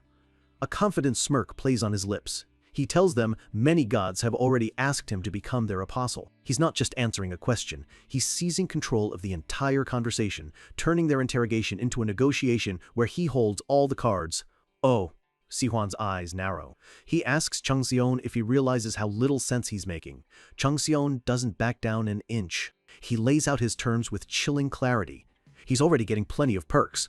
If becoming their god's apostle is the only reward on the table, he'll hand in his resignation right now. Director O stares at him, a complex mix of annoyance and fascination on his face. He finally concedes, you truly are one of a kind. In the background, a system message pops up. The empty ruler is swearing, clearly fed up with being rejected so casually. And he's not the only one. The other gods are reacting in real time. A good season to hunt angrily questions why the tiger is pestering someone she has her eye on. Minerva, the owl, glares at the tiger with obvious disapproval. Seeing the other goddesses step in, the empty ruler backs off, grumbling in annoyance. Director O continues, his tone shifting to something darker. He says that while greed and ambition are normal for the young, Changxion's level of excess will come back to haunt him one day. It's not advice, it's a threat. Changxion stares back, his face half cast in shadow, completely unmoved. lets out a small, almost amused sound, as if acknowledging the sheer, unbreakable will of the man before him. The tense meeting finally concludes. Oh informs him that a guide is waiting to take him to his reward. Changxion gives a simple thank you, his composure never once cracking. But as they part ways, adds one last menacing warning. He tells Changxion that their god is not a tolerant one. If the empty ruler can't have him, he'll make sure nobody else can either. The air is still thick with unspoken promises of future conflict. The team leader tries to break the tension, patting Changxion on the shoulder and promising him that there are plenty of fun things to do in the clan. Changxion doesn't even bother to respond. He just walks on, his thoughts sharp and dismissive. They can threaten all they want, it changes nothing. Now, being led by his guide, Yujun, Changson approaches the library. Yujun explains that the chambers are divided by category, and entry is only possible with the correct key. Changxion holds up the ornate key. He asks what categories it can open, already thinking 3 steps ahead. If his access is limited, he'll need to adjust his plans. The guide looks flustered, admitting that he has no idea. The key's true power is a mystery even to the clan staff. Yojun informs Changson. He has 6 hours inside before leaving him to walk the final corridor alone, heading toward his prize. He steps into a vast, ethereal space. This is the White Tiger clan's library, not a place of books, but of massive stone doors floating in a digital void. The empty ruler's voice echoes in a system message, calling this the clan's real treasure and making one last tempting offer. Become his apostle, and all of this knowledge will be his. Changxion glances at one of the doors. The characters etched into it read, Ferocious Tiger. He knows exactly what this place is. There are 9 paths in total, each representing a different aspect of the tiger spirit. White tiger, half-blind tiger, bell tiger, mountain tiger, holy tiger, split tiger, black tiger, and one more, the nightmare-eating beast. He realizes they are all just splinters of the empty ruler's power, different facets of the same entity. A system message confirms his reward. He has 9 paths before him, and he must choose one. But the offer still stands: side with the empty ruler and get access to them all. Changxion scoffs internally. Such a pathetic attempt at bribery. How irritating, he thinks, a wry smile on his face. He doesn't need their permission. He fully intends to steal everything from this place one day, offer or not. Without a moment's hesitation, he steps forward and inserts the key into a lock. I choose, this one. A flurry of divine messages appears. The empty ruler is confused by his unexpected choice, while Minerva throws shade at the tiger, calling him empty-headed. The tiger just growls back in annoyance. A beam of light shoots from the door as the system announces his selection, the half-blind tiger. The massive stone doors begin to grind open. Changsan smirks. The half-blind tiger is a one-eyed beast. Its perception may be flawed, but its will to live is absolute. It's a path of pure, self-reliant violence. He's choosing a path that mirrors his own philosophy, a killer who needs no one to shield them. With a surge of brilliant blue energy, the stone doors swing wide open, revealing the darkness within. As he steps forward, his mind is already calculating. The skills in this chamber will synergize perfectly with the powers he already possesses. He briefly considers using a special key to open the other chambers, but dismisses the idea. The empty ruler might be arrogant, but he wouldn't be that foolish. A dark resolve hardens in his eyes as he steps into the chamber. He makes a silent promise. I'll rob you in a way you can't even imagine. The door slams shut behind him with a resounding boom. Meanwhile, back in the waiting area, Shin Unha is pacing anxiously, wondering what's taking Changxion so long.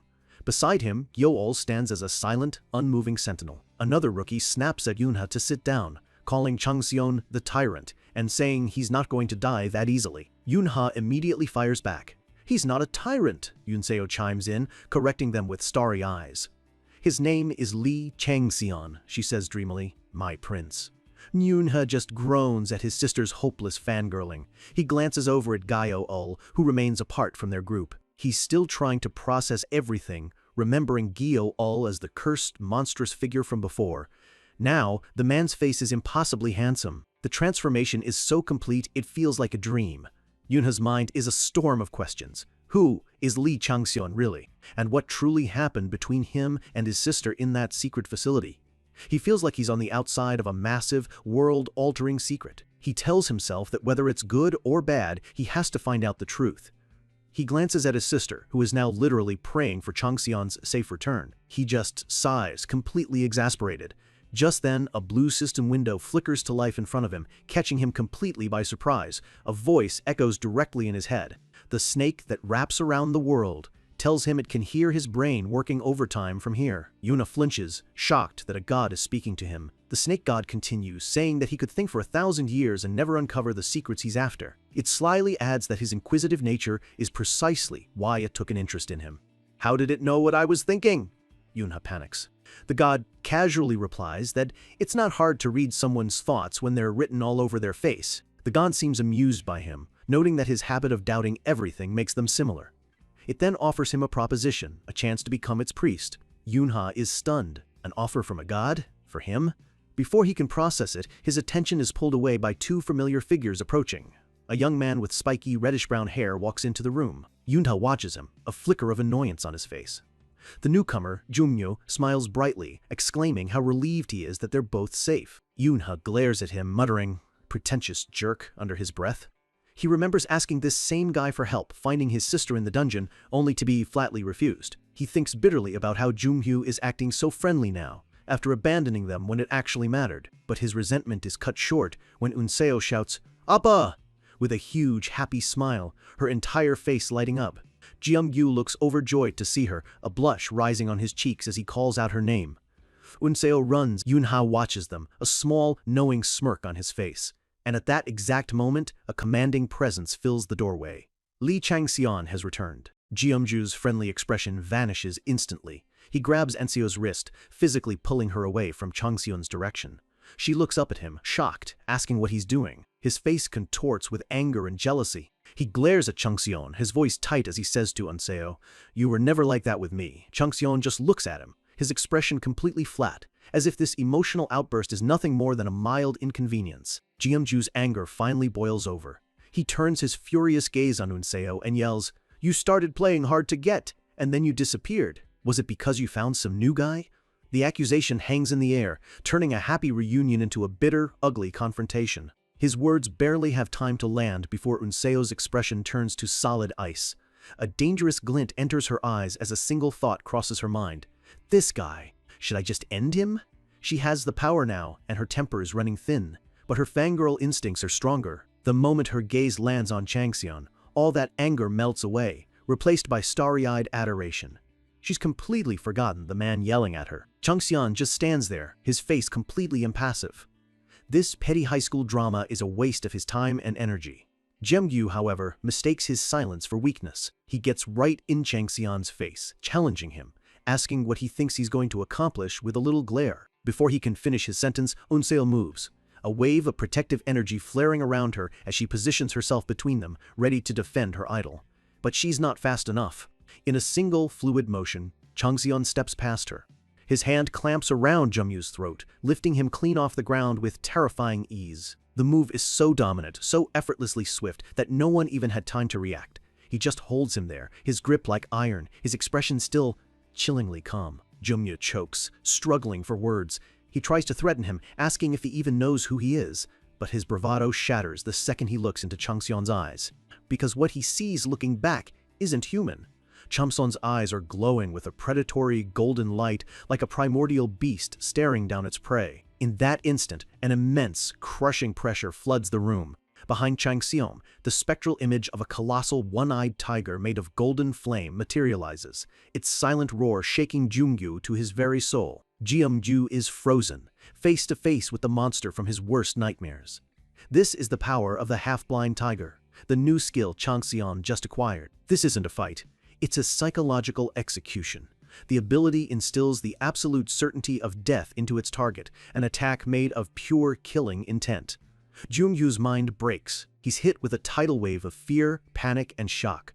A system warning flashes, telling him his mind is in danger of being permanently damaged. Tears of pure terror stream down his face as his sanity crumbles. His body gives out completely. His legs tremble uncontrollably as he loses control, utterly broken by the sheer force of will directed at him.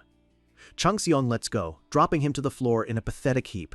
Unseo covers her nose, disgusted by the smell and shocked by the brutal efficiency of the takedown. Without another glance at the man on the floor, Changxian turns to his group, his expression once again unreadable. "Let's go." Unseo immediately snaps back to her cheerful self, her eyes sparkling with hearts. "All right," she chirps, completely unfazed by the mental destruction she just witnessed. Jeongju can only watch them leave, his face a mask of pure terror and humiliation. In the space of 10 seconds, his entire world has been shattered. Changsun leads his new team away, leaving Jungyu's friends to deal with the embarrassing mess. As they walk, Unseo excitedly asks Changsun if he wants to get something to eat now that his training is over. He dismisses her without a look. Not today, maybe next time. Unseo's face falls, disappointed by the rejection. She gets her answer a moment later. As they round a corner, they're met with a blinding wall of camera flashes. A mob of reporters swarms them, shouting questions about his impossible dungeon clear. The questions come thick and fast. Changsun leans in close to Unseo and says quietly, "There are too many eyes on us right now." She understands immediately. This isn't just fame, it's a new kind of battlefield. She looks up at him with admiration, thinking that this is who he is, always aware, always in control. The crowd presses in, a chaotic mix of reporters and guild scouts all trying to get a piece of the hottest rookie in the world. Changsun's face is a mask of cold annoyance. He just wants to get out of here, but the reporters are relentless, begging for a single comment. The crowd is buzzing with his name. It's Li Changxian. It's the Tyrant. His old gaming legend and his new reality have collided. And then he sees them, a group of his old pro-gaming fangirls, holding signs and screaming his name. He grimaces. He turns to his group and says firmly, "Get in." Parked at the curb is a sleek, black limousine. Changsun explains that it's a gift from Director O, a convenient and controlling way to keep tabs on him. The limo pulls away from the curb, its headlights cutting through the night as it speeds away from the chaos. Once they're safely inside, Changsun gets straight to business. "So, what did you want to say?" But he's not looking at Gyo-ul, he's staring directly at Yunha. Changxian clarifies that back in the lobby, Yunha looked like he was bursting to tell him something. "Am I wrong?" Yunha is surprised he noticed. Changxian replies coolly that, with how much he was fidgeting, it would have been strange if he hadn't. Yunha takes a deep breath and lays it all out. "Do you know of the divine being, snake, that wraps around the world?" The snake god itself is startled, its surprise flickering through a system message. Changxian's expression doesn't change. He calmly replies, "I do! That's one of the gods I'm interested in." The snake god is not happy, its annoyance echoing through the system. Yuna confesses everything. He tells them the snake god ordered him to watch Changsun's every move and report back. The snake god laments, realizing its little spy game is already over. Changsun simply says, "Is that so?" His complete lack of reaction is more unnerving than any outburst of anger would be. Yunha continues, explaining that he was told to report on anything that seemed like a secret. Yunseo explodes, grabbing her brother and yelling at him for not telling them sooner. She keeps yelling, twisting his ear as he cries out in pain. Their chaotic bickering fills the quiet limo. Changxian just sits back, eyes closed, looking utterly done with them all. Yunha, surprised by his calm, asks if he isn't angry. Changxian opens his eyes and asks simply, "Angry? Why would I be?" Yunha admits he was deeply conflicted about what to do. Changxian cuts to the chase. "So, did you discover any of my secrets?" Yunha quickly denies it. Changxian just says, "That's fine then." He looks at Yunha, his voice surprisingly gentle. He tells him that since he didn't betray him, he hasn't done anything wrong. There's no reason to apologize. Yunha is taken aback. He thinks to himself, this person, he's on a completely different level. The snake god sulks, complaining that this is no fun. Changxian, meanwhile, gets to the most important question. What did the god offer you in return? The snake god's interest is suddenly piqued. Yunha hesitates, then admits, "He offered to teach me black magic." A faint, knowing smirk appears on Changxian's face. Black magic? Yunha explains that apparently it's the perfect fit for him. Changsun's response is completely unexpected. He tells Yunha to do exactly as the god says. Watch him, report back, take the deal. Yunha is stunned into silence. Even the snake god seems confused by this sudden turn of events. Changxian leans back, a calculating look in his eyes. He explains that the black magic from that god is a legendary form of rune magic called the Ouroboros formula. He looks at Yunha, his gaze sharp. The fact that the god offered to teach it to him means it has a very high opinion of his talent.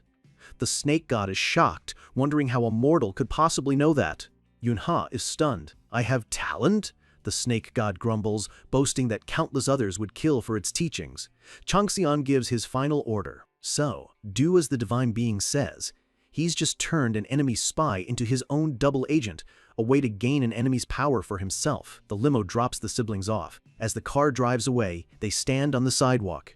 Yunha turns to his sister, his expression completely serious. For the first time, he calls Chang Seon young, a term of respect for an older brother. Unseo. Starting today, I'm Hyung's fan. Unseo is ecstatic, shouting that it's about time he saw the light. Suddenly, a blood-curdling scream echoes from down the street.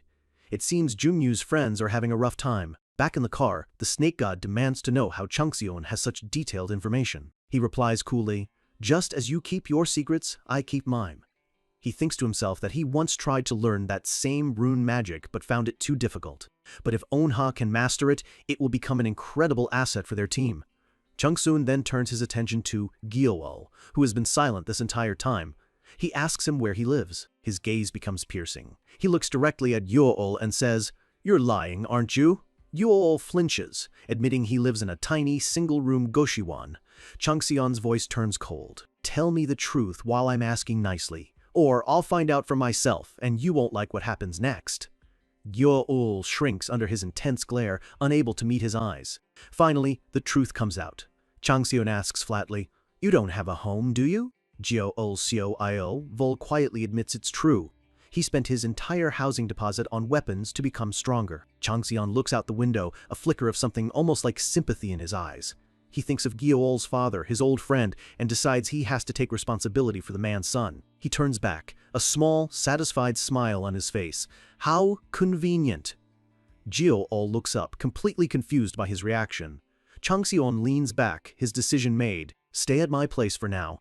Gyeol is speechless, his face flushing with surprise and overwhelming gratitude. As the limo drives on, Changseon adds one last thing. "But first, let's get you some proper clothes." The first true member of his team is now officially under his roof. For a man orchestrating the downfall of gods and clans, home is a dangerously normal place. We see a modern, high-end apartment cutting into the night sky, the place where the tyrant rests his head. Changseon steps through the door of a spacious, warm home. He announces his return, his voice softer here than we've ever heard it before. A woman with kind eyes appears, wiping her hands on an apron. It's his mother.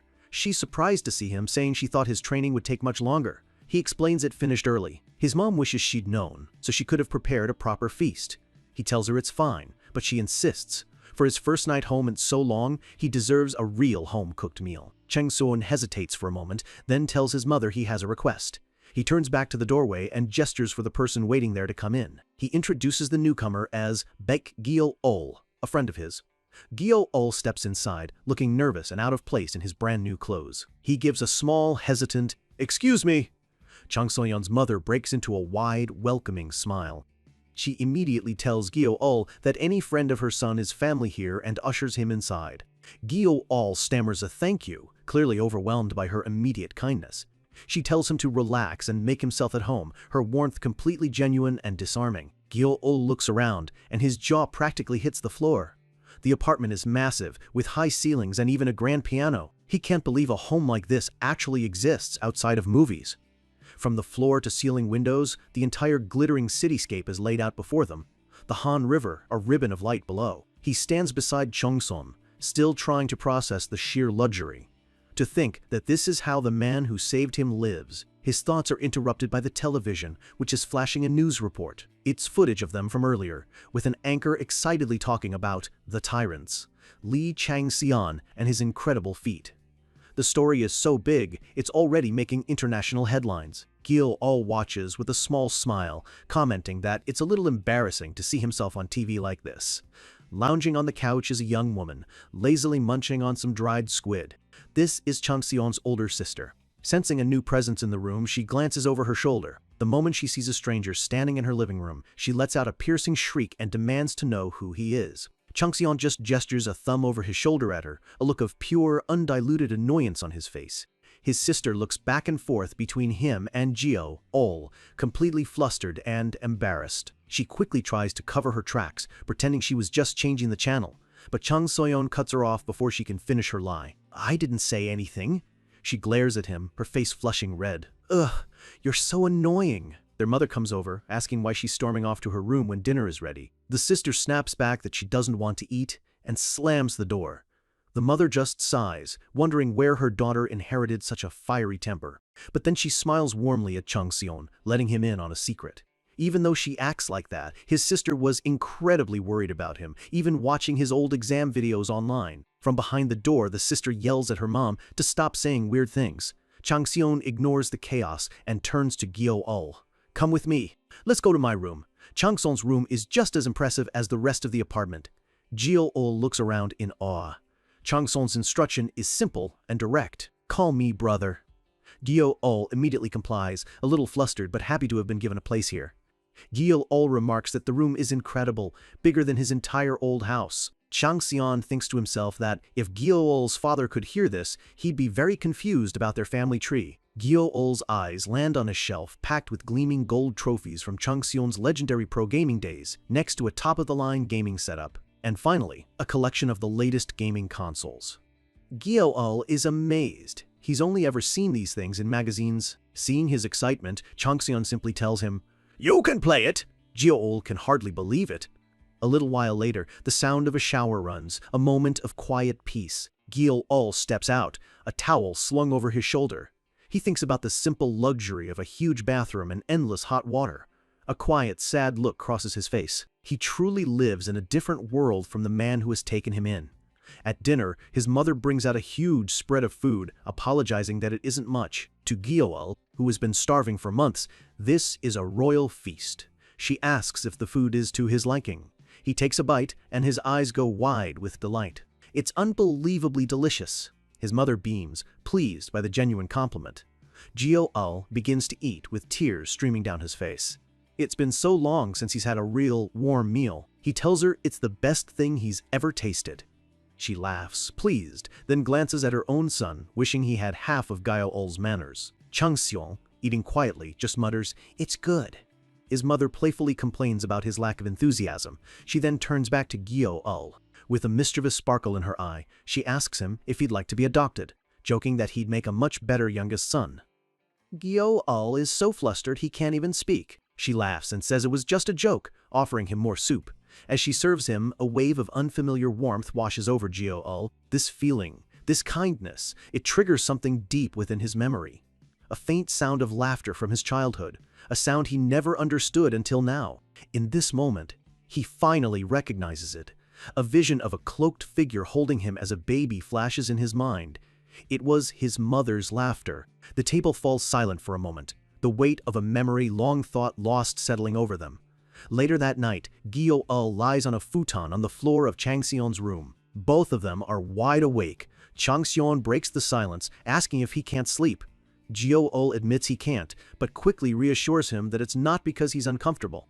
The bed is warm, the blankets are soft, it's perfect. Changxion turns his head slightly, seeing through the excuse. "Then why can't you sleep?" he asks. He tells Gyo-ul it's obvious something is on his mind. Gyo-ul looks down, his expression troubled. "Just because?" Changxion presses, prompting him to speak. Gyumul finally voices the thought that's been haunting him. "I'm wondering if I actually have the right to be this comfortable right now." Changxion's answer is immediate and sharp. "Who gives you that right?" He doesn't wait for an answer. "No one. You take it for yourself." Gyo-ul looks up, the words sinking in. "I should. Take it?"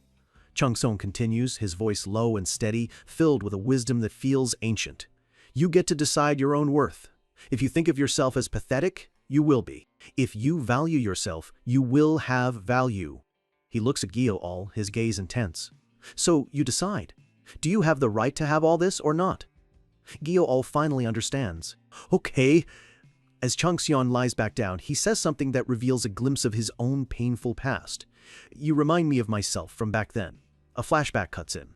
We see Changxun in his past life as a god, a fierce warrior wielding a spear. "I was just a ghost obsessed with battle, who never realized my own true worth."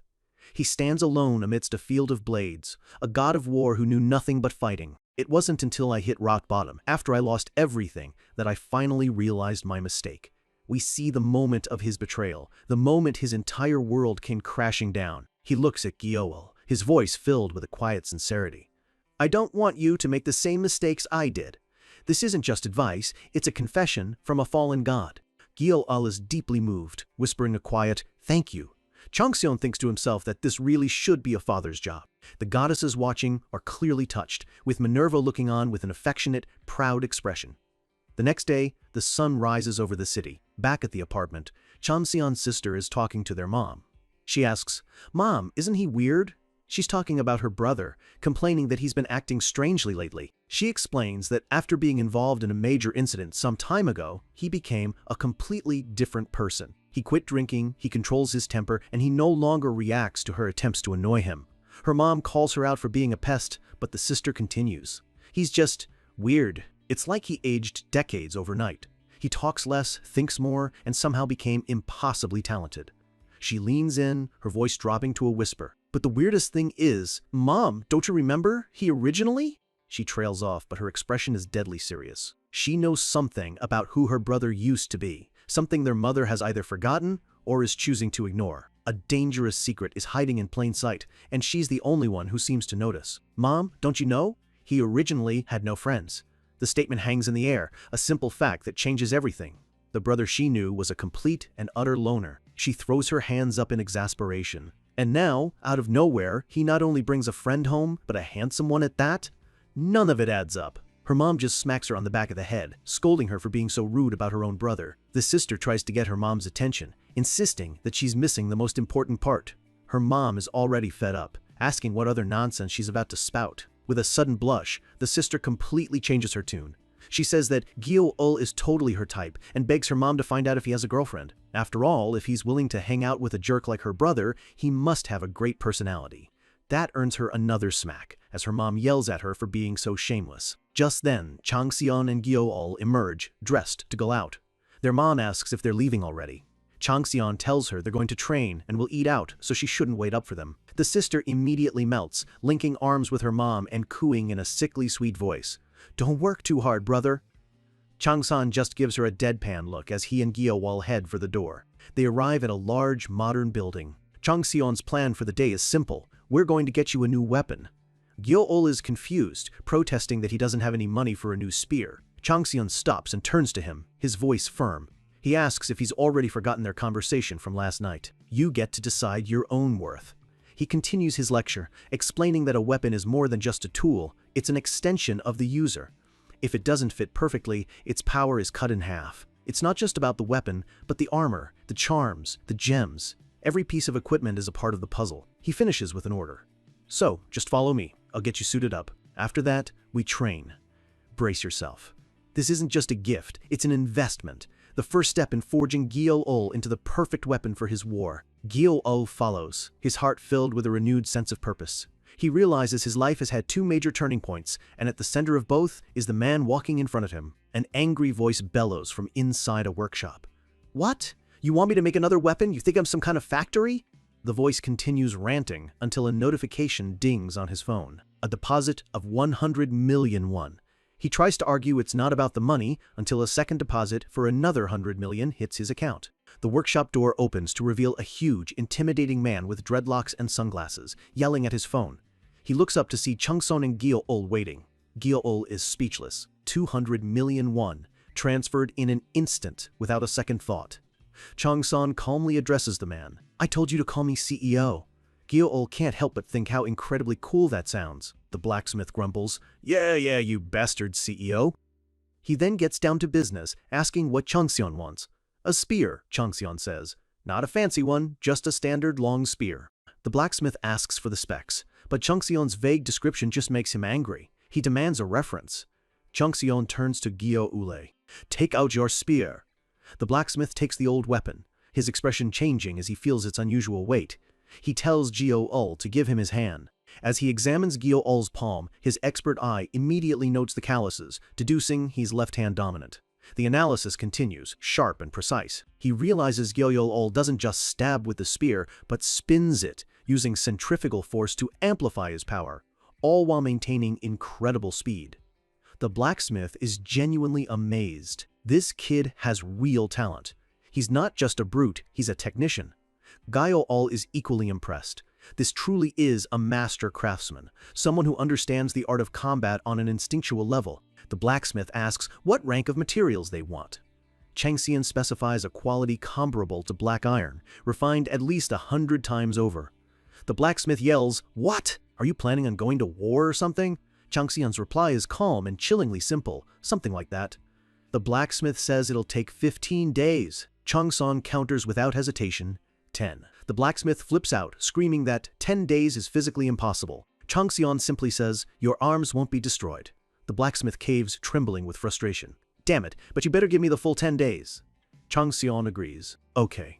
The man is practically vibrating with rage. He finally explodes, yelling, "Then why couldn't you just have agreed from the start?" Back at a private training facility, Gyo Ul stands ready, a new determination in his eyes. A new weapon is being forged just for him. Changson watches him, knowing it's time to begin the real work. Gyo Ul admits he's a little nervous. Changxion advises him to focus, or the training will be useless.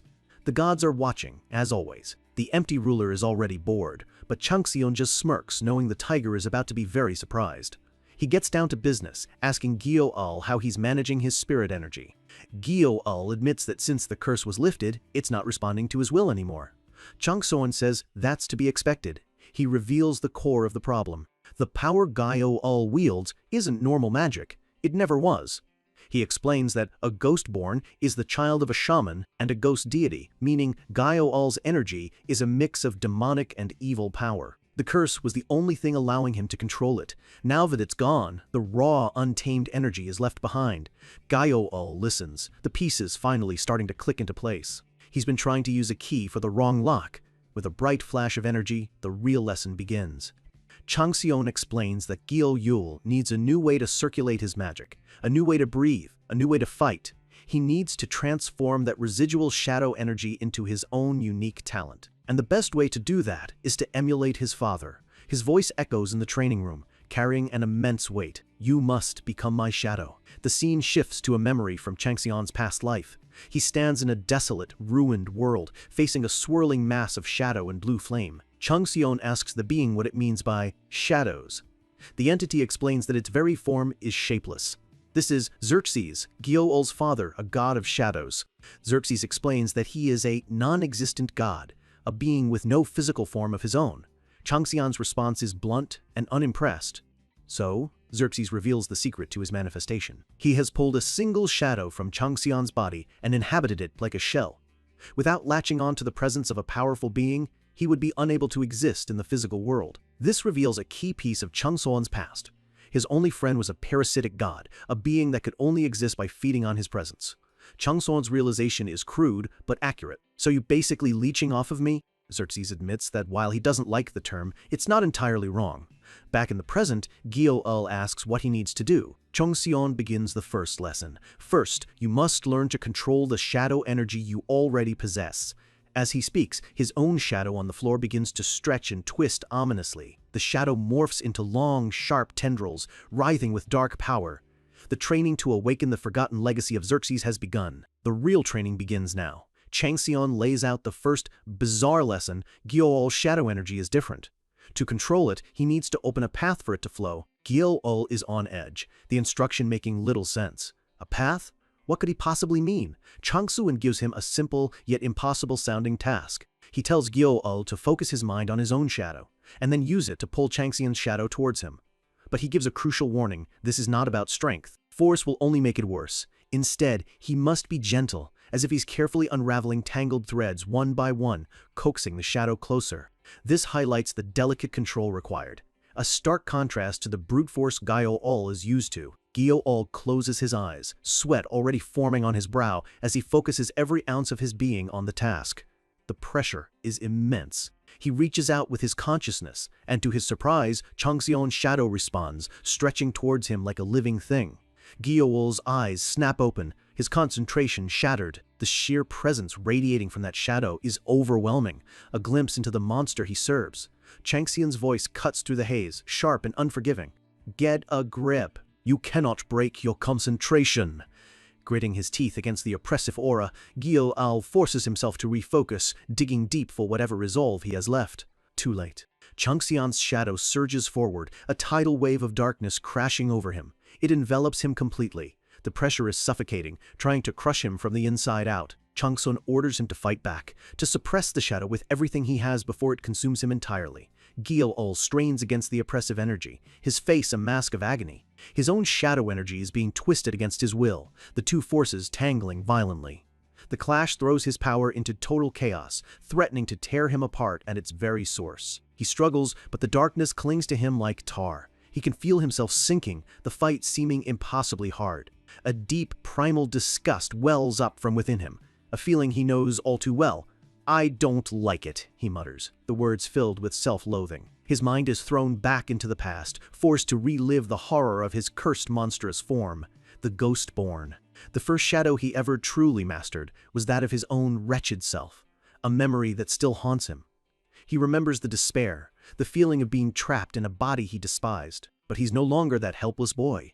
He knows he has to be the one to pull himself out of this. With a surge of sheer willpower, he pushes back, refusing to be drowned by the past or the present. The two shadows begin to merge, swirling into a single vortex of power. A system message confirms his victory. He has finally gotten the upper hand. A memory echoes in his mind, his own vow to take responsibility for his choices, for the hardships that would come. He chose to follow Changxion, and this is the price of that choice. His eyes open, now glowing with a faint purple light.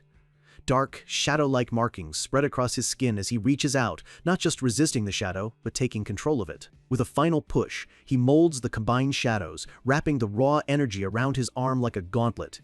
He stares at the spectral form he's created, a dark mirror of himself. From across the room, Changxion's voice cuts in, simple and direct. "Got it?" An image of his cursed eye flashes in his mind. But this time, the fear is gone, replaced by a newfound sense of control. He has done it. He has captured the shadow. The dark energy surges, coalescing around him, hardening into a tangible form. A system window announces his achievement. A new skill, making a shadow puppet, has been established, born from analyzing a stolen shadow. This powerful skill grants him temporary access to the traits, skills, and even the talent of the person whose shadow he captured. The analysis isn't perfect, it's only a 71.5% copy, but from it a new core trait is born, shadow puppetry. This is the foundation of his future growth. His status window updates, showing his new form, Jigwee's vessel, cloaked in swirling blue and black spectral armor. He's currently imitating Li Changxian, though poorly, but the system hints at a path forward. Steal more information, and the imitation will become more perfect. Changxian finally explains the true nature of his power. Shadow energy is an energy that wants to imitate something. That's why you need an object for it to mimic. The realization dawns on Gyo-ul. So that's why you told me to take your shadow. It was never about fighting. It was about giving him a template. Changxion allows himself a slight, confident smile. That's right. He continues the lesson. The more Gyo-ul understands his target, the more powerfully he can wield the shadow. The training is simple now. From now on, imitate what you see. Gyo-ul's shadow form clenches its fist, ready for the next phase. Changxion becomes a blur of motion, his spear weaving through the air in a series of complex, perfect strikes. In his new form, Gyo-ul tries to copy him, but the difference in power is a chasm. The spear feels impossibly heavy, the movements too fast to even comprehend. From the divine realm, the gods watch with keen interest. Some are eager to see new martial arts, while others, like the empty ruler, see a potential asset to acquire. Changxion watches Gyo-ul's pathetic attempts, his expression unreadable. His own footwork is flawless, his balance absolute. The empty ruler watches with pleasure, but for Gyo-ul, it's a nightmare. His system flashes frantic warnings. Cannot comprehend, cannot be analyzed. The level gap between him and the shadow's original owner is just too massive to overcome. Changxion stops, his voice sharp with impatience. "What are you doing? Raise your spear!" Gyo-ul's bull trembles, the shadow form flickering violently under the strain, on the verge of collapsing. Even the empty ruler feels a moment of pity, thinking it's a shame Gyo-ul couldn't access more power from the library. Changxian's expression hardens, his patience clearly gone. Then, let's begin. A torrent of golden energy erupts from his body, flooding the room with suffocating pressure. The empty ruler is confused. He recognizes that aura. It's the power of the half-blind tiger from his own library. But something is wrong. The golden energy coalesces, taking the shape of a massive tiger. And then, the god is left utterly stunned. The raw power radiating from Changxion is immense, shaking the very air around him. This isn't the power he lent out. This is something else entirely. A system window announces the impossible. The tiger that is blind in one eye's status has been forcibly changed to ferocious tiger. A massive, fiery tiger spirit roars into existence around Changxion. He didn't just borrow the library's power. He consumed it and made it his own. The empty ruler's voice echoes from the heavens, no longer calm but screaming in pure rage. "Just what have you done at the library?" In that moment of dawning horror, he realizes the truth. This rookie didn't just steal access to his power, he stole the power itself. Just as Chang Xion shatters the divine order, the shockwaves hit the heart of the White Tiger clan. The rebellion he started in a small training room is about to become a tidal wave. Inside the director's boardroom, the air is thick with tension. Executive Director O.C. Huan cuts through the silence, announcing the meeting's purpose, deciding the fate of the new recruits. One of the directors sighs, voicing everyone's frustration. Things were already a mess, and now they've taken a turn for the worse. This is a problem they can't simply ignore. Another quietly wonders what Director O is planning. If only the training had been further along, this would have been so much simpler. The consensus is grim but clear. They need a new training method, something drastic to prepare the rookies for the chaos to come. But all eyes remain on Director O. He stays silent, his expression a mask of calculation as he weighs every option. We see another director, a man with long blonde hair, sitting apart from the others, quietly observing the room's dynamics. His silence is unusual. Director Quan is typically vocal, but today he's just watching, letting the others reveal their hands. Suddenly, a director named Kim Yan-sung stands with a bold proposal. He suggests they merge the trainees' mission with the ongoing High-Off case. Director O's eyes narrow. He demands an explanation. How could they possibly combine a training exercise with a live, dangerous operation? Director Kim lays it out. He's heard a rumor that the strategy division has finally located the Phantom. Director O listens, his face giving nothing away as he simply says, "And?" Kim unveils his risky plan, throw the new flag bearers into the fight to capture the Phantom. He argues there's no better way to forge real warriors than through the crucible of an actual battle. O raises the obvious flaw. What if the trainees are captured and talk? Kim quickly dismisses the concern, explaining that only the top executives know the full story. The trainees would just be cannon fodder. A wicked grin spreads across Director Kim's face. Besides, who would ever believe the word of those demonic beings after the horrible acts they've committed? Their testimony would be worthless. O taps his fingers on the table, the rhythmic sound filling the tense silence as he mulls over the high-risk, high-reward proposal. He looks up, his gaze piercing, and addresses one of his subordinates, Team Leader Park. Park quickly agrees, calling Director Kim's suggestion reasonable. The risk is high, but so is the potential reward for the clan. He adds a final, brutal point with a smirk. If the trainees can't even handle a mission like this, they have no business calling themselves tigers. It's a perfect trial by fire. O clasps his hands, his decision made. They'll proceed with Kim's plan, replacing the standard training with a full-scale annihilation operation. The trainees' future in the clan will be decided by their performance. Then he drops a bombshell. Li Changxian, the one who cleared the entire dungeon, will be separated from the others and transferred directly to the elite Future Strategy Division. The room is stunned into silence. Director Quan, the quiet observer, allows a small, knowing smile. He sees the game. Director O is playing, moving his prized new piece into a position of power. As the meeting concludes, Director O calls out to Director Kim, asking him to stay behind for a moment. With a cold glare that betrays his casual words, O asks, "Why don't you stay behind for a chat?" The threat is unspoken but clear. Director Kim freezes, a jolt of fear running down his spine. Alone now, O's voice drops to a low, dangerous whisper. "I hope you are not planning anything stupid." Kim immediately stammers that, of course he isn't. O leans in, the pressure in the room becoming suffocating. "Can I trust you?" he asks, his eyes burning with suspicion. Sweating, Kim insists, "Yes, you can absolutely trust me." O turns away, explaining his philosophy with chilling clarity. He doesn't treasure his subordinates. To him, they are merely tools to be used and discarded. He continues, his voice laced with a dark, possessive edge. "But this time, I've found a sword that I really like." He lets the implication hang in the air.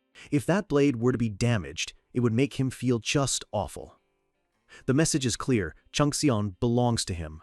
Director Kim begins to sweat profusely, his face pale with terror. He understands the threat perfectly. This isn't a warning, it's a promise. He drops to his knees, pressing his forehead to the floor in a desperate act of submission. He swears he will protect the sword and remove any obstacles in O's way, begging him not to question his loyalty. "Please believe me, I beg of you," he cries. O Si-Huan just looks down, his expression is cold and unmoved as stone.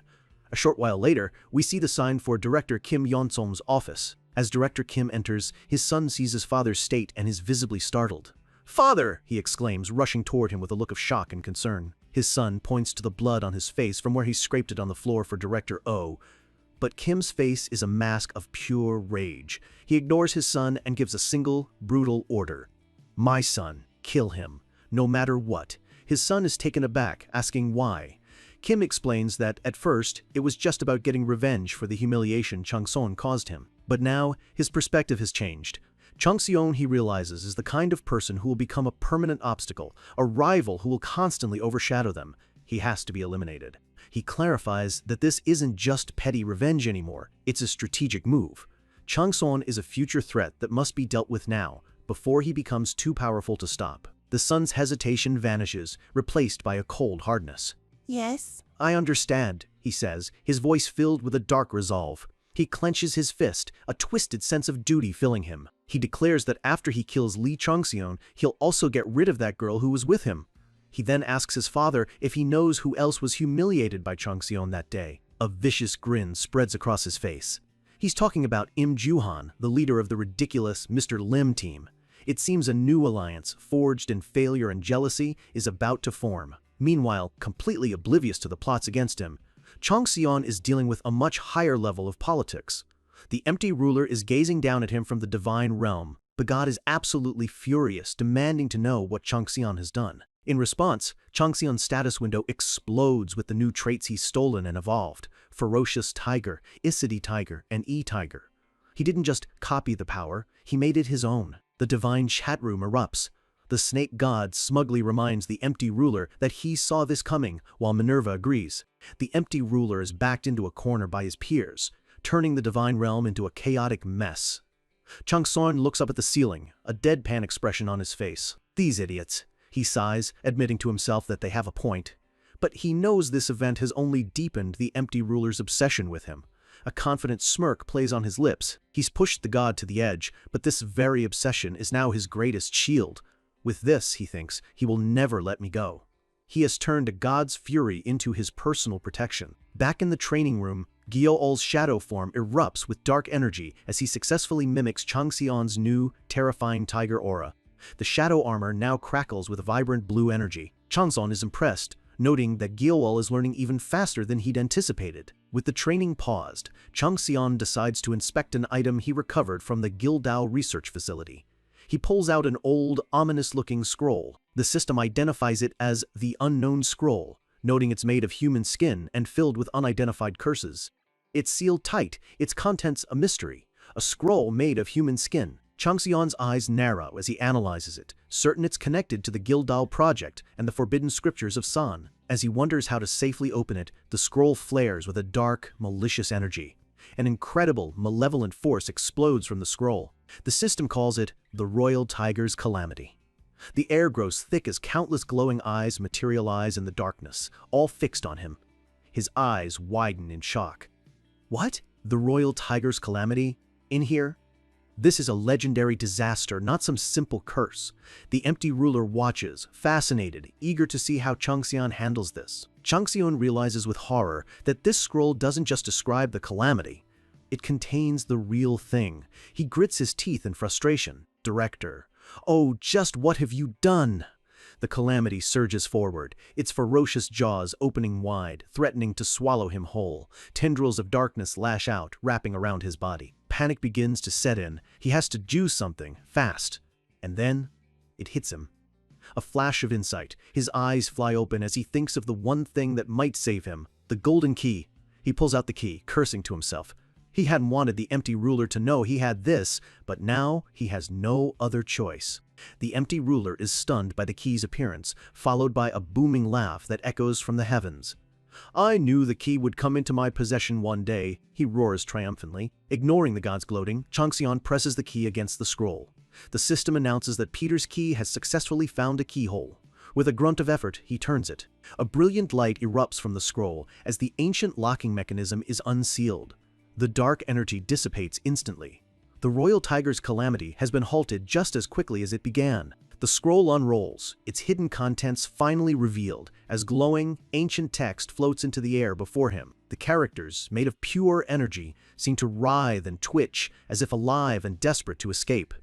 And then, the system confirms his incredible discovery. He has acquired the fourth scripture from the 7 cryptic scriptures of San. Goyo-ol, still in his shadow form, rushes forward in concern. "Brother! Are you all right?" Changsun calmly raises a hand, stopping him in his tracks. He holds his ground, signaling for Gyo-ol to stay back. The danger might be contained, but it's not gone. Gyo-ol immediately understands. He can feel the power radiating from the scripture and recognizes the unspoken command. Understood. Changsun reads the item description. It's the 4th fragment, embodying the power of the Forgotten Stars. He realizes he already has 3 other fragments from the clan. This is the missing piece. A look of dawning comprehension crosses his face. He finally understands what he was missing all this time. It all clicks into place. Director. Oh, must have found this 4th scripture and used it as the foundation for his horrific experiments. Is this why Gildal was able to be forged? He wonders. The only question is how this ancient, cryptic text was ever interpreted. The scripture is too dangerous to leave open, and the empty ruler certainly won't help him read it. Just then, a notification appears. A powerful demon has shown great interest in the object. My answer? Changxian thinks with a slight smile. He remembers the demon's offer from the tutorial. It seems his long wait has finally paid off. The great demon offers a new deal. Accept the benefit it proposed back then, and it will finally collect its price. A wave of divine power washes over Changxian. The system confirms it. With the demon's blessing, he can now interpret the cryptic sentences on the scroll. The glowing characters lift off the scroll and affix themselves to his skin. The watching gods are in an uproar, trying desperately to read the text through his eyes, but it's for him alone. He begins to read the ancient message, a guide for those who wish to be reborn using the power of starlight. I am the being that is far away, yet close by, that will guide you. He realizes he can't read all of it. The beginning is missing. But deciphering even this part fulfills a hidden condition. Another condition, information research, is also met, creating a new quest to discover the hidden truth of the scriptures. The quest is called A Hidden Path in the Starlight. He has the chance to acquire immense power, but failure means his mind will be completely contaminated. A hidden piece? Changxian murmurs, his focus absolute. A memory flashes through his mind, a vision of a powerful old man. He remembers the overwhelming, otherworldly presence of Jion Chionho, the White Tiger clan's leader. He recalls facing the clan leader and sensing a strange cosmic power radiating from him, a power he couldn't identify at the time. And now he knows. This is the power that Jion Chionho possessed. He smirks. Director O was only scratching the surface of this power. Changxian is about to unlock its true, terrifying potential. He looks up, speaking to the empty ruler in his mind. You only let me have this because you thought it was useless. Then he turns to his loyal subordinate, Gyo-ul. Gyo-ul responds instantly. Changxian gives him 2 strict orders. Do not interfere no matter what happens to me, and don't let anyone else in here. Gyo-ul can only ask what he's planning. Changxian looks back with absolute confidence. This is something only he can do. Gyo-ul understands. His brother is a being of secrets, and this is just another one of them. His resolve is absolute. As Changxian's shadow, his duty is to follow without question, to trust without doubt. Changxian accepts the quest and is immediately invited to an instance dungeon. The royal tiger's calamity roars back to life, its jaws opening wide around him. The system announces that his consciousness is merging with an inner space. Then, I'll be back, he says, as the darkness consumes him entirely. The swirling vortex of dark energy closes in on itself, before vanishing into nothing. In a flash of brilliant turquoise light, Gyo-ul is left standing alone in the now silent training room. The system confirms it. Changxian has entered the reckless demon cave. He is once again alone in the dark, with everything on the line. What if you could go back? Not just to fix a single mistake, but to burn down the entire world that wronged you. For Changsum, that one thought started everything. Trapped in the dungeon, he's hit by a flood of memories from his past life, a life defined by pain and regret. He remembers a time before he was a god, before the betrayal, when he was just a normal person. He remembers a bright beam of light tearing through the sky, an alien structure descending over the city as people ran for their lives. That light threw him into a chaotic, endless war between gods and monsters, a battle that was never his to fight. To survive, he fought. Surrounded by nothing but cheap food and loneliness, he fought day after day just to see the sun rise again. And before he knew it, he had grown strong. So strong he could defeat gods and shatter constellations with his bare hands. They gave him names to mask their fear: the battle god, the abominable god. He became a monster who lived only for the fight, cutting down anyone in his path. But because he fought without purpose, he lost everything. Standing alone on a battlefield of corpses, he realized all his comrades were gone. He sees her face, a woman with blue hair, tears streaming down her cheeks as she lies dying in his arms. His lover, Lee Taka, had collapsed trying to save him. She gave her life for his, and in doing so, took the last piece of his humanity with her. The memory is pure agony. The face of a man who had lost the only person that mattered, his heart breaking in the pouring rain. Fueled by that grief and rage, he started another war, this time against the heavens themselves. And what was the result of all that fighting, all that loss? Was it just to die a pathetic death, betrayed, alone, and weakened by some measly poison? He remembers his final desperate wish as his life faded away. If only he could go back in time. If he could just return to the moment that light first appeared, he would prepare. He would prepare to kill every last person who wronged him, in the most brutal way imaginable. Back in the present, Changxian stands on the dungeon floor. The mission has started. His chance for revenge is finally here. The goal is to survive and conquer. But there's a catch. The royal tiger's calamity will drag him into the underworld every 24 hours to a place called the lair of the tiger's guide ghost. This lair is a 9-floor labyrinth filled with ghosts that instinctively despise humans. To break the curse, he must conquer all 9 floors. Changxian takes a deep breath, his expression calm. The challenge is immense, but this is a battle he was born to fight. The system wishes him safety as the mission begins. He finds himself on the first floor, a dark cavern filled with an eerie, glowing mist. His first task: survive for 6 hours. The clock is ticking. He's already calculating, strategizing around the curse's 24-hour trigger. He understands now. The calamity is the raw, leftover energy from the scroll, the starlight. It bewitches the ghosts here, and if it catches you, your soul becomes just another one of them. And if your physical body becomes infected, you transform into a twisted, misshapen monster. A grim realization dawns. This is the power the clan leader, Jiam Qianho, possessed. He was drawing his strength from this very curse. The empty ruler watches from above, curious to see how his prize will escape this trap. Changxian knows the endless fighting is designed to wear him down, but he has an ace up his sleeve. He thinks to himself, I have something good that Minerva gave me. This is a perfect test for his divine gifts. A grotesque creature lurches from the mist, its voice a gurgling rasp. It's a human! A human! Even the gods watching are repulsed by the sight. Changxian looks at the monster, utterly unimpressed. Is it just one? He asks, almost sounding disappointed. He decides to start by activating the authority Minerva gave him. He activates Kalokagathia, a power that grants him complete immunity to mental attacks and an indomitable will. He muses that the goddess must have really adored him to give him something so perfectly suited for this trial. A long, grueling fight would normally lead to mental exhaustion, but with this power, that's no longer a concern. The owl goddess blesses him, sensing the hardship to come. With the buff active, he turns to the monster. Shall I test it out? The ghost sniffs the air, roaring, Human! You smell delicious! It lunges forward, screaming, I'll eat you up, as it raises its crude weapon. Changxian meets the attack head-on, his blade clashing with the monster's in a shower of sparks. The ghost seems surprised by his strength. Not bad, it growls. However, you'll end up in my tummy in the end. As they trade blows, the monster cackles. It knows he can block the physical attacks, but its true weapon is the poison slowly seeping into his veins. Soon your body will feel heavy and you'll collapse, it taunts, confident in its victory. Changxian grits his teeth, continuing to push back against the relentless assault. The monster's face twists into a terrifying grin, and you'll become a guiding ghost just like me. It can feel its poison starting to take hold, believing his transformation is imminent.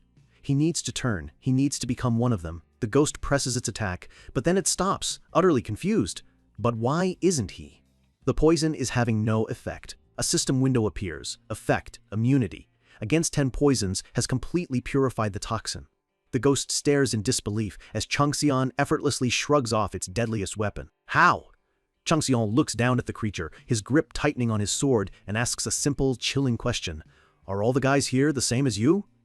The ghost stammers, terrified by the sudden complete shift in power. What?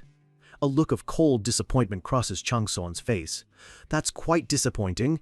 In a single, fluid motion, he swings his sword. The blade cuts clean through, instantly killing the low-ranking ghost. As the creature dissolves, a strange energy flows into Changxian. He's absorbed the bit of the calamity that was inside it. I knew it, he thinks. To grow stronger here, he needs to kill more ghosts and absorb the curse itself. He weighs his options. He could simply win and gain the same power as the clan leader. But that's not enough. He needs to show this tiger-based power who the real predator is. A new power awakens within him. A violent purple flame erupts from his body, consuming the royal tiger's calamity and beginning to purify it. The flame burns hotter, more intensely, and the raw energy of the calamity begins to shatter under the heat. Purification and modification achieved, he hasn't just survived the curse, he has devoured it and forged a new power from its ashes. The empty ruler watches from the divine realm, completely stunned by this impossible turn of events. The other gods are just as shocked. The snake god realizes with excitement that the starlight of the forgotten star has been transformed into something entirely new. Changxian successfully absorbs the newly purified power as dark, fiery tendrils sprout from his back. His magic evolves from Jigui's into Biwi. A demonic, fiery form with a wicked grin manifests around him. This is a transformation no one, not even the gods, could have predicted. A Biwi is a mythical being known to devour the souls of tigers. The realization is immediate and thrilling. He has just become the natural enemy of the tiger god himself. This changes everything. The system updates his location. A horde of ghosts now stands before him, with less than an hour left on the clock. He looks at the army of monsters rushing towards him, their numbers meaningless now. They scream in terror at the sight of his new form. "Who's he? Stop him!" A wide, predatory smile spreads across Changxian's face. Surrounded by enemies, wielding a power designed to kill his greatest foe, he thinks to himself, "This is fun." Power corrupts. But for Changxian, it's a weapon, and he's just found a way to sharpen it to a god-killing edge, one soul at a time. The floor's boss goes down hard, and its minions cry out in terror. Their strongest fighter was just effortlessly torn apart by this demonic intruder. What follows is a complete massacre. The remaining ghosts are wiped out in a storm of demonic flame, their screams echoing through the cavern as the gods watch, more than satisfied with the show. His ferocious tiger form activates, a whirlwind of pure destruction that rages through the dungeon, leaving nothing but ash in its wake. An achievement flashes on his screen, the Ghoul Devourer. His new power as the wise man of Biwise is growing stronger with every kill. And just like that, the first floor is conquered. He takes a single step forward, and the world shifts around him, instantly transporting him to the second floor. The air here is heavier, thick with malice. His BY form crackles with energy, hungry for the next wave of victims. His eyes glow with an intensity that promises nothing but annihilation. Before him stands an army. A sea of thousands of ghouls stretches towards a massive fortress in the distance. As his demonic aura washes over them, fear spreads like a plague. "What's that?" they whisper, their mindless aggression turning into pure dread. This isn't a fight, it's an execution. They look at his terrifying form and see the truth. That's no human, that's a monster. But before the slaughter can begin, a system notification interrupts. Your given time has run out. His evaluation for the day, a perfect SSS rank. A reward is coming, but for now, it's time to return to reality. His eyes snap open. He's back in the training room. Giolola's right there, his voice filled with frantic concern. "Brother." Changxian stands and stretches, a satisfied look on his face. "Has 6 hours passed already?" That was quite fun. Giolol is completely baffled. He asks Changxian how long he thinks he's been standing there, reminding him of his order not to let anyone get close. Changxian just looks at him, confused. Giol explains that right after giving the order, Changxian's aura shifted, and then he just stood there, completely motionless. For Giol, it's only been a few seconds. The realization hits Changxian. 6 hours of brutal, non-stop combat for him was just a blink of an eye for everyone else. A small smile touches his lips. This curse just became his greatest asset, a personal training dimension where time moves differently. His mind is already racing.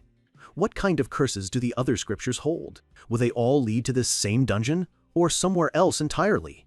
He knows the clan leader had 4 of the 7 scriptures, which means 3 are still out there waiting to be found. Finding them is now his top priority. He thinks out loud, wondering if the leaders of the rogue group, High Off, might have some information. If only he could find them. As if the universe itself is bending to his will, his phone rings. The caller ID is perfect. "Director, oh!" The scene shifts to a sleek, classic bar in the heart of the city. Director, oh, sits at the counter, a drink in hand. "Ah, you're here," he says, greeting Changxian as he walks in. Changxian tells Giol to wait, and his loyal subordinate nods, taking up a guard post near the door. Oh glances over at Gyo-ul, his curiosity piqued. He asks who he is. Changxion simply replies that he's another trainee from his group. And can he be trusted? Oh presses. Changxion's answer is firm. I'd trust him with my life. Oh notes that he's already building a faction, but Changxion deflects, saying there's strength in numbers. O's expression turns cold. You're not wrong, he says. But we need more tools, not people. Tools that can be discarded anytime. It's a chilling glimpse into the clan's ruthless philosophy. Getting down to business, O slides a document across the table. It's Changxion's official transfer to the elite Future Strategy Division. The deal is done. O explains that a new training mission will be announced tomorrow. Unlike Changxion, the other rookies are still completely green. The training, he reveals, will be a live fire operation. They're going after the remnants of High-Off, whose hideout has finally been found. This isn't training, it's an extermination. Changxion's expression remains neutral, but inwardly, he's thrilled. The pieces are falling into place perfectly. With any luck, he'll find a lead on the remaining scriptures. He plays dumb, asking if it's safe to send in trainees. O assures him the main assault will be handled by their top teams. The rookies are just there for cleanup duty. But unlike them, O says, his eyes gleaming, you will be on the front lines with the main assault team. This is the real test. O explains that the board of directors insisted on it. There's no point treating him like a rookie when his power is undeniable. He also confirms the document contains all the intel on High-Off's location. It's settled. The mission begins in 5 days. As O gets up to leave, he tells Changxion he'll be in touch with the final details. But Changxion stops him. I have a favor to ask, Director. O turns intrigued. What is it? The scene cuts away to the sizzle of hot oil on a griddle. Changxion and Gyo-ul are at a street food cart. A nearby couple whispers, wondering if they just saw the famous pro-gamer, the Tyrant. The guy laughs it off. No way a celebrity like that would be eating street food. Changxion lets out a breath. That was suffocating. He reviews the mission file. Their target is the Hill of the Abominable Snowman, a dungeon controlled by Yetis and occupied by High-Off. The conditions are brutal. He turns to Gyo-ul, his voice serious. Let's not stop where we are. We both have a long way to go. Gyo-ul, ever loyal, snaps to attention. Yes, sir. His shout draws the amused attention of some nearby schoolgirls. The next few days are a blur of intense, unseen training. 4 days before the mission, Changxion is back in the dungeon. The ghouls scream, "It's that human again! Quickly, close the gates!" 3 days before, he cuts through their ranks like they're nothing more than paper. 2 days before, he is a one-man army, a demon of fire and rage leaving a trail of absolute destruction. 1 day before, he stands atop a mountain of corpses as the timer runs out. He's cleared yet another floor. His demonic form radiates overwhelming power. He looks around at the carnage, utterly bored. Is there no one else? He's done with the small fries. He needs a real challenge. He draws back a bow made of pure, destructive energy, a massive arrow forming at its tip. He lets it fly. The arrow streaks across the sky like a meteor, aimed directly at the enemy fortress in the far distance. The impact is imminent, a declaration of war against the dungeon's true ruler. A massive explosion rocks the dungeon, powerful enough to level a city block. But as the smoke begins to clear, a colossal hand appears, catching the arrow just before it hits its mark. "Oh no, my king!" his subjects cry out. The smoke clears to reveal a towering, red-haired figure, the king of High-Off. A trickle of blood runs from his hand, but he's smiling, a deep, rumbling chuckle echoing through the cavern. "So, he's found me? Interesting, very interesting." He sits on his throne, radiating an aura of immense power. "Bring me my sword and armor," he commands. The king has found a worthy opponent, and he is ready to play. A true king doesn't hide behind his army. With a confident smirk, the colossal warrior orders his troops to stand down. He knows this one is his to fight, and his alone. He reveals his lineage. He's the last heir of the great Frezia household, a family of prestigious mages. His current state, he explains, is a curse. The price he paid for the power of the cryptic books. His body may have withered, but his ambition has not. His goal is simple: conquer this entire cave and gather the remaining starlight from the scriptures, using its power to ascend to godhood. He had heard rumors of someone interfering, but he never expected a challenger like this. He dons his helm, his eyes glowing with power, and demands to know his opponent's name. Now, fully armored, he radiates the aura of a true warrior king. It's been hundreds of years since his blood has boiled with this much excitement for a fight. Changxion, in his demonic form, smirks back. The king acknowledges him. "I see, it's Li Changxion." The king rises, introducing himself with pride. "I am called Jin, blood heir of the Frezia family." His servants rush to bring him his massive, cleaver-like sword. With his weapon in hand, he makes a chilling promise. I am also the one who will kill you and claim the scriptures for myself. He leaps from his throne to a nearby rooftop, his voice booming across the battlefield. Barbarian! A powerful greenish-yellow aura explodes from his body, shaking the very foundations of the dungeon. The sheer force of his energy is staggering. This is a being on a completely different level from the mindless ghouls before. He summons his mount, a massive, savage lion beast, and takes up his weapon. Let's see how you get out of this alive, he roars. A beam of light shoots across the battlefield, signaling the start of the duel. Jin, the Heat King, has officially entered the fray. Before him stands Changson. This is a clash of titans. Changson's BY form burns with anticipation. The real fight is about to begin. From behind his helmet, Jin's eyes glow with an intense, predatory light. He slams his massive sword into the ground, sending a shockwave of pure energy hurtling toward Changson. Changson meets it head-on with his spear, the impact creating a brilliant flash of light. The two forces collide in a devastating explosion that tears the landscape apart. The gods are loving it. The empty ruler enjoys the thrilling fight, while another screams for Changson to hurry up and kill this uppity monster. Changxiang uses the momentum to leap into the air, creating a vortex of energy that rips chunks of rock from the ground. He charges forward, a blur of motion against the chaotic backdrop of their battle. His tiger power warns him, telling him to focus his attention on a single, critical point. He meets Jin's attack perfectly, his spear blocking the massive sword with impossible precision. Jin is shocked. You blocked my blade, even with the barbarian's full force behind it? Changsuan's form flares with power as the half-blind tiger evolves into the ferocious tiger. A massive burst of pure, unadulterated power explodes from his body. Jin lets out a guttural laugh, his teeth bared in a savage grin. He finally sees Changxiang for what he truly is. Not a human, but a battle-hungry fiend, just like him. They clash again, the ground shattering beneath them as two unstoppable forces collide. The impact creates another blinding explosion of light and raw energy. Jin's subjects watch in terror. How can a mere mortal go toe-to-toe with their immortal king? Changson spins through the air, his spear a whirlwind of deadly energy, weaving a complex and beautiful pattern of attacks. He unleashes a barrage of strikes, each one a flash of light aimed at overwhelming his opponent. But Jin is a master warrior. He parries the attack, though the sheer force of the blow makes him grunt in exertion. The battle rages on, the two of them a blur of motion and destructive power. The beast Jin rides lets out a ferocious roar, adding to the chaotic symphony of battle. Changsuan prepares his next move, his blade glowing with contained energy. He meets Jin's overhead swing with a powerful upward block, their weapons clashing with a deafening metallic scream. Changxian's sword hums with a dangerous power. He channels all his energy into the blade.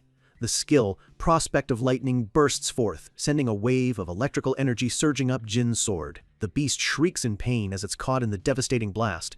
Jin is thrown from his mount, but he recovers instantly, using the momentum to launch himself toward Changxiang. Changxiang brings his own blade up just in time, blocking the massive sword only inches from his face. Jin presses down with all his might, his enormous strength forcing Changxiang back step by agonizing step.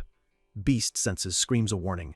Changxiang knows he can't block the next attack. It's lethal. He activates Hunt of the Gale, his body becoming as light as a feather in an instant.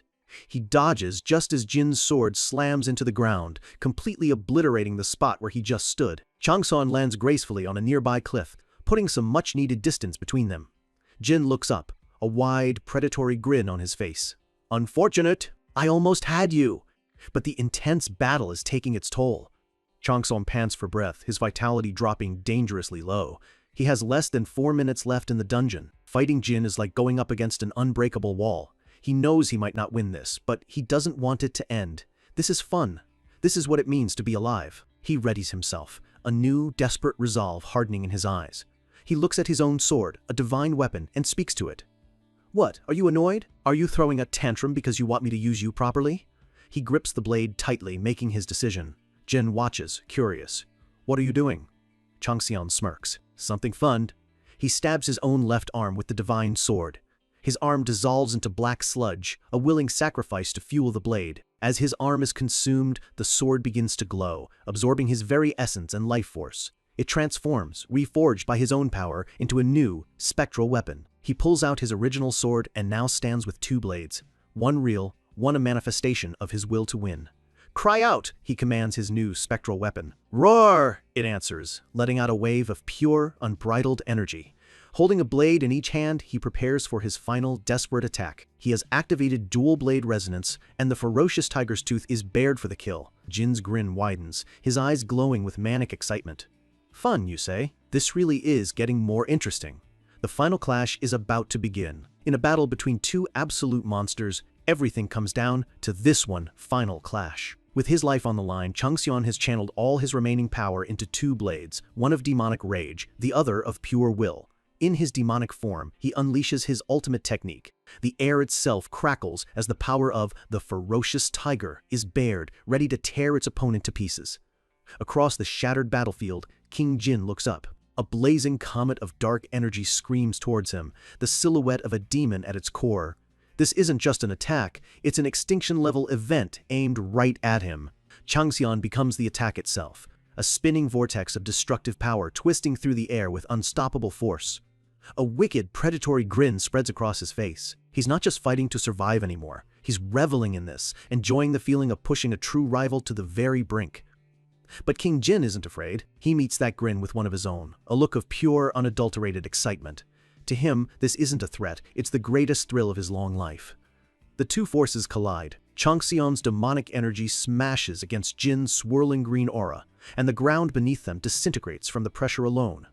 Their swords finally meet with a deafening clang. Sparks fly like a firestorm as two inhumanly powerful beings are locked in a desperate struggle for dominance. Changxian's power surges past its limits. His attack evolves from a ferocious tiger to a wild tiger, unleashing a shredding force meant to rip right through Jin's defenses. For the first time, the colossal king is pushed back. He digs his heels in, but Changxian's assault is relentless, tearing up the earth as it drives him backward. The blast of energy intensifies, a blinding light erupting from the point of impact. Jin is completely engulfed, sent flying through the air by the raw, untamed force of the attack. The system announces a critical blow. Jin's status is downgraded. Changxian has crippled his power. But he's not done. With a final roar, Changxian unleashes the second part of his technique, a massive spectral tiger's fang that lunges forward to deliver the finishing bite. The ethereal fangs clamp down on a massive beast Jin had summoned, crushing it in an instant with a devastating crunch. Jin lets out a furious scream, enraged that this upstart is using such a raw, untamed power against him, yelling, "Barbarian!" A wild, triumphant smile lights up Changxian's face. He's enjoying every second of the mighty king's frustration. With one final, devastating spin, he tears through the spectral beast, ending its existence completely. A notification confirms his victory over the named monster known as Barbarian. The rewards pour in. He's obtained rare items and, more importantly, absorbed a huge amount of BY properties, growing even stronger from the fight. Changxian catches his breath, a look of calculation in his eyes. He thought killing the king's prized pet would have shaken him. But as the smoke clears, King Jin is standing there, completely unfazed. Changxian realizes the king feels no attachment to his underlings, only to the thrill of the fight itself. And just as that thought crosses his mind, Jin's hand tightens around his sword as a golden light begins to glow. Changxian's eyes widen in disbelief. That wasn't Jin's final attack. The king is winding up for an attack on a completely different level. Changxian can only think, hold on, haven't they all been huge attacks? King Jin's face is split by a savage grin, his eyes glowing with red-hot intensity. For him, the real fight is just beginning. In a flash, he brings his massive sword down. Changxian barely has time to get his blades up to block. The impact is immense, shattering the ground and sending shock waves of green energy pulsing outwards. A massive explosion of pure golden energy erupts from Jin's sword, completely overwhelming Changxian. Jin grits his teeth, pouring every last ounce of his strength into this one final blow. Changxian meets his intensity, gritting his own teeth as he desperately tries to withstand the onslaught. The two energies finally reach a breaking point, and the world explodes in a blinding flash of white.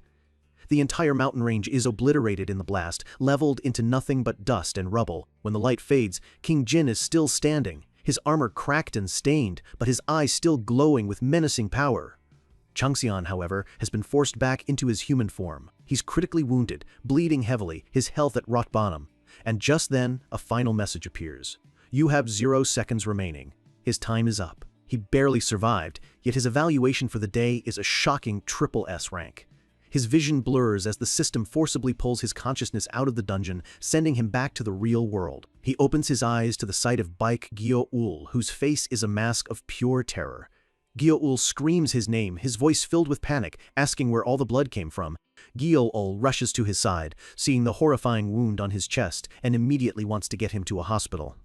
But Changxian, calm despite the agony, holds up a hand. He knows a regular hospital can't fix this. He pulls a large healing potion from his inventory. "It's fine, I just need this." Gyo-ul is too panicked to wait. He snatches the potion, shouting, "I'll pour it for you."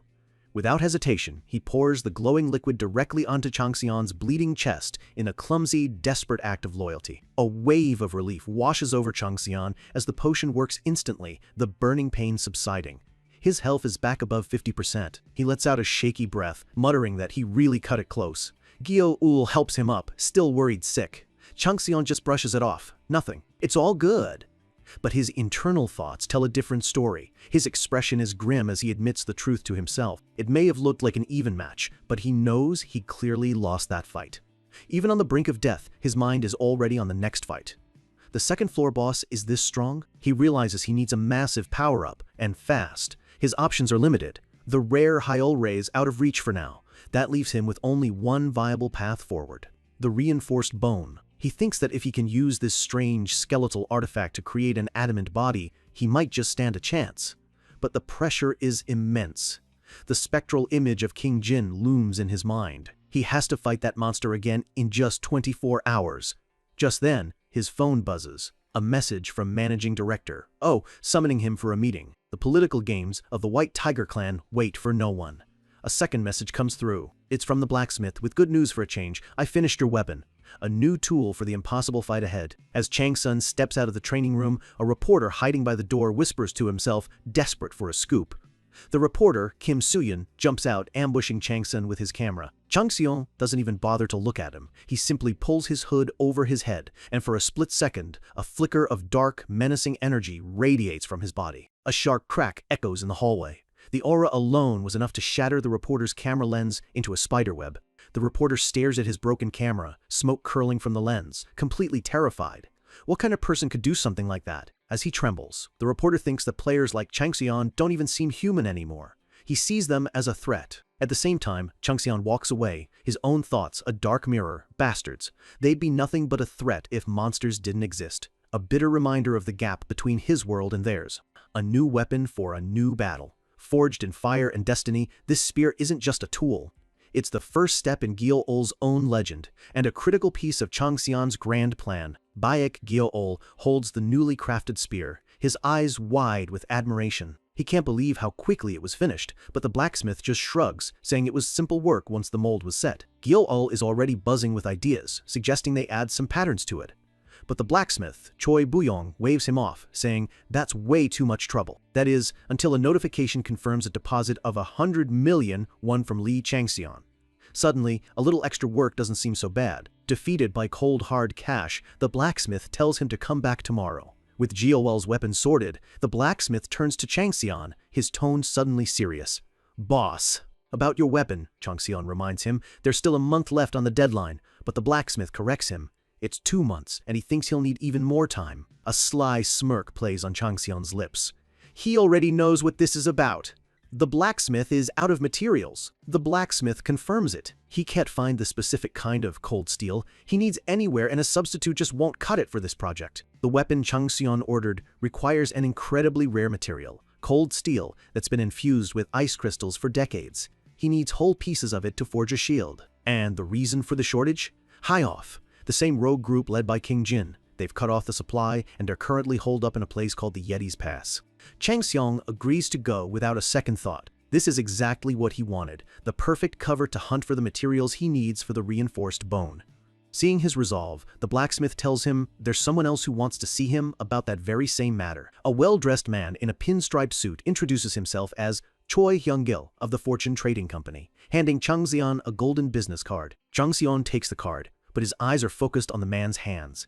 He sees the distinct calluses of a craftsman and immediately realizes this man isn't just a trader, he's a blacksmith. Hyung-gil confirms it, explaining he's the blacksmith's younger cousin. They sit across from each other, the air thick with the promise of a clandestine deal. Chang Xion files this new information away.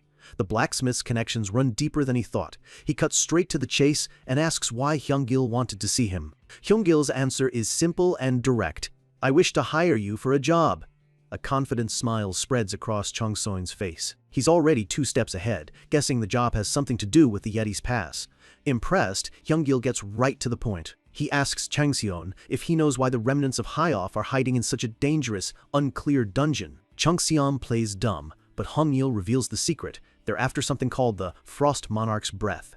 He explains that it's the highest quality ice crystal in existence, a legendary item. But then, Hyung-gil gives it another name, the Everlasting Ice Crystal. At that moment, Chang Xian's calm facade shatters. His eyes widen in shock. He quickly masks his reaction, but his mind is reeling. This is a game-changing revelation. Internally, a storm is raging. His eyes glow with a faint blue light as he thinks, "So that's there too?" The one legendary item he desperately needed to defeat Jin has just fallen right into his lap. A memory from his past life surfaces. He's standing before a council of robed figures, being told about the legendary reinforced bone.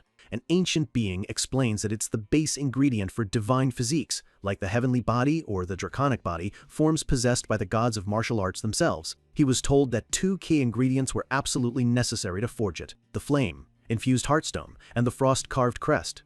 His mentor had warned him that to create the crest and survive the intense flames, he would need something special. He was told to find the everlasting ice crystal, a crystal that has absorbed the pure essence of the moon for eons. It was the only thing pure enough to forge the crest. Back in the present, Chang Xian's expression is grim. He had been planning a trip all the way to America to find this. This changes everything. Hyung-gil adds that the crystal can grant an ice mage a massive power boost. It's an item of incredible, world-altering power. Chang Xion puts the pieces together. The leaders of High-Off are after it, desperate for a power-up now that they've been cornered. So the job is clear. Go into an uncleared dungeon, snatch a legendary treasure from under High-Off's nose, and do it all without the White Tiger clan knowing. Hyung-gil expects him to hesitate, but Chang Xion agrees on the spot. "I'll do it." Hyung-gil is so surprised he stammers, completely caught off guard by the rookie's decisiveness. Chang Xion stands, towering over him. He says he has plenty of money. Instead of payment, he has a list of other, much rarer items he wants in exchange. The scene shifts to a rooftop at sunset. The blacksmith, Byung, is relaxing when his cousin returns. He asks how the meeting went, and Hyung-gil jokes that he seems annoyed. Byung just grumbles that he hates being in Chang Xian's debt. Hyung-gil reassures him.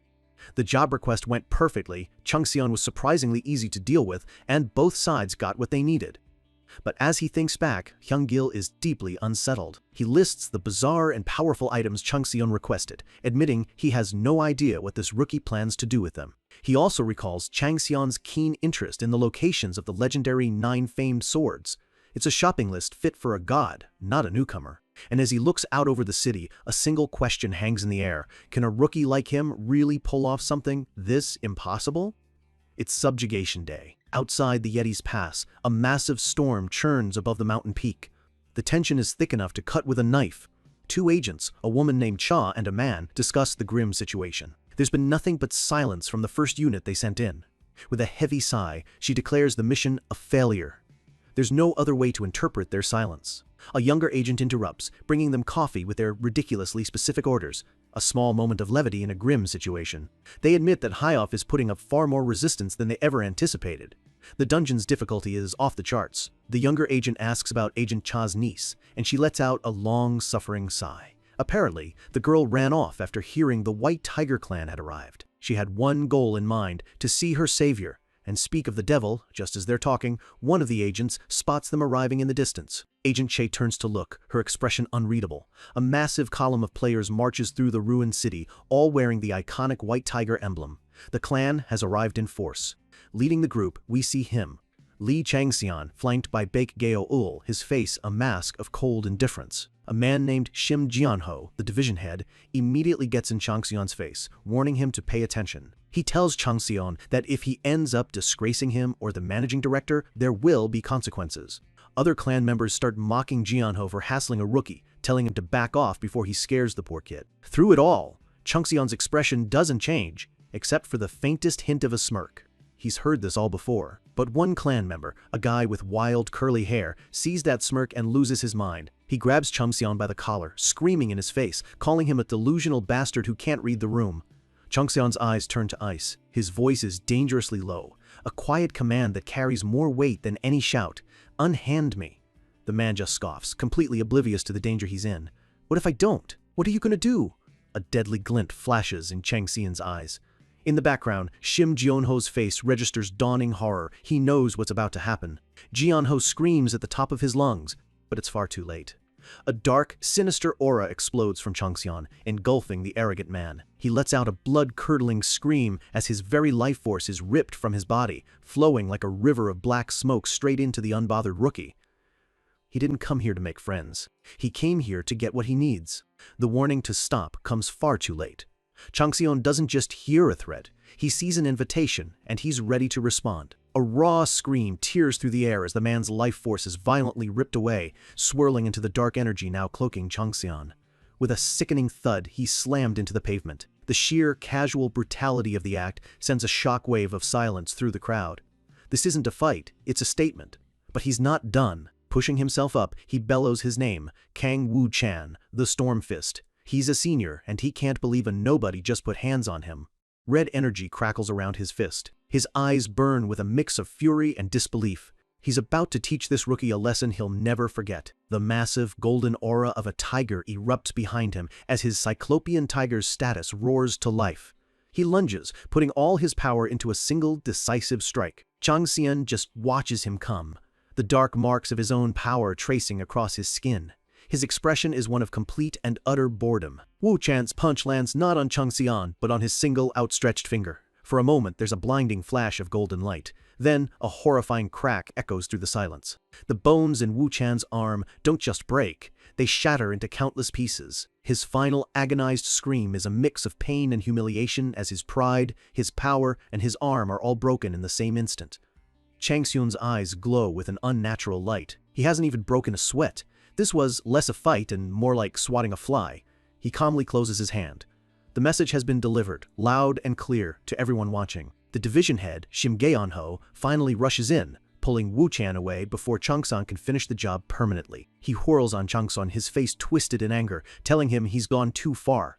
Changxian's gaze is cold and steady. His logic is simple and brutal. "He threatened me first." Jianho tries to argue that Wu Chan is his senior, but his words die in his throat as medics are already wheeling the man away, his career likely finished. As Changxian walks away, he scoffs. The White Tiger clan values seniority over actual strength. From the divine realm, a god laughs, finding the whole thing deeply amusing. We see who's watching. A massive, boisterous man with spiky blonde hair lets out a huge laugh, declaring this rookie is just as unhinged as he is. His more serious subordinate shakes his head, explaining that it was far from simple. He sees the strategy behind the savagery. Changxian wasn't just fighting, he was calculating. The big man's grin widens as he gets it. By making such a public and brutal example of the first guy to step out of line, Changxian has effectively silenced anyone else who might have considered challenging him. He laughs again, genuinely impressed. Cold, strategic judgment paired with a terrible personality. He feels like he's just found a kindred spirit. Suddenly, a young voice cuts through the noise, calling out to Changxian. "It's Wu Haibin," a young girl he once saved. She asks if he remembers her, a hopeful look in her eyes. She beams when he recognizes her, admitting she was worried he wouldn't know her now that she's a player. Even the goddess Minerva seems to be smiling down on this small reunion. Changxian's expression is complicated. A part of him had hoped she'd live a quiet, normal life, far away from this dangerous world. Seeing her here feels like a failure on his part. Before they can say more, a man in sunglasses interrupts, telling Hebin that her director is looking for her. She apologizes to Changxian, promising to get in touch later before being hurried away. Watching her go, Changxian finally puts the pieces together. Her surname, Wu, is the same as the head of the powerful Osung group. She's not just any player. In the distance, her uncle informs her that the vice clan leader of Highoff has appeared. It's time to move. The real battle is about to start. Changxian's focus immediately shifts back to the mission. He gives Gyo-ul a simple order: get ready. Gyo-ul looks up, his silver hair catching the wind. His face is calm, his resolve clear. He's always ready. A burst of ethereal blue and black flame appears. Gyo-ul has summoned his ghost flames, anticipating the fight to come. Panic erupts among the other players. The red ghost has been spotted. A monster of his level shouldn't be out here in the open. Something is very wrong.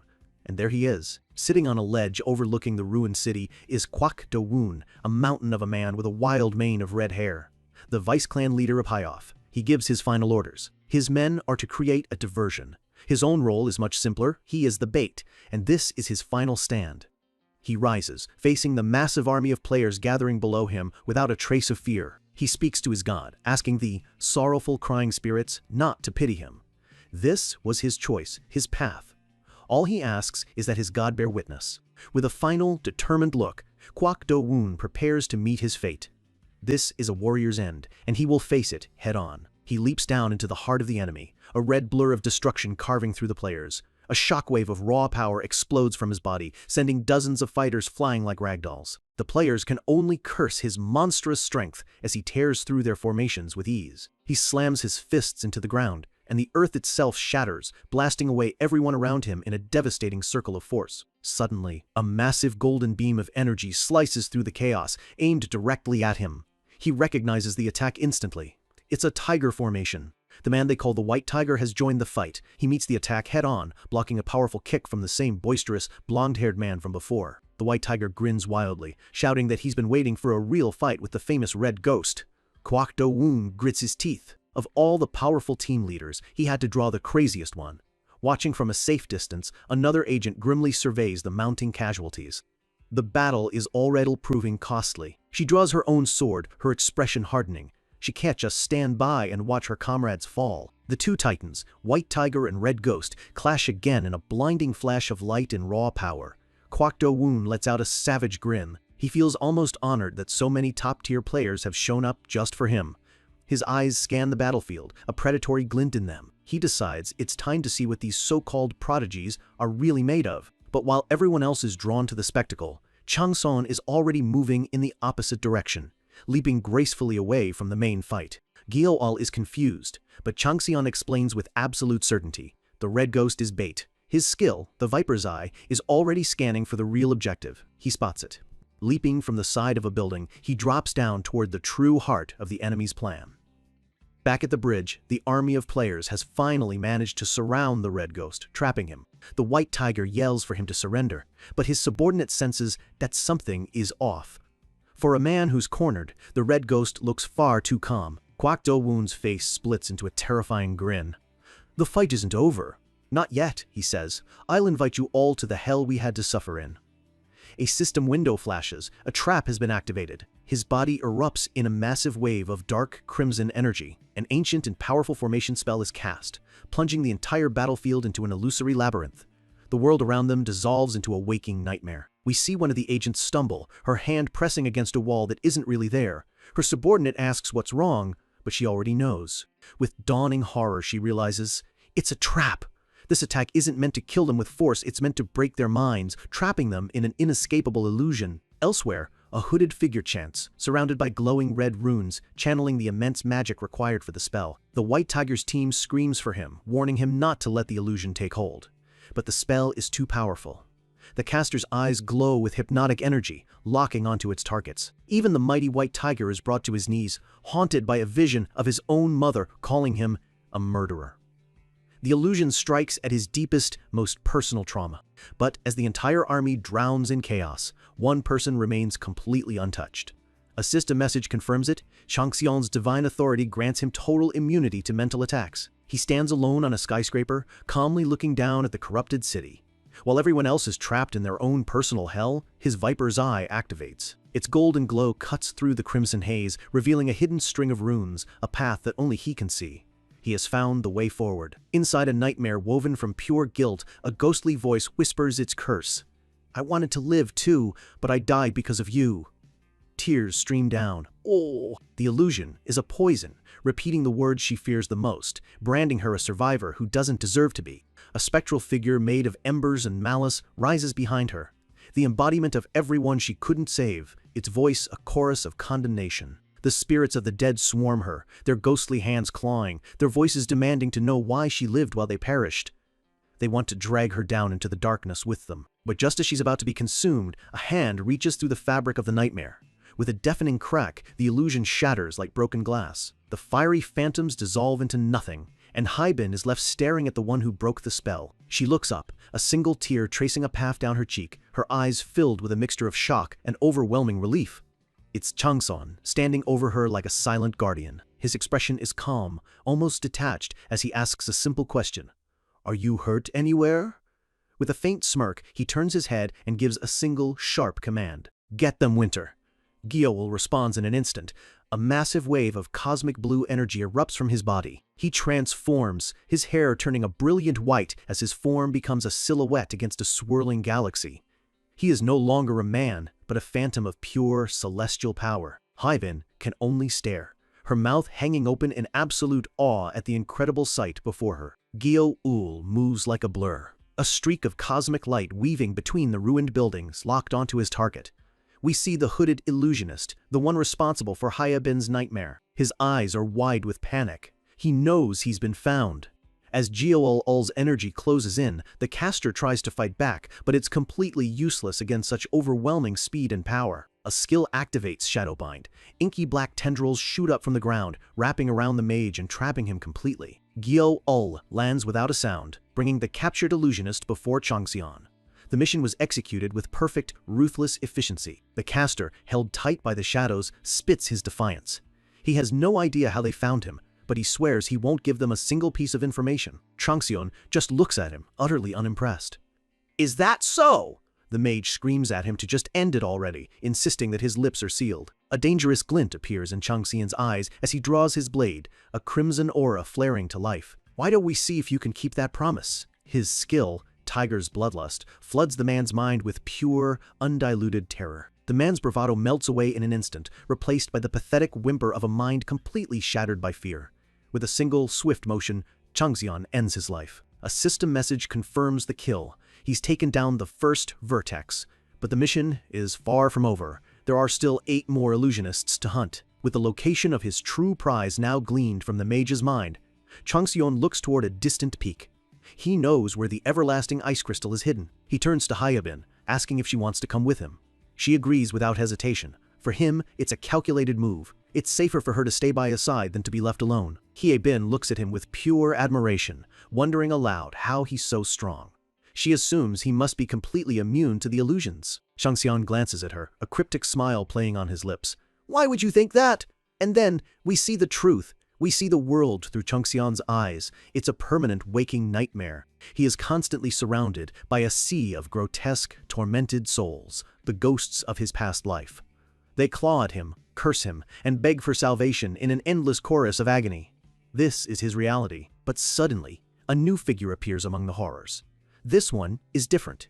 It's not a monster, but the warm, kind face of a scarred old man. A father figure from a lifelong past. The old man's voice is filled with pride. He tells Changxian how amazing he is, how well he grew up, and that he can finally be at peace. For the first time, Changxian's composure cracks. His unbreakable mental wall trembles. A system warning flashes as he mutters a single, pained word, "Old man." He forcefully shoves the memory away, the vision dissolving into a burst of light. The past is the past. His authority returns to normal. He turns to Haibin with a rare, genuine smile, a mask perfectly placed back on. "Let's go." Haibin is stunned, caught off guard by his sudden warmth. Beside them, Gyeol just watches, as silent and observant as ever. Meanwhile, back in the thick of the illusion, Agent Cha is desperately searching the ruins for her niece. She's consumed with worry, praying that Haibin is safe. Suddenly, a dark figure appears on a rock above her. It's a corrupted version of Team Leader Seo, his eyes glowing red, completely lost to the nightmare. He attacks without a second thought. He roars in fury, his mind also trapped in the illusion. Agent Cha screams at him to get a grip. She knows a player of his caliber shouldn't be so easily fooled, but there's no time to reason with him now. The two powerful players clash, their battle a brilliant flash of destructive energy. The red ghost, Kwak Do-woon, watches from a distance with a cruel smile. His plan is working perfectly. He's luring them closer to the mages, letting them tear each other apart. Agent Cha realizes she has no other choice. She unleashes her full power, her sword glowing with brilliant blue light. Team Leader Seo lets out a furious, animalistic roar, lost in his own personal hell. Agent Cha meets his rage with cold, calculated determination. A spray of dark blood fills the air. She's done it. She's driven her sword straight through his chest. The red ghost roars in triumph, thinking one of his enemies is down. He lunges forward, moving in for the final kill. But as he gets closer, he sees Team Leader Seo grinning back at him. "Finally took the bait, did you?" The red ghost's eyes widen in horror. It hits him all at once. They weren't fighting each other. This was all an elaborate trap to lure him out. Teen leader Seo groans that her sword is buried deep. She just retorts that he wouldn't have fallen for it if the wound was any shallower. A calculated risk. Wounded but furious, they both turn their attention to their real target, vowing to make him pay for this humiliation. A flurry of attacks rains down on the Red Ghost. The force of their combined assault blasts all three of them backward. The Red Ghost lands hard, facing two powerful, injured, and extremely angry enemies. He knows he has no choice but to fight. But just as the three-way battle is about to erupt, a system message echoes in his mind. All 9 illusionists have been eliminated. The labyrinth is breaking apart. Agent Cha and Seo look at each other, completely baffled. "How?" Seo asks. "You guys didn't do that." They have no idea what happened, but they know one thing for sure. The tide has turned. Kwok Do-woon grits his teeth, his face a mask of pure rage. Impudent brats. His grand plan has been ruined by an unknown hand. He roars, his body erupting in a final massive wave of red power. "I'll teach you why they call me the Red Wraith." He unleashes a devastating shockwave, ready for his last stand. But in the chaos, a lone figure stands on a pile of rubble, silently watching over the city. It's Chum Seon. His work here is done. The crimson sky begins to clear, revealing the snow-capped mountain peak, the true goal of this entire mission. The Red Ghost lands heavily on the ground, wounded, exhausted, and utterly alone. Team leader Seo screams for him from afar, ready to continue their fight. But Kwok Do-woon has been isolated, separated from the main battlefield by the shifting landscape. He coughs up dark blood, his body pushed far past its limits. His god watches over him sadly, reminding him of his promise. To atone for his past, he cannot expect to return alive. With tears in his eyes, he accepts his fate. He vows to burn the last sparks of his life to clear a path for his comrades. But just as he prepares for his final, noble sacrifice, a new system message appears. "You have fallen into a mysterious trap." He roars in confusion, demanding to know who's there. "Show yourself now!" From a hidden doorway in the ruins, a shadowy figure emerges. The figure steps into the light, his face hidden behind a traditional Korean mask. Kwok Do-woon freezes, his eyes widening in horrified recognition. He knows that mask. His face contorts, a storm of terror and disbelief washing over him. "You!" A slow, grim smile spreads across his face as the final, terrible piece of the puzzle clicks into place. "Ah, I see." His eyes, still burning with red energy, lock onto the masked man. "So you're the one!" Changseon stands before him, the silent puppet master revealed at last. The Red Ghost finally understands. The entire battle, the broken illusion, his own defeat, it was all orchestrated by him. The mask glows with an ancient, terrifying power. It's not a disguise, it's the face of the puppet master who just played the entire battlefield like a symphony of chaos. Kwok Do-woon stares, the horrible truth dawning on him. His clan, the enemy forces, the entire bloody battle. It was all just a stage, and they were all dancing to this one man's tune. Flashes of the battle race through his mind. The illusion, the fighting, the trap within the trap. His eyes, burning with red energy, finally lock on to the true enemy. His body erupts in a furious crimson aura.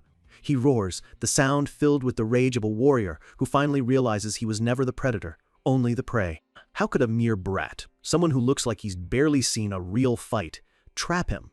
A veteran warrior who has lived and breathed combat for decades. Behind the mask, Changseon's face twists into a sinister, glowing smile.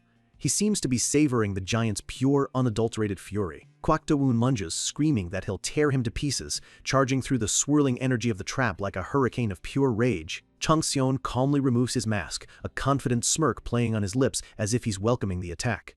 The Red Ghost can't believe it. He's laughing? It finally clicks. This monster hasn't just been reacting, he's predicted every single move. He brings his massive gauntlet down with the force of a meteor, but Changseon meets it with his sword. The impact shatters the very ground beneath them. With a sickening crunch, Changseon's blade slices right through the enchanted metal.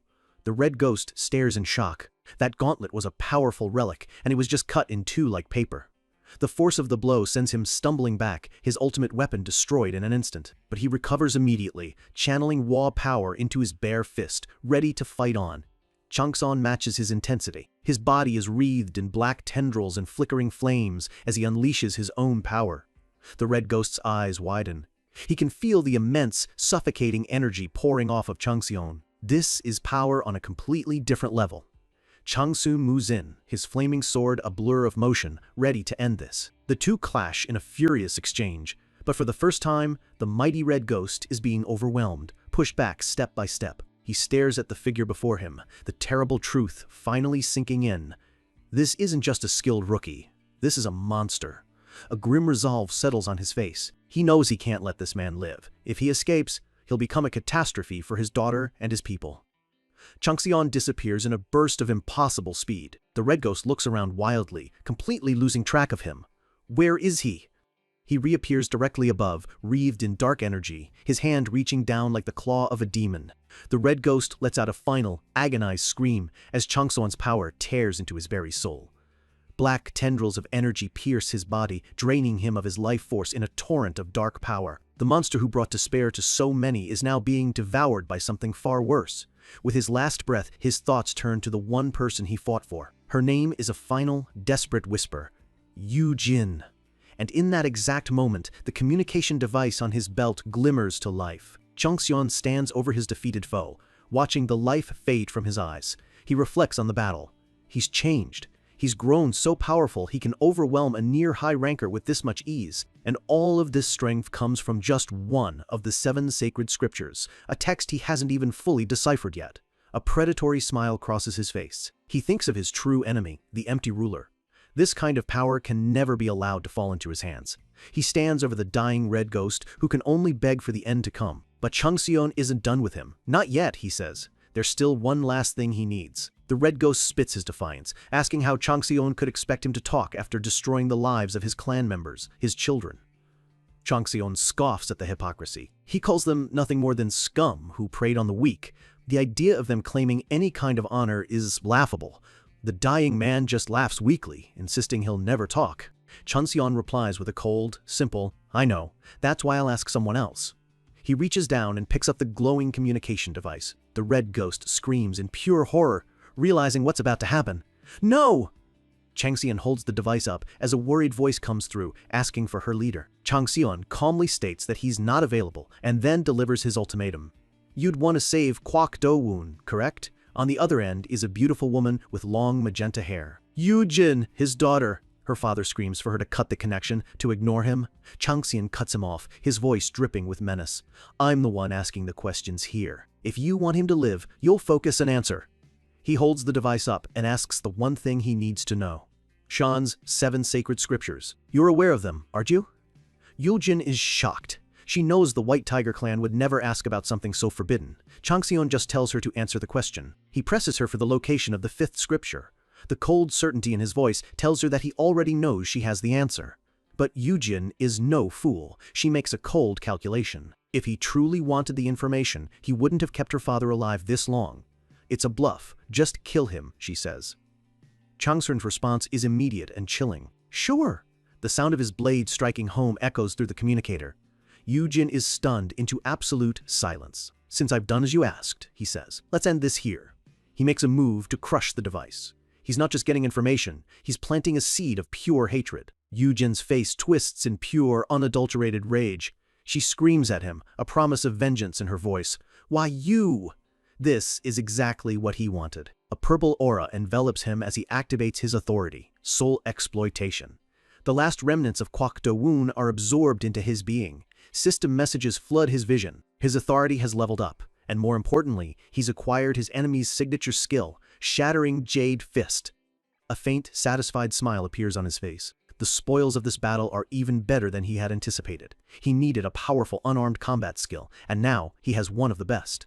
This victory perfectly fills a gap in his arsenal. Just then, a message from a divine throne appears. The sorrowful crying spirits now despises him for consuming her apostle. He realizes the red ghost was the chosen one of the god Lamashtu. He remembers her from his past life, a goddess who never stood against him. He makes a mental note that making an enemy of her was not part of his plan. He transforms and takes flight, resolving to apologize if he ever gets the chance. Some bridges aren't worth burning. Far away, the goddess Lamashtu lets out a howl of pure sorrow, a storm of purple lightning crashing around her shadowy, monstrous form. Back at the pass, the storm finally recedes, and the surviving players look up at the mountain. One of them points to the sky, shouting that people are coming down. It's the survivors from the illusion, and the news spreads like wildfire. Li Changxian single-handedly broke the trap, eliminated all 9 mages, and saved everyone. He's become a legend overnight. Changxion leads the group, looking completely unfazed. When asked how he did it, he just says he got lucky. But the other players know better. He's truly living up to his title, the Tyrants. He looks out over the ruins, his expression calm, his mind already calculating the next step of his grand design. Agent Cha watches him, her expression a mix of awe and deep suspicion. She stands apart from the cheering crowd, her eyes fixed on the rookie who just single-handedly changed the course of the entire battle. Shim Jianho appears, grumbling about Changxi and making a scene, still convinced his success is just due to favoritism. He warns Changsun that this is a real battlefield, where one mistake could cost him his life. Changsun turns to him, his eyes completely deadpan. "Thank you for the advice. Now, allow me to offer some of my own." He tells Jianho to stop making a fuss as well, coolly asking if a swinging blade makes a distinction between a rookie and a division head. Jianho is left sputtering, completely speechless. He can only glare, muttering about the arrogant bastard under his breath. Another clan member approaches Jianho, asking if everything is all right. The man looks over at Changxian with a serious expression, saying he has something important to report regarding the rookie. Jianho just looks at him, waiting, his suspicion growing. The scene shifts to a massive, snow-covered fortress, the true heart of the enemy's territory. Inside, Eugene sits on a throne, trying to process her father's senseless death. She mourns him, whispering that he left this world as impulsively as he lived in it. A brilliant purple flame suddenly erupts before her. The flame burns with an immense, otherworldly power. The sorrowful, crying spirit, Lamashtu, appears in her humanoid form, asking a single, simple question. "Do you need power?" She tells Eugene that if she desires it, an opportunity will be given. A dangerous, alluring smile spreads across the goddess's face. "What is it that you wish for?" Ignoring the warnings of her own kind, Lamashtu prepares to intervene directly in the mortal world. Her eyes glow with a demonic light. She is about to bestow a gift upon Eugene. A gift of power, sorrow, and vengeance. A new, far more personal enemy is about to be born. With one enemy fallen and a new one rising from the ashes, Changxion's quest is far from over. He enters a new dungeon, the Peak of the Snowman. Before him, a group of players stands at a massive, icy gate, the biting wind, a prelude to the dangers that lie within. The objective is clear: capture the Winter Palace, a fortress hidden deep within these endless snow plains. The mission briefing is grim, warning of deadly snowstorms and native snowmen who are masters of the ambush. Immediately, the cold hits them like a wall. The players huddle together, their expensive Arctic gear feeling useless against the bone-deep chill. Worse than the cold is the blizzard, a thick white curtain that cuts visibility to almost nothing. They stumble forward, blind to whatever dangers are lurking just a few feet away. The more renowned clans push to the front, their battle cries echoing through the storm. They're all fired up, ready to hunt down their target, a being known as the Phantasm, Eugene. But a sharp-eyed woman watches them with a critical gaze. She sees their excitement not as strength, but as reckless bravado, the kind of weakness that gets entire teams wiped out in an enemy trap. Her gaze drifts through the crowd until it locks onto one person, Li Changxian. She wonders to herself if he can pull off another miracle, just like he did before. Changxian stands apart from the noisy crowd, his expression completely calm, almost bored. He feels her watching him, but his face reveals nothing. We see the woman again, her intense eyes studying Changxion.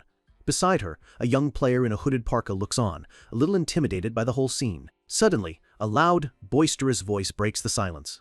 A large, blonde-haired man throws a friendly arm around Changxion's shoulder. He laughs, pointing out that the witch seems to have her eyes on him. Changxion's internal thought is blunt: here comes the annoying one. The man leans in conspiratorially, explaining that this woman, the Witch of Steel, has a long list of admirers who ended up with bullets in their heads for trying too hard. He tells Changxion he's the first one she's ever shown interest in. He gives her a proper introduction. She's Chai-Ci, the Witch of Steel, one of the most brilliant sorcerers alive. Her revolver is loaded with magical bullets that can turn the very air into a wasteland. On top of that, she's a major figure in the association, so influential that even the most powerful clan leaders have to listen when she speaks. She's a force to be reckoned with. The blonde man crosses his arms, looking smug, declaring he's always had a good eye for people. But Changxion just stares ahead, completely unfazed by the praise. Without a word, Changxion informs him that the executive director has ordered him to move separately. Before the man can even react, Changxion leaps into the air, leaving him behind in a gust of snow. He tucks and rolls, his coat flapping behind him as he effortlessly navigates the harsh, frozen landscape. A skill activates, wind following flying tigers. Changxion becomes a blur, rocketing across the snowy plains at an impossible speed, leaving the blonde man watching in stunned disbelief. A greedy grin spreads across his face. The more impressive Changxian is, the more he wants him. He decides then and there to recruit Changxian for himself before anyone else can. The scene shifts to the imposing Winter Palace, a fortress of ice and stone standing defiant against the endless blizzard. Inside an icy cave, a voice bellows orders, telling the dirty snowmen to move faster. A human overseer cracks a whip over several massive, ape-like snowmen. He shouts that their king won't be freed until they find the eternal ice crystal. The native creatures are being used as forced labor. Armored snowmen push minecarts filled with glowing red orbs, all under the watchful eyes of human guards. Two of the snowmen exchange a worried glance. They can sense that something is deeply wrong with this entire operation. One of the human players examines the red orbs. He recognizes them as yawn of Igni powerful explosives. He realizes with dawning horror that they have enough here to blow the entire mountain to pieces. Deep within the caves, a snowman warrior approaches his general, asking if he's just going to stand by while his people suffer. He urges the general to seize the throne himself, but the general is unwavering. His loyalty is absolute. There is only one king, he states firmly, and I am his vassal. Mounted on a massive wolf-like beast, he continues that a vassal has only one duty, to pray for his king's safe return. His face contorts with rage. The humans have captured their king, and for that there can be no forgiveness. He roars that they will follow their king's orders and annihilate every last one of the invaders. The general and his warriors take to the sky on winged beasts, a formidable army ready to unleash their fury upon the human forces. Miles away, Changson is flying solo. A small, carved object in his hand begins to glow. The rune of search is leading him forward. Demonic wings flare from his back as he follows the rune's direction. He already knows the situation. High-off executives have captured the Snowman King and are holding him hostage, forcing his loyal subjects to work for them. His true goal is clear. The eternal ice crystal is deep in the palace's underground mine. To get it, he has to get through both the snowmen and the high-off executives. And he plans to do it all in under 3 hours. With a determined expression, he thinks to himself, I should hurry, and accelerates, blasting through the snowstorm like a dark comet. As he flies past a jagged ice cliff, dozens of figures leap from the rocks below, moving to intercept him. The snowmen roar in fury. It's a human! One of them screams. They charge, vowing not to let him get away alive. Changxian doesn't even slow down. For him, this isn't a battle, it's a nuisance. Just when I'm busy. With a flick of his wrist, a storm of fire swirls into existence. A massive wave of fire erupts from him, instantly engulfing the charging snowmen, vaporizing the snow around them in a blinding flash. The incinerated bodies of the snowmen are sent flying, powerless against the overwhelming inferno as Changxian flies through the chaos, completely untouched. He continues on his path, leaving a trail of fire and steam in his wake, the last of the creatures dissolving into nothing behind him. With a calm, almost detached look, Changxian glides through the falling snow. His real fight hasn't even begun yet. He lands softly in the silent snowfield and calls out into the empty air, "Why don't you come out already?" Hidden behind a snowbank, a man in a green parka mutters in shock. How did he know? An assassin clad in black appears beside him. He warns the man that Changxian is far stronger than their intel suggested, and that the price for this job is going up. The man in the parka agrees with a sinister grin. He tells the assassin to make sure the job is done cleanly, without leaving a single trace. A squad of assassins emerges from the shadows. Their leader assures his client that there's nothing the Black Hand squads can't kill. The man in the parka watches from a distance, confident in his plan. He has another team, the Blood Wolf Squad, waiting as backup. He smirks. He knows they are crazed for blood, which makes them perfect for a job like this. A wicked grin spreads across his face. He remembers that Department Head Shim Gunho even gave him a special little toy to use for this mission. Back on the field, Changxian stands alone, facing down another wave of snowmen. But they're not what he's focused on. A golden light flashes in his eye. His beastly senses skill activates, sharpening his senses to a supernatural level. A faint smile plays on his lips. He can sense them all. 30 assassins hiding in plain sight, with another 50 waiting in reserve. He closes his eyes, almost amused. All this effort just for him. He finds it impressive, in a pathetic sort of way. Then, he calls out a single name, Gyo-ul. In an instant, a swirling vortex of blue and black spiritual energy materializes out of thin air. Changxian stands with his loyal guardian, Gyo-ul, now a ghostly apparition by his side. He gives a simple, one-word command, find them. Gyo-ul wastes no time. His spectral form dives straight into the snow as assassins leap from their hiding spots to attack Changxian from above. Before they can even get close, 2 massive ghostly claws made of pure energy erupt from the snow, blocking their path. devour is already among them, a phantom of death moving between the assassins, his blade a blur of motion. One of the assassins grins maniacally, promising to make Changxion's death quick and painless. Changxion just smirks back, his voice dripping with condescending confidence. Try it. The assassins activate their own stealth skill, vanishing into the blizzard to strike from the shadows. But as they move, one of them steps on something hidden beneath the snow. A sudden click echoes. Their eyes go wide with panic as they realize they've just sprung a trap. The ground erupts in a massive explosion, sending fire and shrapnel tearing through the snowfield. The blast wasn't just to kill them, it was the trigger for a much larger trap. The blast rips through the assassins' ranks, their stealth completely useless against the indiscriminate force. The leader of the Blood Wolf squad roars in frustration at his men, furious that they couldn't handle one target. But his anger quickly turns to sheer terror as a deep rumbling sound shakes the very mountains around them. He looks up in horror and screams a single word: avalanche. A colossal wall of snow, triggered by the explosion, comes crashing down toward them. The assassins are completely swallowed by the tidal wave of snow, their desperate cries silenced in an instant. The ground beneath Changxion glows with a dark, fiery energy, the aftermath of his perfectly laid trap. He stands on a cliff top, looking down at the devastation below, completely unharmed. He has eliminated all enemies without breaking a sweat. The gods watching are impressed. One remarks that he plays with souls better than a demon.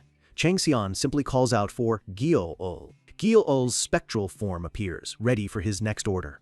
He tosses two figures onto the snow at Changxion's feet, the only survivors of the ambush. Changxion looks down at them from his perch, a silent, intimidating judge. The two survivors are terrified, immediately begging for their lives and promising to do whatever he asks. In their panic, they instantly turn on each other, screaming and blaming the other for hiring the assassins. Changxion's gaze turns ice cold as he listens. He finally speaks, his voice dangerously quiet. Do you want to die? Terrified, one of them spills everything. He reveals the conspiracy, implicating a clan director and confessing that the head of the future strategic department, Shim Gun-ho, gave them a strange flute. Changxion's eyes narrow slightly. A flute? It's a flute of parasite, a tool used to control a certain type of parasite through sound waves, causing mental confusion. Changxion holds the flute, a small bone-like instrument. A cold understanding dawns on his face. Were you planning to use the parasite inside me to make me take my own life? The two men can only stammer, speechless. Changxion continues, a chilling smirk on his face. He reveals that he already knew the White Tiger clan was secretly making trainees consume parasites. Demonic energy flares around him. It doesn't matter, he says, because I burned them all out of my system long ago. The men stare in horror. They thought they were using a secret weapon, but he knew about it all along. He was never in danger, they were. In a flash of dark energy, their panicked faces are wiped from existence. Changxion stands alone, his sword dripping. Kim Yeon-seng and Shim Gun-ho.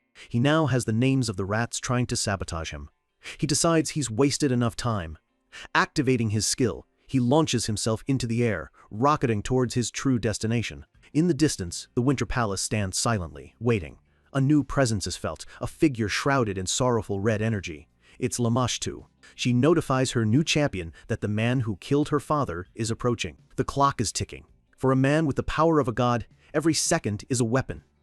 Changxion rockets through the blizzard, a dark shadow against the endless white, closing in on his target. He touches down before the massive Winter Palace, his demonic wings dissolving into the cold air. A system message announces his arrival, but it comes with a warning: a powerful curse will activate in 40 minutes.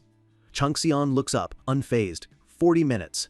That's more than enough time. Meanwhile, the rest of the players are still fighting a losing battle against the elements, huddled together for warmth. They shiver uncontrollably, the freezing air cutting right through their enchanted gear. But Shin Onha decides to act.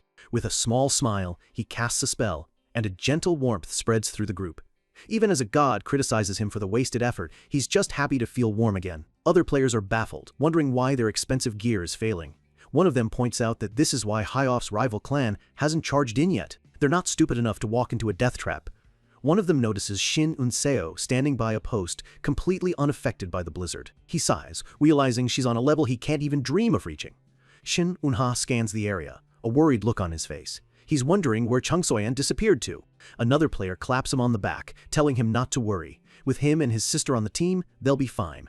Yuna straightens up, his resolve renewed. He looks out into the storm, his expression now serious and determined.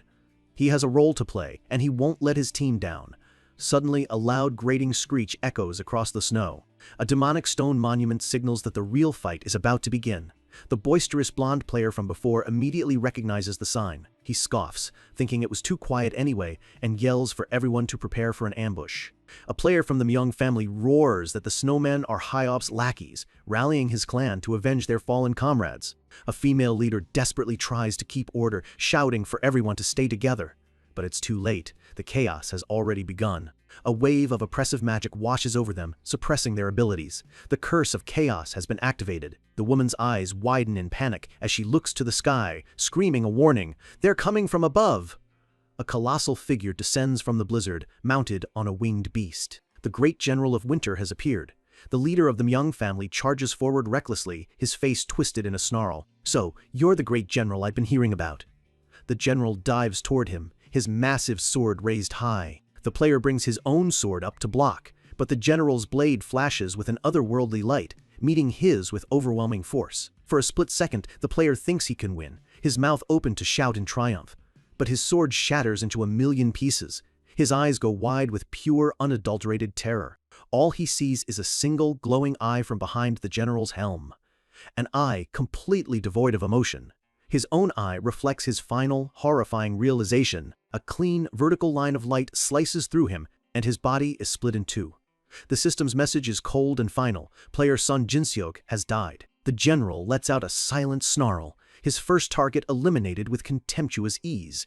He readies his glowing blade for another strike, prepared to carve through the rest of the panicked players. But before he can move, Che Cia, the Witch of Steel, steps forward. She calmly raises her massive revolver, its barrel glowing with intense purple energy. Her eyes are narrowed, her focus absolute. While the Allied forces are fighting a desperate battle for survival outside, Chung-san is already walking through the front door. A different kind of flame flickers to life atop another ancient monument, this one inside the palace. Changseon stands on a pedestal, taking in the grand, frozen architecture. While the gods are impressed by the art, Changseon sees something much deeper. He sees the tragic history of this place. He knows the snowmen once had a great civilization, but they were exploited and abandoned by the gods. He doesn't just see a dungeon, he sees the tragic remnants of a dead world. He understands that the bone-shattering cold is the worthlessness left behind after the gods departed, a lingering curse on a ruined world. He looks at the snowmen with a flicker of pity. They are unfortunate souls, now just soulless puppets moving on command. He turns and walks up a flight of stairs. The map he acquired showed a hidden storage area right beneath them. He peeks over the edge and sees exactly what he expected. High-off members forcing enslaved snowmen to move supplies. One of the overseers shouts orders, telling them to finish the mining while the general buys them time. Changseon's eyes narrow as he recognizes the glowing red orbs in the crates. They're bombs. Yawn of agony. A cold, calculating smile spreads across his face. He understands their crude plan. They're going to blow up the entire mine to get the ice crystal. Without a moment's hesitation, he erupts in a swirl of brilliant orange flames. It's time to intervene. Down in the mine, the overseers are still cracking their whips, yelling at the snowmen to hurry. One of the snowmen mutters under his breath, his eyes filled with hatred. "I will kill all of you humans one day." Suddenly, a massive wave of fire sweeps through the cavern, engulfing everything. The guards and snowmen alike can only stare in terror. "What the hell is that?" one of them screams. A monstrous face of fire and shadow grins from within the inferno. Changseon has arrived. But as he clears the mine, he senses another presence. Standing in a grand hall, silhouetted against a massive window, a woman is waiting. It's Eugene! Her face now marked with swirling black tattoos, a vengeful smile on her lips. Her yellow eyes glow. The bastard is here. Purple flames erupt around her as she floats into the air, her patron god, Lamashtu, guaranteeing her vengeance. Changseon emerges from a red haze, having already dealt with the humans in the mine. He pays no mind to the system messages. He has found what he was looking for, the cold iron storage. He steps into a vast cavern made of pure, crystalline ice. At its center is a glowing formation, pulsating with incredible power, the Frost King's breath. Changseon looks on, a thoughtful expression on his face. I didn't expect this at all. Floating within the ice are not one, but 8 permanent ice crystals, each one glowing with immense energy. The gods watching go wild, but Changseon ignores them. He has absolutely no intention of sharing this prize. He reaches out, feeling the raw power radiating from the crystals. These are more than just ingredients. They could be used to forge divine tools. He finally understands. This is why all the major clans were so desperate to conquer this place.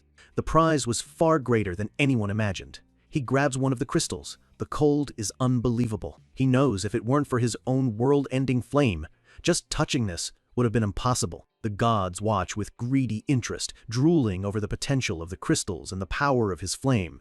But as he tries to claim his prize, the cavern fights back. A blinding flash of light erupts from the ice. An incredible frost poison surges through his body, and ice rapidly begins to encase him. The treasure is defending itself. It's a gift left by the Frost King for his descendants, and it will trap anyone with the wrong kind of power. But Changson has an answer for it. A swirling ball of intense fire forms in his palm. His world-ending flame ignites, enforcing its own authority against the ancient ice. The two opposing forces, absolute zero and world-ending heat, clash in a violent explosion of energy. A consciousness awakens within the ice, its voice echoing through his mind, demanding, "Who are you?" The will of the Frost King manifests, furious. "Who are you to hold my existence?" it demands, "when you are not a descendant of."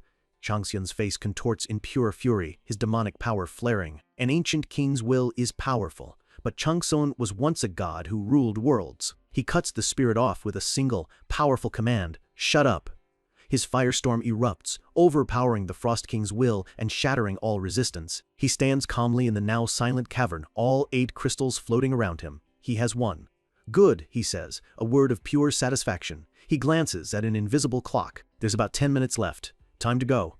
He blasts out of the collapsing ice cavern, a blur of motion against the swirling energy. He lands back in the main hall. And she is there, waiting for him. Yujin descends, her entire being radiating vengeful power. Changxion stands with his back to her. The Phantom has arrived too. The promised showdown is here. But just as they are about to clash, a new message appears. The true master of this dungeon, the Frost King, has invited him to an unknown space. The real battle, it seems, is only just beginning. Just as a fated battle is about to begin, a voice from beyond the grave cuts through the tension. It speaks directly into Changxian's mind, ancient and weary, musing that it wondered who had claimed the founder's breath, never expecting it to be a human. The voice echoes through the chamber of ice, telling him not to be nervous. It's merely an old man, soon to pass on, who wishes to speak. The Frost King asks for just a moment of his time, sensing that Changxian also has a long road ahead. He assures him there is no ill will. Changsun listens, his expression unreadable, weighing his options. The decision is made. He accepts the invitation, reaching out toward a glowing fissure that opens in the air before him. He steps through the portal without hesitation, disappearing into a swirling cosmos of light and energy. The world around him solidifies. He has entered the Frost King's lair, a place crackling with immense power, far beyond the physical world he just left. He finds himself in a grand throne room made of pure ice. At the far end, sitting on a massive throne, is the Frost King himself. The old king's voice echoes, pleased that Changxian came, remarking that he must be a good man. A system window identifies the being before him, Boss Monster Frost King, level 92. A level that high is almost unheard of, a threat on a completely different scale. Even the gods watching are in disbelief. The divine beings chime in, some mocking, others agreeing with the king's assessment of Changxion's character. The Frost King chuckles, noting the strong reactions from the heavens. Even on his deathbed, his perception remains sharp. He looks directly at Changsun and asks a simple question: "Do you see them?" Changsun confirms that he can see the messages from the divine rulers. His mind is racing. A being of this caliber, capable of telepathy and perceiving the gods, should be impossible to deceive with a simple illusion. Something is wrong. Changsun calls him out directly, accusing him of fooling his own people. The Frost King simply asks, "Does it seem that way?" Changsun observes him closely. The king shows no signs of suffering from any kind of hallucination. The king lets out a dry chuckle, admitting he might still look strong.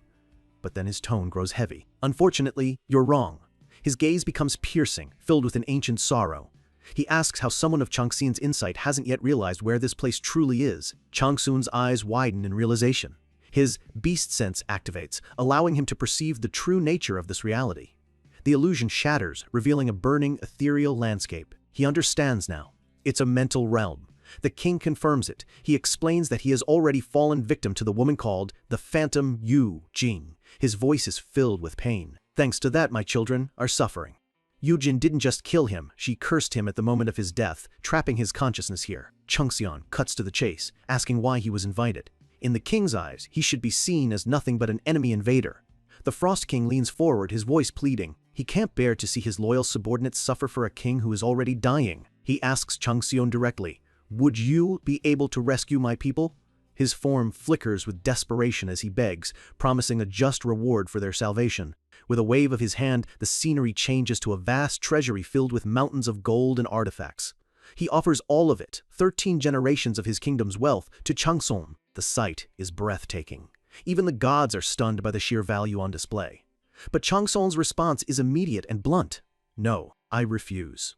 The Frost King is completely stunned, his eyes wide with shock. He can't comprehend it. He struggles to find the words, trying to understand why anyone would refuse such an offer. A look of dawning, painful understanding crosses his face.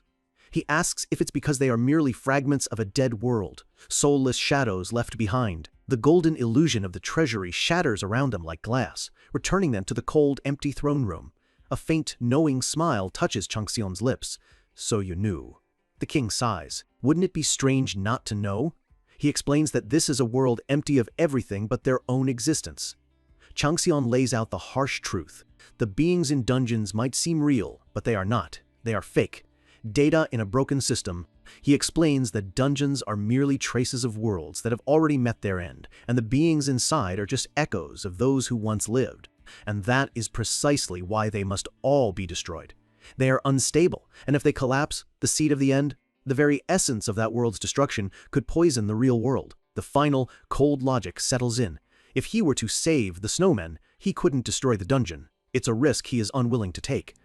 The Frost King looks down, an icy tear forming in his eye. He speaks with profound sadness, wondering what it means to breathe and speak, only for it all to be a lie. He roars in anguish, a mix of rage and despair. The real Frost King is already gone, and he is just a trace. He screams, "Then what the hell am I?" Changxion turns his back on him, his voice calm. "I don't know what you are talking about." He looks over his shoulder, a hint of something other than coldness in his eyes. "You are the Frost King. The king is still lost," but Changxion clarifies. "The original Frost King may be gone, but he is also the Frost King." Changxion throws the king's own words back at him. "You said it yourself. You are breathing and thinking right here and now. Then you are the Frost King. Who else could you be?" The Frost King stands in stunned silence. For a man who has lived as both human and god, the line between real and fakes is something Changxion understands better than anyone. He doesn't see a program, he sees a being in pain. A single tear rolls down the king's cheek, followed by a soft chuckle. It was such a simple conclusion, yet he had missed it. With a newfound sense of peace, he asks for a different favor. Changxion is cautious. "I'll listen first." The Frost King makes his final request. He wants to die on his own terms, not by a system that is bending the laws of his existence. He looks at Changxion and asks, "Would you help me?" In response, Changxion moves in a blur, appearing directly before the throne. He draws his sword, its blade humming with power. Looking up at the old king, he gives his answer, his voice even. "I can certainly help with that. This isn't an execution, it's an act of liberation." The Frost King looks at him, genuine gratitude in his eyes. "It was the right decision to invite you here." With his last breath, he offers 2 simple words, "Thank you." The mental realm dissolves into light. The Frost King's lair is closing. Changxion returns to the physical world as a flood of notifications appears. He has defeated the boss monster and gained a massive amount of experience. He stands amidst the glowing crystals, lost in thought, as the goddess Minerva offers a moment of consolation. But there's no time for reflection. A cold smile touches Changxion's lips. The game is far from over. Outside, a message rings out across the dungeon. The boss monster, Frost King, has died. Without their leader, the entire snowman army falls into chaos. And someone else senses this change immediately. Yujin descends from the sky, her vengeful energy flaring. Her face is a mask of pure rage. She knows instantly who is responsible. It's that bastard. It must be that bastard. The king's death was an act of mercy, but it has unleashed a phantom's fury. A king's death doesn't bring peace, only a new kind of war. As promises break, the real monsters show their faces. A High-Off member chokes, his eyes wide with terror. A massive snowman throttles him, its face twisted in pure rage. It roars that they were promised their king would live if they just obeyed. The snowman's fury boils over as it slams the man into the ground. "So why did he die?" it bellows. The fragile alliance has shattered into violent betrayal, but their conflict is interrupted by a greater, more chaotic force. Eugene floats above them, her body pulsing with purple energy, and screams out her attack. A massive explosion of violet fire erupts, engulfing snowmen and humans without distinction. Fueled by a god's power and her own grief, she's no longer a strategist. She's a force of pure, chaotic rage. A snowman caught in the blast shrieks in agony as the magical flame sears through its icy body. Eugene throws her head back and laughs, a sound completely unhinged. She screams for all of them to die, calling them nothing but damned monsters. The snowmen, recognizing her power, turn their collective rage upon her, blaming her for their king's tragic fate. United by a single purpose, they abandon their fight with Hyoff and charge through the rubble, their eyes set on their new enemy. But a new player enters the fray. Changsun, cloaked in his demonic form, descends from the shadows, his own fiery energy radiating outwards. A wicked, smiling mask of energy forms over his face, his eyes glowing with predatory light. His fire meets her hell flame, and the snowmen caught in the crossfire are incinerated by two different kinds of inferno. Changsun flies directly towards Eugene, a dark comet streaking through her purple flames.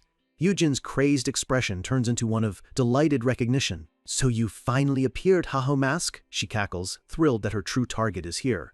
She fires a massive beam of energy at him, but he counters with his own.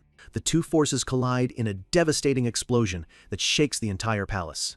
The shockwave rips through the chamber, shattering the crystalline walls. Eugene emerges from the smoke, seething. "You dare show yourself before me? I'll kill you." Changsun faces her, his masked smile unwavering. "You're finally here?" he asks, his tone calm and mocking. In a flash of movement too fast to see, he closes the distance and grabs her by the wrist. His masked face looms over hers, his voice a low whisper. "Caught you." Jean's eyes widen in fury. "Caught what?" she spits back.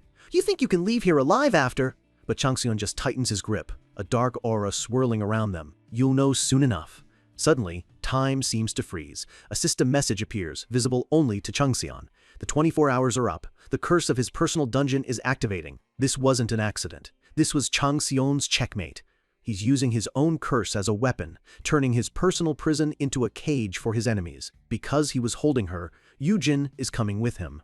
They materialize in a hellish landscape of jagged rocks and dark skies. And standing before them, a colossal figure in golden armor rises to his feet.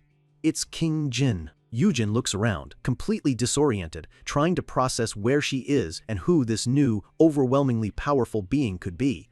Before she can even react, Jin attacks. His massive sword comes down in a blur, and a clean strike severs her arm at the shoulder. She lets out a piercing scream of pure agony and shock, completely unprepared for such a swift and brutal assault. Back in the Winter Palace, the players are still reeling. A system-wide message announces the death of the Winter King. The Snowman army has lost its ruler and fallen into chaos. Miles away, trapped in another dimension, Changsun is still the center of the storm.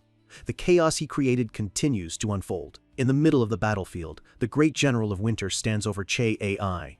The general's face is a mask of pure grief and rage. His voice is a low, dangerous growl. "Our king has died." One of Che Sea's younger teammates tries to protect her, shouting for her to stand back. But she knows he's no match for the general's grief-fueled rage. She screams at him, "Don't come." It's too late. The general's blade cuts him down in an instant. The young player looks back at her, his eyes wide with shock, blood dripping from his mouth as he utters her title one last time. Che Seia can only scream his name in horror as he falls. The general turns his attention to her, his voice booming with fury, blaming the humans for starting this war. He raises his hand, and his forces on winged beasts appear behind him, ready to unleash their final weapon. They drop their payload, the glowing red bombs that Hyoff had forced them to mine. The bombs rain down. Che Seia looks up in horror, screaming at her comrades to spread out as the world is about to erupt in fire. But she is not alone. In this critical moment, messages of divine protection flash around her. The gods themselves are intervening. A multi-layered shield of divine energy forms around her just as the bombs detonate, a testament to her immense importance. The blast is immense, but she survives. She grits her teeth, raises her revolver, and fires back.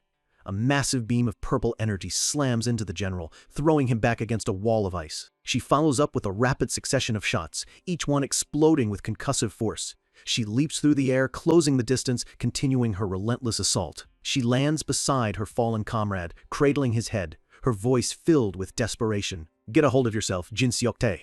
The general pushes himself out of the crater, growling, "You're the most annoying human I've met so far." His eye glows with a menacing blue light. His patience is gone. I shall kill you myself. Meanwhile, in the training dungeon, the battle is just as fierce. King Jin fires off a volley of dark energy blasts. Yujin, despite her missing arm, summons her own spheres of vengeful energy to counter. But Jin's power is on another level. He effortlessly cuts through her attack, his raw strength overwhelming her magic. He lands on a rocky outcrop, looking down at her with clear disappointment. He muses to himself that he thought Changxian had a better plan than bringing this strange, weak human into their fight.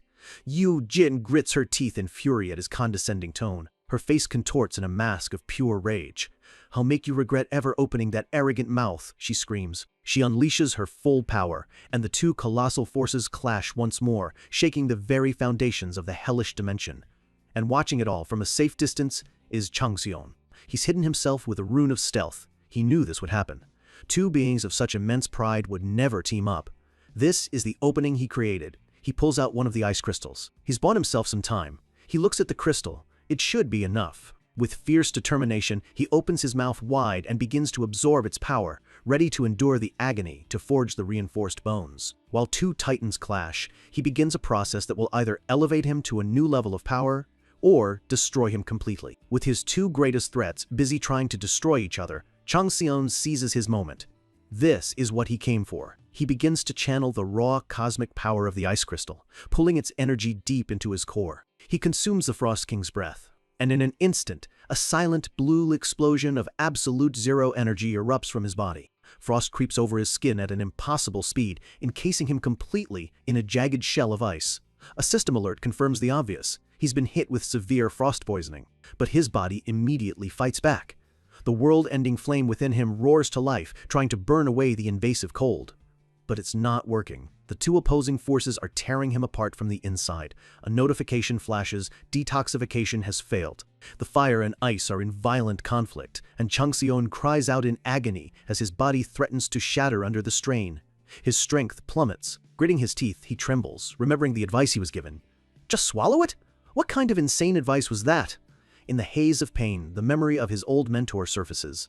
The calm, knowing voice of his master echoes in his mind, explaining that this immense conflict is exactly what he should be aiming for. The old man had warned him to explain his plan in detail, and, if it was nonsense, to prepare for the consequences. The mentor's voice guides him back to the core lesson, the very foundation of the reinforced bone. Do you remember?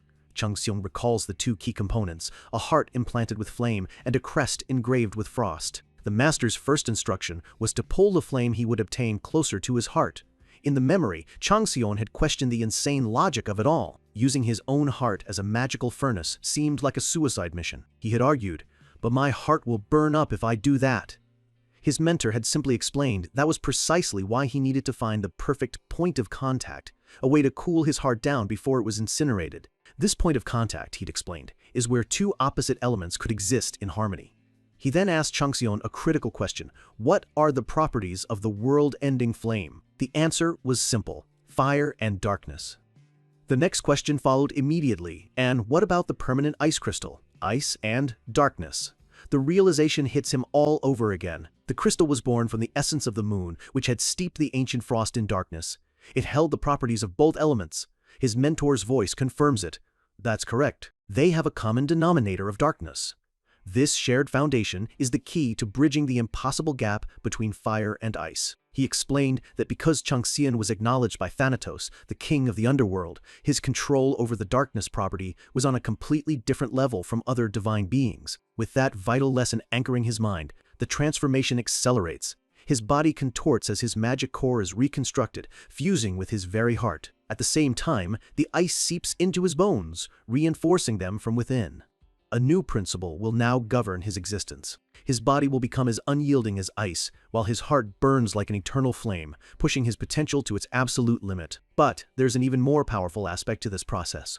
By completely reconstructing his body, he has the chance to manifest a talent he never had before, a latent power, awakened by the violent fusion of polar opposites. Changxian's eye flashes open, his will hardening into steel as he pushes through the final, excruciating stage. A massive vortex of swirling energy, a chaotic storm of red fire, blue ice, and black darkness erupts around him. The chaotic energy converges into a single, blinding flash of light, signaling the end of the reconstruction.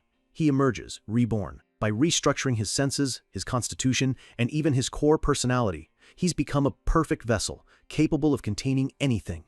The system confirms his triumph. He has completed the flamed-hardened frost crest and obtained a brand new trait, the reinforced bone. The description is a testament to his new power. With the spirit of fire in his heart and the spirit of frost coating his body, he now possesses powerful immunities, resistance to fatigue, and seemingly endless endurance. A confident, almost cruel smile spreads across Changxian's face. He knows exactly what this means. The moment the divine beings see what he's accomplished, they're going to lose their minds. And right on cue, a flood of notifications overwhelms the system. The gods are ecstatic, shocked, and fascinated. The owl considers a worthy gift, while his clan's tiger is simply happy he's stronger. This is the kind of reaction that brings sponsorships and power. But one message cuts through the noise, instantly catching his attention. The divine being, Gemini, is showing great interest. Changxian's victorious smile vanishes, replaced by a dark, predatory grin. He grits his teeth, a name escaping his lips like a curse. Castor and Pollux. His face falls into shadow, his expression grim. Which one of them is it, he wonders. Clearly, this is one reunion he was not looking forward to. Suddenly, his instincts scream. He whips his head around, sensing a new, overwhelming presence that dwarfs everything else. He looks up, his eyes widening in pure surprise. A new god, one he's never seen before, is having an extreme reaction to his transformation.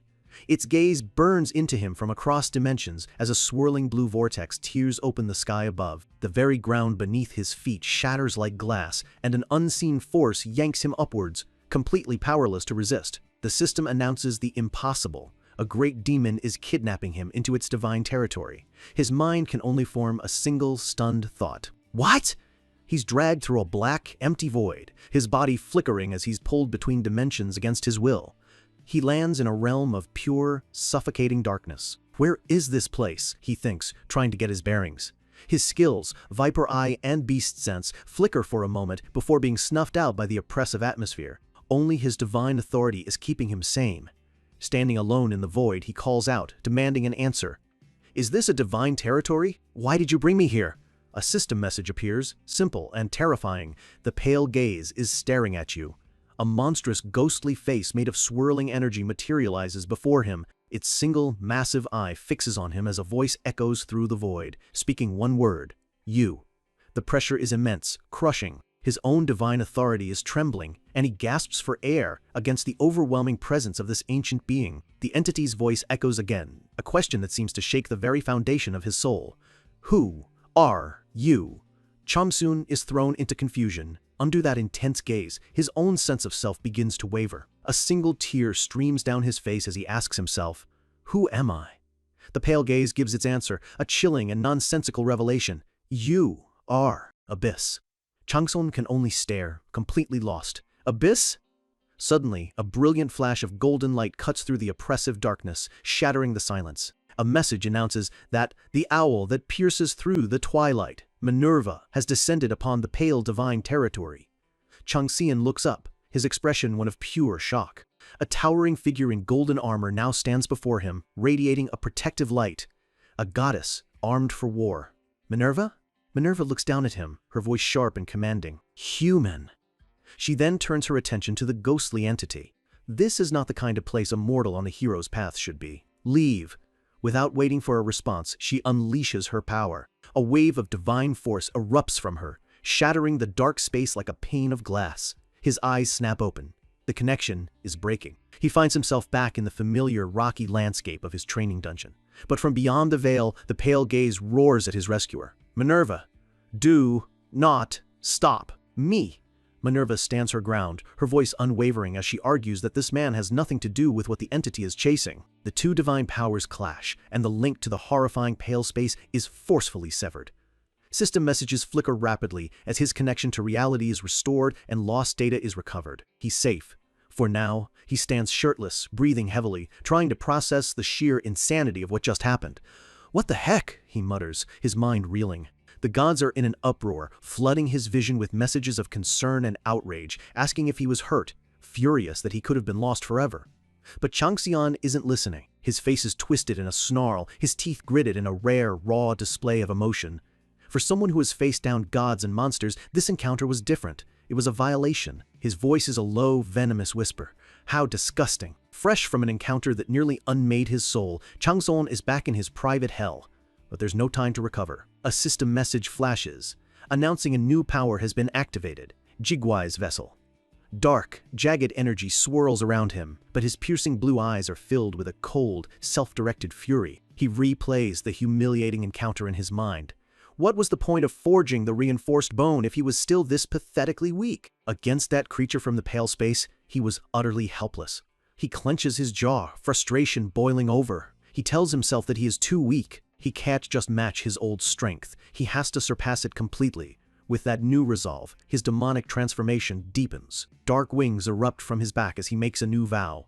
He will devour everything in this place to fuel his climb to absolute power. His eyes narrow, a golden glint signaling the activation of his viper eye. From a distance, he locks onto his prey, his mind already breaking down the battlefield. Far away, a massive explosion rips through the desolate landscape. The battle he started is still raging on. Yujin and King Jin are locked in a chaotic clash of purple and green energy, their powers colliding with enough force to shake the very foundations of the dungeon. Changxian observes with a cold, analytical gaze. Yujin is a mage, and King Jin is a master of close combat. In a direct confrontation like this, she's at a fatal disadvantage. Every second she survives is a miracle. He glances at the timer floating in the air. Just over 19 hours remain.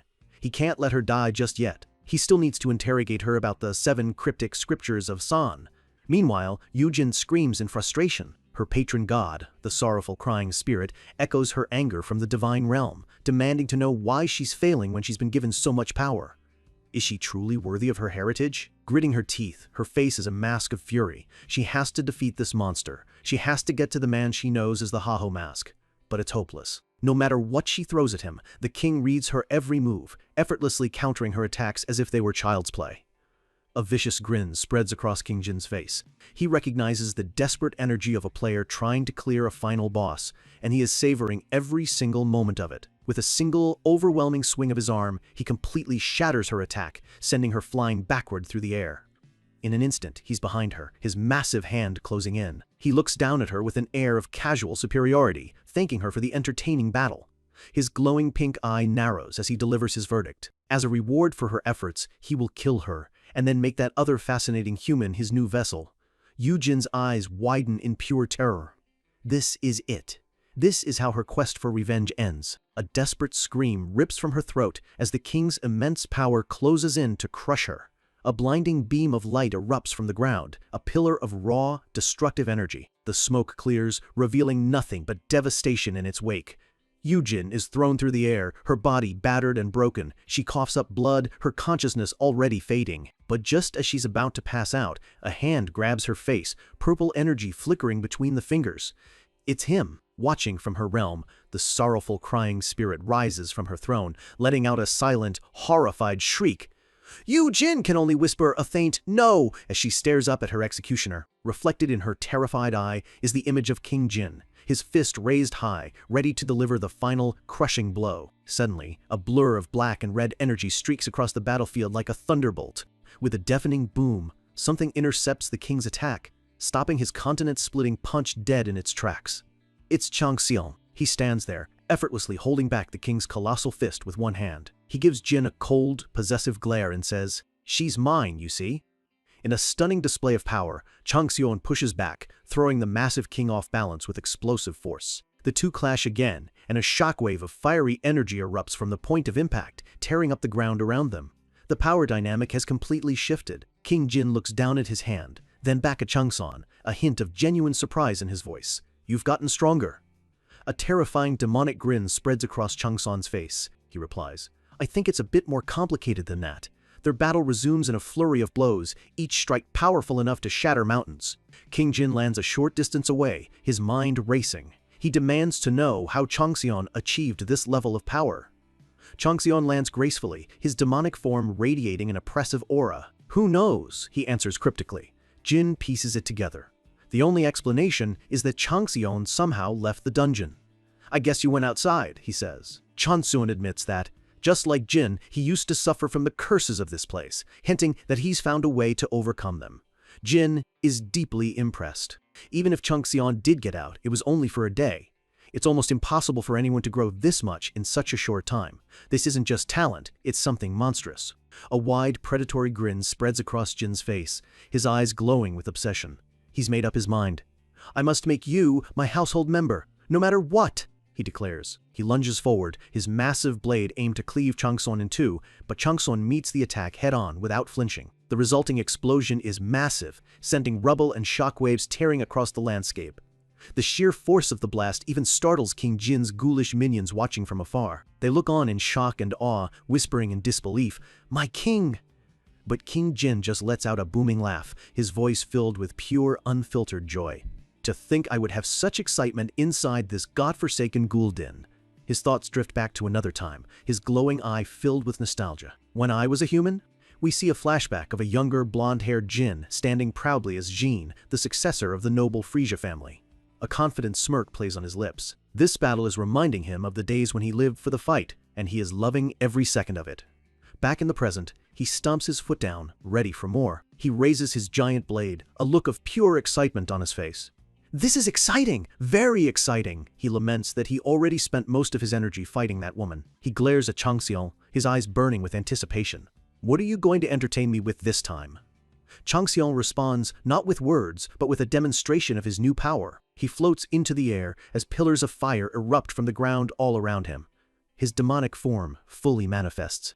Horns sprout from his head, and a wicked, sharp-toothed grin spreads across his face as he unleashes his true might. Above him, a monstrous beast made of pure dark energy materializes, its jaws open in a silent, terrifying roar. A system window announces the skill. Black Mountain Monarch's first claw. The dark beast condenses into a massive, shadowy claw, poised to strike. The claw shoots forward with incredible speed, tearing through the air with a trail of crackling purple energy, aimed directly at the king. The attack hits its mark. King Jin grunts in pain, the sheer force of the blow staggering him backward. He braces himself, trying to block the relentless assault, but the dark energy is overwhelming, tearing at his defenses. A guttural roar of pain is ripped from his throat as the claw's power digs deep into his body. But before he can even recover, another system message appears. Changxiang isn't done. The Black Mountain Monarch's second claw has appeared. King Jin's eyes widen. He can feel an even greater power gathering for a second, decisive strike. An even larger, more terrifying beast of purple energy forms above him, ready to completely annihilate him. He's caught in a vortex of pure, destructive power. The energy collides, resulting in a colossal explosion that engulfs the entire area in a blinding light.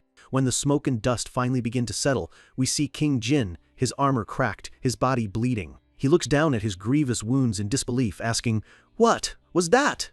Changson stands across from him, his demonic form receding slightly. He looks at the defeated king with a calm, almost smug expression and answers simply, "A tiger claw." King Jin throws his head back and lets out a roaring laugh. "A claw, a clan, haha, how suitable." As he laughs, the purple energy from his wounds begins to shatter and rise into the air. The energy flows directly towards Changson, swirling around his outstretched hand. A message confirms it. He has obtained a large quantity of the property of BY. The purple essence is completely absorbed into his body. He has successfully obtained all of the properties of the BY, and with it comes a new, terrifying ability. He can now select a candidate to become a BY himself. Changxian's eyes widen slightly as he reads the final line. The candidate he selects will become his official household member. "I can make them my household member?"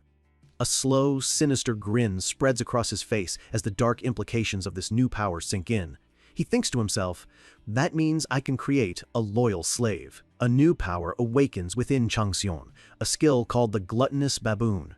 The system explains that he can now bind others to him, commanding their absolute loyalty as his followers. This is more than just a new skill. A wicked grin spreads across his face as the possibilities race through his mind. He can build an army of loyal slaves. His ambitions instantly scale to a cosmic level. To challenge a god like the Empty Ruler, he needs his own power base, his own version of the 12 zodiacs. This is how he finally starts playing on the same level as his enemies. He stands amidst the fiery aftermath of his battle, the energy of the gluttonous baboon swirling around him. He knows this power came from absorbing Jin's essence, but now he faces a critical choice. What should he do with it? His mind immediately runs through the downsides. He'd have to constantly manage his followers, and worse, he'd have to share his precious experience points with them. Leveling up is already a grueling process without the backing of a divine throne. Adding more people to his party would slow his own growth to a crawl. He already has Gyoul to think about. But then, his eyes narrow. A painful memory surfaces, clear as day. A vision from his past life. He's standing alone on a mountain of corpses, surrounded by the bodies of his fallen comrades. He was the only one left standing. He remembers the faces of his allies as they died for him, their blood soaking the battlefield. He learned a brutal lesson that day. There is a limit to what one person can achieve alone. That single, haunting memory solidifies his resolve. There's nothing to contemplate. The choice is obvious. He turns his gaze to the defeated king, the fiery spirit of the baboon roaring to life behind him. He will designate the king of murderous bloodlust. Jin as his first follower. A wave of dark, fiery energy surges forward, engulfing the fallen king's body. Jin's body is reforged by the power. His wild red mane recedes, replaced by styled blonde hair. His eyes, now a piercing red, snap open. He rises, his appearance changed, but his warrior's pride fully intact. "I didn't think I would be reawakened like this," he says, his voice laced with disbelief. "Are you thinking of having me as your follower?" Changsun eyes him coolly. He's strong. Perfect. "Am I not supposed to?" he replies. Jin scoffs. He makes it clear this isn't some noble surrender. This is a battlefield where the winner takes all. You have won, and you have taken me. That is all there is to it. A wry smile plays on Jin's lips as he adds a condition. Whether he actually acknowledges Changsun as his master is an entirely different matter. Changsun understands perfectly. Jin has no intention of truly submitting. He thinks to himself that if Jin is looking for an easy death, he's not going to get it. Instead of threats, Changsun makes a calculated offer, one designed to bypass pride and target desire. "I'll help you get outside." He looks Jin directly in the eye, his question cutting straight to the king's heart. "Don't you have any thoughts of returning to your homeland?" For the first time, Jin's composure breaks. He is stunned into silence for a moment before demanding, "What are you trying to say?" Changsun lays out his terms, not as a master to a slave, but as a contractor. "Follow me," he says. "I can't promise it will be immediate, but I will take you back there someday." Flames flicker around him as he seals the deal with a solemn vow. "I promise you, with these flames." Jin looks at him, skepticism etched on his face. "And why should I trust you?" Changsun counters with cold, undeniable logic. "Isn't it better to trust him for a sliver of hope than to be dragged around by force with none at all?" Jin lets out a short, sharp laugh. What a complete lunatic. But Changsun's words have already found their mark. Jin admits to himself that even feeling the breeze on his skin would be better than rotting in this hellhole for eternity. He gives his answer, framed as a warning. "You had best prepare yourself. I am not the type to take things lying down, and I absolutely hate having someone above me." A confident smirk appears on Changsun's face. That rebellious spirit is exactly what he wants. "I'll be expecting that." Jin looks him over, a new respect in his eyes. "You're quite the odd bastard," he remarks. But it's more interesting this way." And with that, the proud king, the former ruler of Hyoth, kneels. He bows his head in a formal gesture of fealty. "Then, master who has promised me freedom, grant me a new name, as I have been born anew." Changsun looks down at his powerful new subordinate and gives him back the name he lost so long ago, Jin Frezia. Jin's eyes go wide with shock. How could this man possibly know his true name? He remembers who he once was, Jin, the proud heir to the renowned sorceress family of Frezia. He bows his head fully, accepting his new reality. It seems he has found himself a very strange master indeed. System messages confirm the bond is complete. Jin Frezia is now officially designated as his follower and will serve as his master's sword. Jin rises to his feet, once again towering over Changsun. He looks down and asks, "Now, master, what is your first order for this Jin?" Changsun gestures toward the spear still clutched in Jin's hand, and then towards the horde of ghouls, his former army still lingering on the battlefield. Those things. His first order is simple, brutal, and a perfect test of loyalty. Wipe them all out. A wicked grin spreads across Jin's face. He thinks to himself, "Those were my subordinates a moment ago, and he wants me to kill them with my own hands?" He's an even more entertainingly crazy bastard than I thought. He accepts without a moment's hesitation. "Well, I suppose they will do for checking my new condition." A system window shows he's back at level 1, a blank slate ready to be filled with power. The ghouls look on in confusion, their primitive minds unable to comprehend their king's betrayal. Jin's expression turns cold and deadly serious. The time for games is over. He leaps into the air, poising himself high above his former army before rocketing down like a meteor of vengeance. With a determined roar, he unleashes the legendary spear techniques of his family, a forgotten art now reborn. He tears through their ranks, becoming a whirlwind of death and destruction. The ghouls that once served him now scream in terror as they're cut down without mercy. Changsan watches as Jin carves a bloody path through the horde, the remaining ghouls scattering in terror. Their revived king has gone completely mad. With a slight, satisfied smile, Changxion turns away. One problem solved, he thinks, his eyes glowing. Next he turns his attention to Yujin, who is lying broken on the ground, barely conscious. "You!" she manages to choke out. His skill locks onto her. His objective is clear. It's time to get some answers about San's 7 sacred scriptures. But before he can even take a step, a system message appears. The divine being, sorrowful crying spirit, is glaring at him with pure hatred. Then another message, and another. Curses and threats flood his vision. "Here she goes again," he mutters. A torrent of divine spam fills his sight. Lamashtu declares revenge. She threatens to pick a new cleric. She gnaws her nails in frustration. Other gods start chiming in, telling her to be quiet. Changxion clutches his head in annoyance. "I can't take this anymore." "Fed up," he calls out into the empty air. "Herald, you there, right?" A message from another god, hunting season, pops up, asking if that rabbit is here too. Changxion ignores them. "I know you're watching me, so why don't you answer?" he calls out again. Hunting season seems certain the ugly rabbit won't show. Changxion's patience finally snaps. He shouts, "Herald, if you don't come out right now, then our little trade agreement is over." A bright, pixelated light suddenly appears before him. A frantic voice complains. "I've told you before, it's against the rules for the dungeon administrator to intervene like this." The voice continues to whine. "The higher-ups are already on my case, and it's not like anything good comes from being involved with you." A figure materializes from the light. It's a chubby white rabbit in a fancy suit and top hat, clutching a golden pocket watch. "I've gained weight from all the stress eating," he moans. "My knees." The watching gods are stunned into silence. As Lamashtu continues her divine tantrum in his message box, Changxion looks the rabbit dead in the eye and gives a simple, direct order. "Block this message. I want it out of my sight." Herald the rabbit stares at him, his eyes bulging in disbelief. "What? A mere mortal dares to block a god's message?" He looks completely scandalized, as if Changxion just suggested they set the universe on fire. What a madman. But Changxion remains unnervingly calm, treating it like a business transaction. "I don't want to see it. If you want, I'll pay you with my achievement points." The offer of a bribe leaves the celestial bureaucrat utterly speechless. The gods watching are having the time of their lives. Hunting season is practically rolling on the floor laughing, while the world-encircling serpents remarks on the sheer audacity of a mortal, mocking a god so openly. Changxion ignores them all. He sees Harold hesitating and asks coolly, "Why is it impossible?"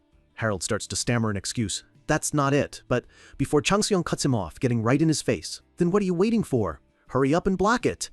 The pressure is too much. Harold's face contorts in pure, unadulterated stress. He's screaming internally, calling Changxion a lunatic who is actively trying to drain the life out of him. He desperately searches for an out. He could just lie and say it's against the rules, but the fear of his superiors finding out later is even more terrifying. He is completely and utterly trapped. Just then, the very atmosphere of the divine realm shifts.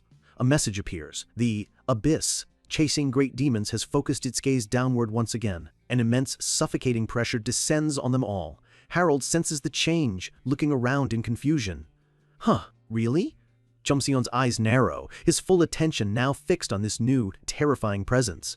He can feel its overwhelming power, and he wonders what it's about to do. In the realm of the gods, Lamashtu tenses, preparing to resist what her divine senses are telling her is an absolute primordial evil. The abyss demon appears, a towering skeletal figure radiating an aura of cold indifference. It barely gives the raging goddess a passing glance, as Lamashtu raises her authority in a final desperate act of defiance, roaring with all her might. The abyss demon simply reaches out a skeletal hand in her direction. A crushing wave of dark, crackling energy surges through the divine connection, instantly and violently severing Lamashtu's link to the mortal world. Just like that, her tantrum is over. She has been silenced. The other gods are frozen in absolute shock. Hunting season, who was just laughing hysterically, is now completely silent. The massive, world-encircling serpent remains deathly still. Even the arrogant tiger submerged in hardship is left utterly speechless. They have just witnessed a level of power that makes their own divine authorities look like children's toys. Changxion shoots Harold a knowing glance, and the rabbit can only stare back, still trying to process the absolute, terrifying authority he just witnessed. A palpable silence hangs in the air. The divine spam has finally stopped. A final message from the Abyss Demon comes through, its tone casual. It dusts off its hands and tells Changson to proceed now that the annoying pest has been dealt with. Harold lets out a huge sigh of relief. He gives Changson a quick bow, muttering that there's never a peaceful day with him around before gratefully vanishing. As Harold leaves, other powerful gods like Minerva and Gemini take careful note of the incident, their interest in the mortal who attracts such monstrous attention growing even stronger. From a distance, Jin watches it all unfold, realizing his new master operates on a level far beyond anything he could have ever imagined. Changxian finally turns his attention back to the broken form of you, Jin. She lets out a weak groan, her mind and body completely shattered by her defeat. Looking at her vacant, bloodshot eyes, it's clear she's gone. She's just a broken shell, mumbling nonsense, her will to fight completely extinguished. A cold, pitiless smile plays on Changxian's lips. "Looks like I don't need to torture her after all," he says, his voice devoid of emotion. "This is not about revenge anymore, it's about efficiency." A swirling vortex of dark energy begins to gather around him, a predator preparing to consume its prey. He stands over the battlefield, ready to claim his spoils. He thinks to himself, "I obtained a lot from this battle." But the greatest prize, he reflects, was learning the location of San's 7 sacred scriptures. He now knows where to find a crucial weapon for his war against the gods. Just then, a system window pops up. His new follower, Jin Phrasia, has already conquered the entire second floor of the dungeon. Jin stands over a pile of his former minions, unimpressed by their weakness.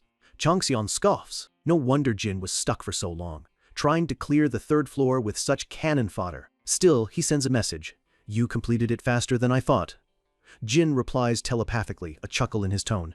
"I have my ways. If you're done, master, come here. I have something to show you." Changxian agrees, summoning his dark energy to finish the task at hand. The system announces the activation of his authority, soul exploitation. A storm of purple energy erupts from his body. The energy engulfs Yujin's body, absorbing every last trace of her power, her soul, and her knowledge. He successfully obtains her ashes and discovers her divine authority, now masterless. He burns her last remnants, absorbing the divine flames to level up his own hellfire skill. With this, he attains a new title, Manifestation of the Willful Spectre, an evolution that embodies the very essence of hellfire. His status window updates, reflecting his new title and his new level of 41. A significant leap in power, all stolen from his fallen enemy. With everything settled, he decides it's time to join his new general. Then, let's head there. Dark, demonic wings unfurl from his back as he prepares for flight. He rockets across the dungeon's dark landscape like a shadowy comet. He soars over the ruined city within the dungeon, heading towards Jin's location. Jin's voice calls out from a massive coliseum far below. "Over here!" Changsun lands gracefully, his wings retracting. Jin is waiting for him, looking up as he says, "You finally come!" Changsuan's eyes immediately fix on the 3 strange, monstrous creatures standing silently behind his new follower. "What are those things?" he asks. Jin, sitting casually atop a ruined pillar, explains, "This gluttonous baboon ability you've given me, it's very special." He smirks, a glint of pride in his eyes. "It'd be much easier to show you than to explain." He holds out a hand towards a pile of ghoul corpses and commands, "Awaken." A skill activates, Tiger-Stricken Ghost Resurrection. Dark energy swirls around the remains, pulling them back from the dead. Changxian asks how it's possible. Jin just shrugs, saying he simply thought it would work, so he tried it. He's already mastering his new powers through pure instinct and combat experience. "Explain in more detail," Changxian commands. Jin elaborates, reminding him that the ghosts in this cave were created when humans died within its cursed walls. When a human dies, they become a follower of the ghost that killed them, and the ghost absorbs their essence to level up. Changxian understands immediately. His new ability functions in a similar way. Jin confirms it, but notes that its efficiency is much lower now that he's no longer a ghost himself. There's a limit to how much essence he can absorb and control. He continues, explaining that while he can resurrect the common dead like this, the moment he tries to make them move, the skill fails. The resurrected ghost loses its magic and instantly falls apart. The reanimated corpse crumbles into dust, unable to last more than a few seconds. They are useless as soldiers. Jin gestures to the 3 unique creatures beside him. To resurrect just one of these elite units, he explains, he had to gather the energy of hundreds of the lesser ghosts. The system identifies the first one, Bo, a being that is the natural enemy of the tiger and cannot be harmed by sharp weapons. The second is the bamboo ox, a slow but incredibly powerful creature that can crush its enemies with brute force. And the third is Hua, a boneless creature with incredibly flexible movements, making it a perfect assassin. These are not just monsters, they are special forces. The gods begin to chime in again. Hunting season warns that lackluster followers are useless, but Minerva advises him not to worry, confident that his followers will reflect his own immense potential. Changxian understands now. Just as the ghosts had ranks, these resurrected beings also have different tiers of power. He asks the only question that matters: are they useful? Jin assures him they're more than good enough and asks if he wants to see them in action. Changxian, now flanked by his general and an elite undead squad, agrees. That sounds good. Jin turns to his new troops, his voice booming with authority. All of you, rise. We'll be clearing the 3rd floor, starting now. He warns them that their master will be watching, and failure is not an option. The 3 monsters let out guttural roars, acknowledging the order with a resounding, "Understood!" With a predatory grin, Jin looks back at Changxian. Now then, shall we start moving? A system message announces their entry into the 3rd floor. With Changxian observing and Jin leading the charge, the new undead army moves out, ready to conquer the next stage of the dungeon. The moment they enter the 3rd floor, Changxian and his new army unleash hell. The 1st division of ghouls is torn apart with brutal, overwhelming efficiency. Their momentum is unstoppable. The 2nd division falls just as quickly, with Jin Frezia personally announcing his takeover of the 6th. They sweep across the floor like a plague of death. A system message confirms another victory as they conquer the 9th division. The dungeon is falling at an unbelievable speed. Changxian watches the experience points trickle in. While the EXP is low, he knows making Jin his follower was the right call. His power is more than worth the investment. They finally arrive before a massive, ornate palace. This is the Azure Murder King's place, right? Changxian asks. Jin confirms. Exactly.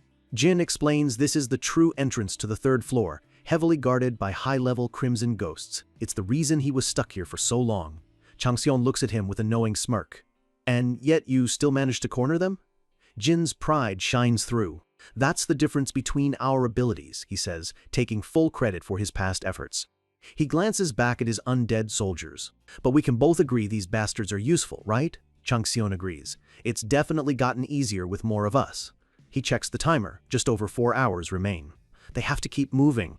He reflects on Jin's origins. If he truly is a descendant of the legendary Frisia family, a renowned clan of warriors and sorcerers, then finding him was an incredible stroke of luck. But it also raises a question. Why was someone so powerful trapped in this miserable place? Changxian pieces it together.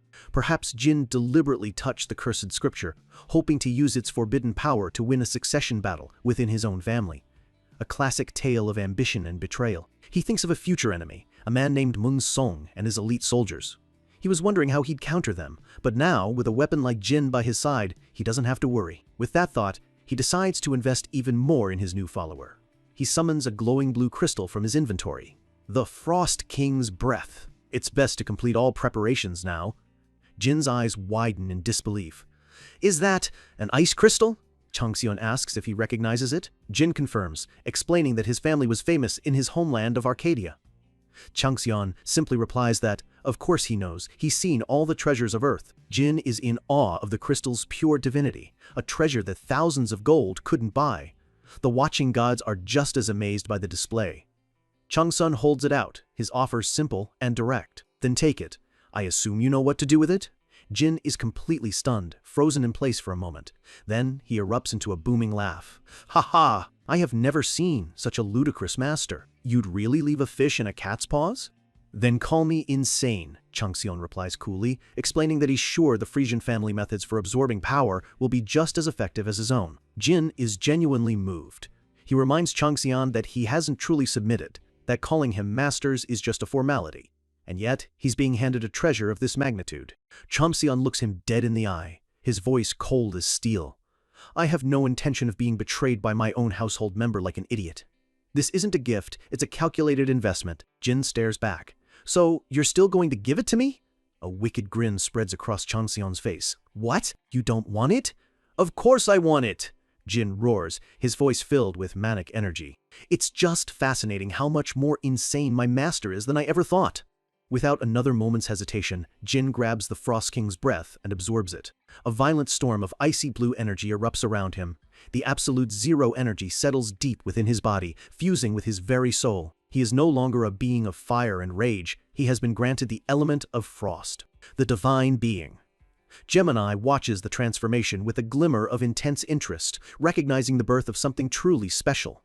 The process completes. Jin stands reborn, clad in new, formidable ice armor, his greatsword now pulsing with frost. He's unlocked a new achievement, the BY that swallowed the ice, strengthening both his power and his bond with Changsan. He has successfully evolved into a frost undead, and in doing so, created a devastating new skill, Blizzard. And another, 0-degree permafrost. A satisfied smile crosses his face. "I feel so refreshed," he says, his voice laced with newfound power. Now then, he immediately puts his new skills to the test, unleashing a tidal wave of jagged ice that surges forward from his body. The permafrost crashes against the palace gate, encasing it and everything nearby in a thick, cracking shell of absolute zero ice. Screams of agony echo from within as the crimson ghosts are instantly frozen solid, their bodies shattering like glass. Jin grins viciously, his eyes glowing with power. "The Azure Murder King's pants must be wet by now," he says with absolute confidence. With only 22 minutes left on the clock, they get to work. The Azure Murder King is on his knees, his massive body trembling. The sudden, overwhelming frost attack has left him wounded and terrified. He looks up, recognizing his attacker's old energy signature. "Crimson Murder King, how could you become a human's puppet?" Jin, now a being of pure ice and death, looks down on him with cold disdain. "You're right, I don't know why I've become this. But one thing is certain, you cannot provide me with any answers." The Azure King panics, pleading, "Wait, we can talk about this." Jin cuts him off with a single, devastating swing of his new ice blade. The Azure Murder King is instantly defeated. Jin scoffs, "Talk about it, my foot." He knows the king was about to offer an alliance, a suggestion he finds pathetic. A cascade of notifications confirms their victory. They've defeated one of the 4 lords, and now the other rulers of the Gul'dan have begun to observe Changxion with fear and caution. Jin laughs. He knows he's just painted a massive target on both of their backs, and he couldn't be more thrilled. He raises his greatsword, ready for whatever comes next, eager for a real fight. Changxion stands behind him, calmly observing the aftermath of the one-sided slaughter. But just then, everything freezes. A message appears before his eyes. "You have run out of time." His performance has been evaluated as EX, the highest possible grade.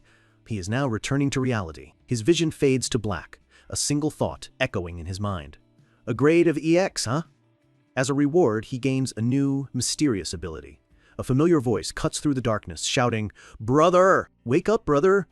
Changxion's eyes snap open. He's back on the snowy mountain, surrounded by the hostile members of the White Tiger Clan expedition. One of them is screaming at him, his face filled with rage and confusion. "What have you done to the clan leader?" Changxion's gaze is cold, completely ignoring their panicked shouts. After everything he's just been through, they are nothing more than insects. He speaks a single word, his voice calm but filled with chilling authority. "Jin." In an instant, the fully armored frost undead, Jin Fresia, materializes from the shadows behind him, his presence radiating an aura of absolute death. He bows his head slightly. "Is there something you'd like me to do?" Changxion's order is simple. "Get rid of them."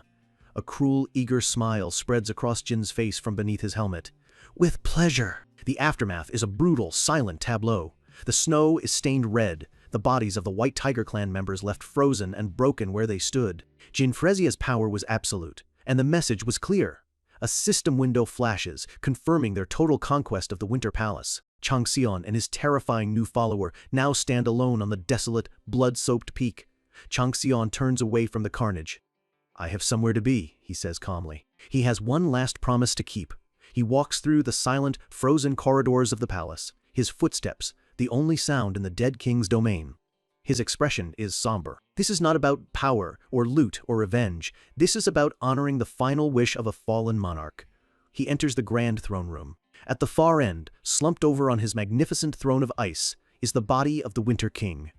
The once mighty ruler is now a decrepit, frozen figure, a king of a dead and empty kingdom. Changxion approaches and reaches out, his hand hovering over the king's face.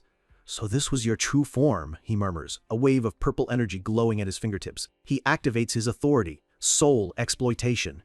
Dark, purgatorial flames erupt from his hand, beginning to consume the king's corpse, not with heat, but with a soul-ending finality. The purple flames swirl violently, breaking down the king's physical form into pure, raw essence. This is the proper funeral he was promised. As Changxion absorbs the last of the ash, a flicker of understanding passes through him. He recognizes this feeling. "You were," Similar to me, he thinks, remembering the agony of his own fall from godhood. The truth hits him with absolute certainty. The king wasn't just a collection of data, a boss monster coded to be defeated. He was a real being, trapped and forced to play a role until his bitter end. As the last of the ash dissipates into nothing, a single ethereal piece of paper is left behind. A letter. What is this? But outside, the battle for survival has reached a fever pitch. The Snowman army, led by their enraged general, is crashing against the human players' desperate defenses. The general of the Winter King roars in grief-fueled fury, unleashing a massive blizzard that rips across the battlefield. A powerful player named Cha Ya-yun grits her teeth, activating her own skill to create a magical barrier against the icy onslaught. The two colossal forces of magic collide, creating a blinding explosion of ice and light that shakes the mountain. The general stands firm amidst the swirling winds, completely unfazed by her powerful magic. He looks at her with a newfound respect. "You're strong, human," he admits. "I dismissed the intruders before, but I will acknowledge you." He then asks a question that makes no sense. "What is your rank outside? Are you a king?" Cha Ya-yun is stunned. This monster can differentiate between the inside and outside of the dungeon? How is that even possible? Her confusion quickly turns to anger. "What are you talking about?" "Just die." She unleashes a storm of purple magical energy. The attack engulfs the area in a chaotic vortex of destructive power. But the general walks through it without a single scratch. A look of grim understanding crosses his face. "So you are not a king? Even someone as powerful as you is not a king?" He lets out a sigh, almost disappointed. "I simply cannot comprehend the beings known as humans." He leaps onto a frost wyvern, looking down at her with absolute authority. "If you are not a king, then you are not qualified to face me." His face twists into a mask of pure, undiluted rage. "Just as you have killed our king, we must kill your king to get even. I will kill all of you here, and every human that comes after." His power flares, shaking the very foundations of the dungeon. "No, I will go beyond this place and kill every single human outside. I will not stop until your king appears." Suddenly, a system message flares to life for every player. A sudden quest has been created. It's called Kingslayer. The general's oath of vengeance is so powerful, it's beginning to warp reality itself. He will not stop until humanity's king is dead. The conditions are simple. Eliminate the general and his entire army. The penalty for failure is catastrophic, a dungeon break. Cha Ya-yun's eyes widen in horror. What? A dungeon break, the ultimate disaster. The monsters of the dungeon would spill into the real world, bringing death and destruction to an unprepared civilization. The stakes have just been raised to an apocalyptic level. Another player shouts at her, his voice filled with panic. "Agent Cha! We have to defeat him no matter what! We can't let him escape." A brash, blonde-haired player steps forward, cracking his knuckles. "So he's the biggest problem? Then he's mine by default." But the other team leaders immediately start bickering, arguing over who gets the glory and the rewards for killing the main boss. The blonde one tries to claim the kill, but another player immediately mocks him for talking tough after nearly getting taken out earlier. Their argument devolves into a childish shoving match, completely oblivious to the apocalypse brewing just a few feet away. Cha Ya-yun sighs, exasperated. She casts a spell, lifting them into the air and telling them she'll provide cover fire. Finally focused on the actual threat, the three of them charge towards the general. "We'll leave the skies to you," one shouts, taking to the air. "I'll take care of the ground," yells another, unleashing a powerful sword technique. His attack carves a path through a swath of snowmen, clearing the way forward. But it's useless. He looks on in dismay as even more pour over the ridge. "They're coming in endless waves," he says, his voice strained. "And their numbers are increasing too. We need to do something." Before he can finish his thought, a giant yeti looms up behind him, its massive claws raised to strike him down. His face pales with terror as he realizes he's too late to react. Suddenly, in a flash of purple lightning, a new figure dashes onto the scene. A young girl named Wu Hai-gi Bin unleashes a hurricane dash, her dagger glowing with the power of a storm. Her lightning-fast strike tears into the yeti, stopping its attack dead in its tracks. Thunder crackles from her short sword, raining down destruction upon the beast. She lands gracefully and immediately scolds the man she just saved. "Uncle, get a hold of yourself. How have you survived this long as a player?" Her uncle is moved to tears, proud of how strong his niece has become. Another player comments on the incredible value of her gear, a gift from her loving grandfather. But her talent hasn't just been noticed by mortals. In the divine realm, the goddess hunting season compliments her excellent skill, wondering how she missed such a rising star. The goddess grows excited, offering to teach the young prodigy directly, calling it a rare opportunity to learn from a god of the hunt. Suddenly, Haibin feels a new presence watching her. A different god, a nameless giant, has taken notice. She looks around, confused, wondering who this new, powerful observer could be. In a world on the brink of collapse, your strength often comes from the memory of those who fought before you. We open on a scene from the past. A lone man desperately carves a path through a sea of ghouls, his face a mask of pure focus. With every swing of his blade, he pushes the horde back. A few feet away, a young girl watches, her eyes wide. She's witnessing what it truly means to stand your ground when all hope seems lost. That image, that feeling of awe and determination, is burned into her memory forever. It was the look in his eyes, not fear, but a cold, unwavering will to survive against impossible odds. And now, in the middle of a frozen, desperate battlefield, that memory becomes her strength. "Whoa-hi!" Ben tells herself she'll fight, just like how that mister did it.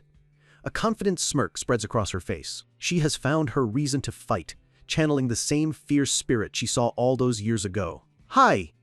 Bin unleashes a torrent of crackling violet energy, her twin daggers glowing with immense power. Her incredible display immediately catches the attention of the gods, with one in particular impressed by her raw, untamed abilities. The god is amazed by her power, but also worried. It's so wild that a single misstep could be disastrous. The lightning tears through the monsters, leaving a trail of absolute destruction. Even her movements are impressive. The god takes notice of her agile kicks, realizing she's not just a powerhouse, but a truly skilled fighter. "Hi!"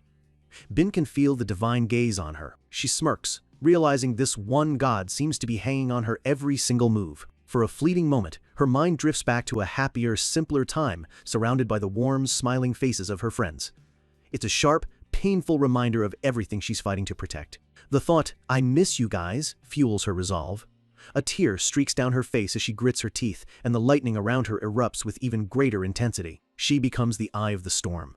A massive explosion of purple lightning radiates out from her, an unstoppable wave of pure, destructive energy.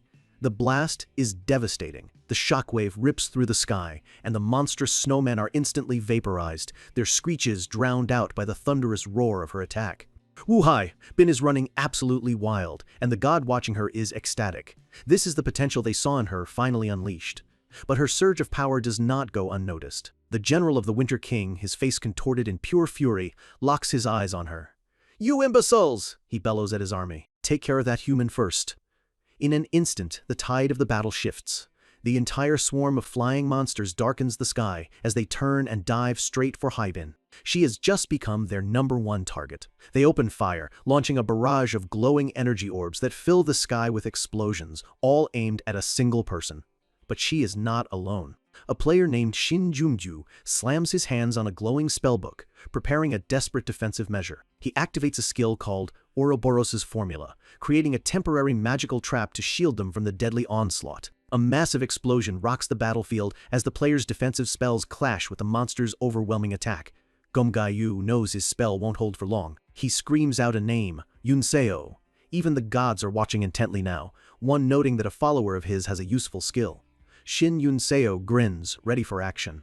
"All right, leave it to me," she yells, charging forward with a massive shield in hand. She activates her Tower Attack skill, putting all of her immense strength into pushing a giant ornate shield forward like a battering ram.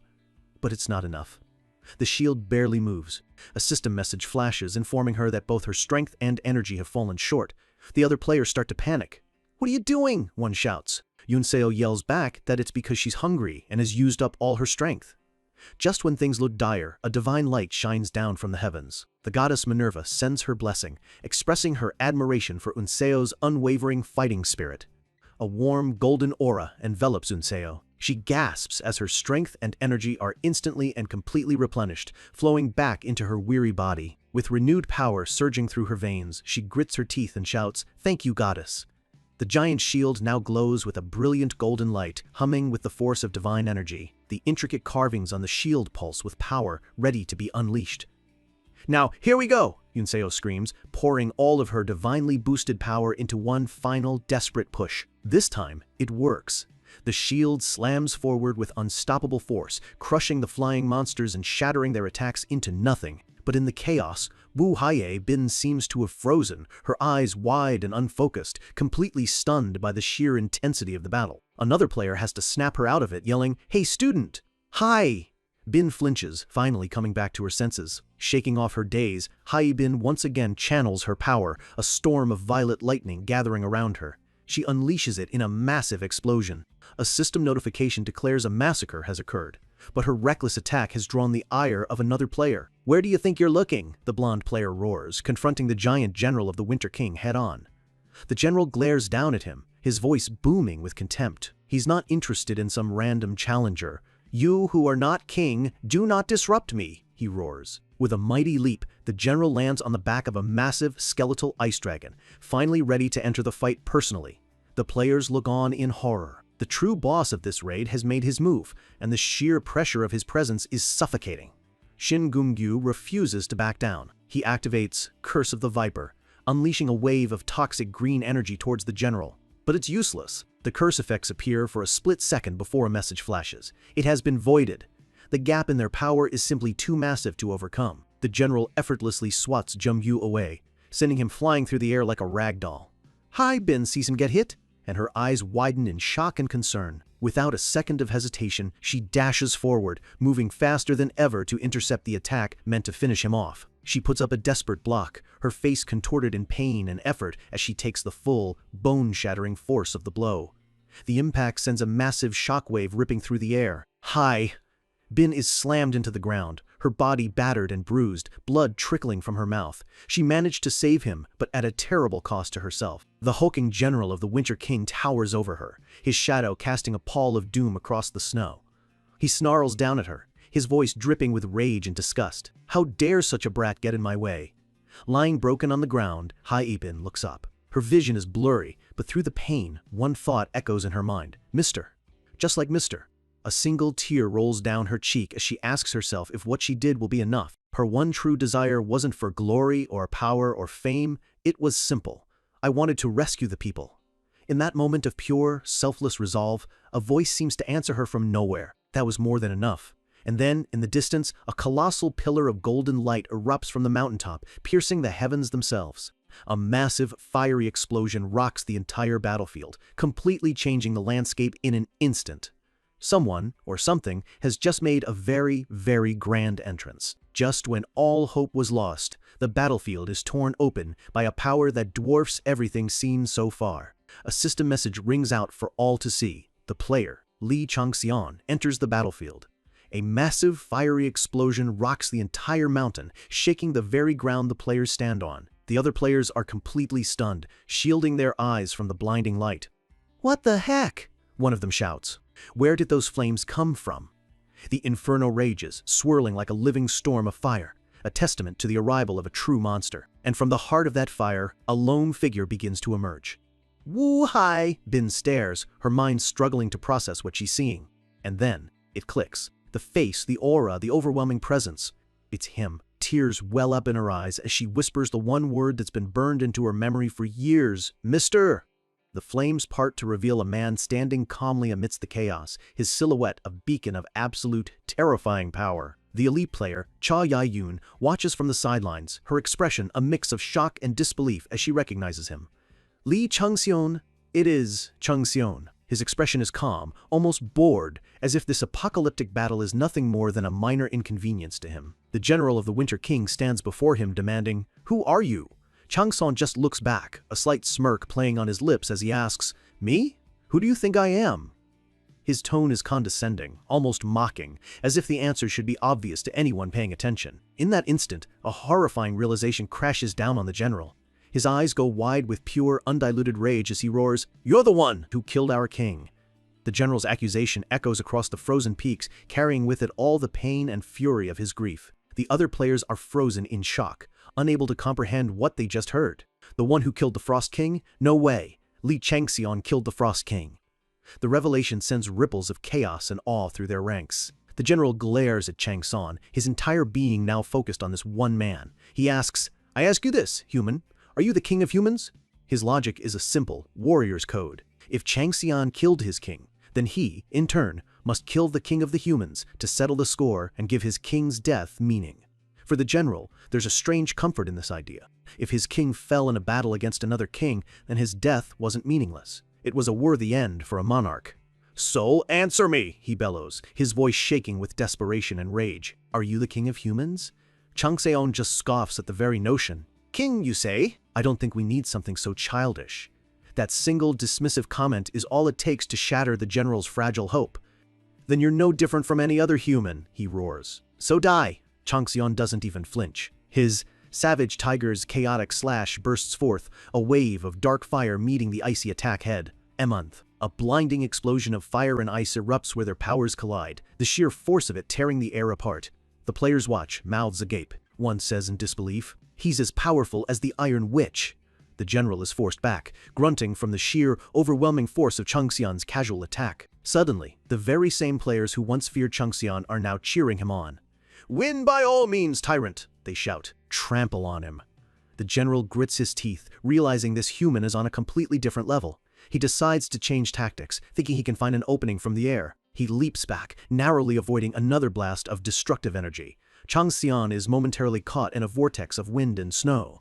The general lands perfectly on the back of his mount, soaring into the sky to gain the high ground. "That monster is on the snow pterodactyl again!" the players shout, warning him not to lose sight of the boss. But Changxian is completely calm. He simply says one word, his voice low and steady: "Gyawol." In an instant, a shadow detaches from the ground. Bayek Gyawol erupts from below, using his shadow footprint skill to launch a perfectly timed surprise attack. His spear finds its mark, plunging deep into the general's side with a sickening crunch. The general is stunned. One of his snowman riders flies in to help, but it's far too late. The snowman rider circles above. Up in the air, the other snowmen try to rally. The general shouts, "Do not fear, we have the advantage in midair." Changxian just looks up at them with pure contempt. "When you have to rely on stupid snow pterodactyls," he says, his voice dripping with mockery. And then he shows them what true aerial advantage looks like. Black, demonic wings of pure, dark fire burst from his back, lifting him effortlessly into the air. The general stares up, his mind completely breaking at the sight. "You're capable of flying?" A firestorm begins to rage around Changxian, his power growing with every second he's in the air. He switches his status, and the split tiger's fangs burst forth, ready to end this. A massive, cross-shaped slash of pure fire cuts across the sky, a final, undeniable show of absolute force. The players below see it happen.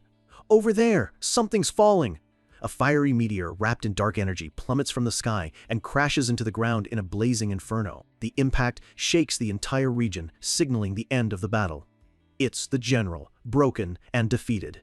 "I can't die like this," he whispers. "I must avenge our king." Changxian lands before him, the flames receding. He asks calmly, "Why are you so obsessed with the word king?" The general looks up, his motivation laid bare.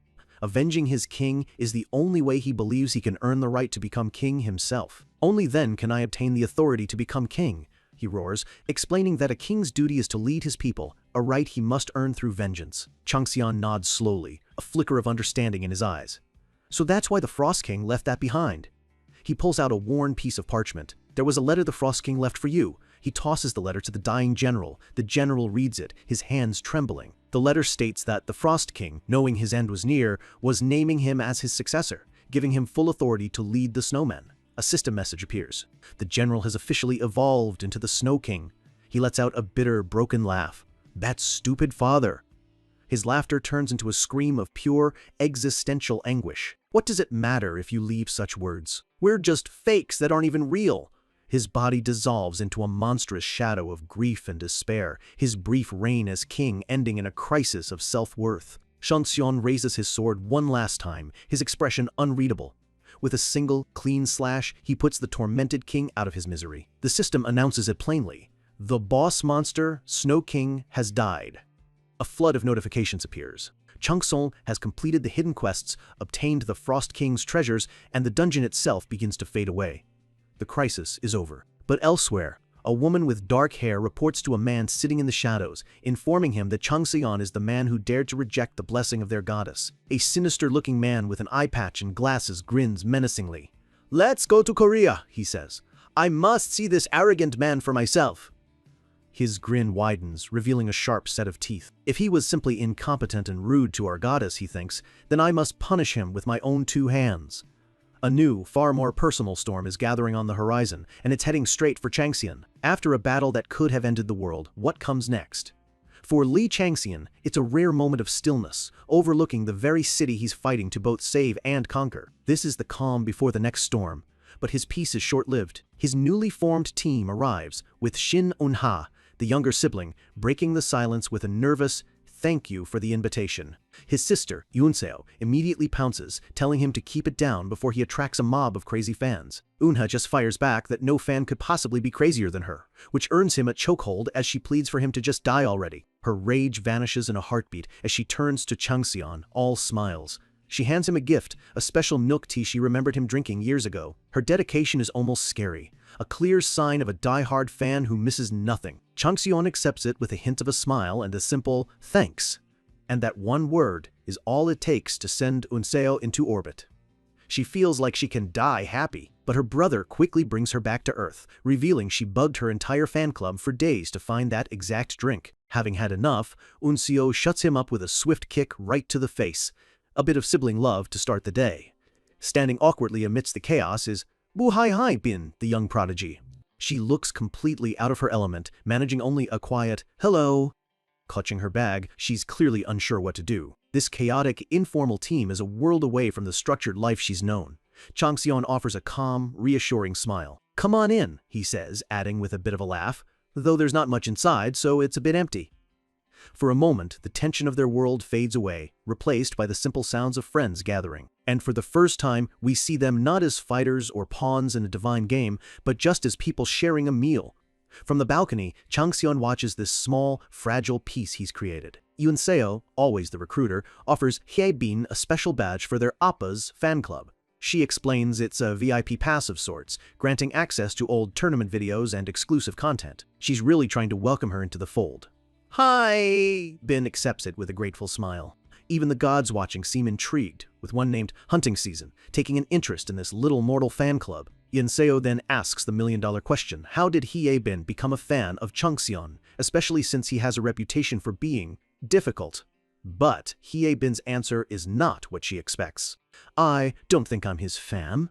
She clarifies that she sees herself more as his student and him as her mentor. Looking over at Changxian on the balcony, she says softly, "I want to become a warm-hearted person like him." This is the core of her motivation. Not idol worship, but genuine aspiration. Changxian hears every word. Though he doesn't turn around, the hint of a smile plays on his lips. To be seen this way is something entirely new for him. Not bad, he thinks to himself, a moment of genuine, quiet approval. But the gods are always watching. While the Abyss Demon observes in silence, a new god, the tiger submerged in hardship, complains loudly that this peaceful drama is boring. Changxian smirks, sensing their impatience. He directs a thought straight at the bored deity. "Does it bore you?" The tiger god snaps back, accusing him of speaking nonsense. Changxian offers a mockingly polite apology, saying, "If my words have displeased you, then let me apologize. Please forgive my insolence." The god warns him not to cross the line. Changxian simply replies, "Thank you," while his inner thoughts drip with contempt. Who is he to be forgiving anyone? Then, the tiger god shifts gears, starting a story about a fool he once knew, someone who had the same defiant air as Changxian. Instantly, Changxian is on high alert. The god describes this fool as someone who feared nothing, who did whatever he wanted, and ultimately was cast out by everyone for it. But the god adds with a grin, that's exactly what made him so respectable. As Changxian listens, the familiar pieces of the story begin to click into place. His eyes narrow. This isn't just some random tale, this is a message. He realizes, isn't he talking about me? The tiger god continues, recalling how he first met this fool on the legendary plains of Arcadia. And that one name, Arcadia, confirms everything. Changxian knows exactly who this god is and who he's talking about. The scene flashes back to a forgotten time. A younger, wilder tiger god stands before a far more arrogant Changxian, the war god known as Twilight of the Gods. The tiger asks if he's the mad god who manhandled a deity named Antares. With genuine awe in his eyes, the young god asks a simple question. "What must I do to become as strong as you?" Twilight's response is dripping with pure, undiluted pride. He looks down on the aspiring deity with utter disdain and says, "Buzz off, trash." But that dismissal didn't break the tiger god's spirit. Instead, it ignited a fire in him, a predatory grin spreading across his face. He found his idol. From that day on, He followed Twilight from the shadows, watching and learning from his sheer, overwhelming power. He watched as Twilight stood alone at the pinnacle, a king without a kingdom, a god without allies, a lone, brilliant star, shining brighter than all the rest, but destined to burn out in total isolation. This memory is a crucial lesson, one the Tiger God now intends to share. Back in the present, the Tiger God finally gets to the point of his story. This entire conversation, this trip down memory lane, was a carefully constructed warning. He explains that after the Great War ended and Twilight finally fell, he was the one left to watch over the empty throne. He's telling Changxian not to make the same mistake twice. He urges him to gather allies, to find his own brilliant stones, so he doesn't end up a fallen star again. In short, don't do it alone this time. Changxian gets the message, though he scoffs internally at the advice. What does a god care about how a mortal star shines? He wonders why the god would bring up his past life. The Tiger God simply says that a clever follower like him should understand the meaning.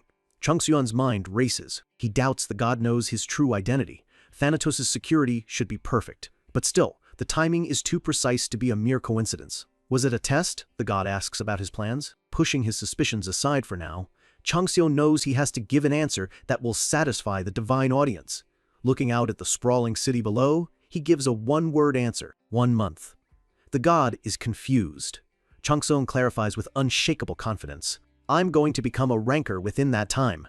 It's an impossibly bold claim. The Tiger God questions the feasibility of it, warning him that his greed could get him hurt. Changxian's smirk returns. It's not just possible, it's easy. He admits he can't do it with his current power, which is exactly why he's aiming for a legendary artifact, the secret scripture. If he can get his hands on that legendary power, he reasons, becoming a top-ranked player will be child's play. This is the next phase of his master plan. The god worries about him taking on another curse, but Changxian waves it off. With a determined grin, he declares, "The harder the trials are, the more rewards I will reap." This sheer, unadulterated nerve is exactly what the god wanted to see. Impressed by his audacity, the Tiger God bestows a massive blessing upon him, a pillar of divine lightning crashing down from the heavens. Meanwhile, in a completely different part of the city, a man is having a full-blown meltdown inside his luxury sports car. He's sobbing uncontrollably, wailing that our Haibin went to Li Changxian's team. Then she said, "I'm an annoying uncle," he cries, slamming his foot on the accelerator in a fit of comical despair. Even another god pipes up with some surprisingly gentle advice, noting that a child leaving the nest always happens suddenly and without warning. To build an empire, you need weapons fit for gods. Changxian presents a glowing ice crystal to a master craftsman, explaining he wants 2 spears completely remade from scratch using this core. The craftsman explodes. He's been working for 3 days straight and now he's being told to start over? But Changxian doesn't argue. He lets his money talk. A notification confirms a deposit of 100 million won, as Changxian asks with chilling calm, "Are you still not going to?" But that cash was just the appetizer. Changxian then reveals the main course, the king's treasure he won from the dungeon. The doors swing open, revealing a literal mountain of priceless metals. The craftsman is stunned into silence. He's staring at piles of 10,000-year gold, iron, and pitch-black ore, materials of myth. Even the gods watching are impressed. Changxian asks coolly, "Will this be enough?" The man can hardly breathe. He explains that a piece of this metal the size of a fingernail could forge a mythical-grade weapon. And Changxian has brought him a mountain. This is an amount of wealth that shouldn't even exist. A wide, greedy grin spreads across his face. This isn't just a job anymore. This is the chance of a lifetime. More than enough to craft everything Changxian needs and more. His motivation has completely transformed from greed to pure artistic passion. "I want to create a masterpiece no one could ever even dream of making," he declares.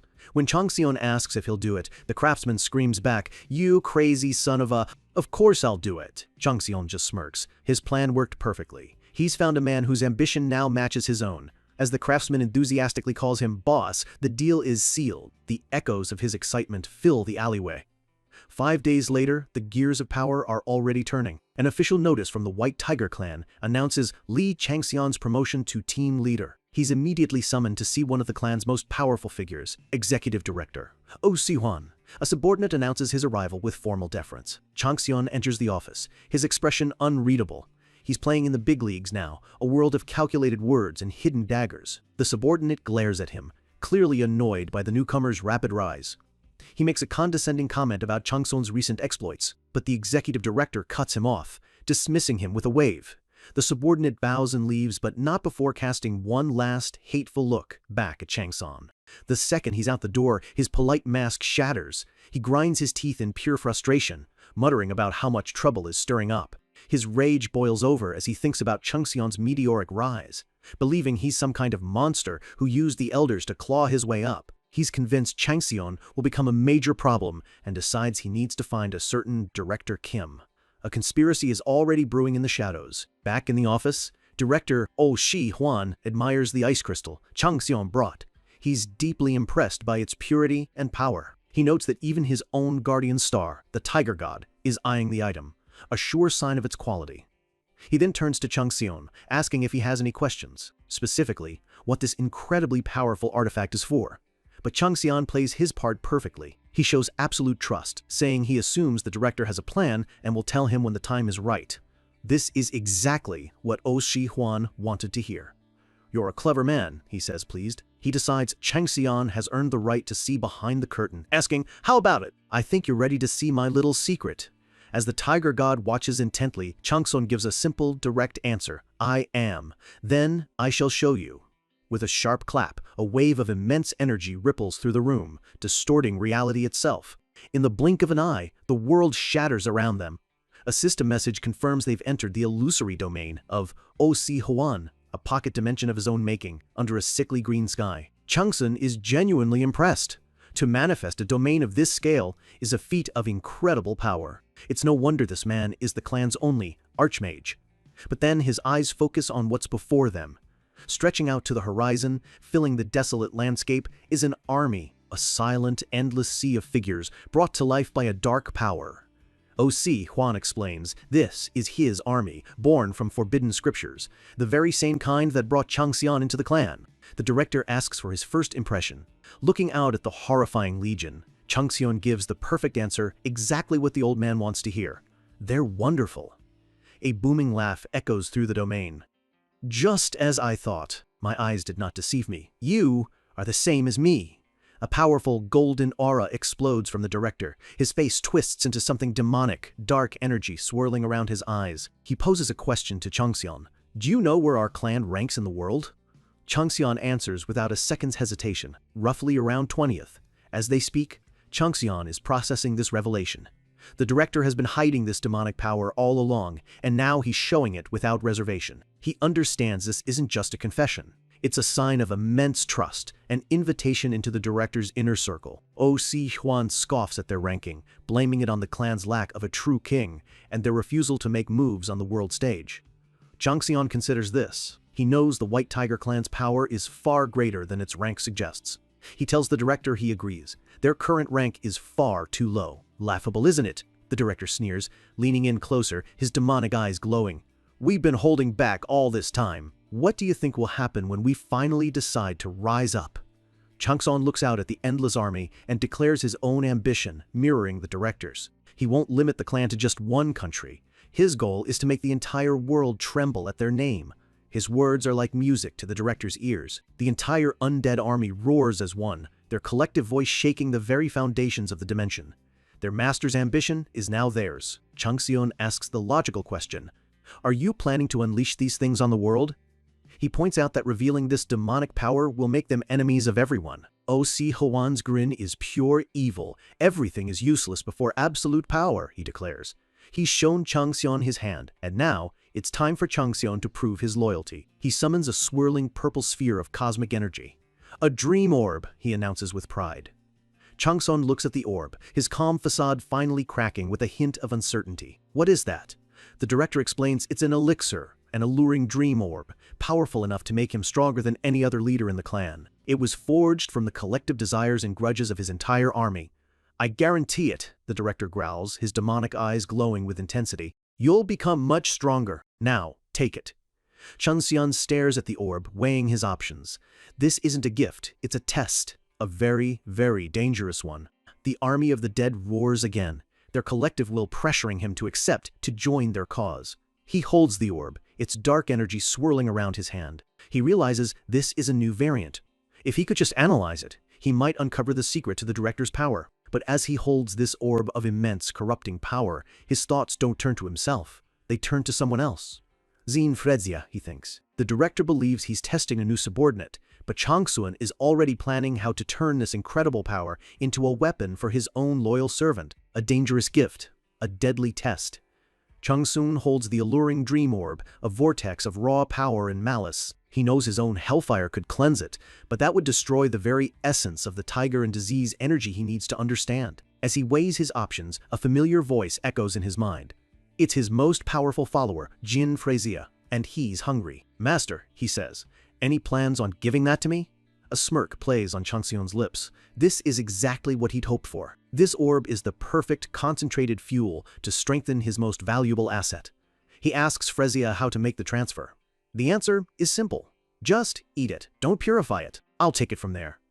Without hesitation, Changsun consumes the orb. The system confirms the act as chaotic, dark energy immediately begins to wrap around him, much to the silent shock of the director watching him. The corrupting power surges through his veins. His natural poison immunity instinctively fights back, but with a single command, Changsun lowers his own defenses, allowing the foreign energy to take hold. And just as planned, a new message appears. His follower, Frezia, wishes to absorb the power. In an instant, the energy is siphoned away, neutralized, and fed directly to his loyal servant. Frezia's voice, filled with satisfaction, confirms the transfer is complete. He promises to report the results later, adding with a greedy hunger, "If you get anything like this again, don't hesitate to let me know." The test is over. With a clap of his hands, Director shatters the sickly green dimension, returning them both to the real world. The director, his demonic aura still swirling, looks at Changsun with a newfound respect. "How is it?" he asks, expecting to see a man in agony. But Changsun just offers a calm, easy smile. It feels excellent. Si Huan throws his head back and laughs, completely sold.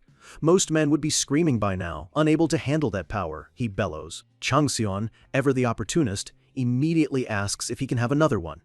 The director's expression turns serious. He explains that the next one must be earned. He then reveals the true purpose of this meeting. Soon, the Janix Corporation in the USA will declare war. The White Tiger clan plans to join their rivals and use this conflict to spread our influence across the globe. He explains that Janix is a massive American clan, one of the world's 10 kings, specializing in crafting powerful artifacts. Changsun instantly understands the scale of this. This is a battle for global supremacy. He cuts straight to the point. "What do you need me to do?" "The mission is simple. Bring your fame to the USA." He's being sent as the clan's vanguard, their celebrity player, meant to dominate the headlines and win the war of public opinion. For Changsun, this is a golden opportunity. The more famous he becomes, the more power he'll command within the clan. He thinks to himself, the more, the better. His mind is already several moves ahead. The clan's rise could be his own, but only if he stays in control. To devour everything, he must always be one step ahead of the game. He lays out his terms. Before he goes, he wants permission to conquer 2 legendary uncleared dungeons. His reasoning is flawless. By clearing them and immediately becoming a ranker, he'll generate massive hype, building his legend before he even sets foot in America. The director roars with laughter. "Those dungeons? You're not just playing the game, you're planning to become a star." He agrees to the plan, but adds one condition. Since the dungeons are so dangerous, he'll be sending along a helper. The wheels of a much larger plan have begun to turn. Elsewhere, Shin Gyu, the mage from the Snowman raid, proudly clutches his new employee ID. He's officially part of the team. His moment of satisfaction is interrupted by Baek Gyo-ul telling Shin Youngseo to get ready. It's time to train, and their training is brutal. Unseo charges with her shield, clashing against Gyo-ul's spear in a shower of sparks. Jeomju watches in awe. They started sparring the second the team was officially formed. Their dedication is intense. Just then, Changsun arrives. Jeomju nervously greets him as team leader, his eyes drawn to the massive, ornate sword now strapped to Changsun's back. Changsun, dressed in his own new set of gear, tells him to relax. He explains he just got the sword and wanted to test it out. The team is finally all here. Unseo remarks that, with Changsun's looks, anything he wears is high fashion. Jeongju can't help but wonder if the team was picked based on looks alone. Changsun cuts through the chatter and gets straight to business. They need to test their teamwork, and there's no better way than a real mission. He explains that the director just gave them an urgent assignment. A mine owned by an affiliated clan collapsed while they were digging for magic stones. The objective is simple: rescue the miners. 24 people are trapped inside a collapsed dungeon. They have 5 hours to find the cause, save everyone, and get out alive. With a confident smirk, Changxian declares they're heading out immediately. Their first mission as a team has officially begun. Meanwhile, at Incheon International Airport, a powerful new piece has just been placed on the board. Cha Yae-eun, the elite player who fought at the Snowman Dungeon, is waiting with a colleague, holding a sign for a Joachim P. Wolf. A mountain of a man with wild blonde hair and wolf-like features strides through the gate. This is undoubtedly their target. Yae-eun greets him professionally, welcoming the Blue Wolf of the Illuminati, and explaining she's been assigned to assist him. He grins, clearly pleased to be guided by the Saintess of Steel, a title she is apparently known by on the world stage. Then, he gets straight to the point, his voice a low growl. Then allow me to meet with the tyrant. Yae-eun's professional calm shatters. She's already stressed dealing with Changxian's fallout, and now this powerhouse is demanding a meeting. The White Tiger clan has been stonewalling everyone, putting her in an impossible spot. Her colleague quickly informs her that Changxian is on a rescue mission. Yae-eun's face twists with fury. That clueless idiot, she thinks. It was a waste saving his life.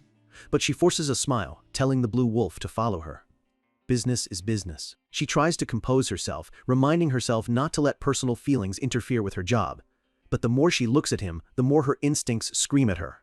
This man is pure danger. A terrifying vision flashes in her mind, an explosion of fire and chaos. She gets a gut feeling that if these two men meet, she'll be caught in the crossfire. Back at the collapsed mine, Changxian's team arrives to find the entrance engulfed in a raging inferno. 24 people are trapped inside. The surviving miners are skeptical, complaining that the director sent a bunch of kids to handle a disaster. Someone mentions the rumor that their leader is already Rancor level, but Changxian just dismisses it as media hype. Without another word, he steps directly into the flames. The system announces their entry into the dungeon, Island of the Azure Jewel. They don't find a fiery cavern. Instead, they find themselves on a pristine tropical beach. The team is momentarily mesmerized by the unexpected beauty of the scene. But Changxian immediately snaps them back to reality. Keep your guard up. We don't know what's waiting for us. He calls out a name. Jia. The mage understands instantly, launching a glowing orb of light into the sky to scout their surroundings. Yonseo, Changxian commands. She plants her massive shield in the sand, ready for anything. A split second later, an arrow whistles out of the jungle, aimed right for them. Gyu looks up in shock. The attack came far faster than he could have predicted. She cries out her teammate's name in alarm. Gyu? Changxian's voice cuts through the chaos, sharp and commanding. What are you doing? Get a hold of yourself. Trapped on an island that's anything but a paradise, the team is pinned down by an endless volley of arrows whistling from the shadows. Shinwon-seo stands firm, slamming her shield into the sand and unleashing her shield extension skill. A massive, ornate barrier erupts from the ground, forming an impenetrable wall just in time. A storm of arrows crashes against the shield, the impacts echoing like a drumbeat of war. The sheer force of the attack is staggering. As the volley ends, Won-seo looks up, her eyes wide with shock. A strange, golden energy crackles and fades around her. Her shield didn't just block the arrows, it absorbed all of their kinetic energy. And then, it unleashed that energy in a massive, uncontrolled blast of lightning that tore through the surrounding jungle. The shockwave rips through the trees, followed by the pained screams of their hidden attackers. One of the arrows clatters to the sand near Gyu, who just barely avoided being caught in the blast himself. His patron god chides him for his slow reaction. Gyu, trying to save face, claims he knew his magic core would protect him all along. But his god isn't buying his excuses, and Gyu can only laugh nervously. His brief moment of cockiness is immediately punished as his panicked teammates start shaking him, yelling his name. Changxian has seen enough. I told you to stop doing that! He snaps, his patience gone. He then issues a single command into the silence. Winter. In an instant, a vortex of dark, ghostly energy erupts from the ground. From within it, a figure clad in ethereal armor materializes. It's Baekgyo-ul, summoned and ready to strike. He moves like a phantom, a blur of motion that streaks into the dense jungle. Faster than the eye can see, he returns, dragging a captured, struggling enemy behind him. The team is speechless. Gyo-ul dismisses his armor, standing calmly over his prize. I figured we'd need to interrogate one, he says simply, dropping the battered creature onto the sand. The team finally gets a clear look at their attacker. With its pointed ears and slender frame, it looks like an elf. But Changxian's voice cuts in, grim and serious. No, look at its eyes. This is not the kind of elf you know. It's a gray elf. The name means nothing to his teammates. Changxian explains. Grey elves are parasitic husks, created by a powerful monster called a parasite to drain the life force from other creatures. They are not living beings, but weapons. His team is horrified. They're not just fighting monsters, they're fighting the extensions of an unseen, far greater threat. Changxian analyzes their captive. He knows that for a parasite to create grey elves, it has to be in its adult stage, and that makes absolutely no sense. How could a creature that powerful grow unnoticed in a small, frequently visited dungeon like this? He thinks aloud. The waters are empty, and the mine attracts people constantly. There's no way a parasite could find enough food to mature here without being discovered. I have a hunch, but... He trails off, his expression deeply troubled. Something is fundamentally wrong with this picture. His mind races. Only two beings he knew could pull this off, but one was an ally, and the other was an enemy of all existence. It has to be something else entirely. He makes a call. For now, we're retreating.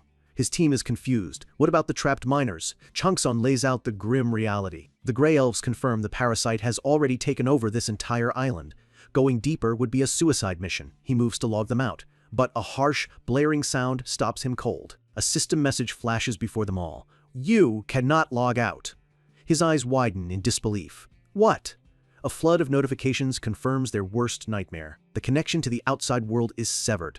The rescue mission is a failure. A new quest has been forced upon them. Find a pure demonic core. They are trapped. Gemju looks at his leader, his face pale with fear. Hyung. Changxion's expression hardens into steel. With no way out, there's only one path left. We stick to the original plan.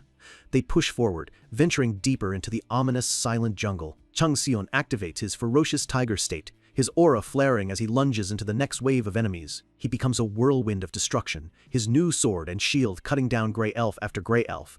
But as he fights, a disturbing thought hits him. Something strange.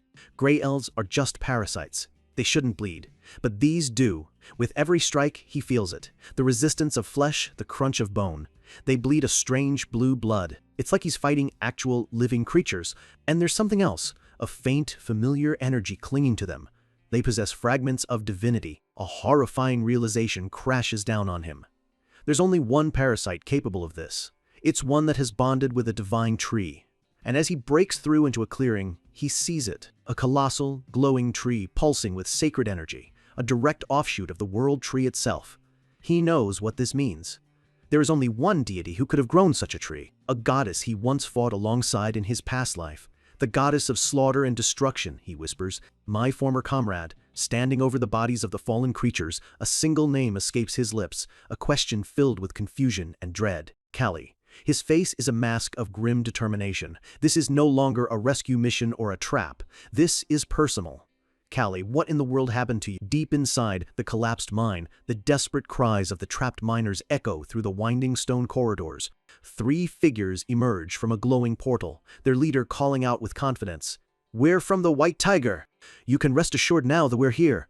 But the cries turn from relief to pure agony.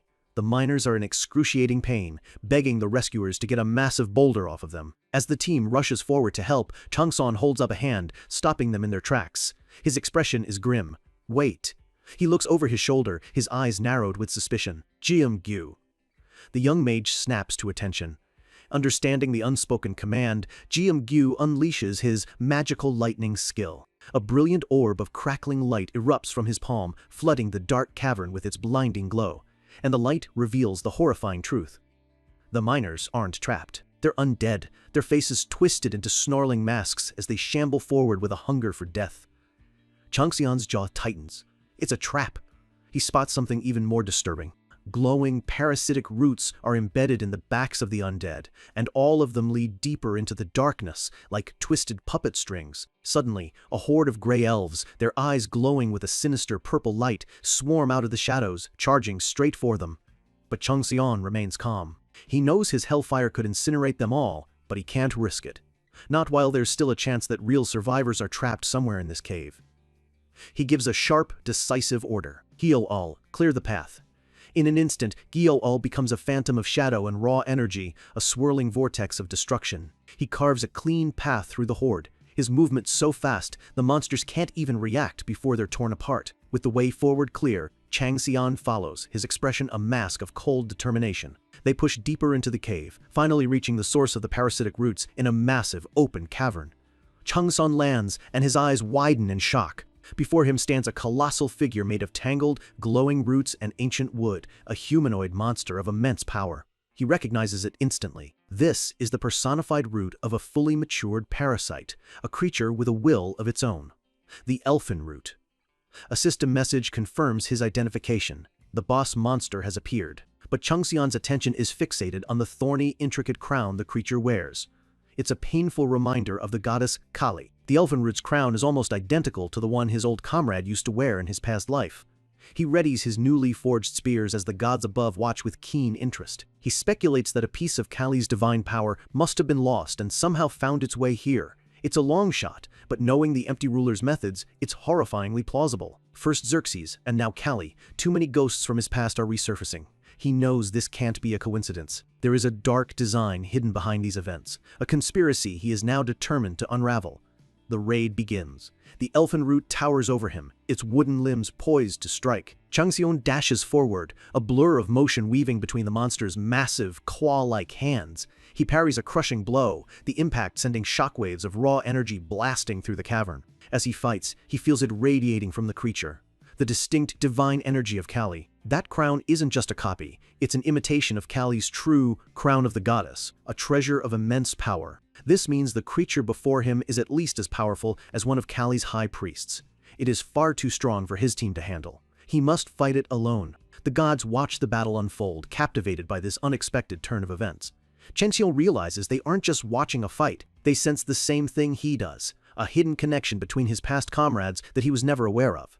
The elfin root summons a fresh wave of gray elves, its power flooding the cavern. But Changxian has a plan. He knows that in the great cycle of elements, wood is helpless against fire. He channels his spectral power and unleashes a furious storm of hellfire, roaring, "Burn!" At the same time, his team is locked in their own desperate battle. Unseo holds the line with her shield, screaming a war cry. Jiu provides covering fire from the rear, blasting the monsters with bolts of lightning. And Gyo-ul unleashes his Shadow Hail, transforming into a whirlwind of pure dark energy. His power is on a completely different level, wiping out scores of creatures with ease. Unseo and Jiamju can only stare in awe. Gyo-ul's spectral form hovers in the air, a phantom of absolute destruction. "Anyone who wants to fight, come out," he says, his voice echoing with cold, unchallenged power. He finds what he's looking for, a small cave where the real survivors are hiding. He bursts inside, ready for a fight, only to be met by a human soldier pointing a sword at his throat. The soldier, seeing Gyo-ul's ghostly form, demands, "Who are you?" He introduces himself as First Lieutenant Park, Haye Sheng, leader of another rescue team that also got trapped. After explaining the situation, he looks at Gyo-ul's non-human appearance and asks hesitantly, "Are you human?" Gyo-ul's answer is simple and direct. "White Tiger Team L, Baek Gyo-ul." The lieutenant is stunned. Team L is the new squad led by the infamous Li Changxian. He immediately asks if Changxian is here with them, but before Gyo-ul can answer, the lieutenant points towards the wounded, begging for their help. Without a word, Gyo-ul and his teammates rush to aid the injured survivors. Suddenly, a voice speaks directly into Gyo-ul's mind. "He told you to move first." Gyo-ul freezes. The voice continues, relaying a clear warning from Changxian. "He also said to be careful. Things are about to get messy." Gyo-ul recognizes the voice. It's Jean Frezia. But how? He questions why he should trust a word from him. Frezia sounds amused. He notes that Gyo-ul pinpointed his location immediately, impressed that he's more than just a blindly loyal follower. "So even a loyal dog has a mind of its own," Frezia muses before ending with a simple taunt. "Don't trust me if you don't want to." Gyo-ul tries to call out to him, to demand answers, but it's too late. The telepathic link is gone. He's left alone with the chilling warning, and a single, burning question: what is Changxian about to do? He looks over at the first lieutenant, a new resolve hardening his expression. He takes command of the situation. "First Lieutenant, where are the rest of the survivors?" The real rescue mission has just begun. Facing a monster born from a fallen friend's power, Changxian's eyes glow with fiery resolve. He knows the fundamental law of nature. Among the 5 elements, wood can never defeat fire, and he's about to prove it. A system window confirms the activation of a new skill. Surrounded by a swirling vortex of pure flame, Changxian's intent is clear and brutal. He roars that he'll burn it all to ash. The firestorm erupts from him, a tornado of raw destruction aimed directly at the elfin root. The very air shimmers and warps from the sheer, overwhelming heat. The monster is caught dead center in the blast. Its wooden body cracks and chars as it lets out a silent, agonized scream, completely engulfed in the inferno. The attack culminates in a massive explosion that rocks the entire cavern, scorching the ground black and washing everything in a blinding white light. But as the smoke begins to clear, Changxian watches in disbelief.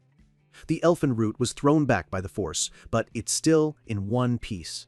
The creature lands heavily on the devastated ground. Though its body is charred and smoking, it slowly rises, its form still imposing. The fight is far from over. A guttural, earth-shaking roar rips through the cavern, a sound of pure, defiant rage from a monster that refuses to die. From the shadows, dozens of smaller gray elves burst forth, swarming towards Changxian like a violent tide.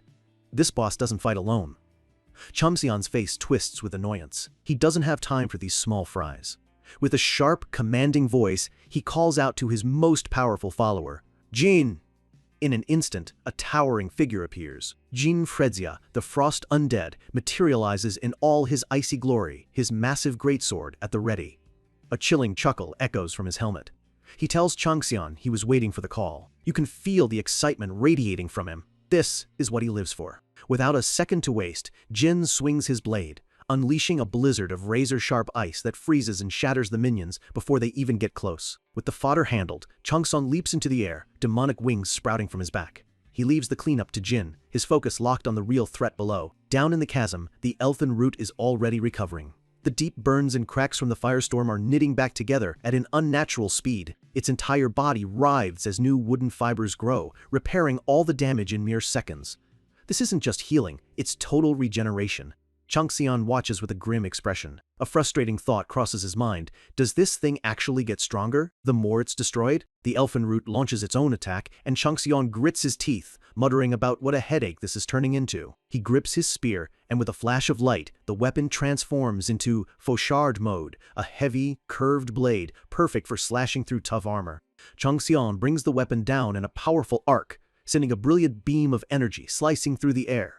The blade connects, carving a deep, burning gash across the elfin root's chest. For a moment, it looks like a decisive hit, but immediately, thick, dark tendrils sprout from the gash, pulling the wound closed with sickening speed. In the blink of an eye, the damage is gone. The boss stands completely unharmed, as if the attack never even happened. Changxian can only stare in disbelief. Before he can react, the elfin root closes the distance and throws a devastating punch, the raw force connecting squarely with Changxian. He's sent flying, a pained grimace on his face. He realizes the terrifying truth. Not only is the boss regenerating faster, but the new parts are even stronger than before.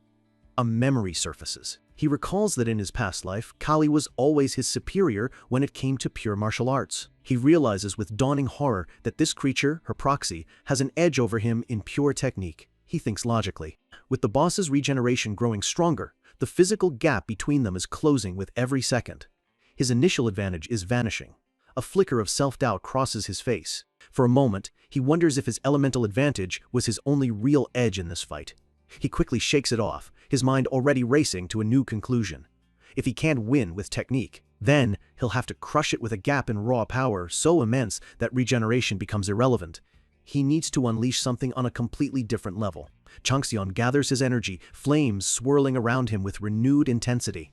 He's about to bet everything on one overwhelming attack. The fiery cavern fades, replaced by a memory of a cold, silent world, a vast, snowy landscape from his time as a god. The wind howls across a lonely, snow-capped mountain. This is a place from his distant past. He sees himself standing before Kali. Her voice echoes in his mind, reminding him how difficult it was to ever match her in martial arts. He remembers the moment clearly. He had just witnessed her use an incredible power and had asked, "What was that? Can I use it too?" Kali had looked at him with a serious expression, telling him it was her last resort. She warned him, "Listen carefully, Twilight. Only use this when you are in a true crisis." The memory fades, and we're back in the present. Changxian is engulfed in flames as Kali's final words from that day ring in his ears. "Just so you know, among all who have witnessed it, you are the only one left alive." A sister window appears, confirming he's discovered a hidden piece, Himavat's breath, a legendary technique. A wry smile touches his lips. Since Kali, its creator, is gone, he's the only one left who knows this power. He knows what he must do. Overwhelm the boss in an instant with a level of magic it cannot possibly comprehend. He begins the technique. Golden energy erupts from his body, his eyes glowing white with pure power as he takes a single, deep breath, pulling in all the ambient magic around him. The power surges through him, an almost unbearable pressure building inside. The air crackles, and the light becomes blinding. With a final push, he unleashes it all. A massive, star-like explosion of golden energy bursts from his body, incinerating everything in its path.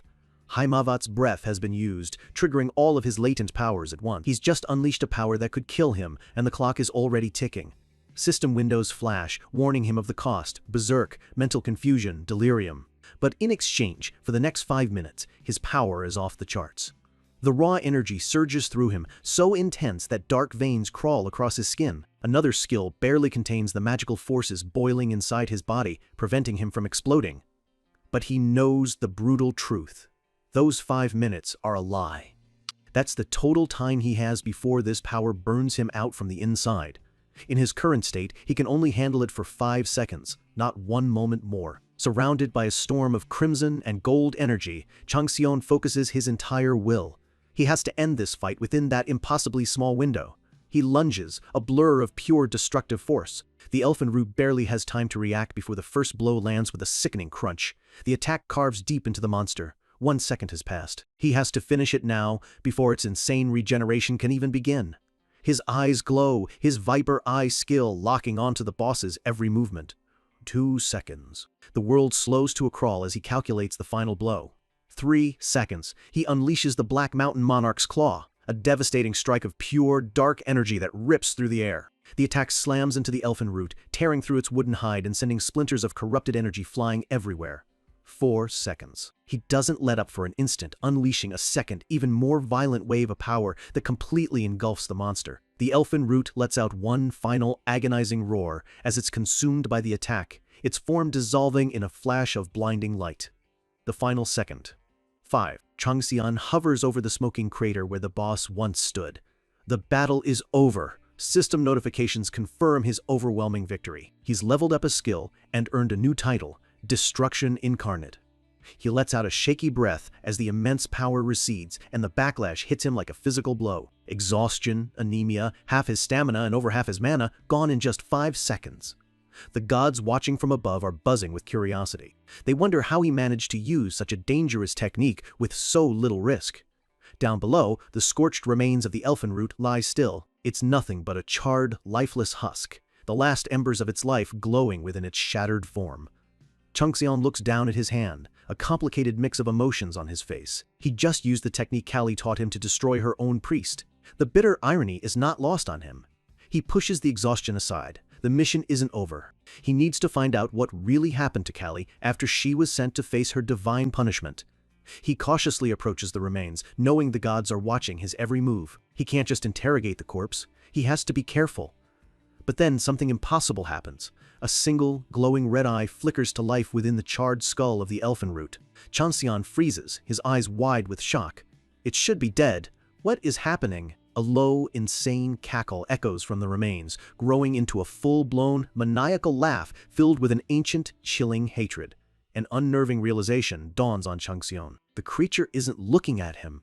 Its gaze is fixed on something far beyond this cavern, something in the heavens. Its voice, raspy and dripping with venom, hisses a single phrase: "You disgusting gods." It continues its curse, promising that their little game is about to end. It speaks of a prophecy, that their dead god will rise again and wipe them all from existence. It screams that the apocalypse they fear so much, along with the twilight, will come for them. It's talking about him, about Changxian's past life. Before he can react, its body begins to glow with a terrifying purple energy. Every one of Changxian's senses screams danger. His skills warn him to flee immediately. The creature is about to self-destruct. There's a blinding flash of light, and then silence. A system message appears, simple and final. The boss monster is dead. But the energy from its sacrifice shoots across the cavern, a torrent of divinity flowing directly into the massive parasite tree. The tree absorbs it all, its own power flaring as it begins a massive, terrifying transformation. Following some hidden rule of the dungeon, the parasite tree begins to evolve, growing at an impossible rate, twisting into something new.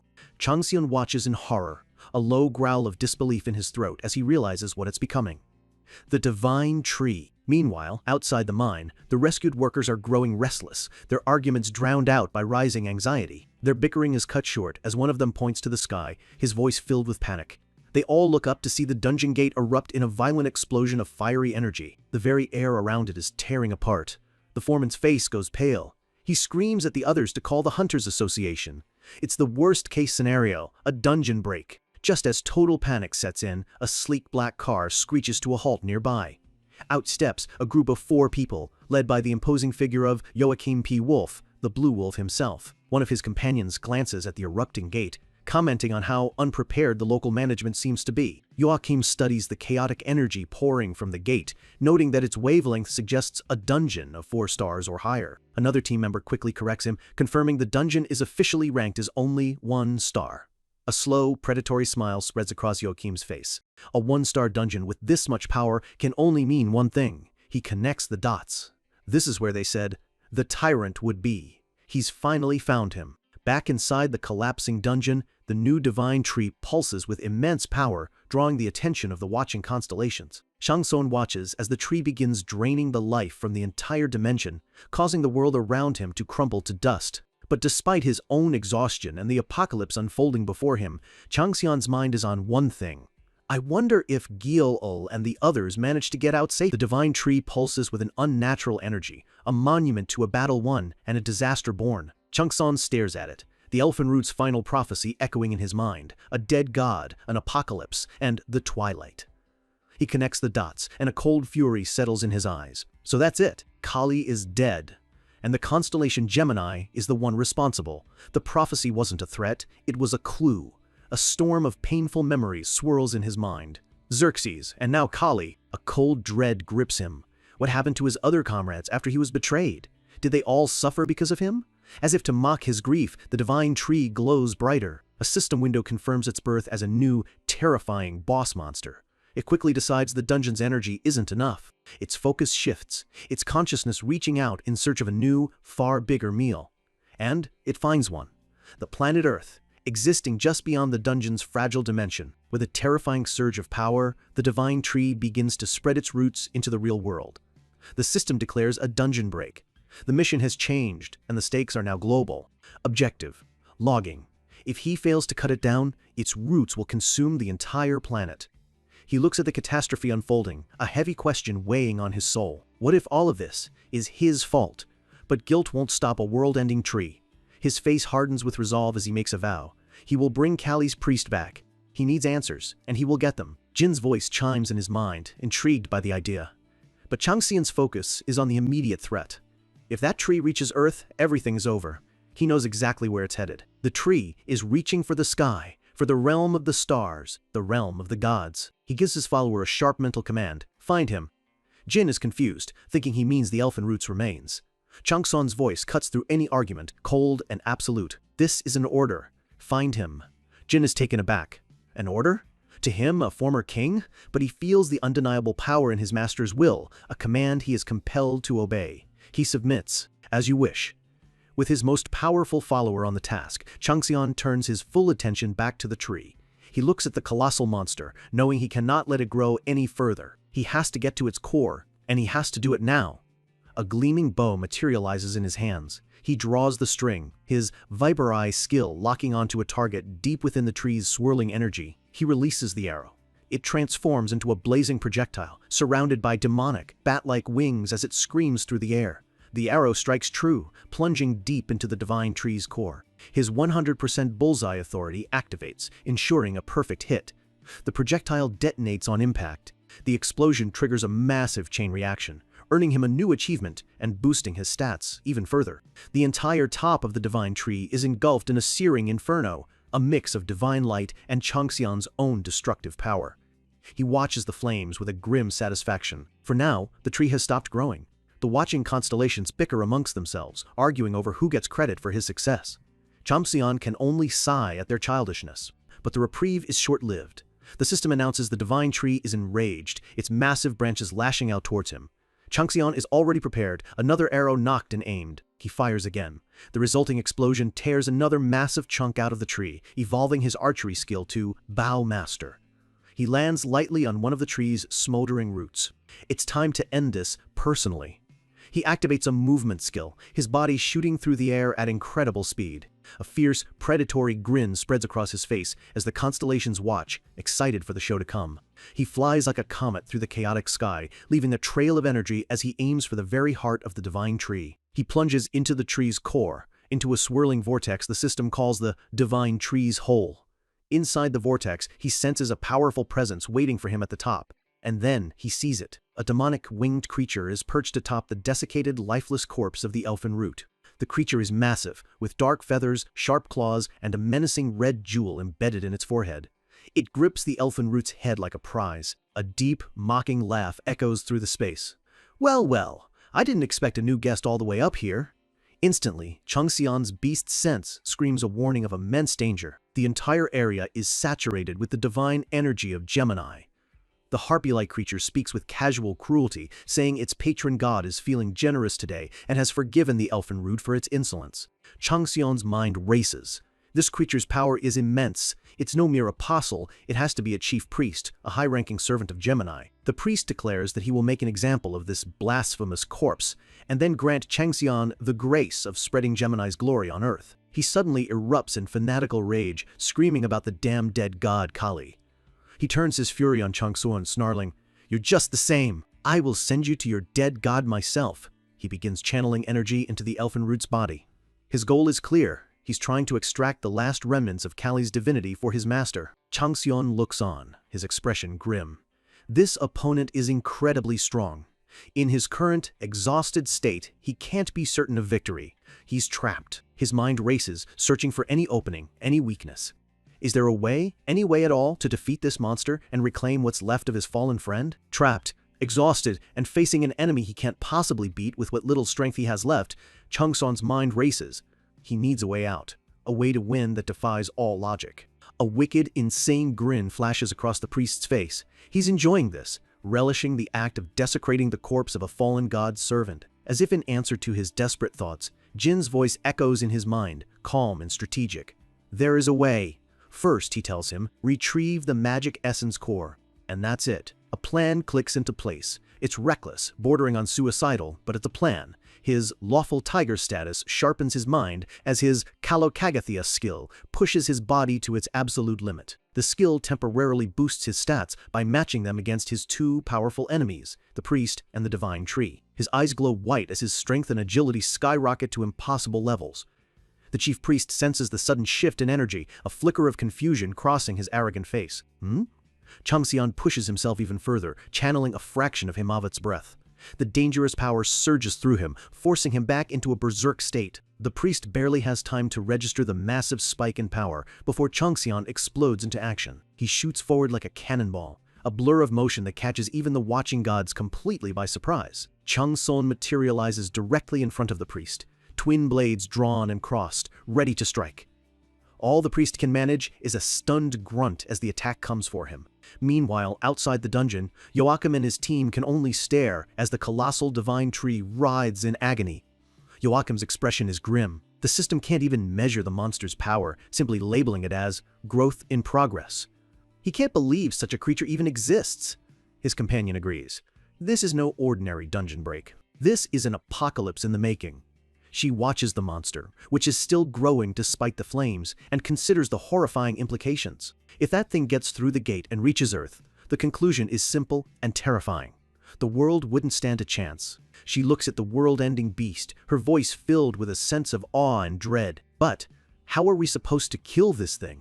As if in answer, the divine tree lets out a silent, pained scream as a massive explosion of light erupts from its core. The blast sends a powerful shockwave through the air, forcing them all to shield their eyes. Joachim is stunned. What is going on all of a sudden? A strange, glitched system window appears. The woman recognizes the energy signature immediately, her expression hardening. It's him again. A confident, predatory smile spreads across Joachim's face. So, it's the tyrant. He hadn't planned on fighting, but it seems he'll have to deal with this local talent before he can get what he came for. He decides to act. With a surge of raw power, he activates his transformation skill, werewolf changing. His body contorts and expands, his human form giving way to that of a massive, savage werewolf, letting out a ferocious howl. His companion leaps onto his back as a shower of divine blessings rains down upon her, protections from multiple, powerful gods. She playfully mocks him, noting that his divine protections are more impressive than most high priests, even drawing power from the gods of Olympus. Her eyes glow with a golden light as a skill activates, allowing her to scan the chaotic battlefield. She points towards the burning tree. There's a survivor. Northwest, 32 degrees. The werewolf growls a warning. Be careful. If you fall, I won't let you get back on. Back inside the tree, Changxuan unleashes everything he has left. He intertwines the first and second claws of the Black Mountain God, merging them into one ultimate attack. A massive beam of swirling purple and black energy shoots from his hands, aimed directly at the stunned priest. The priest's face twists in a final grimace of pain and shock as the attack barrels towards him. He lets out one last desperate scream as the beam of pure destruction engulfs him completely. But the attack doesn't stop. It tears through him and continues on, striking the very core of the divine tree behind him. The attack vaporizes both targets in an instant. The chief priest of Gemini is dead. The parasitic divine tree has been eliminated. The rewards are staggering. He has obtained the divinity of Gemini, and more importantly, the divinity of a nameless, dead god, the last remnant of Kali. On top of it all, a massive flood of experience and achievements. He reflects on the attack. He had never dared to combine those two skills before, fearing the consequences. He poured every last ounce of his being into that final move. The watching gods are stunned. Gemini himself bolts upright from his throne, unable to believe what he just witnessed. But the cost is immense. His vision begins to blur as he starts to fall, the after effects hitting him all at once. He collapses, his body utterly spent. Jin's voice cries out, "Master!" as a dark vortex appears below. The mission is cleared. The gods are in an uproar. A 10-second countdown begins for the dungeon's final collapse. Changxuan's eyes are half closed, his consciousness rapidly fading. His hand limply falls to his side. He's given everything he had. There's nothing left. As he plummets through the darkness, a shadowy figure appears below him. A voice speaks, describing him as a man falling after losing his wings. The figure catches him. In the darkness, a pair of sharp, shadowed eyes looks him over as the voice says with a hint of curiosity, "I didn't think I would be interested." A single thought drifts through the void. The man who fell after losing his wings. A title meant to define him by his fall. But to Li Changxian, floating back to consciousness, such a title means nothing. The past is the past, and he has a war to win. He feels a gentle warmth, a soft and comforting presence surrounding him. A faint, minty scent hangs in the air, and a low, grumbling voice cuts through the haze, filled with an undeniable undercurrent of concern. Somehow, it all feels strangely familiar, a distant and almost comforting memory. He feels a hand on his chest, stirring a sense of longing he can't quite place. His eyes finally flutter open to the sight of Xin Yunhe leaning over him, his face a mask of worry and relief. "Hyung," he chokes out, "are you finally awake?" Changxuan stares blankly for a moment, his mind slowly piecing together where he is. He's in a modern hospital room, high above the city, a world away from the collapsing dungeon he just left behind. He sits up, finding the ever-loyal Baek Geo-ol waiting. Geo-ol immediately gets to business, asking about a man named Park Hae-sum. The name clicks. He was the second lieutenant from the tutorial. It seems he's earned a promotion since they last met. Geo-ol begins his report, describing the moment the divine tree went berserk, its massive vines threatening to crush everyone left in the dungeon. Just as they were about to be completely overwhelmed, out of nowhere, a colossal gray wolf crashed through the chaos.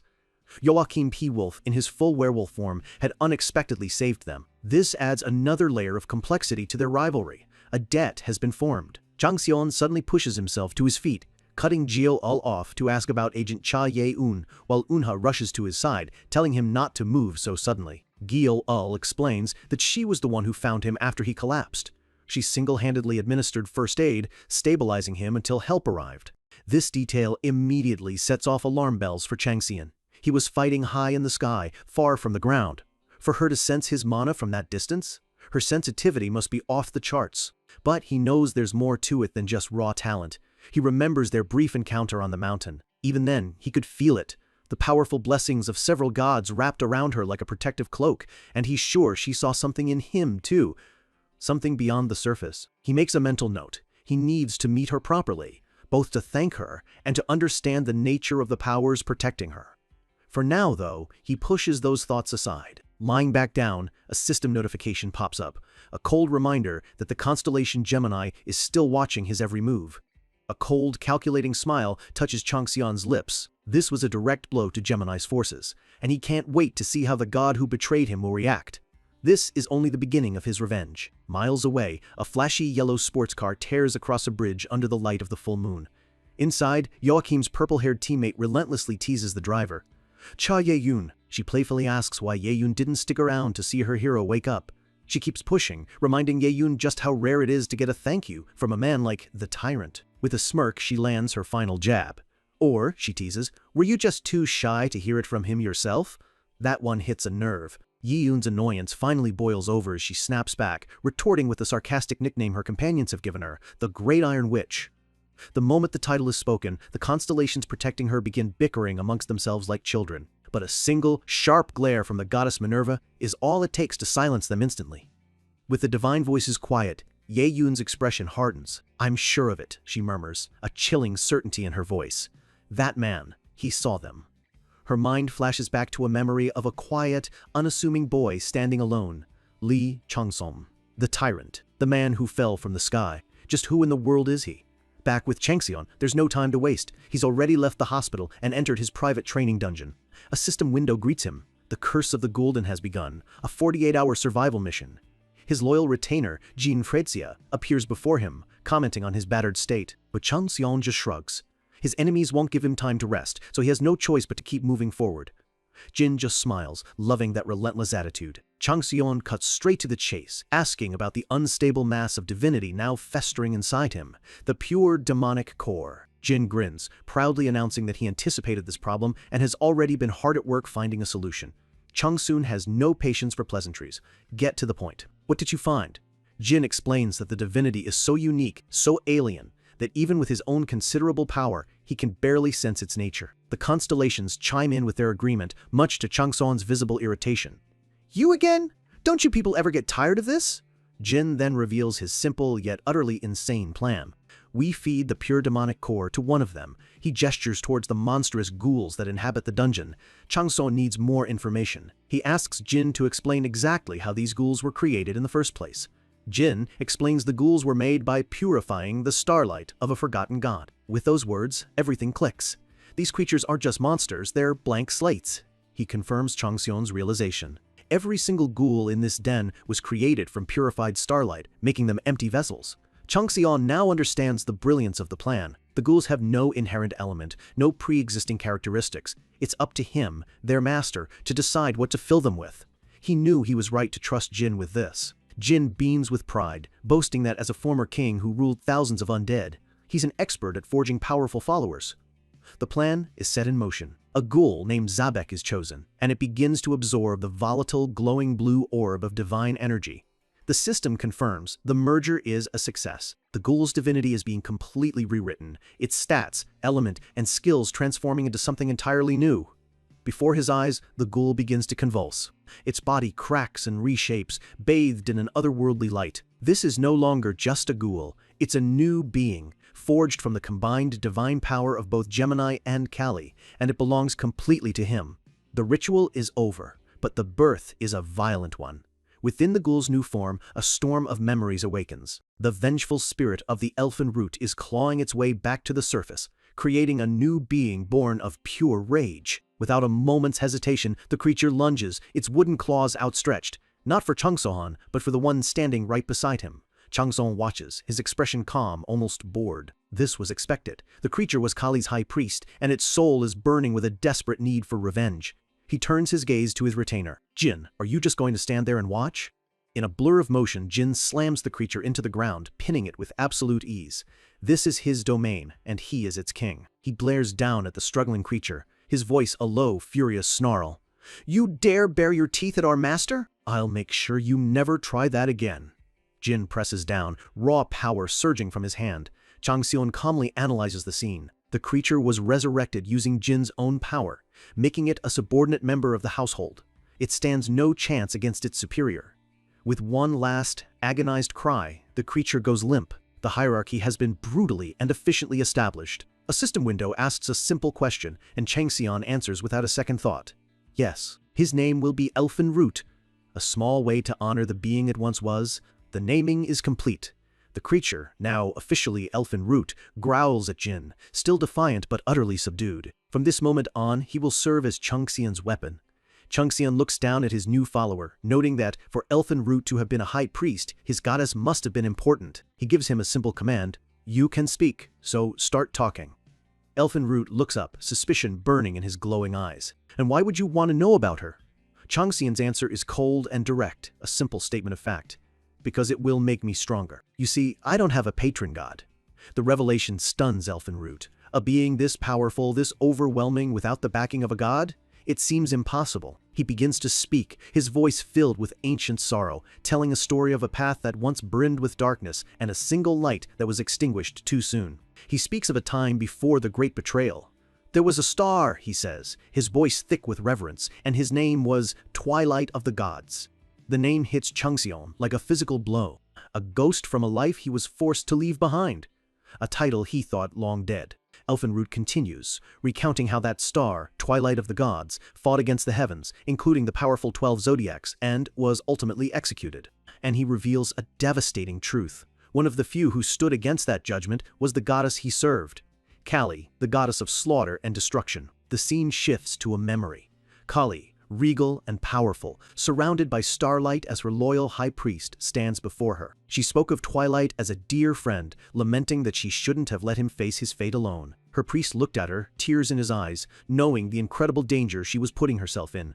"But, my lady," Kali cut him off. She knew the risks, but she could not let the injustice stand, an injustice started by the 12 zodiacs. She commanded him to leave, but he refused, vowing to fight by her side. Her expression softened for a moment, but her resolve was like iron. "Go," she commanded, dismissing him and all her other priests from her service. It was an act of mercy, meant to save them from her fate. As she walks toward the blinding light of the heavens, a single, desperate hand reaches out from the shadows below, a symbol of the loyal followers she was forced to abandon. Back in the present, elfin root's voice is heavy with regret. He doesn't know if it was a blessing or a curse. But his goddess did not face the heavens alone. Others chose to stand with her, to fight for a fallen friend.